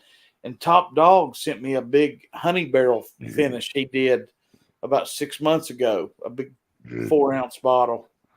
And I took about 2 ounces of that and poured it in and mixed it up. And then I, of course, nosed it and tasted it. And I said, that's it. I'm done. Right there it is. Mhm. Hmm. It's And- good. It's really interesting. I mean, because you're getting all kinds of different flavors. Oh, on there's it. 1,000 things you can pull from that one. You can get You know, rye yeah. notes. You can get that honey. You can So- get that. Did you do it? Oh, and- did you So finally make the whiskey that Woodford claims that it is? Yeah. It has Oh, Makers. 700 I'll and whatever tell you this. friggin' tasting Yeah, that's notes. Makers. 200 yeah. flavors, yes. That's Oh, That by the way, that side sample's note. better than any Woodford. Yeah. This little bottle here, I won at the Bastards Ball for axe throwing. I threw That's my tomahawk, dog. won. How that I was got- this year? Nice. Yeah, This this last year's one? Bastards Ball. Okay. So is that new riff or was it a straight rye or a single barrel, Marty? It's a single barrel. No, it's straight rye. It's straight rye. Okay. I've got 2 more blends going The now. one that I gotta find, Eminecker sent me a sample of that malted rye from New Riff. That is freaking phenomenal stuff. The only other one I've got is that. Oh shit! Who? Oh, it's a rye, but shit, it's down there. I can't see it. Well, Rob got it for me. thank you for reminding me That's of the that. Balboa John. one too. That's it, John. Balboa rye, Don't fucking drink a rye, dude. I told you. but it's not in that blend. That New Riff malted rye is Yeah, something the special ball. about that. This is fucking garbage. Don't buy this shit. If you like strawberry candy, that's where that New Riff malted rye is. Too late, Okay. Z-Man. I got one of those. Yeah, it's delicious, isn't it? What's the Not proof bad, on I yours, like it. man? 129. Mine's I don't 134. know what mine is. Yeah, Put I this just back over there. grabbed it last week. But you know what? I've been pretty good in the last 6-8 months, and I know Stanley's been real good at it. I'm not just buying FOMO bottles, Yeah. but I stopped at a store on the way Same. back in North Carolina on the way back from the funeral Friday, and they had 3 of those Remus Gatsby sitting there for $2.25, and I was like, shit. Did you grab it, Mark? Yeah, I got the same one. Now, if you have a 2020, if you have a 129.2. 20, okay, if you have a 2022, It's not Which- just 2023. right? But did you get the 2022? No, I never saw it. That's Well, why I'm I saying jumped on 2023 because I knew I'd never see it. Okay. Take a pour, Mark. So, great shot. I got Yes, sir. You and Tater Dom, I finally figured it out because luckily John Kranz reminded me. So the new riff 4 samples is Yeah. single malt, the Riff of Wall Street bourbon. That's Ben from Whiskey Uncensored's freaking pick, okay. Balboa rye, and malted and 6-year malted. That Oh, 6-year fantastic. malted rye is just phenomenal. So those I would can't be wait the to four, Tried find any a of the bottle new of that. riff yet. Yeah, I've Yeah, not so- seen it. those would be the New those would be riff's the not in 4, North Carolina. and I'm pretty sure I have. I gotta. I'll look and I might be able to throw in I've got 3 different bourbon store picks, but I a don't single have any barrel rye. rye on there. I think I have a single barrel rye. I might be able to throw on there too. Nineties and I've not tried any of the new riff yet. I mean, I can most of tell the you- bourbon store picks are about Hey, 4.5 years I'll old. send- I got 3 or 4 I can send you, Mark. oh, shit. Awesome. So I see Yeah, Mark, a couple I- around here, but I haven't. Yeah, I have tried it, so, 3 different single barrel bourbons I can send you. Okay. So But you know what? I have 3 or 4. I have 3 or 4 single barrels, different picks or whatever from like Total Wine, like the standard freaking picks, like Total Wine, Bevmo, whatever. Yeah. But of the bourbon, I mean, I'm not gonna. I mean, I don't want to stroke freaking somebody's ego because we already know it's big enough as it is. But this Is that the freaking riff Ben of this Riff of Wall Street freaking pick that Ben did with his group, that's a good for any across the board for any fucking single barrel bourbon. This How is a old is good that ass one, fucking Stanley? pick. I want to 6 year, isn't it? I don't know. You have to ask freaking Ben, but I think it's freaking, 6. Because I have 3 of them, but they're all about 4.5 to 5 years old. no, it's actually 4 years and 4 months. I Okay. thought it was 6. Which, I mean, that's kind of in the same ballpark, the ones I have, and they've all been really good. Yeah, 4 years, 4 months is 105.2 proof, and it's really freaking good. I'm thinking that stuff at 6, 7, 8 years old is going to be really good stuff. The thing that pisses me off is the one. So Whack literally lives across the river from New Riff, like literally freaking like he goes across the bridge and there's Party Source, which everybody knows that's where he gets a lot of his bottles. Party Source, and in the same parking lot is New Riff Distillery. Dang. So freaking the one I wanted, I got to Whack too late to ask him to get. He got me the Balboa rye because I asked him I really wanted it really bad and I couldn't find it. and then he got me the single malt. I really wanted the sherry finish one, which is supposed to be the best new riff of them all. I But like sherry. and then hard truth wise, nobody's done a bourbon pick for us to buy. Because everybody's done rye picks, including Barrels for Hope, including, I believe, if I'm not mistaken, 21090's Hard Truth pick is a rye pick also. Yeah, Mashing Journeys was a rye. Yeah, so nobody's done a bourbon pick, and and if anybody watches looks at Jeffrey Wax fucking Instagram, he's got I don't have Instagram. like 2 or 3 different bourbons. He's got the John Cougar Mellencamp Hard Truth freaking collaboration and stuff like that. And I know that some of those are distillery only. So and I didn't realize how close Hard Truth is to how close Hard Truth is to like that whole Cincinnati, Lexington, all that whole area within a few hours, right there. So yeah. So now I'm becoming a Hard Truth whore, and I'm not afraid to admit it. I'm up to like 7 bottles now. I have a couple of picks, and then I have every mash bill they have of the rye, including the chocolate rye, the caramel rye, and I don't know what the fuck they're doing in at Hard Truth, but god damn, that shit's good. I can say the same thing about Kilhoman. Yeah. You know what? That's the thing too, is I got a few scotches. I'd probably say I have less than 20 bottles of scotch. Most of my stuff is like Glenmorangie. I have like, plenty of like bottles of Glenmorangie 10. I used to have a Nectar Dior, but I finished that off a few months ago. Do you have the Quinta Ruben? I have a Quinta Ruben. I have Quinta a Ruben is one of my favorites. La Santa. But then I have like freaking Glenfiddich 12. I have Glenfiddich 12. I have Glenfiddich 12 PX. I have Glenfiddich 12 or no, Glenfiddich 14 American bourbon cask. Yeah, the American release. I have a regular 14. I have a Glenfiddich 18, a Fire and Cane. You have a 15 Solera? The 15 what? The 15 Solera, the sherry finished one. That one's really good. No, I don't have that one yet, but I have Glendronach.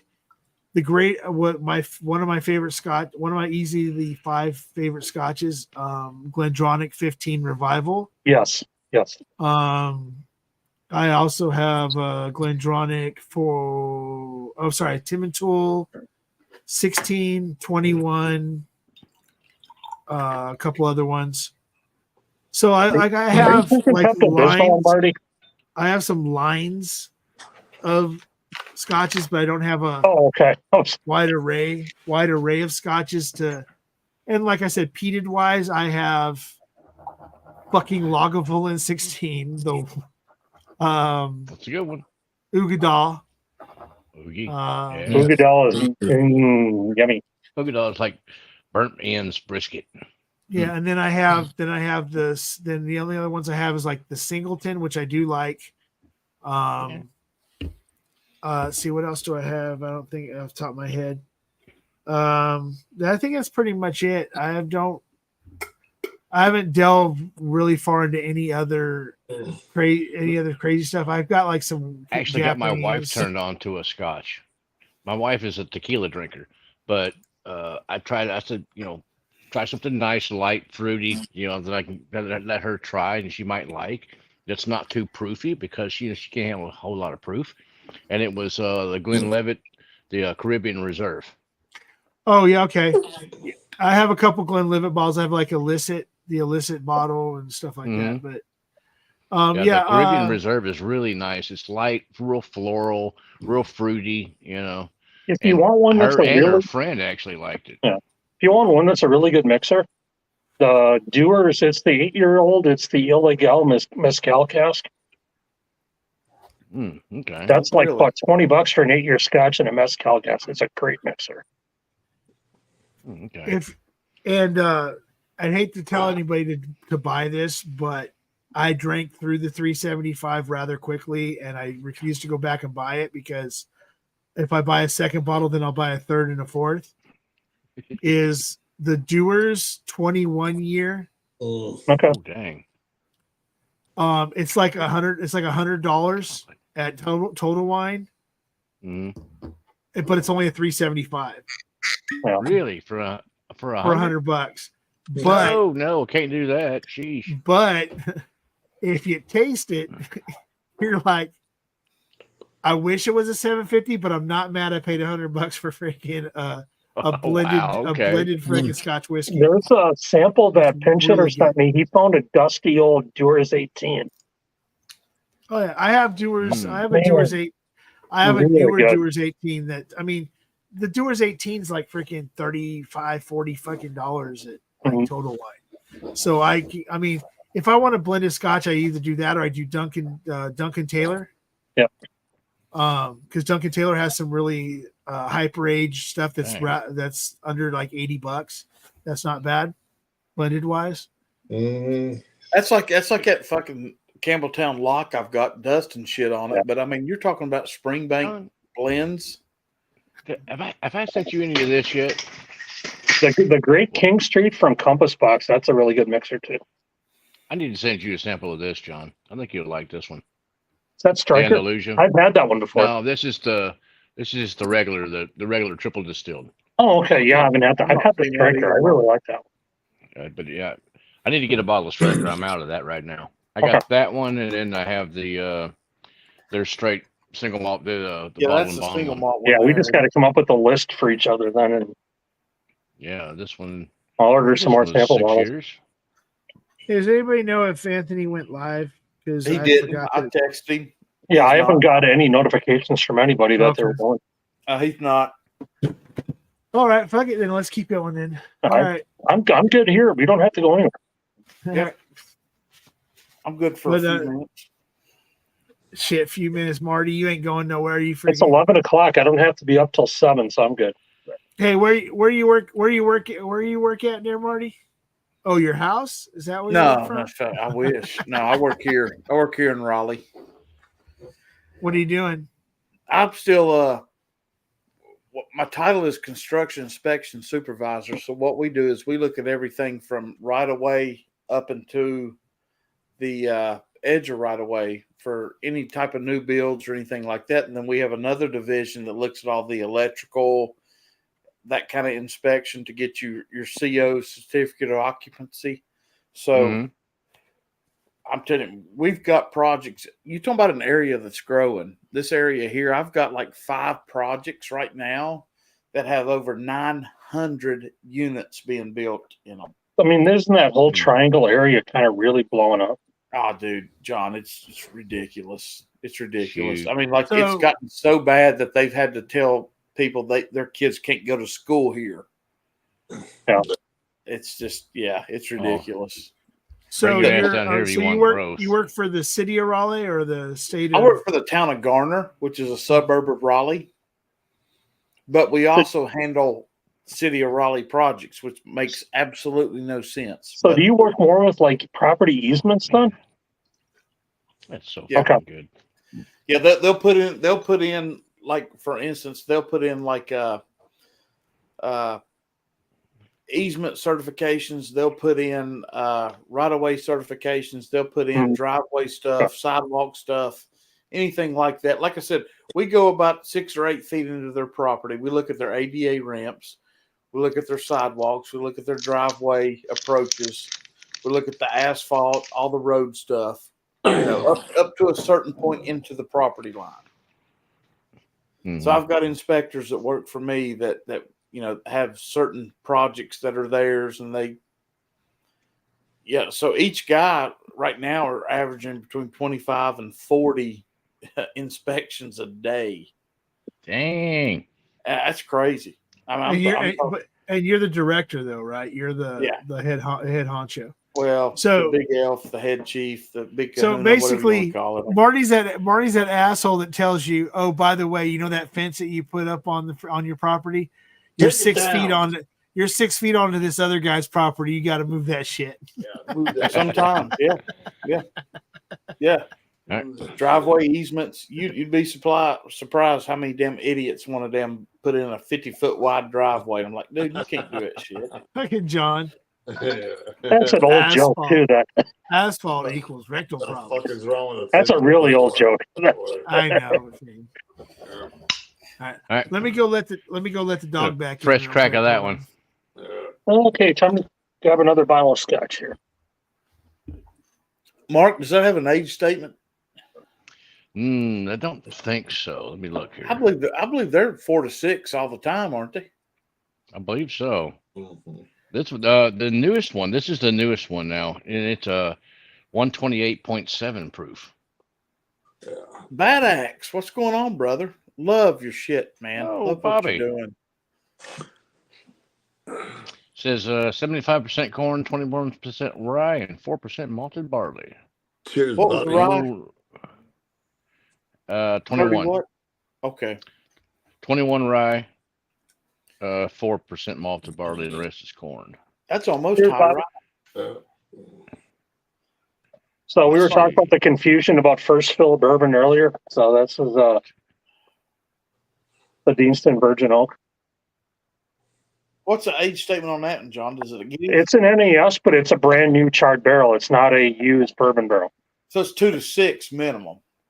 Yeah. Probably. Yeah, this is like Well, I mean, if it's scotch, it's got to be minimum 3. Yeah. But this is a brand new charred barrel. It's not a used bourbon barrel. I bet Which that shit- actually is it's like a $33 bottle. You're kidding. I mean, if you can find one of these, this is a bourbon drinker's intro to scotch.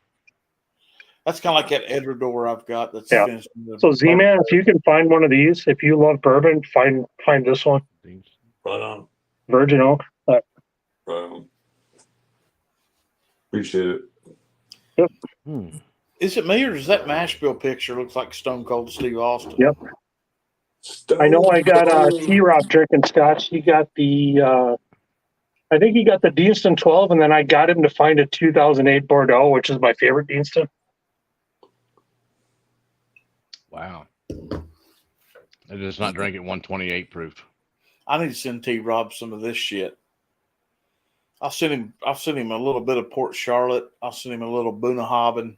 I'll get it all mixed up. Yep. Oh, if you love bourbon, that Virgin Oak is such a good bottle. Yeah. So when they classify that John as Balvenie Virgin makes some Oak, good that's stuff, basically just too. a new white oak barrel, isn't it? It's a Or brand just new oak charred barrel, yes. Yeah. I wonder Balvenie what could char put out some level. really I good wonder stuff. what It's char not, level they use. I bet it's not highly charred. maybe a 2, If you say a 3. 4, I'll fall over. Nah, I doubt it. No, I doubt it. But I'd say it's probably toasted to a 2, maybe. Yeah. That's like Be my Michter's. You know, guess. Michter's toasts everything first, and then they char it later. Mhm. but a bourbon aged scotch, I mean, this is actually very sweet. Yeah. You get vanilla, a little bit of A vanilla. lot of vanilla, a lot of caramel. Yeah, that's that damn barrel. Yeah, I Kicking. mean, if you want a bourbon drinker scotch, just find one of these. Maybe $35. Shit, man. Or a Balvenie. Mhm. I tell you one, I'm getting The ready to Sweet Toast of American Oak. That's a great bottle. The 12-year-old. Yep. I tell you one, I'm getting ready to get when I shit out Caribbean some money. cast, too. Is that Bow Blair 18? Okay. Haven't tried that. Hey, Yeah, cheers, JD. You will. Morning. I get it. You will.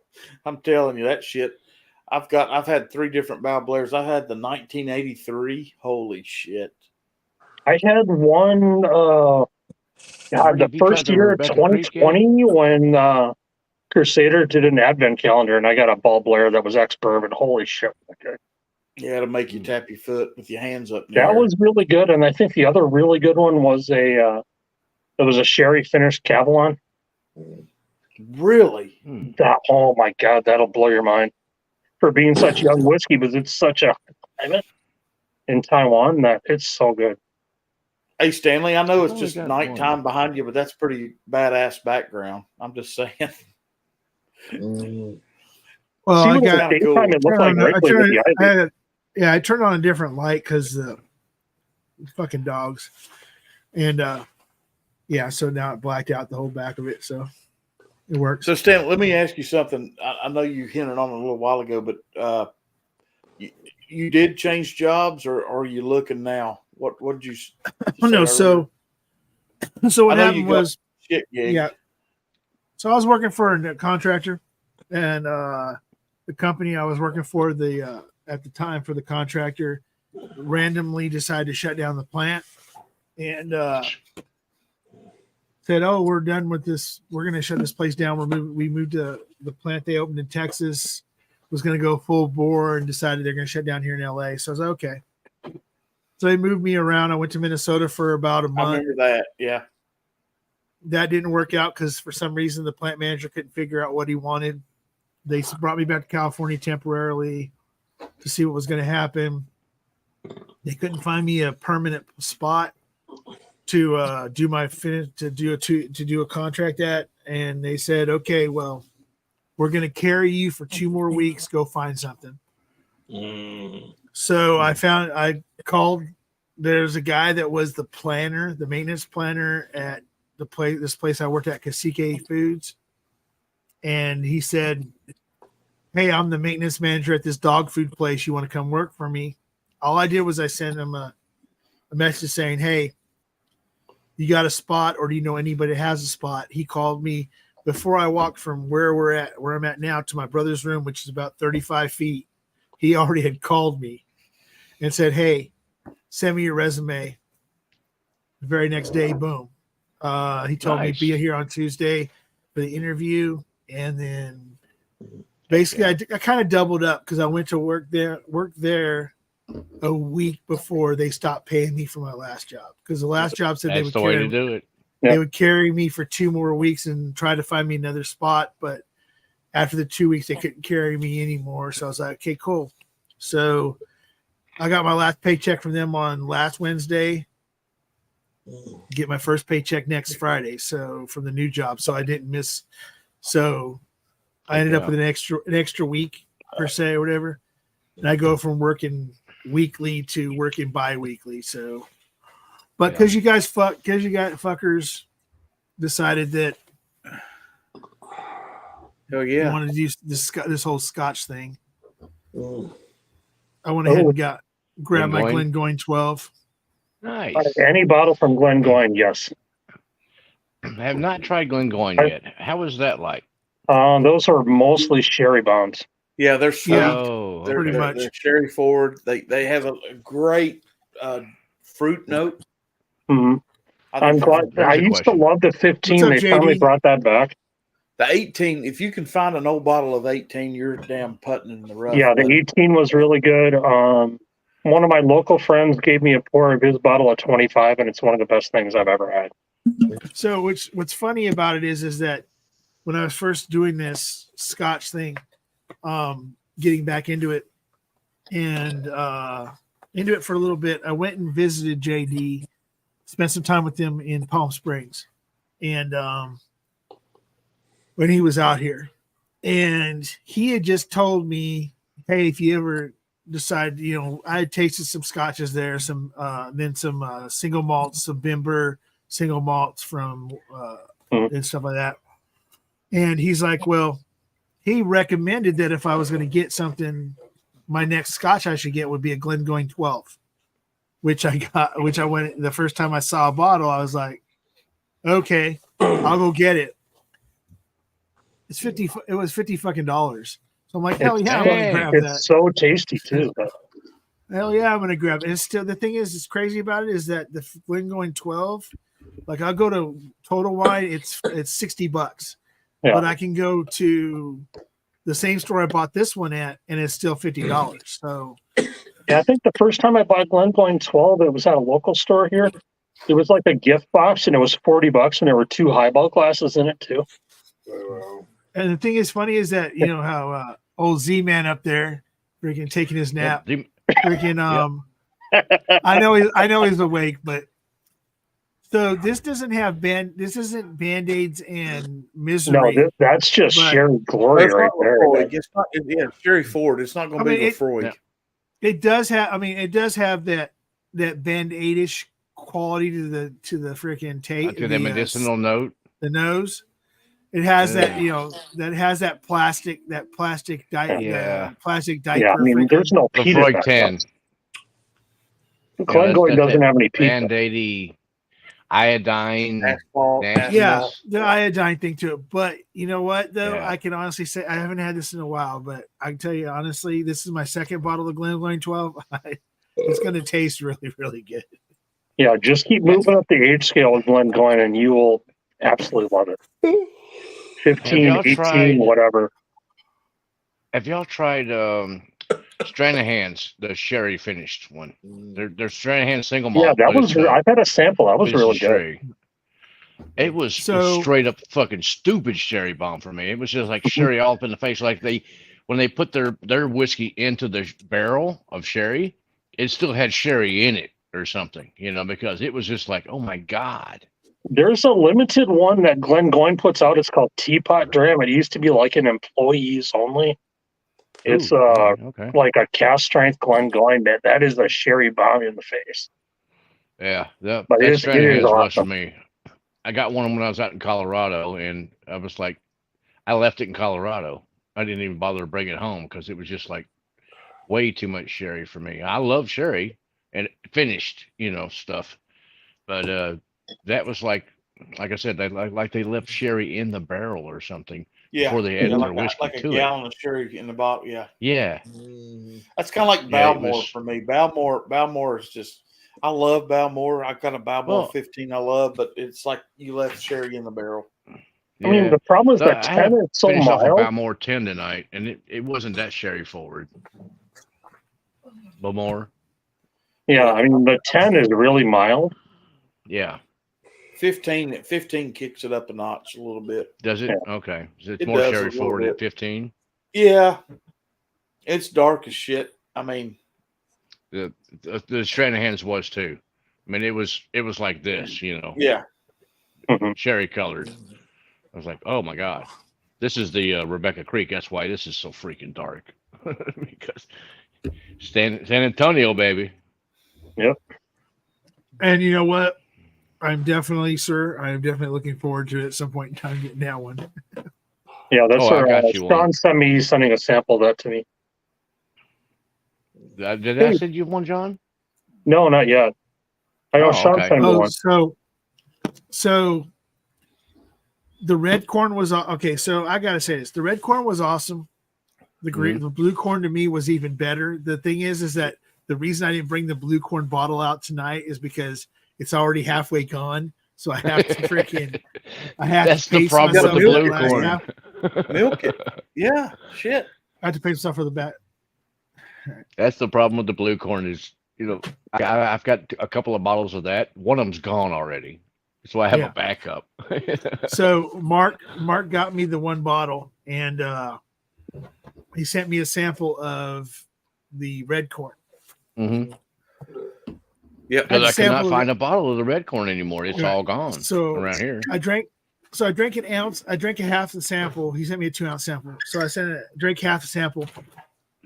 And Hey, I'm what's like, Mr. okay. Moo doing up this late? Holy crap. Oh, Greg Greg Hey. McDonald's in here at 12:30 in the morning. Holy shit! Oh, he's not working tomorrow. Or no, wait a Boy, second. man. Tim do. Wait, Greg McDonald's Greg's working there. every day until April 15th, right? Okay. All right. Wow. Tim do. Yeah, everything Hey, from Tam Do they mature in sherry barrel. Oh, I have a Tamdu 12, I think it is. That's somewhere. really good. None. I had a cast strength, man. Those are freaking heaven. I know where there's a couple batch ones. Nice. To Tim do. Yeah. I had Bash 4 and it was freaking just Yeah, amazing. they're sitting on a shelf. They're sitting on a shelf somewhere behind Marty. There's stores back home that they were. I'll tell you this: they had when they had the Tam Dews, they also had 4 boxes. at $62 a Springbank 10 2016s. Nice. Dang. And I That's just a went good ahead price and bought for 'em. all the Springbanks. See, I paid $80 for the Tambu cast strength, but they wanted $120 for the 15. And I was like, I'll Dang. take the cast strength. Thank you very much. Yeah, very Mhm. much. Yeah. And those are sherry bombs, the cast strength. Because that's all sherry matured. It's not just sherry finished. I was a little Hey, you know what? disappointed I with gotta the get I gotta heat give level in props the to Troy, Springbank man. myself. Cheers, Troy. Cheers, Troy. So Greg McDonald's in here, which is surprisingly enough, but Troy Man's in here, and Troy Man just popped in to say Taylor Swift sucks. That is all. Good night, everyone. Oh, Taylor Swift probably is Yep. sucking about right now, but I don't want to go there. But that's his only statement. That's what I think is hilarious. Yeah, Greg, I had batch 4, and that was in an open box. For Mhm. I Yeah. might when we go back this weekend, if I don't buy anything else, two bottles I'm looking for real bad is the Green River Rye. Mhm. I see it. And if you got it down there, Mark, Oh yeah, we get Green River down here. Mhm. yeah, Yeah. they have the Weeder and the bourbon here in North Carolina. I'd like to have the rye, and if I can back up that damn Ben Holiday, I'm telling you, the hell, Vic. The Ben Holiday. You have to send me a picture of which one. boy, Vic's on I a see it Ben down here, but I haven't- Vic's on it tonight, isn't he? Hey, Mark, if you see a Tamdu, just freaking grab it. Okay. That's a freaking sherry bomb all day long. Okay, Big Big. Hey Vic. Hey Vic. You know what, What is Vic? that? Why don't you go ahead and Ben Holiday. Oh, it's a red label. Ben If you're Holiday gonna talk six-year. if you're gonna- Okay. it should be a rule that if you're gonna talk shit, you gotta come on live and do it, you fucker. Yeah, you slacker. What the hell? I used to joke So- in chat, and then Dustin's like, "Hey, you got to come on stream if you want to talk shit." So I started coming on and stream. I'll tell you what's cool about this one. You're not going to be able to see this, but they do not leave anything out. Hold on. That's hold on, Warehouse, Marty. Rick, everything. Cool. That's nice, There's no guess. Transparency is awesome. Show that back up there. especially if it's a Oh, holy Madeira crap, whiskey. dude. Yeah. I don't think I've seen that Ben Holiday. The one I've seen has got like a tan label to it. Mhm. It's from the So- state of misery. Mm-hmm. So, real quick, Mark, freaking keep an eye on internetwines.com and just type in Ben Internet Holiday and go back there every once in a while. All of a Okay. sudden, you'll see that show up. They'll have like 3 or 4 different bottles, but that 6-year Rick House will show up like once every couple weeks. They'll show up for a very short time because they only have a small amount of it or whatever. Mhm. But it's usually around, I want to say, was it $70, Marty? Somewhere around there. Yeah, 65, something like that. It'll be Yeah, like it's right 72 around like outdoors. it's right around $70. Okay. So, but yeah, they have a bunch of different Ben Holiday stuff that you don't see a lot. Like they have the soft red wheat, they have the freaking standard the soft Cheers, red. Troy, man. They have a different Rick House, not that 6-year that 120, but Okay. a different Rick House. They have the original freaking bottled in bond and stuff like that on the website. What's that, John? Okay. But Kill man, Karen, that's freaking- 12-year-old. Yeah, I need to get my hands. Hey, on Mark, some of this is another Campbelltown. Yeah, I need to find that. So if you like Springbank 12 or Glen Scotia 15, this is along the same lines.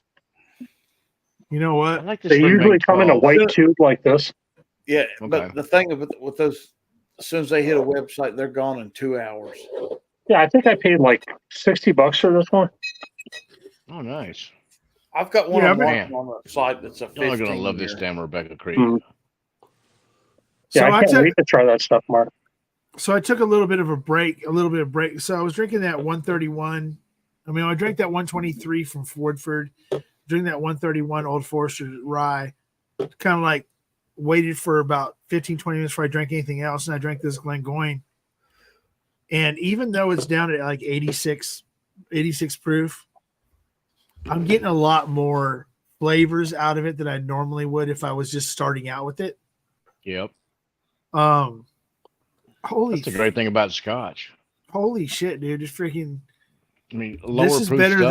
than better than I remember. You get the fruits of the sherry from that.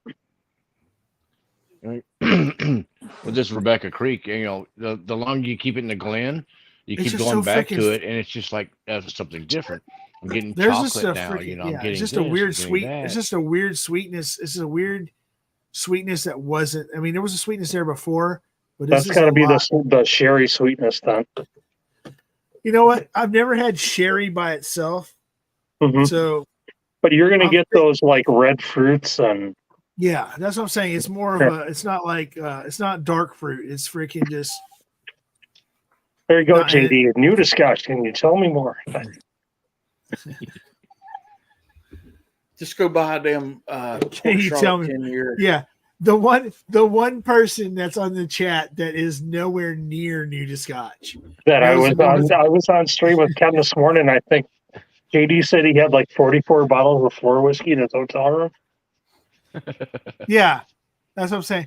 Okay, so if anybody Oh, he's that, making fun of Z-Man now. That's fun. Yep. anybody that's ever been on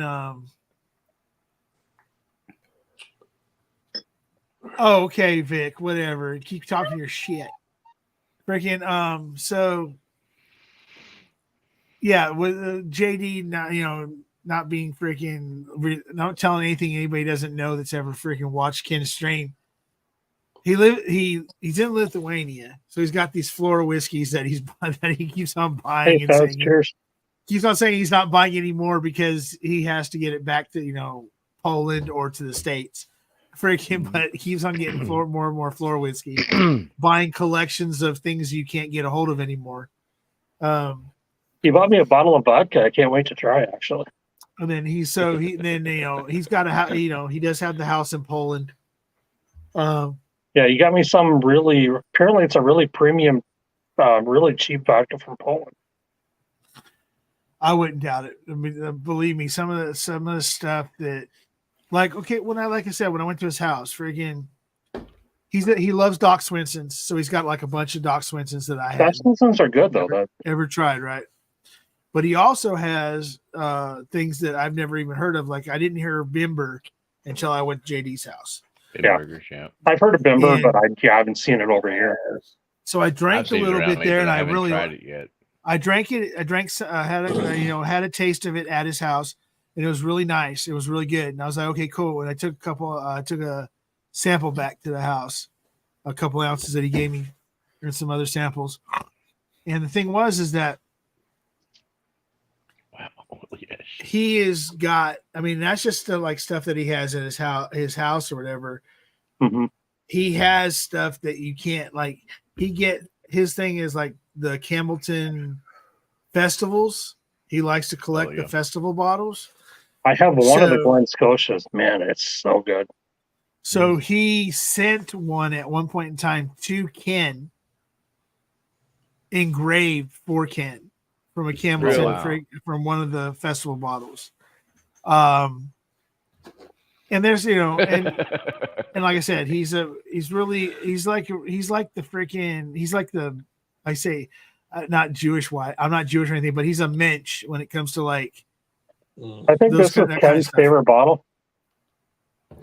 which one's that? It's hold on. It's the 2020 heavily peated Tawny Port Cast Glen Scotia. I'm learning to hide. I'm new to YouTube. Yeah. Hold on. Glen Scotia Campbelltown. There you go. Yeah. Oh, okay. Oh shit, that sounds good right there. That's from Is that 20. It's from 2020, but the thing is, like being COVID, there were a bunch of this in the local Costco's. No kidding. Is They that brought the, this isn't that that's the one I believe that might be the one that JD had Yeah, this is the one that Ken raves about. engraved and sent to him. Yeah. Yeah, But this yeah. one. If anybody ever wants to try Wow. this, let me know and I will send you a sample of it. Okay. People must be really super bored because not only is JD here and Greg McDonald, but Faz is here too. What's up, Faz? Yep, that's right, JD. This bottle is so fucking good. I must have said single malt too many times, and now Faz is on the freaking. Yeah, I mean, Glen Scotia and Tawny Port. I will send samples of what I have left. Yeah. It is fucking amazing. What do you think, Z man? I think it's time for me to crash, brother. Yep. Cheers. Peace, fellas. love, and whiskey there, Z-Man. Hey, Cheers, you know what, brother. Z-Man? Don't forget to Z-Man, hydrate. Thank you for coming on tonight. I appreciate it. I haven't, like I said, you told me you need me to be back more live. You had and everything else. I did do I'm gonna that. try to be back more. I appreciate the fact that you was on tonight with me. You have a good night, and we'll see you soon. All right, Cheers, brother. Cheers, brother. Cheers. Peace, love, and whiskey, brother. That's literally freaking. I mean, this Z-Man freaking literally just said a few weeks ago when I did a quick live, just told me, he goes, "Look, you need to be back live." I had fun when because he used to be in the chat back in the day when I did lives regularly and stuff. So, but this was I had a lot of fun. I mean, I'm 6.5 hours, but luckily there was a football game that took 4.5 hours to take up that one. Yeah, I've got one drink left. I'm out.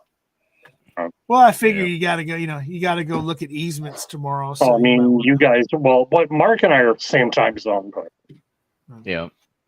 Yeah, it's almost midnight. yeah, I don't have But to be up there till again- 7, so I can go a good hour yet. I'm my own boss, so if I I get mean, up as at long as 9 I get to o'clock in bed the by morning 1 or and get up at something, 7, I'm good. No, I I just got want to time. get in about 8 hours in the day, and I'm good. well, that's the thing too. All right, Is right. I don't know Sometimes what I Mark work 8 hours, sometimes I work 12. Just, Mhm. I stayed up with Vic till 2 a.m. Friday night, and then I was up at 8. And then, like, all of a sudden, I was so bored. I'm like, I'm going to go to bed. All of a sudden, I got a thing that Jim's going live at 9:15. I'm like, I'd already taken a sleeping pill. I'm like, screw this, I'm going to bed. I'm like, I got to catch up on sleep now. I'm so tired. Yep. All right, guys, I'm heading out. all right, Let Marty, me we'll know see you later. when you want to do that Scotch stream this week. That would be fun. Yeah, that'd Yeah, be a I'm lot not- of fun. I'll shoot you a message or something. Okay. Yep. Let Thanks you a know. lot, Yeah, Marty. shoot me And Yeah, Mark should jump on there too. That'll be fun. Hey, Yeah, shoot me a text. For I'm sure. Yep. I think at some point in time, Marty, you're going to have to do one of those. Is there a difference between freaking what do you call it? Freaking playlist when it comes to blackened freaking Oh whiskey. yeah. Let's see. Well, I have 4 or 5 different bottles. I I've got haven't tried two. the 70. I never tried the 72 weeks or months. I haven't or whatever the either. fuck the thing is. But I I missed the welcome to the weekend streams. So. it's Fridays are hard for me right now. They're just hard for me. Yeah. I tell you what, Stanley, that damn rye they did 2 years ago, Oh, the Ride the Lightning, that was actually really good. it's really good now that That's I've one, got actually a bottle I want for the shelf just because it says Ride the Lightning. It's good. It's not bad. So, All right, guys, Marty, thank you. I just want to tell you, so if it's a Saturday or Sunday and you want to shoot something for a video or something like that, reach out to me.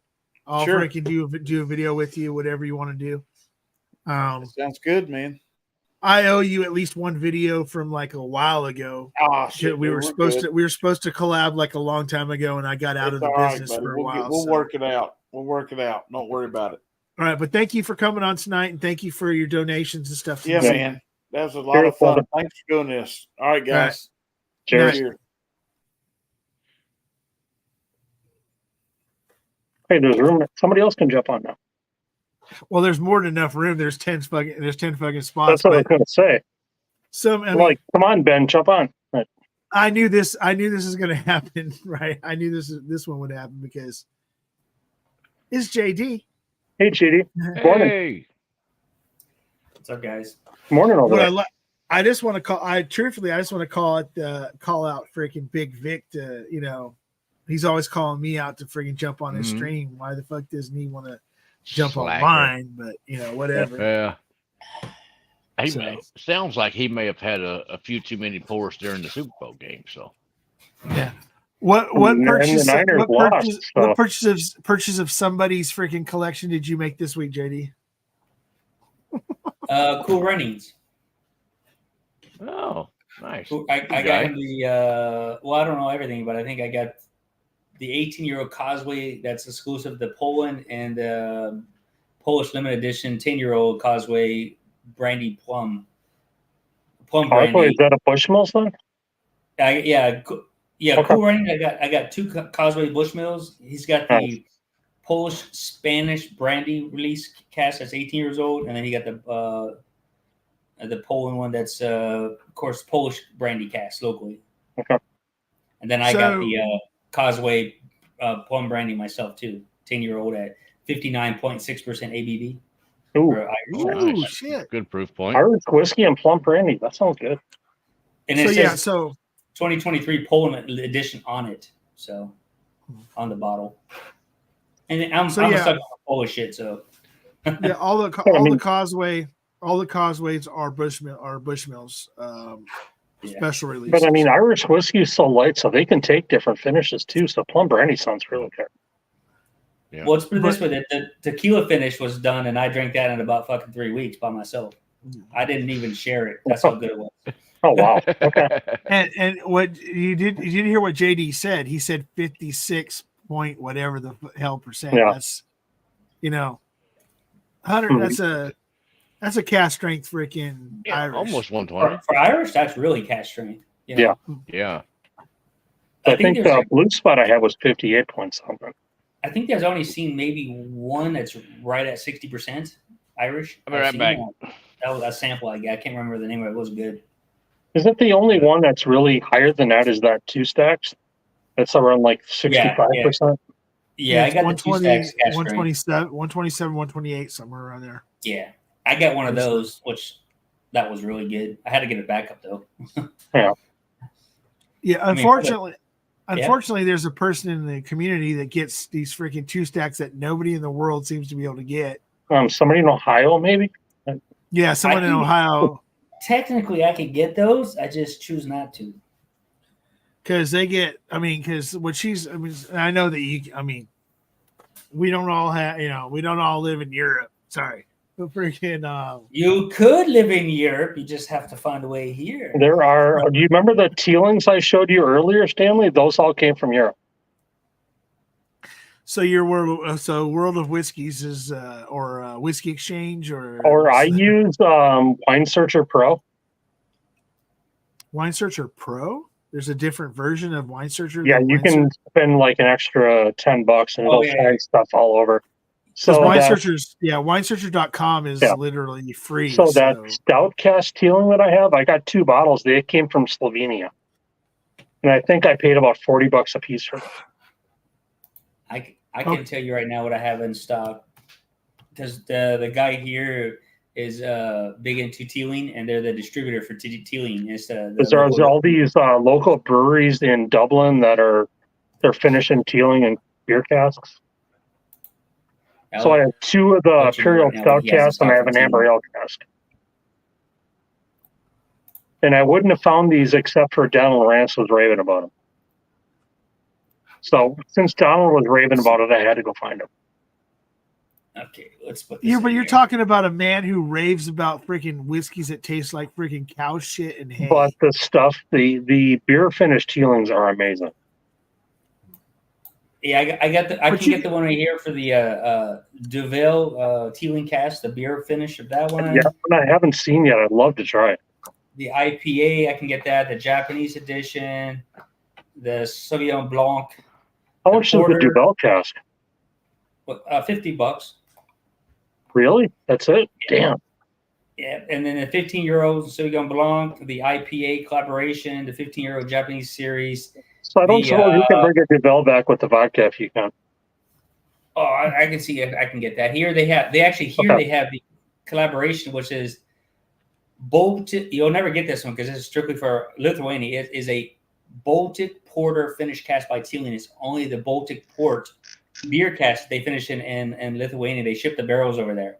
It's a local brewery, so it's strictly for the Baltic region, and you can get the Baltic port cask bottles of actual beer too, and it goes a collaboration. It's like $67 to get 2 beers and 1 bottle of Teeling with that finished. So I have one I was telling Stanley about. It's a local brewery in Dublin. It's an amber ale cask. So even on the nose and the palate, there's actually a little dankness of the hops. Okay. It's actually it's different, but it's really good. I get so much Teeling on here. It's freaking Right, Marty. ridiculous. I mean, the stout one is really good. It's like a lot of honey and vanilla. It's really sweet. I'm not a port fan, but here's a stout, the Teeling stout. They have that in stock. Yeah, that's the one I have. I have 2 bottles of it. So here's my question to you, John. Have you had? I mean, there's a version here in the States of the stout finish freaking Teeling. Have you tried that one compared to what you have? No, I haven't. So the next time you take 2 hours to drive to Total Wine, Yeah, there you go. they have a stout. They have a stout cast Teeling. They also have a sherry bomb Teeling. That's usually a total. I think it's a Total Wine exclusive or whatever. But it's at, I want to say it's at 96 instead of being 84. So I want to throw this out. This bottle's empty because I had the cork broke and I had to decant it into another bottle. But it's Deanston finished in a Dragon's Milk Stout cask. I keep passing it up. It's so honey. It's fruity, man. It's so good. Because I get the Deanston with the Kentucky bourbon finish and the red label. I haven't had that one. Oh. It's But cheap. this It's like one, I think I 27 paid euros. like $50 for this one. Yeah. It's really, really good. It's just the Deanston 12 with more honey and more fruit to it. Okay. Okay.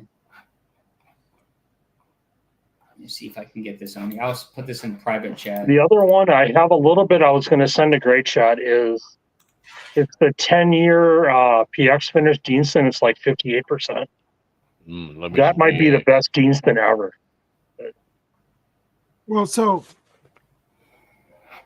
I think the thing that's funny is that if you went now, I mean, obviously I'm going to get corrected by the Scotch experts, but Not me. I know when I start when I what I like. I like what I Yeah. like. when I started Exactly. when I started this thing even 3, 4, 5 years ago, right? Finding a cast strength, something that was over 100 proof in the Scotch in general, Yeah. unless it was some special release, was you just didn't do it. It was 84, 86, 94. Those were the freaking like the basic set points of freaking where things were coming here in the States. Now I see more and more of the above 110 in that 110 to 117, or it's extreme. It goes to that freaking 62, 63, 63 freaking. So we're looking at 124, 126.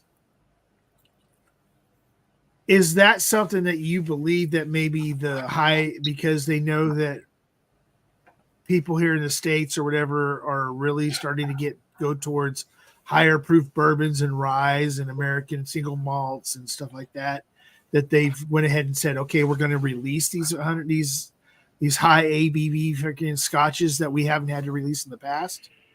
Mainly here in the U.S. Because there's some high ABV ones that are not that expensive. I mean, if you compare them to what they were a few years ago, you can get a good 100. You can get 100 over 100 proof freaking Scotch for a rather decent freaking price compared to what it was a couple years ago. Now it's like a norm to have a Some but of the there's Compass it's a Box norm. releases. Yeah, it's a norm to be almost a norm now to be have that a few bottles that are quote unquote cast strength over 100 and whatever that are readily available. Here in the U.S. mainly. Well, here in the States, because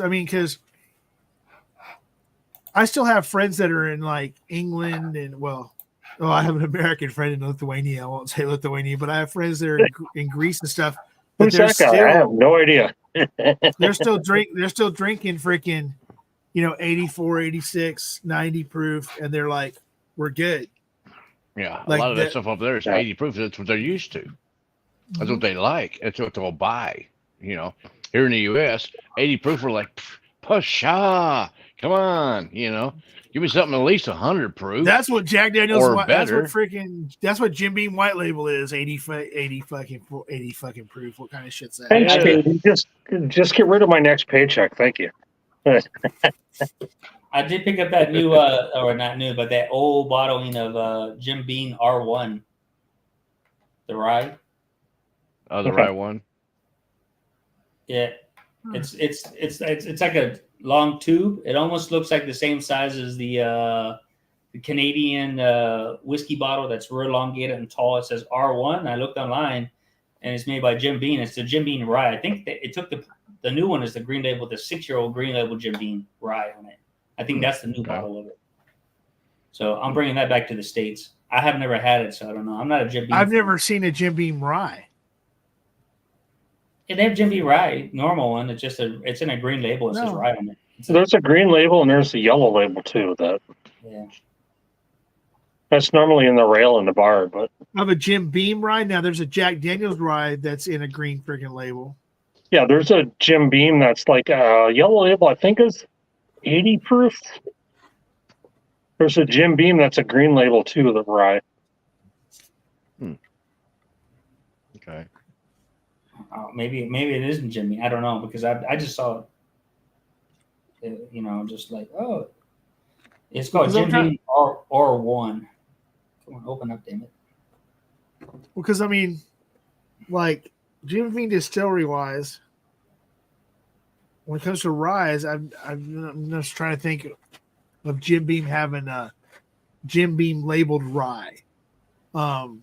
Off the top of my head, because most of the ryes I know from Jim Beam are Knob Creek, those ones are the ones that come from that whole freaking Jim Beam distillery thing. But I mean, shit, I'll take I'll drink a rye with you. Oh, that's a freaking R1. That's okay. I've seen that before. I've not seen that. I think that's Jim Beam. That's the bottle I picked up for like $40. Yeah, this was I think it says rye on it. Yeah, it's a rye, and it's it's probably is a Jim Beam product, but I can't remember. I think the R1 is just their label for it, like a Knob Creek R1 is the freaking. And then that's the Jim Beam rye that normally is. Yeah, I've seen that one. Okay, now that one kind of like I mean, I just saw the R1. I was like, oh, it's an old bottling. Even if I don't drink it, I'll just say it's a pretty cool looking bottle for the price. It's not bad. I'm hoping it's good. I like ryes. So it's three choices.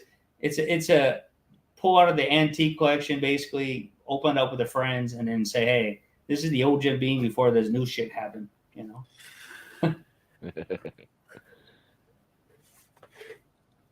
who knows? You know what though? Think of it this way: if Jack freaking likes it, the bottle's going to be gone no matter what. So you're good.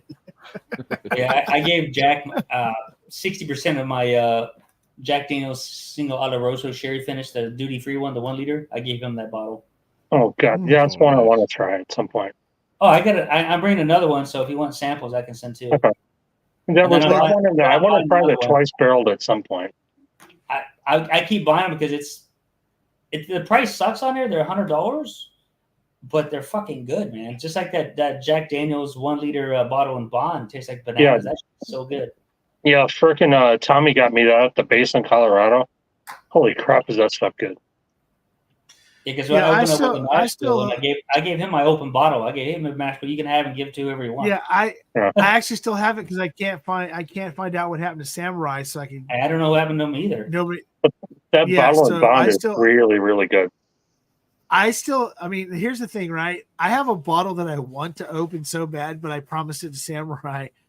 JD brought me back a freaking bottle, the original bottle in Bond before the Bonded came out.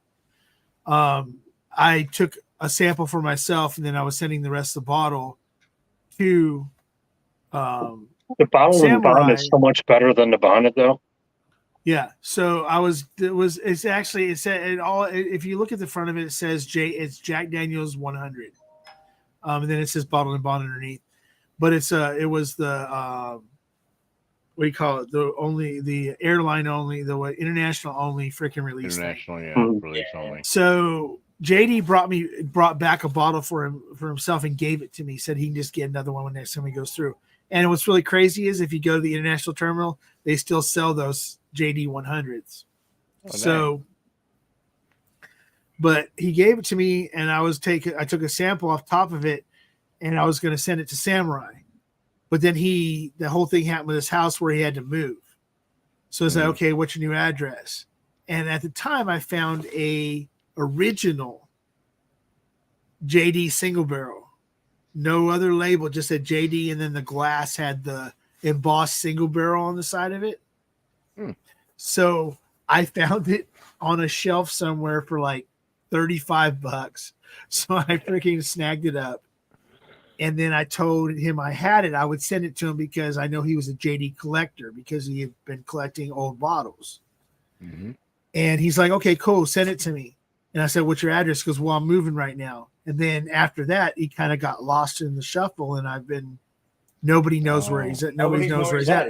Nobody knows if he's sick, if something happened to him, what's going on. Nobody knows what happened to him. So I'm still sitting on these bottles from JD and stuff. And I don't want to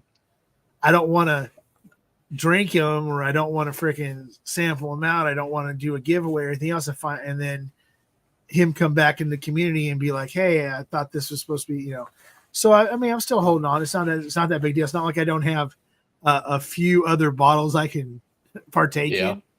But and with that, like I was saying earlier, with the Still Austin, the red, the blue, I'm afraid that because everybody, if anybody's ever listened to me, I love high rye bourbons. And I'm now I've become this Still Austin whore. Same here. I'm a high rye. I'm not a leader. So I'm afraid that fantastic. that high rye is gonna grab me and say, "You love me now and nobody else." And and then right after that, like they were saying, Ethan Turk said that the fourth bottle is a bottled and bond rye. Yeah. So I already love the 90. See, which is weird to me because the regular you mean like release, the Steel Austin. Yeah, the Still Austin. Yeah, we killed that in 2 weeks. Me and Jack. The cash drink. Yeah. So the still going through the Still Austin stuff. I'm sitting there going, wait, the Still Austin regular rye is 99%. Is 99. Yeah, it's just below 100. Right. Is that one freaking percent point gonna make the difference to where I'm gonna fall in love with this bottled and bond rye that I can't get but once a year? Because that's what I found out from the Still Austin thing was this red corn, blue corn, high rye bottled and bond is limited release. It's a limited yearly release. So next year there'll be another red corn batch 2. Yeah. Yeah, but it's gonna be a year older. Yeah, but it's going to be, it'll be different, at least. I mean, like the Nancy picks right now. She was saying that a lot of the Nancy picks now are like 6 to almost 7 years old. But you know what, though? I love Nancy, and I wish Nancy was watching this and she would come on live with us. But I've heard that some of those are now, once they've gotten into this second year, that the second. Like it's a quarterly release, so this is like bottle number. I want to say the way that it worked out, this ended up being like bottle 6 and 7 were the last two. That it started as it's getting older, started falling off slightly. No, that it didn't necessarily get better these last two releases compared to the bottles before. I don't know. I'm gonna go there probably Monday or Tuesday. Not Monday. I think it close on Monday. Yeah, Monday's a few hours away. So yeah.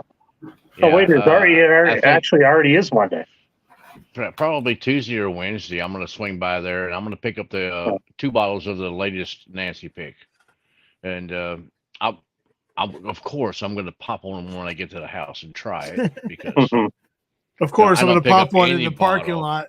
I don't pop it in the parking lot. I mean, I'm a little more couth than that. I'll wait till I get to the house and actually try. You're not a road soda person. Don't you live across the street or some shit from Still Austin?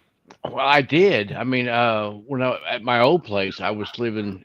I can see the airport and Austin, downtown Austin, from my back porch. You know, I look over the pool, and then Is that there's like I could see Austin Russia there. from my house?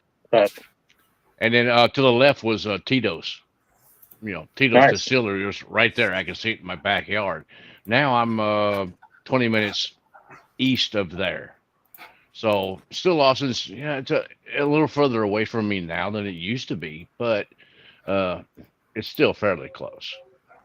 So I'm there all the time. You just picking up bottles of whatever they have coming out, you know. What's crazy is that with Austin, Texas, has now become the comedy freaking center of the universe. Really? Yeah. I guess at they call it the gas. There's a few like downtown Austin. There's a whole comedy area or whatever. Like Kill Tony does their show from the mothership, Joe Rogan's mothership or whatever. Oh yeah. Joe Rogan's down here now too. Yeah. Yeah. So the whole like Hollywood, New York, a lot of people are moving to the Austin area just for comedy. I watch it every week. Like Kill Tony, Tony Hinchcliffe, he does a live show from the mothership. They do roast battle. Now they do all the roast battle lives from the comedy mothership. They do I want to say they do like 7 or 8 different shows from the comedy mothership on YouTube. Where's that? I'm not all there in Austin, and it's all something that Joe Rogan started down there. And now like Ron White moved to Austin, freaking all these comedians. Yeah, he lives in Austin. Retired now though?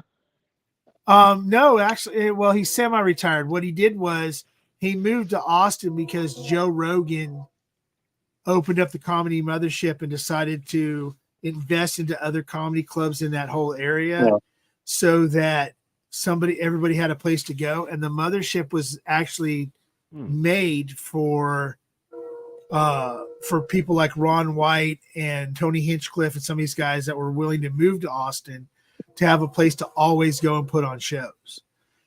And so Ron White books the comedy mothership once a week for his own like show that he hosts. And then he does he does 4 or 5 minutes. Sometimes he'll do an hour, just depends on what he feels like doing. But then he brings on other new comedians and stuff like that up to help them.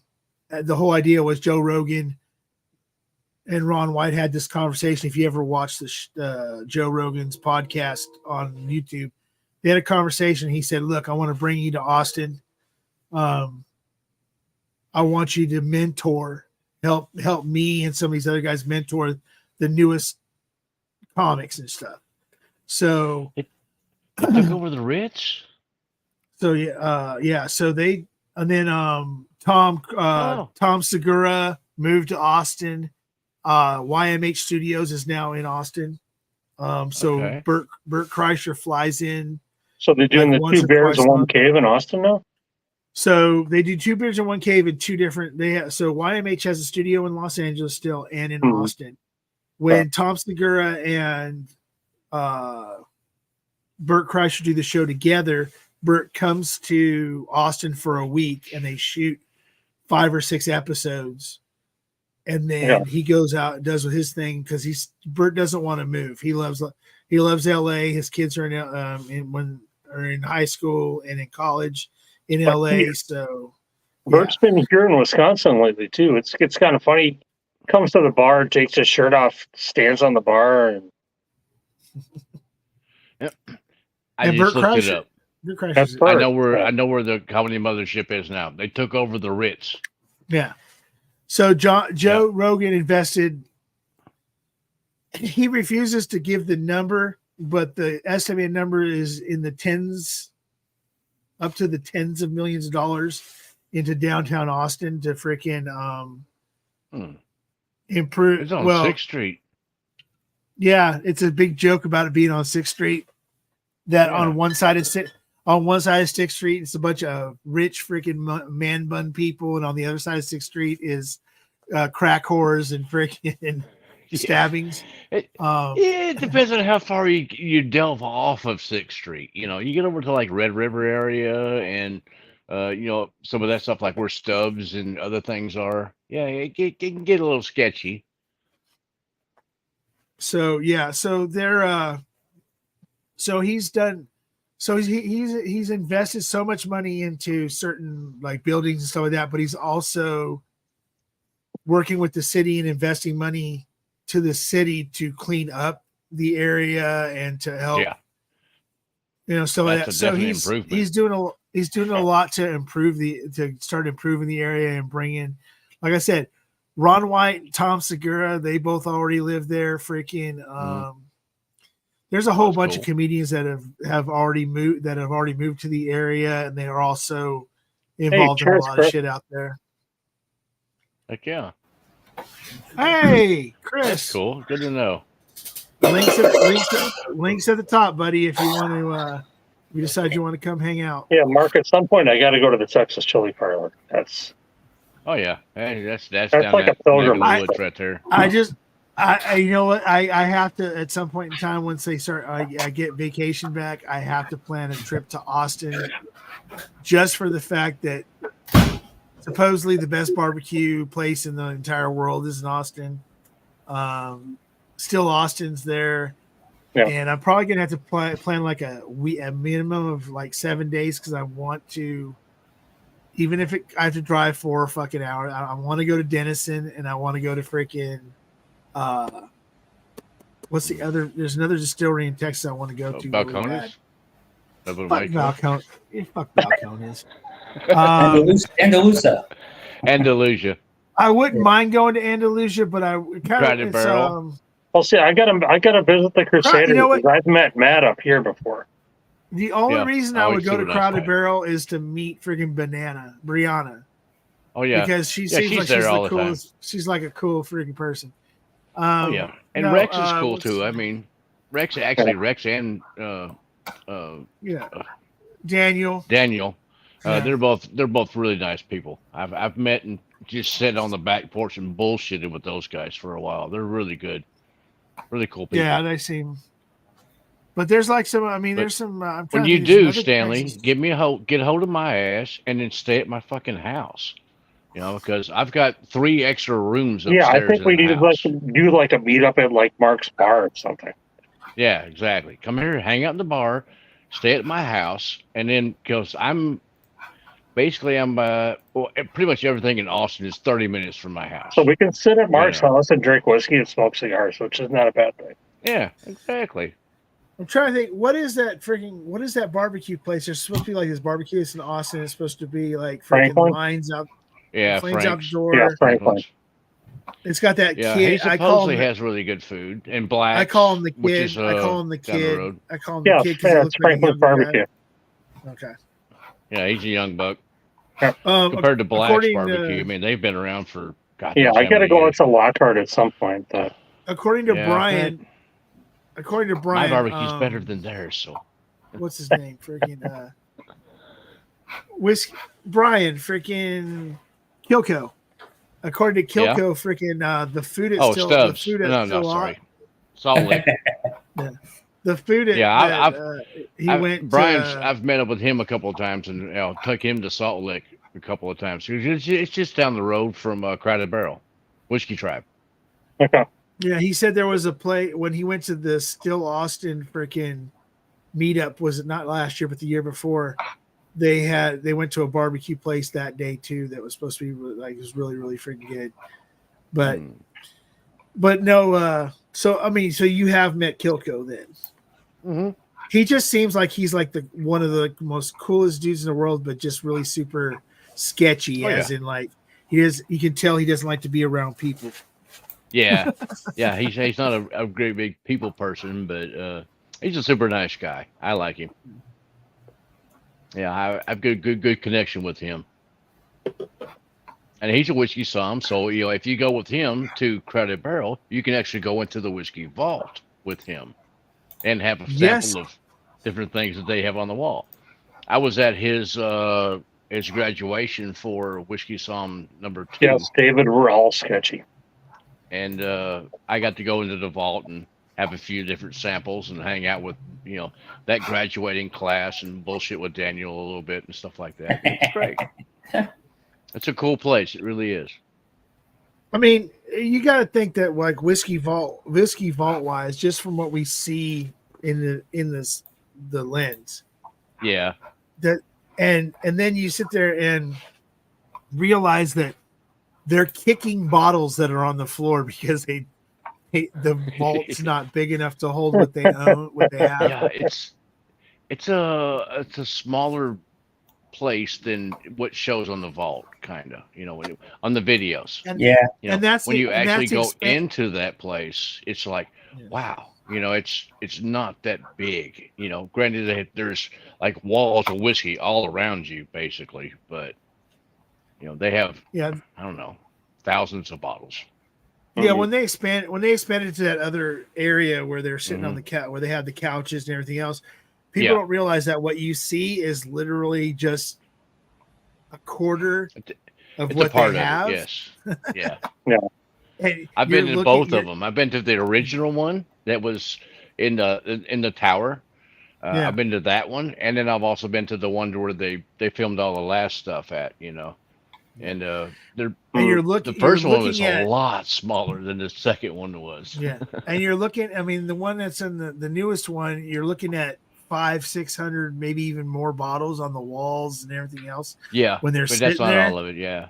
And that's not even, that's like, it's not even a freaking drop in the bucket, because Kilco he kind of hinted at the fact that what you see, and even people that have not seen everything that they have, because they've got cases and storages of just bottles and bottles that people have sent him of things that some people will never even see or taste, because they were distilleries that were around 8, 9, 10 years ago here in the States that had disappeared. But here's a brand new, here's a bottle I never opened, go, try it or whatever. Yeah. So, and they have it's really cool.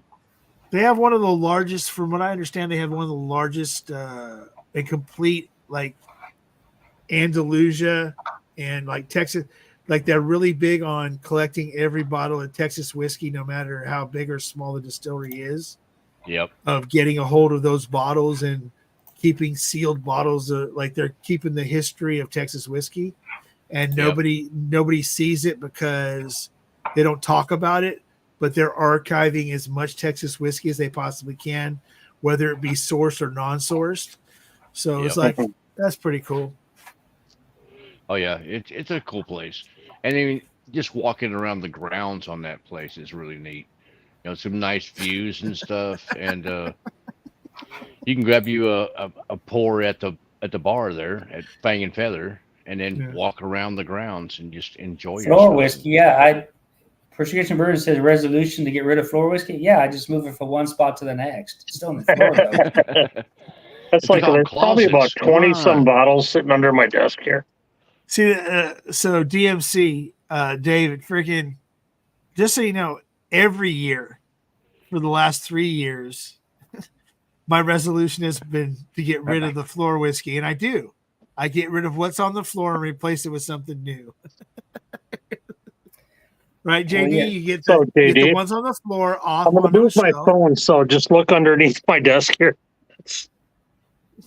Nice. So it looks like about mine. Of course, I had to pick them up to show pictures, but that's what's. I bring them out of the kitchen, and I never put them back in the kitchen. They just stay under the desk here. Did you say it's on your desk? On the kitchen, yeah, it's under my desk. In the kitchen where I live, that was the third overflow. So I have the right side of my kitchen. Mash will see my kitchen. So the right side is the refrigerator. That actually used to be all my whiskey. So now that's a triple overflow outside the linen closet. So, but yeah. The thing is that that's what funny is that I know how much your wife enjoys some of your whiskeys. Except when she gives away my good shit. Well, the thing is that if you don't put it somewhere where and tell her these are the things I don't want you to let your friends drink, she's gonna, if it's on that shelf in the freaking No, she with- grabbed it. She grabbed it out of the fucking linen closet. Now, oh, you have extra. It's the fucking. It might be cheap, but I can't get those bottles no more. Like my early times, the old early times labeling. She gave a bottle. oh, to Jack. she get Oh, pla- Yeah, I'm like, what the what? fuck? It's plastic, Wow. the black plastic freaking early times, the freaking Yeah, plastic but cap. like, from like 5 years ago, she gave that Oh, bottle. wow. Yep. I like you. I got one of those. Yeah, this one. She gave that away. Oh, here's the problem. Okay, so Oh, it wouldn't dang. be it wouldn't be a problem if I know Jack well enough, if he cracked it, which I know he did, Oh, he did it the first day, first hour, first minute. and if he liked it, it made it a cup, maybe 2 weeks, Oh, that's a good maybe bottle. 2 weeks to 3 weeks of just like casually drinking on it. Well, I called him out, so he stopped drinking it because he's going to try it share it with me. So at least that's good. But still, I can't get that's the old Sazerac stuff. You know What Brown happened to Thorn. your? So the one that you have that's not in the pantry, the one that was on the shelf. Didn't you have one in the drawer, the cabinet underneath the freaking the shelves in the hallway? Well, yeah, that's where it was. The wife was digging in there, but she knows she's not supposed to. That's the shit. I don't want nobody to drink. That's why I keep shit. all my museum pieces are for the future, opening them up for some kind of special reason. I mean, most of the stuff I've already had, but it's just stuff that their bottles are like 7 to 8 years old in there on average. Or it's really hard to find stuff like the overflow of the 15-year-old Doc Swinsons, some of the old labelings. Because remember, people don't know that. You know that I don't get home to America and US very much. So all my shit just continues to get older and older and older because I'm not there drinking it. Yeah. Not because I don't want to. And when I was with you, how many bottles we open up? I said, yeah, pick what you want. We open up what we wanted. Not a big deal. So it's like, whatever. I don't care if they're fucking $200 bottles or they're $30 bottles. Yeah. You know, let's open them. DMC, yeah. good night, DMC. Which is made to be drank. Cheers, David. Good night. All right, take care, David. I mean, So yeah, that's the thing too. Is, right? the only unopened bottles I have are backups. Yeah, You that's know, what they are. Yeah, And that's a exactly. backup to something I'm going to drink. So, like the 16 here, I love the 16. It's just a good drinking bottle. I'll drink on them. Or And they're then a I'll one buy a off. backup for it. So the bottles I gave away tonight, the bottles I did give away tonight, the 1783 American Hero Blend. We were talking earlier about FOMO, right? That I didn't buy. Marty was praising me for not being the last month or 2 months I've been not doing the FOMO thing and just buying shit to buy shit.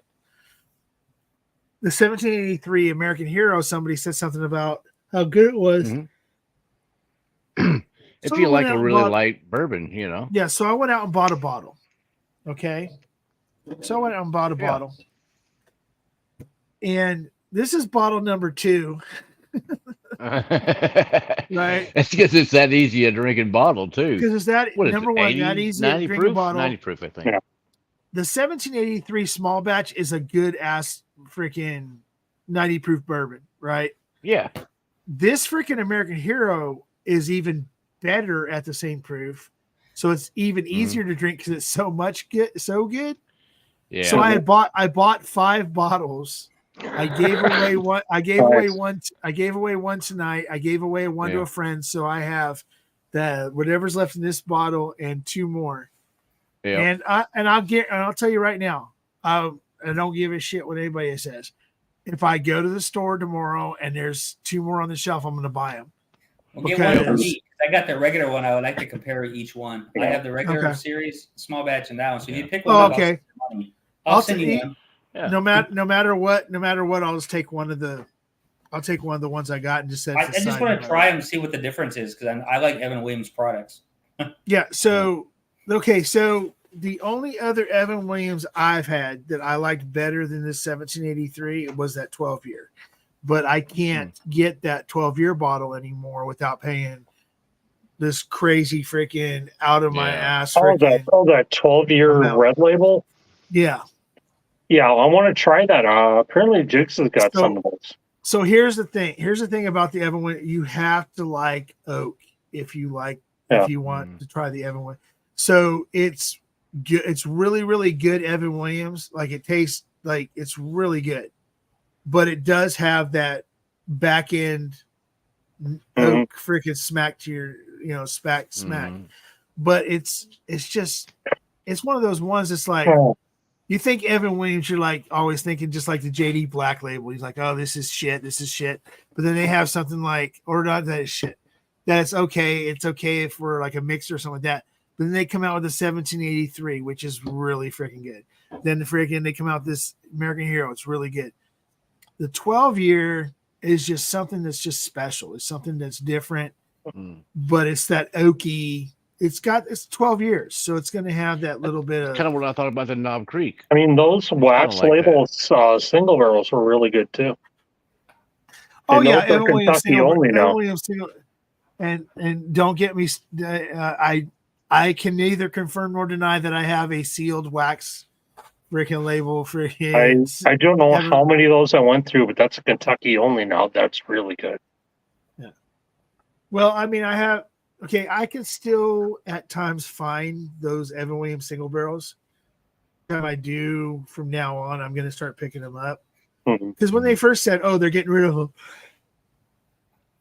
I was showing everywhere. No, I just heard Everywhere out Kentucky here. only was what they were going with. Right, but they're everywhere going out through here that. had freaking cases and cases of this stuff still on the shelf. Now it's starting to get a little bit more scarce. The price hasn't gone up yet, so I can still get them for under $25. And wow. Poland, they got the So old high. releases still on the shelf. You say $125? Under $25. Oh, no, see, Okay. $25. That was a good price for those. Usually like Yeah. $23.99 is usually the standard price for them. Exactly. Yeah. So I used to love grabbing those. For low proof bourbon, they were really good. Oh shoot. Well, Yeah, Poland still has the Down to old ones, like the 20%, I'm gonna have to get 2017, 2009, 2007 bottles still. Yeah, I got to be up at 7 o'clock, so I'm gonna have to drop here pretty quick. So. Okay. yeah, my Yeah, phone I mean, just I'm at- informed me I had 20% battery life left. So yeah, I getting mean it's short. it's already 7 o'clock. I mean, I'm at 7 hours. Well, you've been It's you've been here for 10:30, 7 hours. So yeah. Yeah. But so I'm not really worried about when you guys got to go. You guys got to Okay. go. So this I is- got to get up in the morning. So Hey John, this is the bottles that we opened up. Me and Stanley. Oh dang! Hey, good sampling. Yep.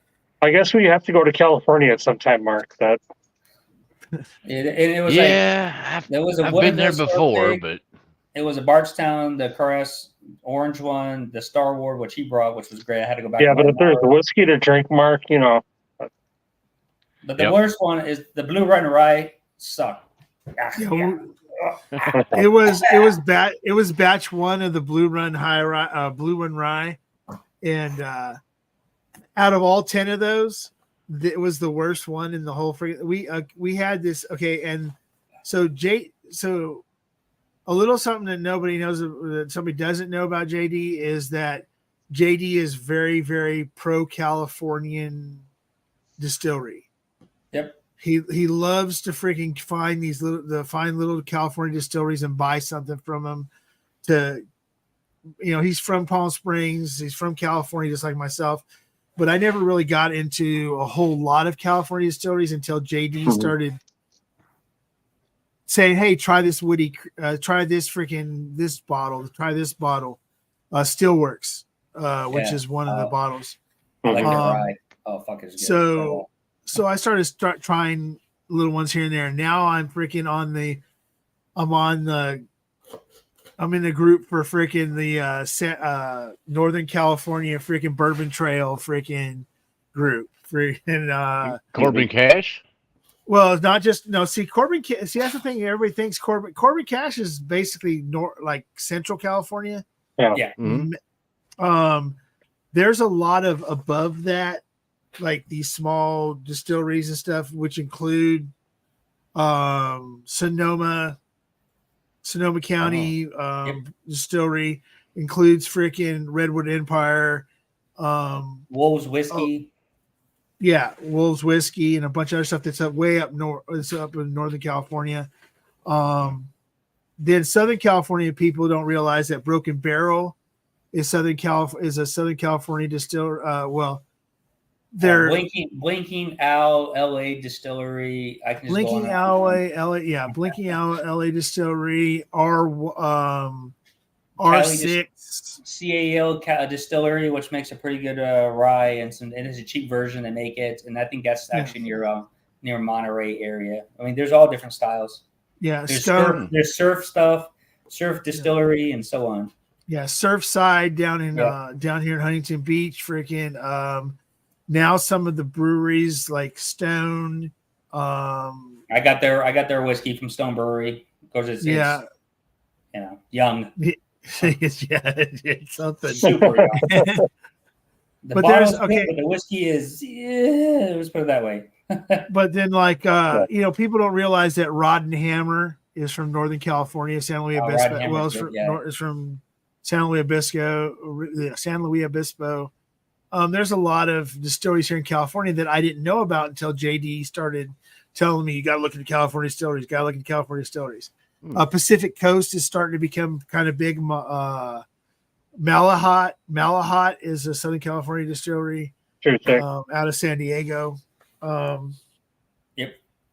San Diego Distillers is another one. But there's a whole bunch of them here that JD kind of got me into starting to following a little bit. We get to remember that the most distilleries in the nation actually is in California. I know they make their own stuff and they take stuff and source it, but they still got to make it and blend it and everything else. So,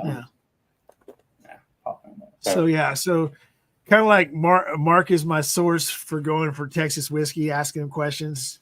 JD's my source for California whiskey because he seems to know most of the. He's not even here. He's in Lithuania and knows about more about the damn California distilleries than I do.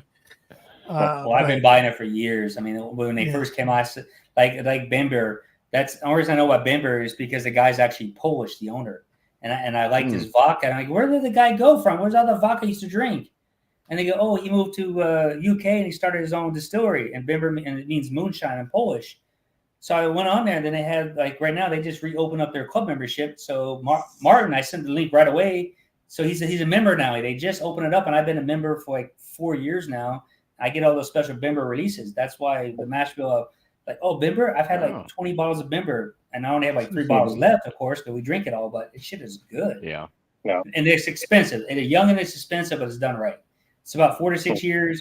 You're pushing about $100 to $150 depending on what cask finish you are, and they use good cask. Dang. Like I have the newest club release is Bember, but finished in 4 Squares rum cask, and 4 Squares makes good rum. I mean, they buy damn good rum, good stuff. So, but it cost me membership is $75. If you had to buy it in open market, you're paying about $200 to $175. Okay. People sold their. All right, I'm gonna have to drop. I gotta be up in 6 hours. All right, John, you take care, man. All right, John. Yep. John, good night. We'll see you later, brother. Thank you for Thank you for hanging out from right at 5 minutes into right now. Stanley, it's been a fun night. I'm glad you asked me to hang out. So all right, thanks. Anytime. Cheers, everybody. Cheers, brother. Peace. My wife, I'm right behind him. Did a new unboxing of all my new bottles on the Instagram. Oh, did you send some back?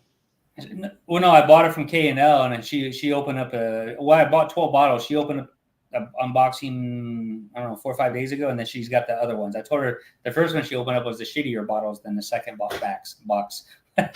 Well, what'd you get?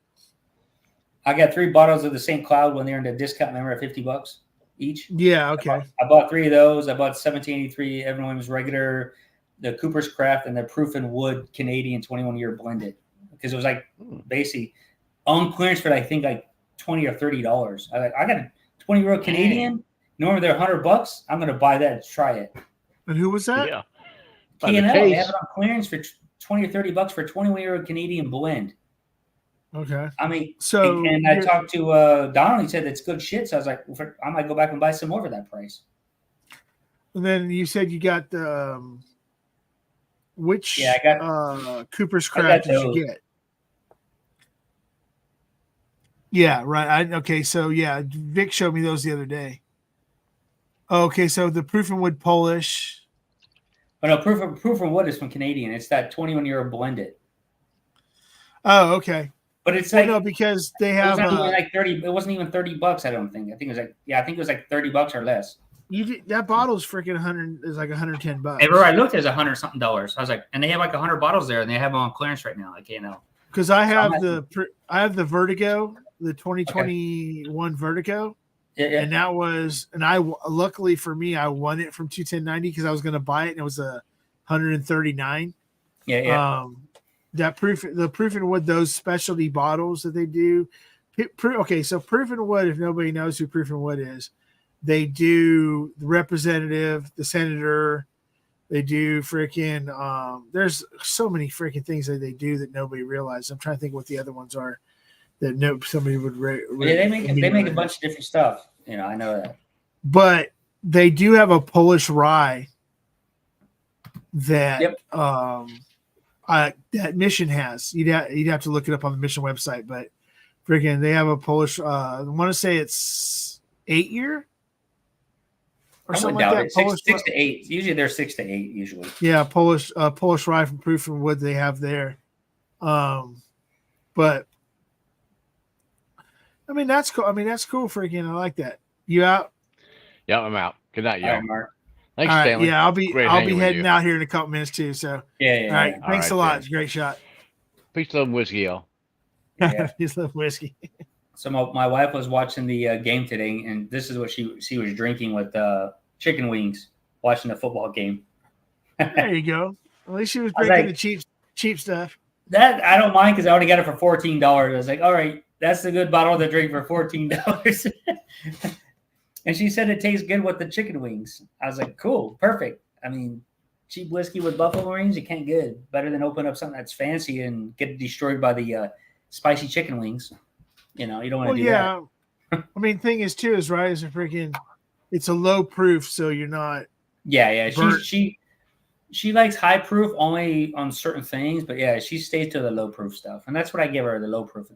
Like she does like the bottle and bond Jack Daniels, the international one, because she says it tastes like a dessert. I was like, it does taste like a dessert. You are right, but it'll mess you up. And plus, the price for $35 or less for 1 liter, that's a good price. So. I mean, but like, I only met her the one time, but I know that she does like really sweet freaking stuff. Like when that jam jar, I am telling you right now, every person that I know that has said, "Hey, do you drink wine?" I'm like, no. Well, like my sister-in-law, both my sister-in-laws, a couple other people, the girls I know. They're like, do you know anybody that could recommend a freaking? I like wine stuff. So you know what? Truthfully, the only thing I've ever freaking bought that I've ever freaking seen somebody like say that they really really like is this stuff called Jam Jar. And I literally went to freaking Total Wine, grabbed one for my sister-in-law. She loves the hell out of it. Freaking, it's like okay, cool. Freaking, there you go. The Sweet Shiraz is the one we get. There's 3 different ones, but the Sweet Shiraz is the best of the 3 because they make 2 other ones, but they're not as sweet. They don't taste as good. And I've tried to get her to drink it, and she's like, nope. So when I was home last time, I bought her 14 bottles of Jam Jar, and they're down to 2 now. Her and her girlfriend, goddamn winos. So a different girlfriend than Jack's wife, or yeah, it is the other girl that lives around the corner. That's from Czech Republic, but she's Polish. And they go walking together because they're close to the house.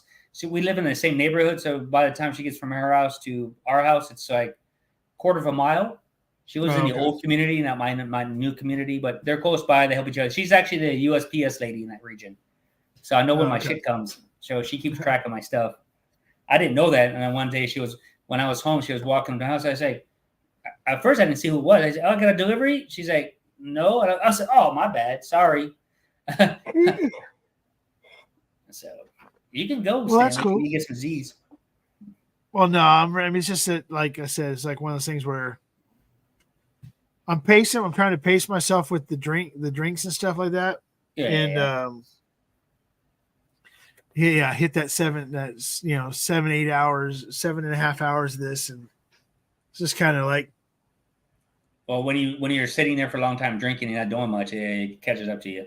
So Yeah, but and then you know, it kind of sucks. I mean, like you're at work. I mean, but you work you basically work 7 days a week. I mean, shit. Well, yeah, but I'm right now on detox anyway. So even if I wanted something, I'm not going to do it. I'm just waiting for my birthday. So see, that's the thing is that like I think it's so cool right now. It's so cool is that like you've been in this detox mode for a while, month and a half.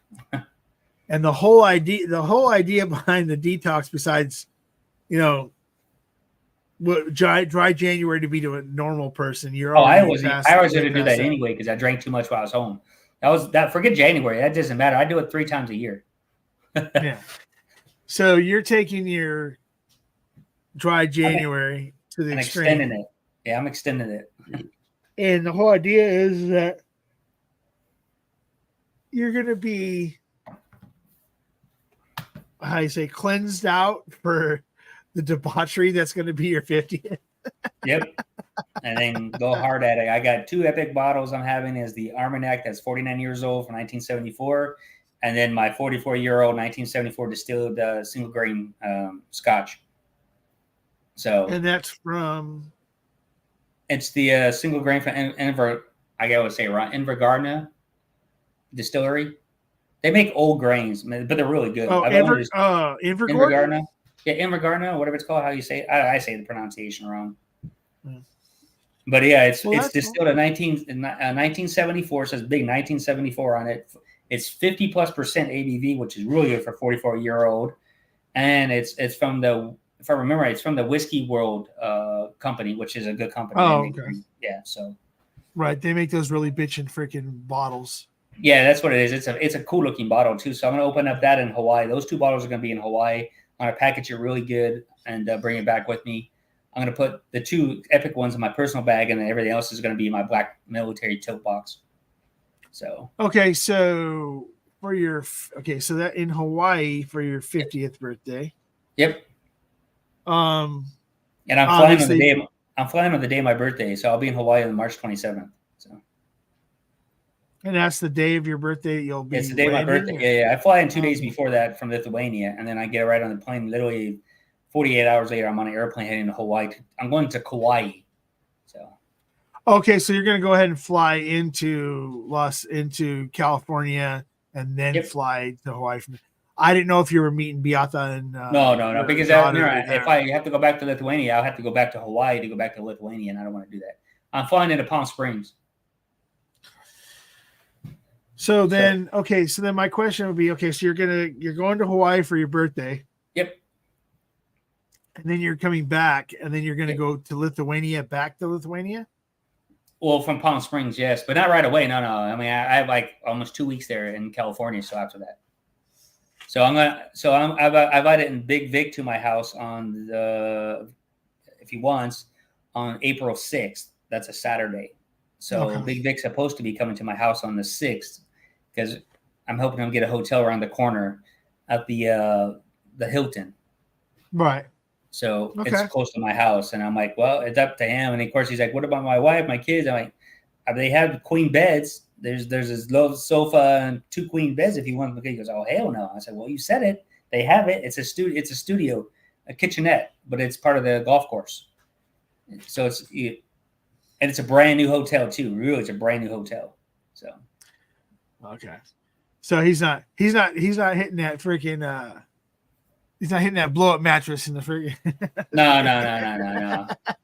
I had to get a new one. So. Yeah, my big fat ass probably blew up the last one. I don't know, whatever. I got a brand new one that's all nice and neat. It even has a headrest now. You know, it looks like an actual bed with a board. Yeah, I don't know, I'm man. just playing. It didn't matter to me, man. If it broke, it was old. So I'm just playing with you. I'm just playing with you. But freaking well, that's cool. No, because I thought that when you came back this time you weren't going back to Lithuania, but no, I was hoping not to because I didn't get that job, so that's the problem. So until then. Because looks like I'm going to be going to the East Coast with my wife in September. So it looks like we're going to go do Philadelphia. Like she came to America 26 years ago to study in Philadelphia. So she wants to go back to where she went to school in Philadelphia for college from being Polish. and she was there for 1 year until she had to go back.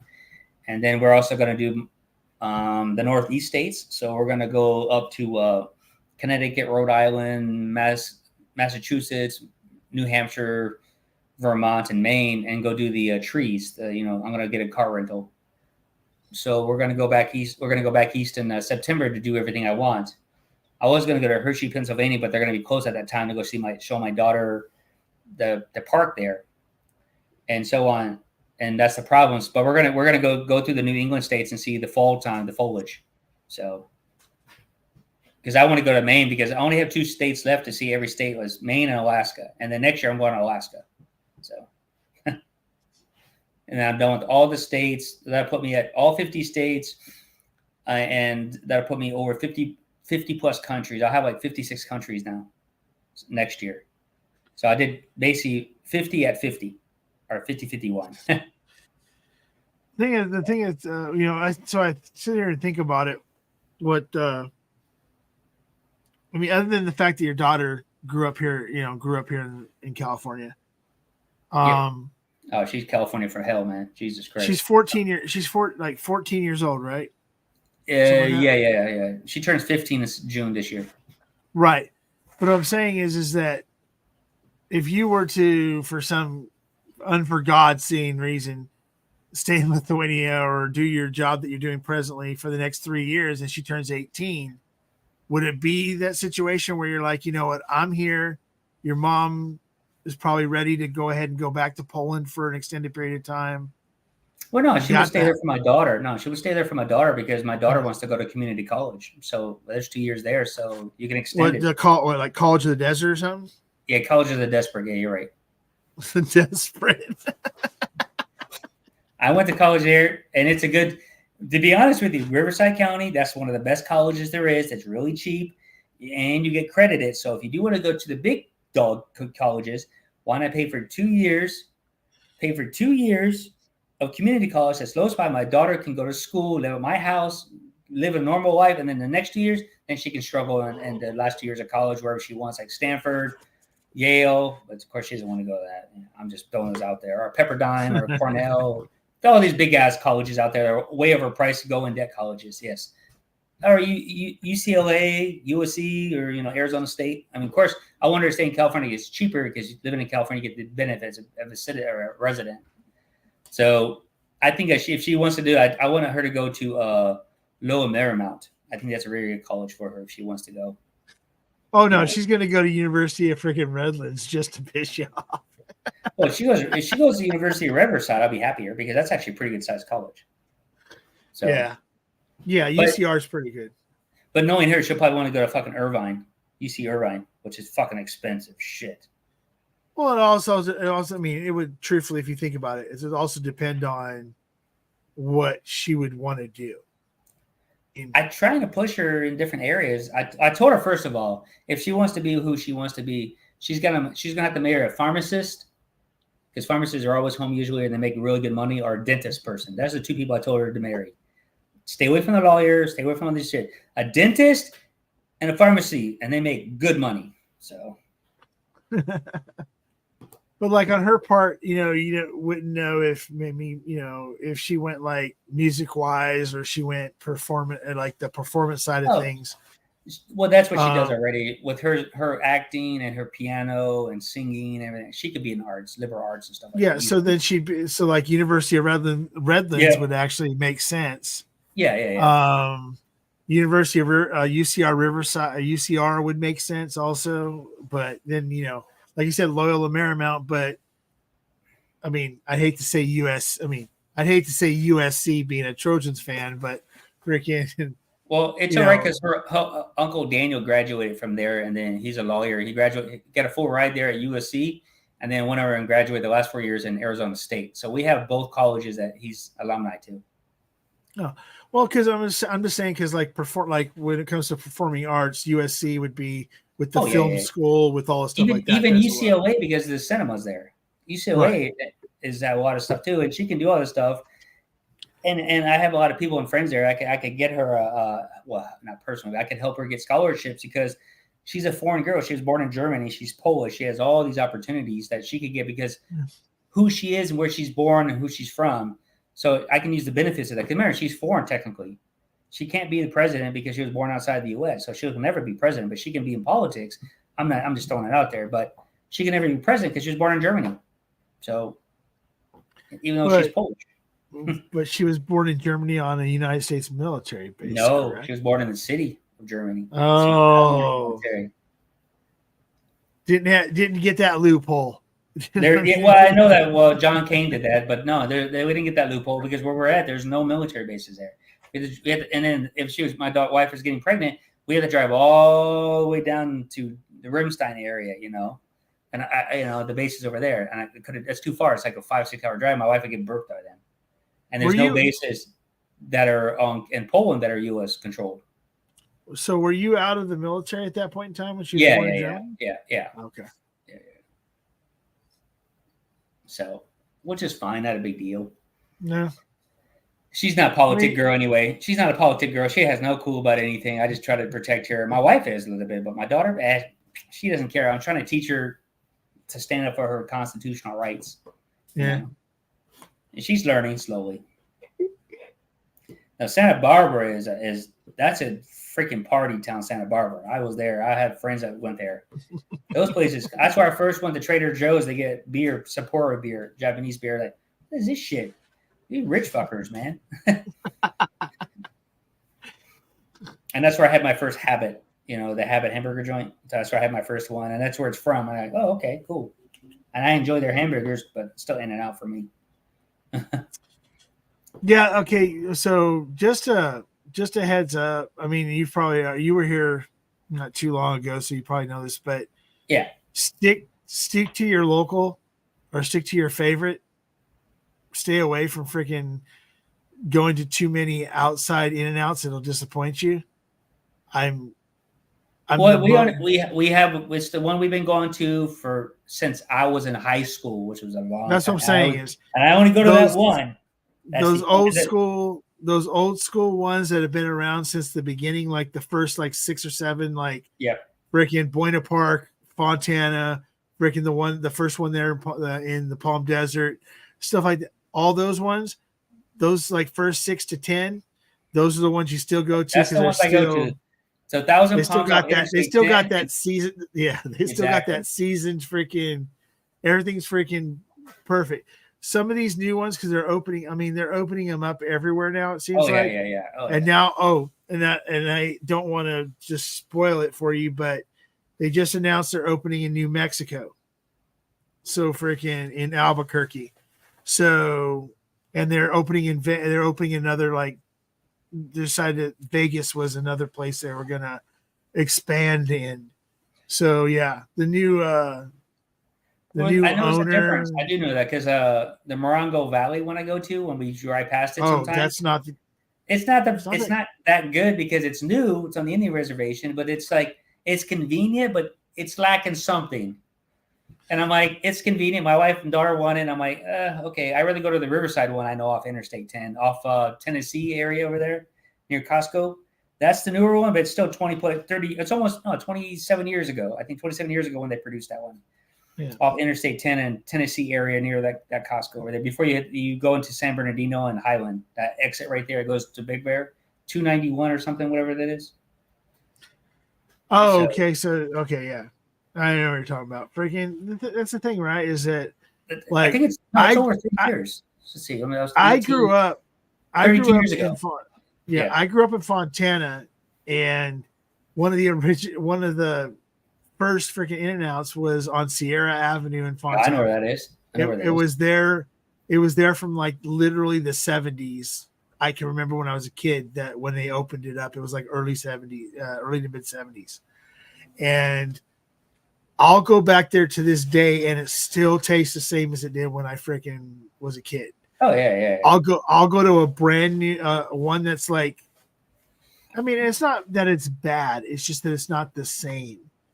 It doesn't have that atmosphere, but it feels like they got it toned down for the years that they've been there. And the newer ones are trying to, but I think they're just because they're the young kids nowadays. They're just not pride into it too. I think that's even though you're getting paid really well, they've always paid well there. I told my daughter that. I'm like, Now they're $21 a fucking hour at a fast food store. Like, holy shit, man! That's good pay. I told my daughter worked there. She likes In-N-Out, and it's good pay while you go to college. Shit. Oh, I know people that I went to school with that freaking that worked for In-N-Out when we were in high school. Yeah. That stayed around and became managers and now are regional or they're pulling in six figures easily. I mean, they're paying as a store manager. You can pull 120, 130 in easy. Shit. I know one of the girls that I went to high school with that's like a regional manager for In-N-Out. Yeah. She pulls like $225 a year. Yeah. Freaking. They pay good. They don't advertise. They're not corporations, so they're family owned. So they don't have to confine to people's paychecks, their stocks. And the owner, when the daughter took over, she was a drug addict and alcoholic. Her brothers are kind of still like that, but she's the one that said, no, I had to break this cycle. And she keeps saying, no, I'm not going to do this, this, and this. I'm not going public. She won't go public because she knows she can't control. And when you hardly ever see a hiring sign on an In-N-Out because there's people in line for the jobs there. It's one of the fast food places where they start out anywhere from, depending on what area they're in, from $18, $19 an hour all the way up to $22, $23 to start. The new law now started this year, so I think it's all $20 to $21 an hour. So you have no choice but to start off at $20, $21 an hour in California. Oh, then at some point in time, In-N-Out will just make it 25 and make it eat. Well, they always put $4 or $5 on top of that. So yeah, so I know when I was back home, I went to the store and the new one in Rancho Mirage, because there's one brand new one they have. But that's a political bullshit. I didn't say that, but it said $18 an hour. We're hiring, and I'm like, shit. I'm like $18 an hour, man. I'm like, god damn, the price has gone way up in 30 years. And then I heard that they got that new wall fast food people and medical care, $21 for fast food. That's ridiculous. Ridiculous. People, that's the thing that's funny to me is that I talk to my nephews are like in their early 20, like 21 and 23. Yeah. And I said, you're working at, like my one nephew actually works at Morongo as a bartender. Okay. That's cool. At one of the restaurants. So he makes a decent living He does part-time right now. He's getting ready to go full-time here in like a month. And then he's going to be a full-time bartender at the steakhouse there at Morongo. Oh, okay. I know what that is. It's a good one. So then it's not the hourly wage that he's making. It's the fact that he's going to make like crazy tips because that steakhouse at Morongo is high end. So he's moving over there to be a bartender, and the other one works at fast food. And he's like, well, they're only paying me $19 an hour. I said, do you realize that when I worked for Chuck E. Cheese back when I was $65 an hour, because that was minimum wage. Yeah.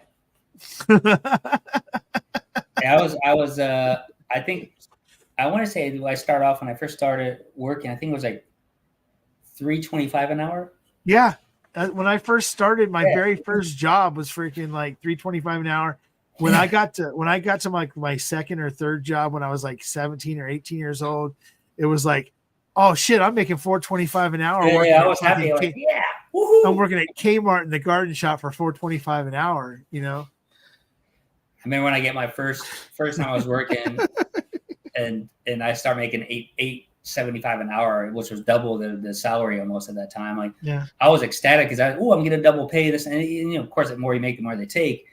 And then once I got my license for my commercial driver license, 21, I bumped up to like $35 an hour. It was like just night and day. I'm like, holy shit, $35 an hour driving a semi truck full of fucking water around for Arrowhead Mountain Spring water. Like, holy shit, dude, and pulling in almost basically $100,000 a year at fucking 21 years old. That's unheard of. That's what's crazy is that my dad, he told me, he's like, so my dad worked for a company when he got out of high school called Burroughs, which became NCR. It was right. So my dad was electronics, electrician, and everything else. So he used to work on nobody knows about this, the computers that they used to pull out when they pulled out freaking computer boards. They were 6 feet tall by freaking 18 feet long, and they would Right. pull it out and they would change out bulbs. And they Right. would change out, stuff like that. That's where my dad, I mean, this is like 67, 68. And he's like, yeah, I made he goes, that was one of the highest paying jobs out here. And I'm like, well, how much you make an hour? And he's like, I made $16.75 an hour. And when I was born, he was making like $17 an hour. Right. Until my sister was born in 76. Wait, 69, 70. No, my sister was born in 72. My dad didn't make $20 an hour, but he was raising 3 kids and had a house and all this other stuff. Well, everything was affordable still at that time too. Unfortunately, it was. And then reasonable. when he started making real money, like when he started working for the school district and he was making Right. $25, $28 an hour in a union job. That's when all the prices started going up. So it never got to the point where he was got actually caught bringing up. in more than he's getting rid of or taking. Yeah, to where Yeah. it was something where he could be comfortable of saying, hey, today I don't need to go to work. I'll just take a vacation day. It was no, I'll just keep on.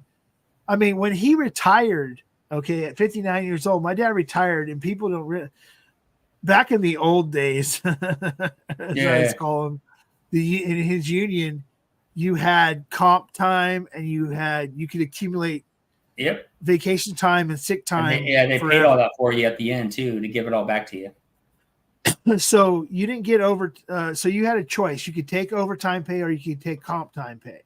Right. So comp time was they just kept on adding up hours, and then you could cash those in at any point in time at a different rate than what overtime was.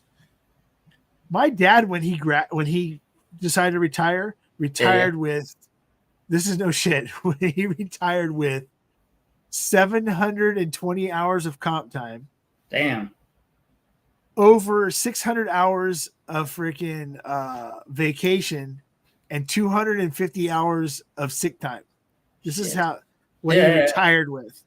He retired, if you work out the numbers, he retired with enough money just to cover 6 months outside his retirement check. Right. So, and that's like the old union style, or even if you weren't in a union, that was the old pension style of the state of here in the United States. Yeah, definitely. Before 401k, which is, sorry guys, Tater, Isaiah, you young guys, 401k is a joke, dude. It's literally freaking. My dad, when he retired, he's getting paid way more than I'll ever get paid a month off of 401k for the rest of his life. And I make extremely much more money than he was making per hour when he retired. Because I got Coach Social Security and I'm maxed out on that, which is the highest I can go. And Social Security, people don't realize the more they make, the more they take. The point is that they don't give you any difference when you retire. When you retire, you have a max. You do have a max point. So if you're Say you made $150,000 a year, they take out a specific percentage for Social Security, which is the same across the board. Say it's 12 to 15%. They take out for Social Security or whatever. It's across whatever you made, but it goes by 35 years, I think. Is that what they're talking about? So the average. Yeah. So what happens is you get an average of the time that you put into Social Security. So if you made crap for 30 years, but you made $150,000 for 10, you're still going to get way less than you thought you were going to get. I know. Well, they send it out like 1 or 2 months before your birthday, which they do already. And I'm like, it says I'm maxed out. I'm like, okay, I made good money then all my life. But will I see it? I don't know. I think I will see it due to the fact that if you think about it, people are going to sue the government and say, we were forced to do this and I couldn't have my own money. What's going on here? And we're forced to take this. I mean, we would win because that's really what it's for old people. What they do is they just keep extending it, the way to get around. They keep extending the when you can pull it out. I'm like, I want a life after 65. I don't want to work until I'm 70 and get my money. It's bullshit. Yours is now, isn't yours now 72 or some shit like No, that? I think it's like 60, 67 is I think is when you start pulling it out now. I think it's the earliest. It used to be 65, used to be 62. And I'm like, it just keeps getting longer. And Yeah, longer. my dad's was 62.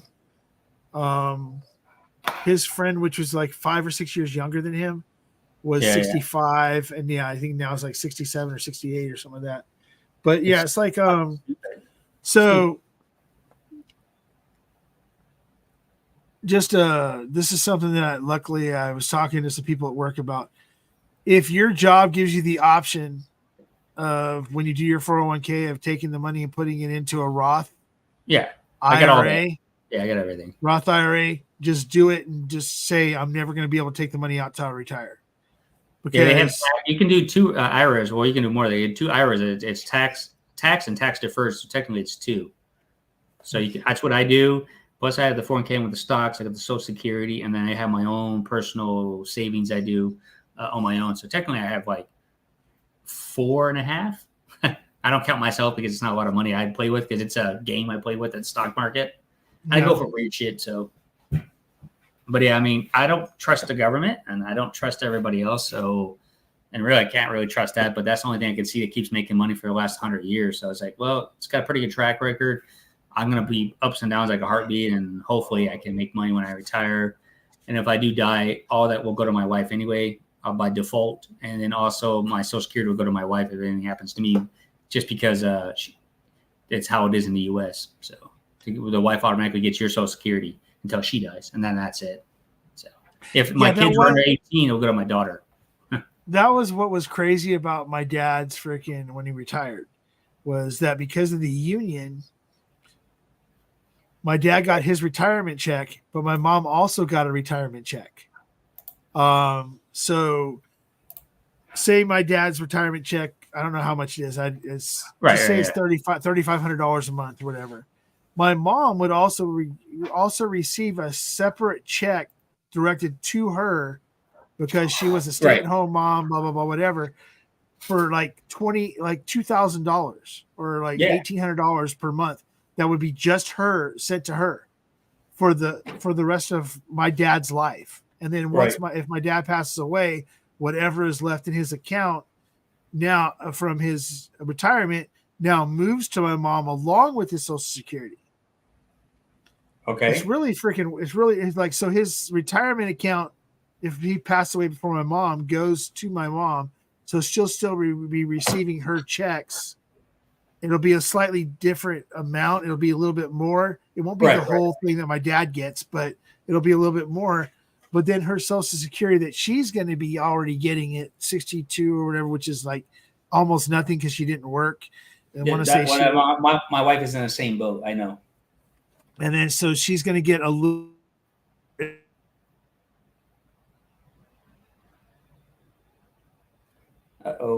Lose your mask. Screw it. Yeah, I'm there. If she was going to say, screw it, I want to sell the house or whatever, she can sell the house and live comfortably for the rest of her life and be okay. But my wife is the same thing. She's on the deed to the house in California. So she said anything happens to me and everything else, then she would move back to Poland, and she'll have plenty of money because over there you can live like a king and queen. So. Not only that, she can secondary some of those bottles you got in Poland and freaking. She can live for years. I'm sure she would. The bottles in Poland are way more expensive than in the U.S. I just want one. I know there's at least one of those bottles that I'm sitting there going that you're going to end up at some point in time bringing back, and I'll be like, why? Why'd you bring it back? You know we. Oh can't. No! Remember, they started in America. Those are not coming back. They're staying in Europe. Oh, so those are the ones you took that have been come over too. When I shipped my Mercedes ML at that time back in the days in 2010, I put all those bottles in my SUV and locked them up. They didn't know because they didn't advertise. I locked it up. And when you ship it over there, you can do all your, custom stuff. So I brought those over there because I said, we don't have bourbon over there. That's good. And then I put it downstairs in the basement, which is average temperature is about 45 degrees. And they've been there ever since. And when I went back about 4 years later, I opened, I said, oh, fuck, I forgot these bottles. And I'm like, and I started saying, you know what? I popped a couple, and I drank one. Was from my I had one that was open. Well, not open. I opened it for my daughter's birthday. It was a Sazerac, the Buffalo Trace on my daughter's birth date. You know, at that time it was cheap. You know, 2009. It was a cheap bottle, and then I said, let me not drink no more of this shit. And I just put them away, and I forgot about it. And they say, no, I put them out there at 2008, 2009 bottle in a Buffalo Trace, you know, antique collection. Are still that bottle of those years, and that's how you saw my Rittenhouse 25-year-old. It was bottled in 2009, but it's 25 years old before that. I'm like, and then I looked at the value. I'm like, God damn, these things are like $2,000, $3,000, $4,000 a bottle now. And I'm like, and I drank a shitload back then. I mean, I was drinking it. It was like water. I just kept drinking and drinking. Oh, this shit's good, because nobody could sell that shit, because it was the high end. People were like, I'm not buying that expensive shit. And me being overseas, didn't know any better. I thought that was because I was buying scotch that was expensive, and I was buying the best of the best. And I called of course, K&L and some other places around the States. They kept shipping them to California. Like, I literally had, like, one time, I think I had like 60, 70 bottles of Buffalo Trace products in my house. Of the antique collection of all different years and this and that. And I fucking was downing them with my friends and throwing fucking high five parties. And then I just stopped cold turkey because I got deployed to the Middle East where I can't drink. And I forgot, but I kept buying bottles and I stored them away. And next thing you know, that's the bottles I have right now that are they're unicorns. So Frederick, he's from Norway or Sweden or whatever. He says that there's a place out there like that is a boat, like this big giant freaking ship or whatever. Okay. That you can go on to that's nothing but a big giant freaking whiskey store. Okay. Or a bar, it's a barge or something like that. It's like this humongous world's largest whiskey freaking collection store that he like says that he goes to like once a year because it's really hard. It's not because of the winters, because of the weather. Yeah. You can only get there a certain part. And I was just wondering if, like, I want to find out from him where it's at, just so I can tell you exactly where you gotta go. Because I want to see you walk into some place like that and go, nope, I'm not going to buy anything. And watch. I just want to watch a video of you shaking. Oh no, I don't. For me personally, I don't do that anymore because I don't chase this thing anymore, and the prices have gone through the roof even for samples, and a lot of the stuff I've already had. And I noticed that there's so much whiskey out there nowadays that I'm never gonna have it all, no matter what. I just don't care anymore. I got to the point I just don't care. Like you got, like, not you personal, but everybody's like, oh, this fucking Elijah Craig, see this and see that. I'm like, you know what? So far, all this A, B's, and C's, they're good, but I don't see what the big deal is. I know it's bourbon. I've been spoiled with scotch, and I do like bourbon. Don't get me wrong. I mean, when I came home, I really like the Steel Austin that you guys are talking about. I got the store pick and I got the regular stuff, and I love this shit. I was just downing it. I was like, and it just was so good. It was just good, but outside of that, I don't really find too much past that. I really don't. So. Well, the one thing, okay, so we haven't, I mean, I've only been physically around you like for a very short period of time, known you for a couple years through all this. And the one thing I can say though is that you don't have I know we know that you have a good collection. We know that you have this thing for the Campbellton freaking festival series. Well, that's my addiction. That's my addiction, probably. My one or two addictions. Stuff like that or whatever. But the thing is that you're one of the guys like myself or like a few other people, like has been said, was said earlier by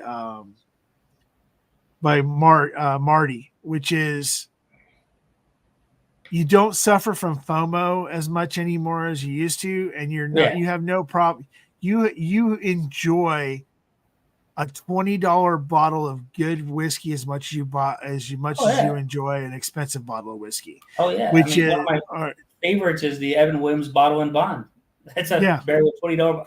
I really enjoy that bottle. $20, right? But the thing is that but the difference is that if you were to make, okay, so you're making a top 5 bottle and bond list, right? or whatever, you're not going to make Evan Williams. Okay, like you had to make it was like, okay, you get to pick 5 bottled bonds. One is your everyday pour. One's your whatever. If you did the 5 whiskey thing, but you did it with just bottled and bonds, it doesn't matter what the prices of any of those are. No. It literally would be like, oh, the one that I would freaking special occasion. I have no problem saying Evan Williams bottled and bond. This is my special would be my special occasion one, because the price is not the issue. It's completely 100% the whiskey itself. I find in this not just necessarily in our immediate community, but in general in the whiskey community as a whole, that people start getting more and more into how much the bottle cost to taste than they do taste to cost. So if a bottle and bond from Bardstown costs you $56, it's got to be way better because it was $56 than the Evan Williams bottled and bond or the Early Times bottled and bond or the freaking these bottles that cost $18, $19, $21. It's got to be because it costs so much more. Yeah, I got you. And so they tell you, oh, this is so much better than this. No, it's not. You know what? Truthfully, I can honestly say, like, and like I said, I'll put I've got a couple bottles extra. So if you go back to the store, I'll ship you the money just like you got me that Four Roses store pick. Yeah, and there's 7 like this one I got for $18. It's like, you know what? It's good. If just in general small batches, if I put it up against a freaking Elijah Craig small batch, if I put it up against freaking a Four Roses small batch, I can honestly tell you in my heart that I think this kills them, and it's the cheapest of all of them. And that's the thing is that, and this has nothing to do with what the price was. It has to do with the fact that there's something just special about that bottle. And people, people give me shit about crapping on the Willet freaking 4-year. I'm not the only one. I get Willet 4 shit. I get Smoke Wagon. I get all these other big companies out there. And to be honest with you, I enjoy those. But I'll tell you right now, one of my favorite drams I can pour every day and never get tired of, which I have quite a bit, is the Lost Monarch, which is for like $30 to $32 in California all day long. I love the Lost Monarch. I bought cases and cases of it, and I give it away for free. I love that bottle. It's a good bottle. I love it. Yeah. The same thing with the 1792. And the thing is right. Yep. No, go ahead.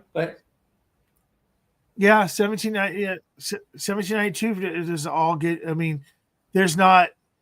Okay, I think Sweet Wheat's overrated, but freaking outside of that, the full proof is freaking solid. The small batch is solid. The bottle and bound is solid. The single barrels are really solid. I can just go the whole line. Small batch for $24 all day long. I enjoy it. It's great. You can drink it straight up, or you can mix it, and you don't feel guilty. I don't feel guilty when I mix it. It's just like when people sit there and talk to me about ryes, they say, "What about this rye? What about this rye?" You know what? They said you can only have one rye you can only pick one rye whiskey to drink for the rest of your life. What's it going to be? It's going to be Rittenhouse Bottled and Bond. Oh, right. Because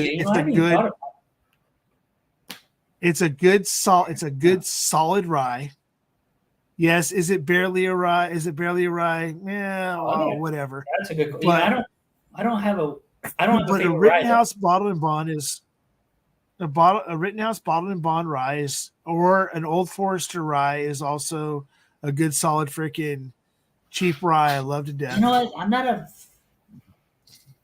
I'm not a Forester fan too much. I like some of their, Old Forester stuff. I mean, I got store picks and everything else.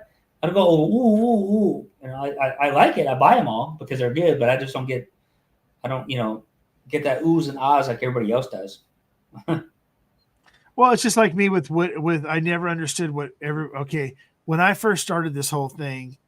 Yeah. Did I get some Woodfords? Yes. But until I got to double oaked Woodford, I like the double. Until I got that first double oak from San Francisco whiskey. San Francisco Wine and Spirit something. Yeah, when I got Yeah. the one from San Francisco Wine and Spirits, and I got that double oak, their double oak pick. I got that one I too. realized, That's a good one.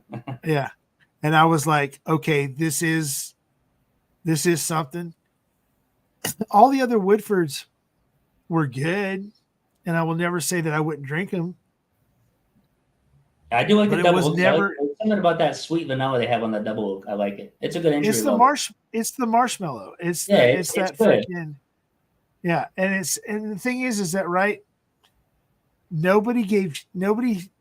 If everybody remembers, this is the thing that's crazy is that 2 years ago, maybe 2.5, nobody talked about double oaked anything.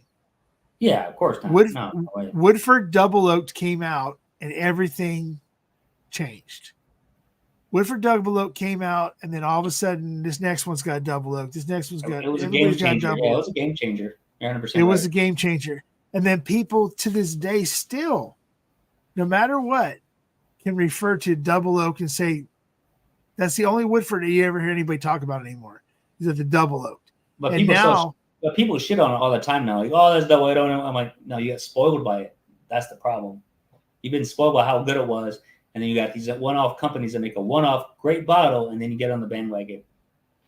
well, see, the thing is, the only other double. Okay, so I love Woodford double oak, and I've had the Nulu double oak is really good, and I've had some good double oaks. Okay, but I truly believe that my favorite double oaked freaking whiskey is Sagamore double oaked rye, which is one of the very few double oaked ryes.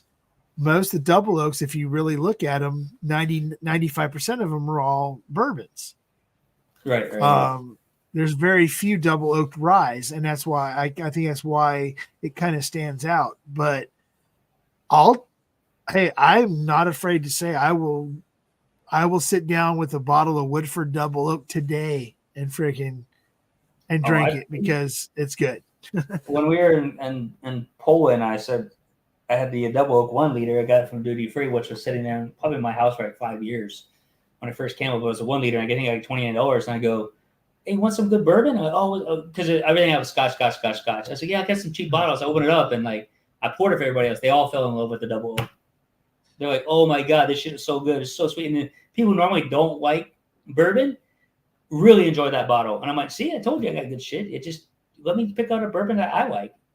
And they fell in love with it, and now they want to buy it themselves. It's like it's like right now I'm looking at my collection right here. I'll say one of the ones I like it's one of the older ones, but I do like the old Scout cast strength ryes. They're pretty damn good. Yeah, But they're hard to find though.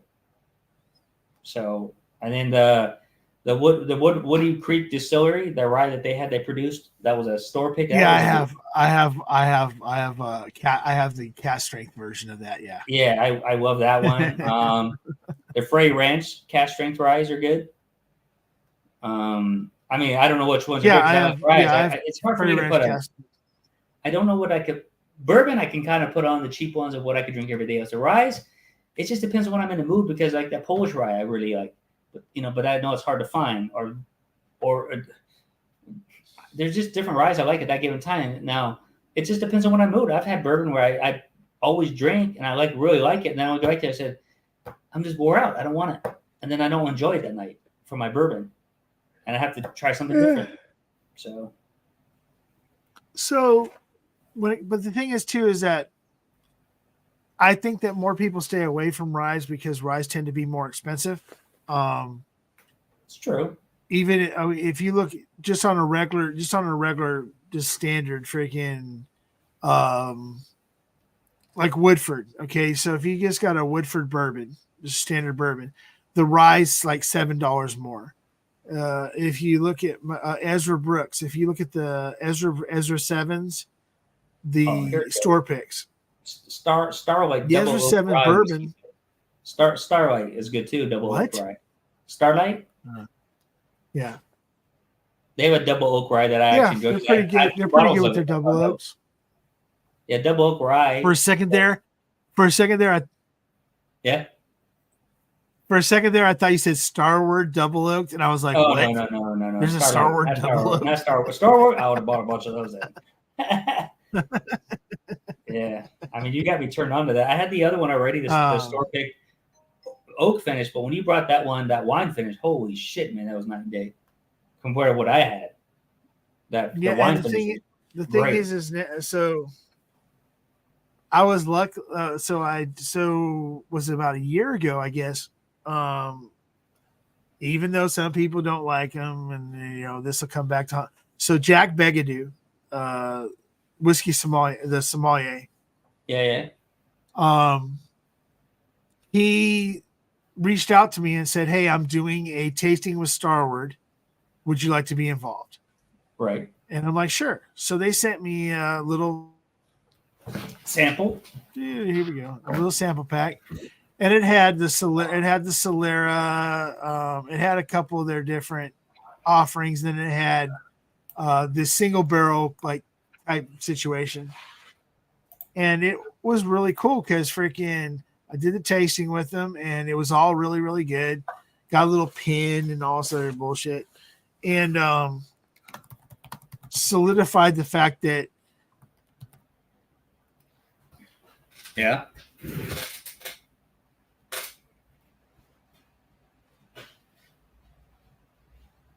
Uh-oh. The mash bill, did we lose you? All right. Are you still there, JD? Yeah. I saw you get frozen. There you go. Yeah. Yeah. So, so the Starward thing, freaking, I was like, and then so now I want to get more into Australian whiskeys because I know that there are a few more that are starting to become released here in the States. Right. And Starward, like I said, Starward was solid. The one that I have, the one that Jack has, the one that you have. Yeah, I drove all the way back up there and got two more. So yeah, so that's what I'm saying is that those were really good freaking Starwards. And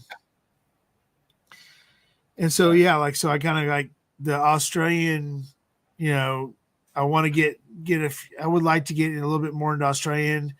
I'd like to get a little bit more into anything. Okay, so Penderyn, which is Welsh whiskey. I'd like to see if there's any other Welsh whiskeys I'd like to try from that area because the Penderyn's really good. Bimber is considered British, Welsh British. Yeah, and I can get I believe I can get Bimber at Mission. What's the price though? That's the problem.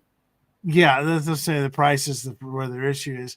I mean, I paid $135 for my bottle, but there's only 200 bottles of the US safe, and that's a sherry finish. That's why I bought it because it said USA on America. Yeah, which that was like 4 years ago, whenever I got it.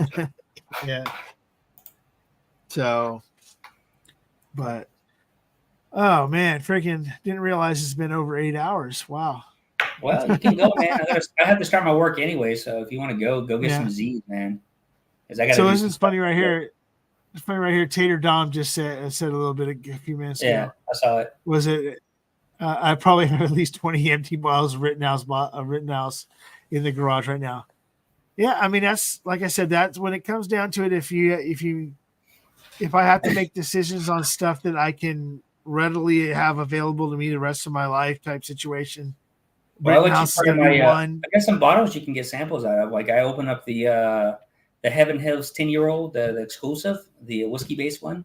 It's a 10-year-old Heaven Hill, and it's 66.6% ABV. So it's super strong. I open it with Independent Joe. I said, I'm going to open it. I'm tired of waiting around. And you know what? It's just straight strong and just basically just like right to the point and stop. So like, holy shit. I mean, you get that here and it's so strong that the flavor is, you would think it'd be more, but it's like oak and spice. That's it. I'm like, okay. Because it's super strong ABV. That's the problem. I think now it's open. Right. I go back to, I think it'll be tasting better because we drank like this much of the bottle. I think got the air in it. Maybe at change some of that profile inside the bottle, maybe a little bit, open up more. So you drank. Oh, so this is when you went to his house, his place. Yeah. When I went to his house, I finally said, I'm just going to open it up. Screw it. And I got to give you my Baines 15-year-old. It's a single grain. It tastes just like a bourbon, and it's freaking good. And then Independent Joe liked it so much he wants me to bring a bottle back for him, which I am. But I already have a bottle back in the States that half of it's gone, and I go let you have some of that. And it's from South Africa. I know you can. It's limited to only 4,000 bottles worldwide, and I got 5 of them of the 4,000. So, and then on the 14th, I'm going to go back to 21 euro. Yep, go ahead. Yeah, so like I said, when you get done with your trip to freaking Hawaii and you get back here to California for a couple weeks, do your thing with Vic and stuff. You just give me a date and a time or whatever, even if it's just for a few hours. I'll come out there, hang out for a little while, and have a couple pours or whatever, and then. Yeah. I mean, my problem is so busy. I mean, if you can come on the 6th with Big Vic there, if you can come first and then finish up with Big Vic, and then you can do your own thing. But I know that the problem with this is that the driving part and drinking sucks, and I don't know what to do. So that's the problem. Because of my wife. Well, I mean, okay, so. Or maybe Hawaii. So when you come back, maybe you can meet up at Jack's house. Are you coming back? Okay, something like that would be cool too. I wouldn't have a problem with going to Jack's house, because then guess what? Maybe I get some of that that moonshine again. Oh, he was actually showing it today in his bottle. He was actually showing it to me today. He had for the football game, and of course he was showing me. Let's see. So we could. We'll get together when you're back out this way sometime, and then freaking what we'll do is, I'll bring samples to you. You bring samples to me, and we'll bring bottles. Bring you bring bottles. I bring bottles. Yeah, I'll bring Well, Jack just made his new bar. See, he just finished his bar downstairs. Does it have a normal size roof, or we got to freaking hunch over to freaking pool table? You probably hit your head just barely, scrape it, but yeah. Yeah, so he well, I mean, Jack's a tall guy too, so yeah, he's tall. Yeah, he'd be okay. But yeah, he sent me my wife, what the hell? I don't know where the bottles are, but yeah, he sent me the bottle of him drinking the Polish plum brandy, and he actually has some new ones he made too with orange and some other stuff too. He made citrus style stuff too. So you can try. He's got 4 or 5 ones that he's been producing. So they're all good. I've had them most of them when I was there. And he had 2 or 3. He had to let them sit longer because they just need to ferment more. So yeah, that's what I'm saying. Heck, if there anything like the first one I had, then I'll. Yeah. He's got about 4 or 5 of those still left. I said I might have to sleep on that pool table, but freaking I'll be there. Yeah, here he's got a pink grapefruit finish one. Alcohol. Okay. He made himself. So yeah, but yeah. Hey, let me get going and you get going because I got things to do. It's almost 9:00 here or 9:40 here. Right.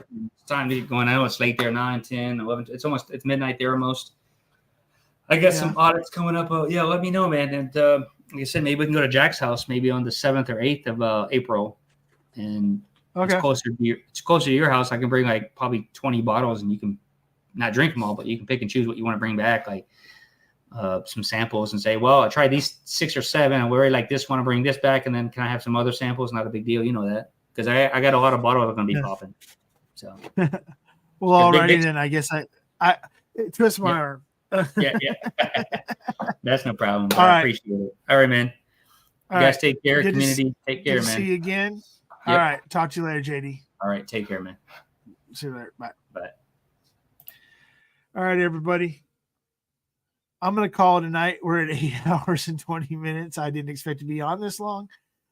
7 people still watching, according to this. I got to see if this. What are the possibilities? Well, it just says me and Tater Dom, but let's see. I don't know who else is here. Isaiah, if you're here, Cove, great shot. Anybody that's here, it says 7 are watching. I only see 2 that are being listed. Yeah, it was a fun live. It was good to be back.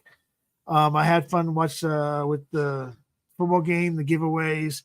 Everybody, Sure Kitty, Ethan, great shot. Tater. I'll get that put together tomorrow, and hopefully I'll have it out here in the next few days. Anybody else that's still here actually watching, I wouldn't mind if you popped up just to say hey, so I knew who was still here, so I could say goodnight.